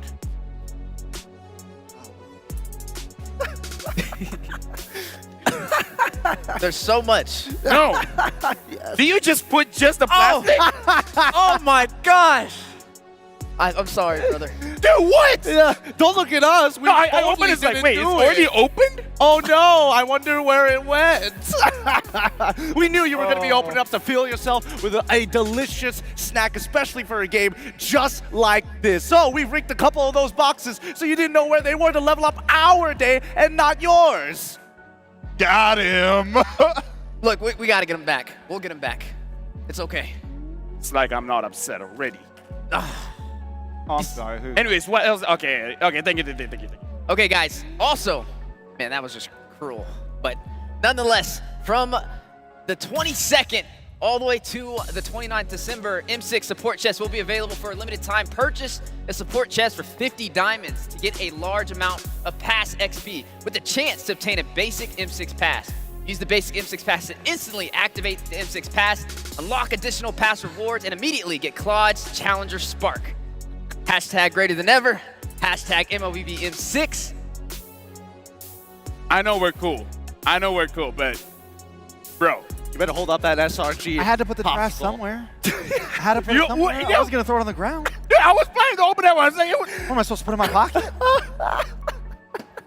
I just put it. You saw me walk over there. I set the box down. As if NA and Malaysia have enough problems already, right? Hey, look, there's plenty of problems, but I'm pretty sure that the players are starting to build up for this upcoming game. Game number 3 is where it's at. TLID currently at match point for those online international viewers tuning into the stream right now. Match point, 1 game away from the grand finals. Question. Do they swap to second pick? Does SRG go to second pick this time? So far today, second pick has won every single game. That's 5 games in a row. And the draft seems to always favor second pick. It's kind of been the thing.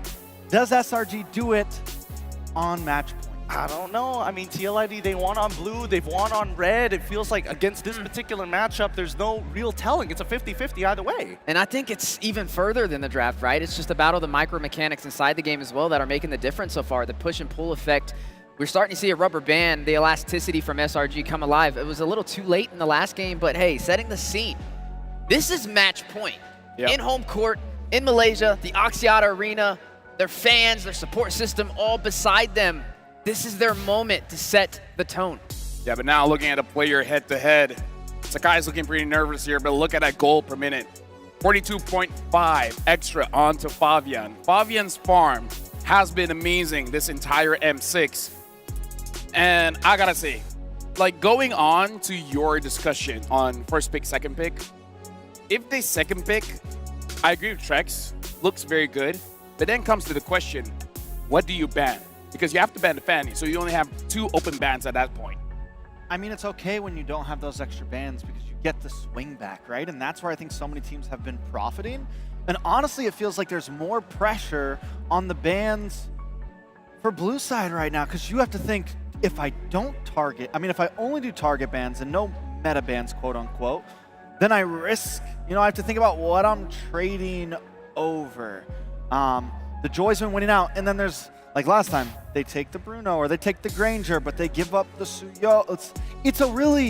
It's a head game thing right now. It's such a head game thing right now. It is a big head game thing, but it's time to go into the drafting phase for game number 3 between TLID versus SRG, currently match point. Hopefully they're going to be arming them with the best weapons possible, but SRG have decided to take first pick on the blue side as TLID will take second pick on the red side. Natural bans come through, but Chowen as well as Loyi instantly axed out by SRG. Yeah, that's a switch up. That's a big switch up from SRG for first bans on first pick. I mean, at this point, you're taking the risk of leaving a lot of things open, which might be what SRG wants. Like, fine, yes, you get the swing back, but we're going to get another swing back with our 2 picks. Okay, and in this situation, I mean, if you're TLID, do you ban out the Joy? Do you let SRG take the Joy in this situation? I mean, it's been such a hard hero to deal with. There goes the Joy ban, so they're not even going to waste any time on it. They respect how strong of a pickup that could be. Now, there's still marksman's up for grabs, right? You still have the Bruno, which can be easily prio from the side of SRG, but we've seen answers like the Granger, like the Moskov. It's a nerve-wracking time here.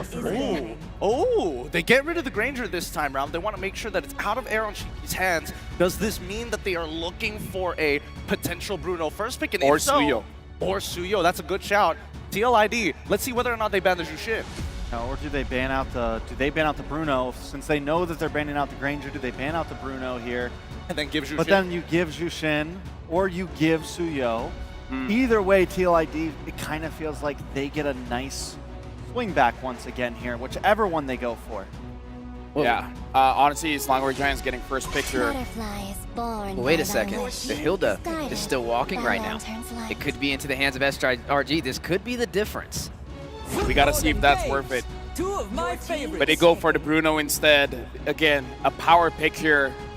The Bruno has been performing that well, but let me reiterate again. Cram and Humes need a good front line, but front lines don't do good against an Eve. This is a tough one here.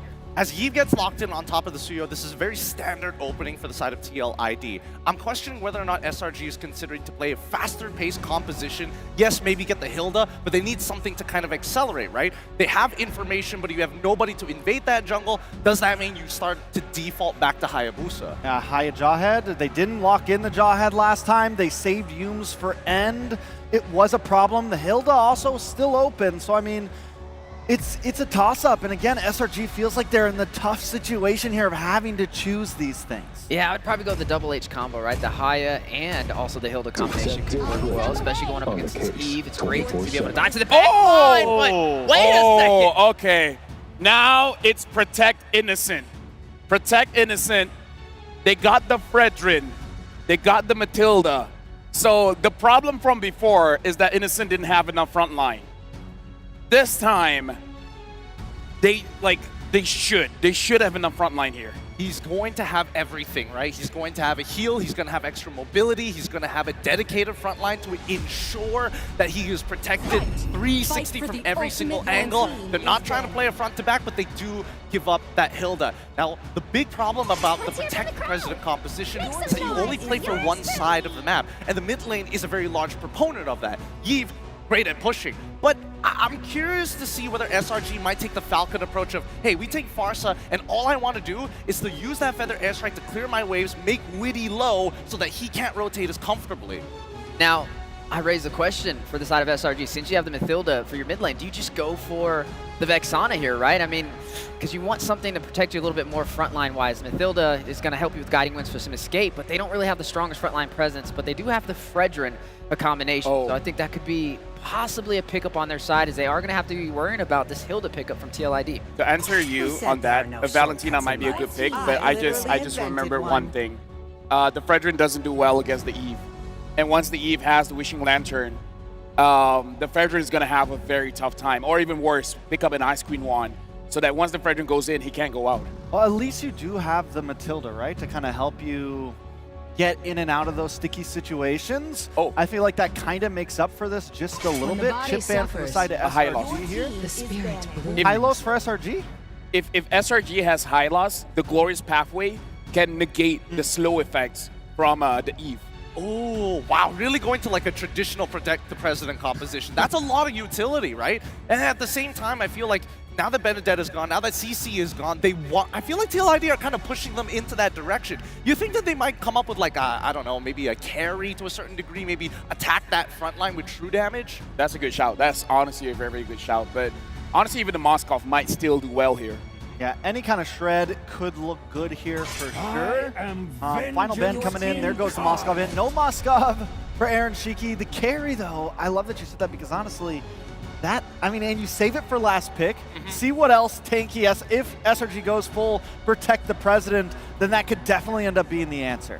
All right, I'm curious to see how TLID is going to select this next pick for the second phase. It could go basically anywhere. I mean, all they're missing right now is a roamer and as well as a gold laner. It feels like the gold lane matchup is pretty straightforward when you're up against the Bruno. They could still pick up a Cho here and then look for Beatrix later on, but instead they go for the Khalid. They have even more early game pressure to hurt the President. That's a good pick. That Khalid is a very good pick. Especially with the Matilda, you already have a squishy roam, you have something that can't take too much damage, and this just adds even more TLID's early aggression that they can bring now with the Hilda, with that, quick rotations, Suyo, who wants to stack up. It's dangerous. Yeah, and this makes you wonder, are they going to force out the Hylos here, right? I mean, you need something to kind of pair up and match the mobility of this Khalid as well and have the dive potential. So it could be a potential answer, slot it in the XP, see how that kind of plays out. Now, another question that we need to raise is for the mid lane matchup, right? Are we going to match range with range? Are we going to go in for this Pharsa? Are we going to go something a little bit more stronger with the frontline presence, such as the Vexana? We've yet to see what Stormy has in his hands. Yeah, it's either mobility or it's going to be a pillar. I'm thinking whether actually, yes, they are truly playing the Protect the President composition. Edith is a great way of buying time. You have the Aurora to kind of supplement. Even when somebody isn't able to take the Guiding Wind, you can still work with the Frigid Glacier to kind of buy you that extra bit of time and even some soft CC so that TLID don't get too far with their lead. Yeah, so when we look at the way that SRG's been drafting from first ban until now, with the Granger ban, it feels like it is all about Bruno. We're back to Swiss stage of it, essentially. We're back to this, listen, when in doubt, have faith in Bruno, ban Granger. Let me just say, Selangor Giants, they're taking a very big risk here with this kind of draft. This potentially is the final game of the day, and with that, we're throwing it to the casters. You know, panel, we completely agree. This is a risk for SRG, bringing this kind of draft to the table. And it's match point right now ahead of them for TLID. Again, it's me, Naisu, Mirko, and Leo to bring you the action. Mirko, how are we feeling about this lineup? This is signature TLID for every single one of them. They got comfort picks. Aaron Shiki on the Natan. That's Witty the Wise on the Khalid, the Ghost of Jakarta. Yes, kill. Is he 100% on the Eve? I think he is, man. It's very close to 100%.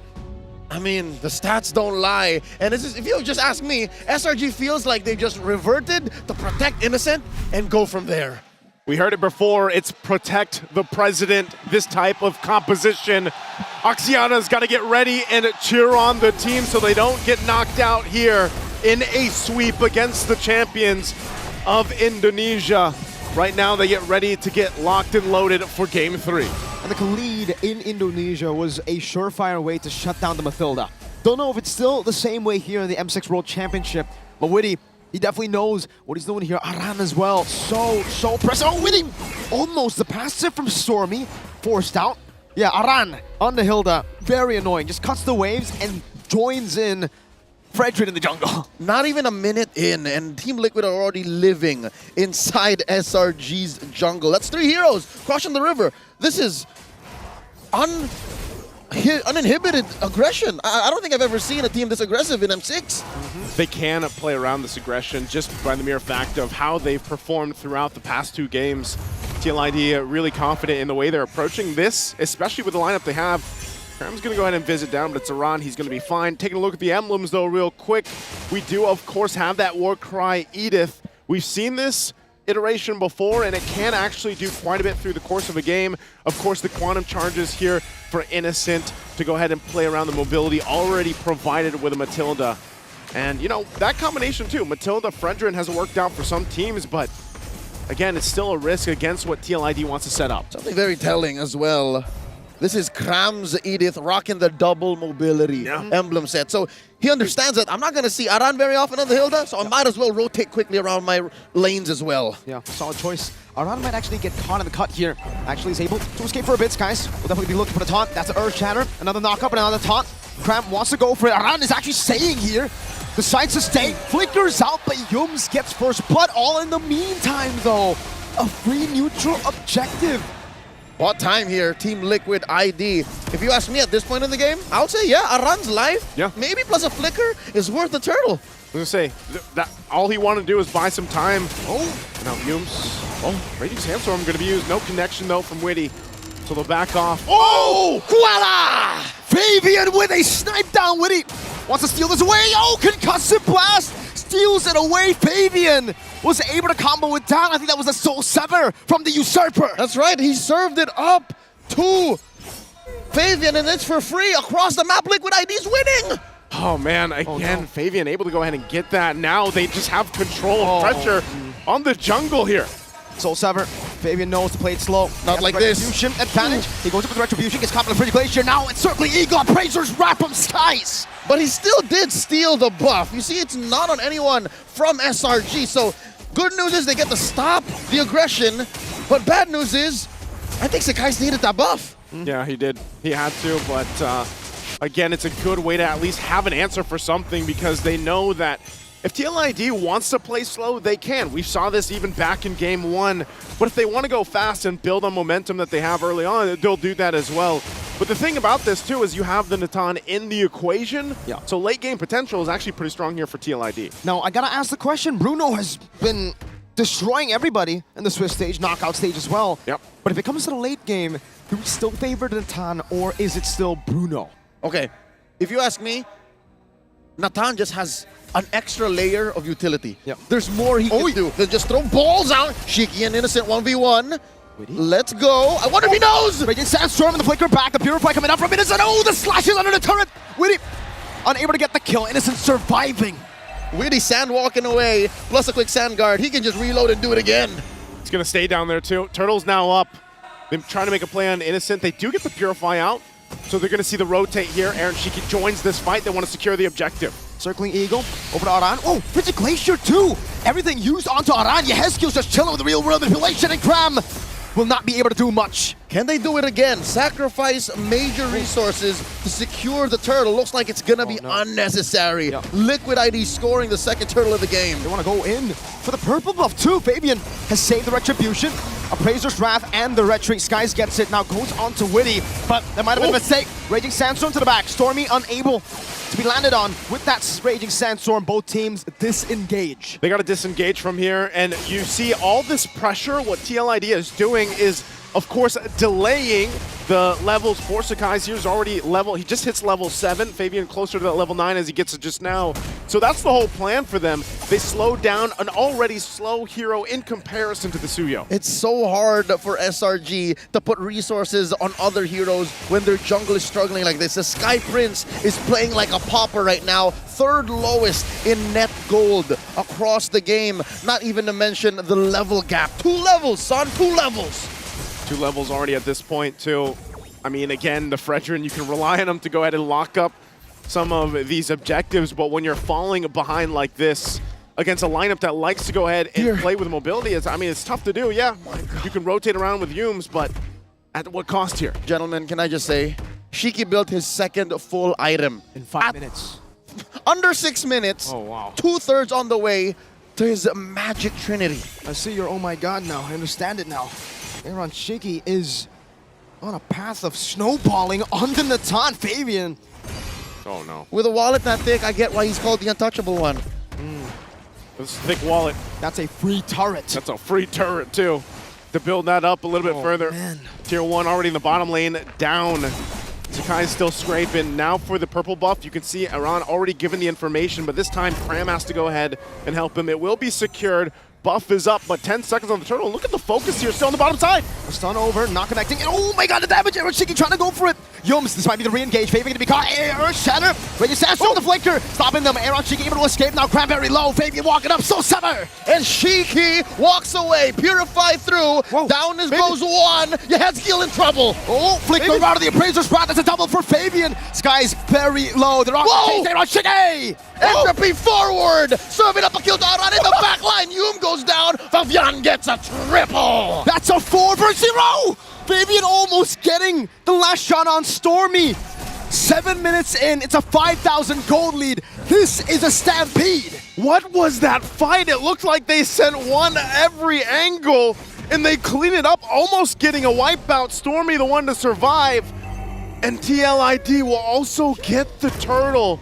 At that point, it just looked like SRG was head on a swivel. That's what you get when you have a 5,000 gold lead at 7 minutes. You could spread out your opponents, and if you go man-to-man, mano-a-mano, you're just shooting more fire than they are. Yeah, I mean, even with all that happening, we were just talking about Aaron Shiki getting close to his Holy Trinity here, almost nearly there with that Holy Crystal. Entropy to the face. The cojones on this young man. That's Aaron Shiki. We saw a glimpse of that in the MPLID Grand Finals. He was flickering forward. Yeah. At the time, dying most of the times. He's learned from that mistake. He's learned from that experience, and you see that experience here. The young stallion maturing just over the course of a 2-3 week time period. Yeah. And now he's untouchable. He's untouchable at this point. Fabian too. Look at the damage just alone. 13, level 13 to Sakai's 9. And this is exactly why TLID continues to do this. Now assaulting the tier 2 in the bottom side already. No. Look at this. What? Completely out-macroed. Stormy gets picked up top. We didn't even have to use the Raging Sandstorm. That was 2v1. That was 2v1. And if I'm not mistaken, the last time we saw Stormy, he had an ult. Yeah? He had a passive. Yeah, earlier on. Oh. When Cram gets deleted by Raging Sandstorm, setting Cram out. Fabian going in. Primal Wrath to escape. Skies wants to go in with a taunt as well. RWM from Yehezkiel. The ghost is swiping away. Can they get one underneath the Skies falls? Another sniper away. Shiki guns zooms down from the skies. Oh, SRG, it's looking so grim at this point. It's still early on, under the 10-minute mark, but they're just getting picked off everywhere. Stormy, even from a distance. Taking names, turrets, camps. Team Liquid ID are starving Sinatra every turn. That's a 3,000 gold lead between the gold laners. Aaron Shiki, Holy Crystal, on the way to a Divine Glaive, it seems. seems. Yeah, that's going to be way too much. It already is to deal with. Lord gone. Doesn't stand up for long, and now buffs and everything else that TLID wants as they balloon it to 10,000 gold at under the 10-minute mark. What's the comeback angle? What do SRG have to do to keep the Golden Road alive? I'll say stay underneath your turrets, pop the Holy Shields if necessary, and make the most of Stormy's ult. Rigid Glacier might actually be one of their few stoppers. There's a problem with that though. Innocent only has the Melfic gun. He doesn't have the Berserker's Fury yet. Yeah. Is it enough damage to even defend? That's what I'm saying. Use your turrets. They have to be smart about it. At this point, how do they juggle this? Shield defenses are going to be pop, bottom, mid, nearly the top next. Aaron Shiki, just as we mentioned, now Divine Glaive. They are more than ready for this fight if they want to force it. They try to keep it together under the turret. On the unbreaking section from A! Going on to Innocent, slain again. Skies will get the ton onto Aran, but Liquid want to stampede their way to a win. It might be over. The base is open. That is a wipeout. A slow death for the Red Giants. Yahezkiel, Winter Crown in the base. The Red Giants have fallen. The Liquid Stampede has shattered the Golden Road. These young stallions are galloping at speeds they have only dreamed of. The Cavalry are going to the Grand Finals. And the Cavalry was brought down by the weight of the Super Fam in their initial bout. They've slain the Red Giants in a sweep, and now they get the rematch against Fnatic Onyx Philippines in the Grand Finals tomorrow. For the third time in the M6 World Champions, TLID are facing off against Fnatic Onyx Philippines. Amazing series. Again, I would have not expected double sweeps, but that's it for us. Me, Naisu, Mirko, and Leo. Let's throw it over on stage for the winners. Amid the never-ending challenges, the home ground heroes stood tall and carried the entire Malaysia on their back. Finishing with a top 3, their Golden Road unfortunately has not been achieved, but Axiata Arena, a round of applause to Selangor Red Giants. They fought really well, and this will be the last time for the final bow from the hometown heroes. You guys may now take your final bow. Once again, Axiata Arena, this is Selangor Red Giants! Thank you very much, boys. We hope to see you guys come back stronger next year. And now, your last grand finalist, Axiata Arena. Give it up for Team Liquid Indonesia!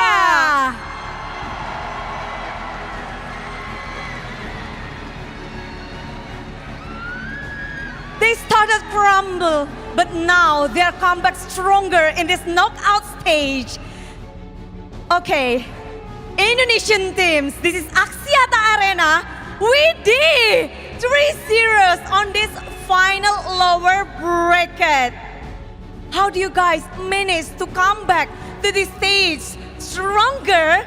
And how you guys managed to make it 3-0? Widih, kok 3-0 ini? Keren banget. Kita fokus di evaluasi kemarin sih, terus ya secepat mungkin belajar lah dari kesalahan kemarin gitu. So they learned really fast. They want to make it better for the next. But how you guys managed to learn it really fast? Because your gameplay is really strong now. Widih, gimana sih caranya? Secepat itu kalian belajar? Karena kita mau jadi juara, jadi kita harus belajar secepat mungkin gitu sih, Bude. Belajar secepat mungkin. Kemenangan ini benar-benar dinantikan, dan pastinya kalau dari Widih sendiri, seberapa susah sih untuk Widih 3-0 ini? Susah banget sih, soalnya kan kita hitungannya penggagal salah satu kandidat Golden Road kan. Jadi ya meskipun susah, cuma emang mungkin udah takdir kita aja gitu ya. Facing Selangor Red Giant, the Golden Road journey. So yeah, they say that it's hard. Yes, it's definitely hard, and we can see that they've actually prepared a lot for these matchup. Aaron Shiki. Aaron. Okay, come here. Now, Aaron, I want to ask you. You just faced Innocent in the gold lane. He just won Breakthrough Player Award for M6. Was it hard, honestly, preparing for this matchup against Innocent? Yes. Susah. Innocent so hard. Innocent. Okay, it was hard to go up against Innocent. Now, what was the challenges you faced preparing for today? Especially, look, Axiata Arena, the entire arena is cheering for Selangor Red Giants. Do you feel pressure? Saya tidak ada pressure. Don't feel nggak ke pressure maksudnya. You don't feel pressured at all. So do you think that it's more buff for you when you see everybody cheering for your opponent? Rasa buff ta? Entire arena cheer untuk Selangor Red Giants tadi. Apa? Mungkin karena ada orang spesial aja kali. Jadi ya. Oh, there's a special someone. What do you want to say to that special someone? Rahasia. No. Say. Don't say the name, but like a message to the special someone. Mau cakap apa dekat special someone? Makasih yang udah, makasih terus. Dan lagi makasih pokoknya. Thank you. Ya. Thank you. Simple, neat. Thank you. He's secretive. It's a secret. Maybe if he wins tomorrow, he will expose. Who knows? Ooh, we will wait for it. But after Aaron has to face Innocent, it's really hard. But now, Aaron, as the oldest one here, as the captain here, ini adalah panggung internasional pertama tim Liquid. Panggung yang membawa banyak memory. This stage has a lot of memory for Indonesian. So, how confident? Seberapa pede sih for Aaron to bring Team Liquid ID to the glory, to the champion? Karena ini tempat kita dapat M1 dulu, jadi semoga kita bisa dapetin M6 sih. Amin. Semoga. Yeah. Tapi melihat bagaimana perjalanan kalian yang naik turun, tren ini begitu kuat untuk Aaron. Sekarang Team Liquid ID begitu kuat. Apakah ini memang udah top play of Team Liquid ID? Is this the top play Team Liquid ID has? Let's see tomorrow, Bude. Oh, let's see tomorrow. Yes, and from what Aaron said actually, this is the 4 walls where they crowned M1 champion from Indonesia, which is EVOS. They're hoping that this will be the 4 walls that crowns them this time around. Now, Fabian. Whoa, both mics. Hi, Fabian. You feeling good? What? You're feeling good? Yes, I'm feeling good. You're feeling good and happy. Definitely, you should be feeling good. Clean sweep up against Selangor Red Giants. Now that you're in the grand final, once again, you will be going up against King Kong. Woohoo! Now, you've met him twice already. Do you think you'll be ready to meet him again for the 3rd time tomorrow and hopefully get different results? Tanah banyak cakap ah. Yang penting saya main aja lah. You don't want to say so much, you just want to play tomorrow. Yeah. Do you have anything to say to him? Because I saw a video where he actually disturbed you, I think, on Instagram. Yeah. Do you have anything to say to him? Because you guys are like friends. For King Kong, love you King Kong. But bromance. What do you guys talk about? Kalian ngobrol apa sih pas lagi ketemu? You guys are close. Are you talking about Mobile Legends? Aduh, cuma bad words lah, jangan. No. The video, I think it was a kiss on the cheek or something like that. Oh, yeah. Cute friendship between the players, but last but not least, we have Yaskill here. We know that a lot of fans come to Axiata. A lot of fans in Indonesia as well watching you online, around the globe. Yaskill for this win. Untuk kemenangan ini, please say something. Makasih semua supporter Indonesia yang udah datang jauh-jauh ke Malaysia, terus yang nonton dari online juga, terutama buat keluarga juga yang udah support kita, tetap dukung kita di grand final besok. And for tomorrow match, untuk match besok hari, Yaskill, say something. Kita bakal juara besok sih. Woohoo! We will be the Champion. Thank you very much and congratulations to Team Liquid. We will see you guys tomorrow at the grand finals. And with that, let us throw it back to the panel. There's a lot to say, but before we even start, we gotta look at history, man. Because history is repeating itself. In M1, Malaysia got top 3. That was Todak. And now Selangor Red Giants is following in Todak's step getting top 3 again. And this time, TLID going to the grand finals. Before this, it was Indonesia that won, but that was Indo versus Indo. So now we have to see if what happened at M1 will happen again at M6.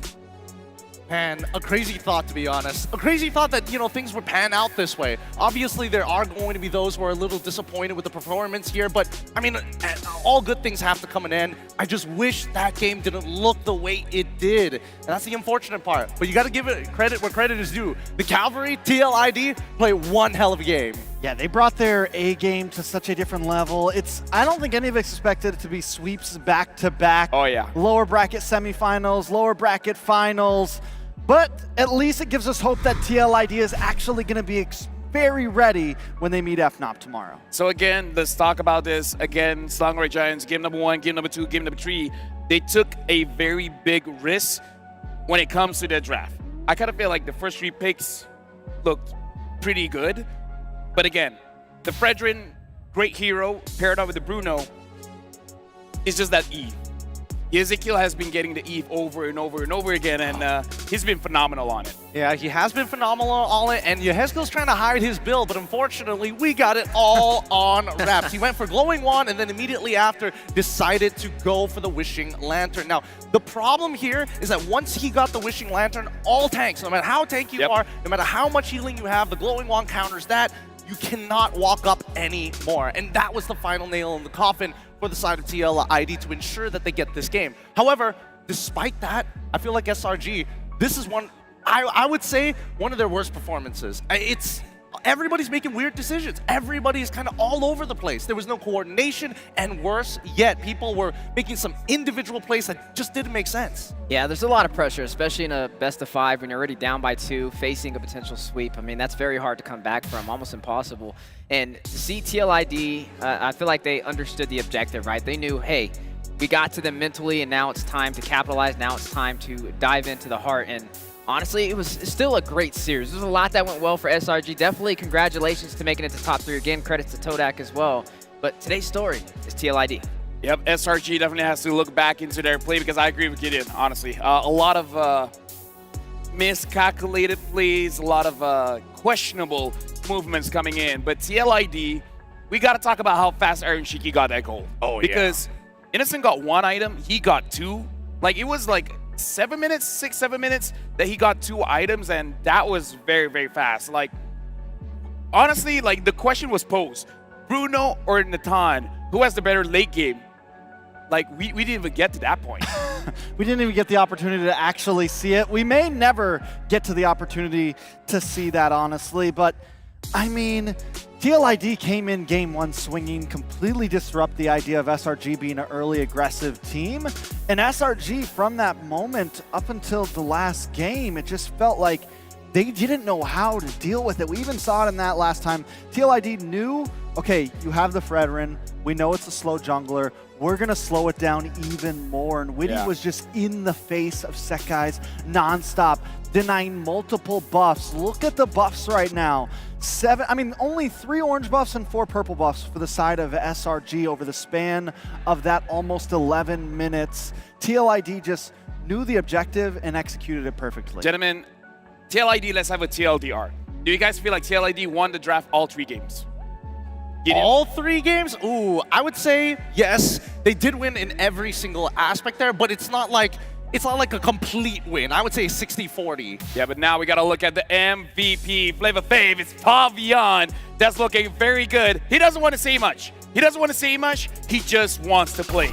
Yeah, and I think that's got to be the plan here, right? He needs to keep it clean. They need to be prepared because possibly the biggest day of their career is coming tomorrow. And it's not very often we get to see game MVPs without full item builds on. And that's what we're getting right here. The guy went for a little bit of safety in the end there, a little bit of possible push. But overall, man, Fabian, I think we only saw him play Suyo all 3 games, right? Joy won, right? Yep. Joy game 1 and then Suyo, right? Yep. All of which he was having a ridiculous GPM. I would say like even the previous ones, like 800 seems about okay now that we're coming to like the last legs of the competition. 970. He had a free game here. Yeah, we got the pleasure of seeing him pick everybody apart, right? He definitely was going in for those solo kills and a well-deserved MVP for Flavor Fabian. Oh, coming into these highlights, there's just a lot of awkward moments, right? Why didn't Yums just not return into this bush? Yeah, he has flicker, he can react to it. Same thing going for Innocent, the way that he lost his lane just really came down to nobody's communicating where exactly Witty is supposed to be. And I mean, obviously there's a couple of awkward moments with the Retributions not being able to take away the buffs, but at the end of the day, all of this is recoverable, right? They were building up to playing a composition in a meta which they've played for maybe over 2 years at this point. Yeah, but Team Liquid ID was just, I mean, every mistake that a team makes, Team Liquid ID is going to make it feel like it's 2 or 3 mistakes. The goal just built up too quick. They were too clean overall. I don't think, I mean, in game 1, TLID was maybe a little bit messy, but as those games went on, TLID was just like, nah, we are, I mean, they were cleaning up, they were polishing up, and it was just getting harder and harder for SRG to keep up. And now we're looking at the bracket here. These are the final 2 teams. It's Fnatic, Onyx, Philippines, going up against TLID, where TLID, they want to relieve the glory of M1 and FNOP. They want to make sure the Philippines keep on holding on to that World Championship title. Like, both teams, a lot of stakes for this one, because FNOP loses. First time in a long time.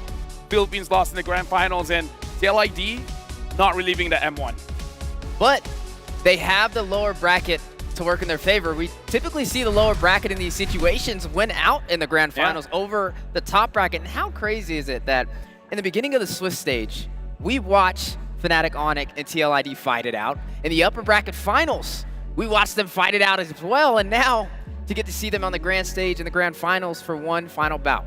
Yeah, hopefully TLID can do something different than how their previous bouts went, because FNOP seemed to have their number, they seem to have their card. So far, look, FNOP was doing a TLID of what TLID just did to SRG. So TLID needs to think about how they're going to come into this grand finals, because it is definitely not going to be easy. I mean, like, here's the thing. We heard in the interview where Weedy was like, we want to become champions, and how do we become champions is we got to learn. We got to adapt very, very fast. Because Clara asked that they look so different right now. We just got to see what else have they learned, because this is what they showed against SRG, which honestly, in my personal opinion, they haven't shown much. They just showed what they've already played. I think the most that they've showed is the fact that Aran can actually play the Cho in the EXP. It makes that, flex pick a little bit more interesting. It makes you think, do I really need fast hands, or do I just need to strategize and outplay my opponent? Well, wait a moment. We have a huge announcement to make. In conjunction of the Magic Chess Go soft launch in Malaysia and Singapore, we will be showcasing the first ever official Magic Chess Go competition, and the participants none other than Solos, Just No Limit, Kelvin, Fuego, Bass, Beloyski, CQ Gaias, and Dean Gaming.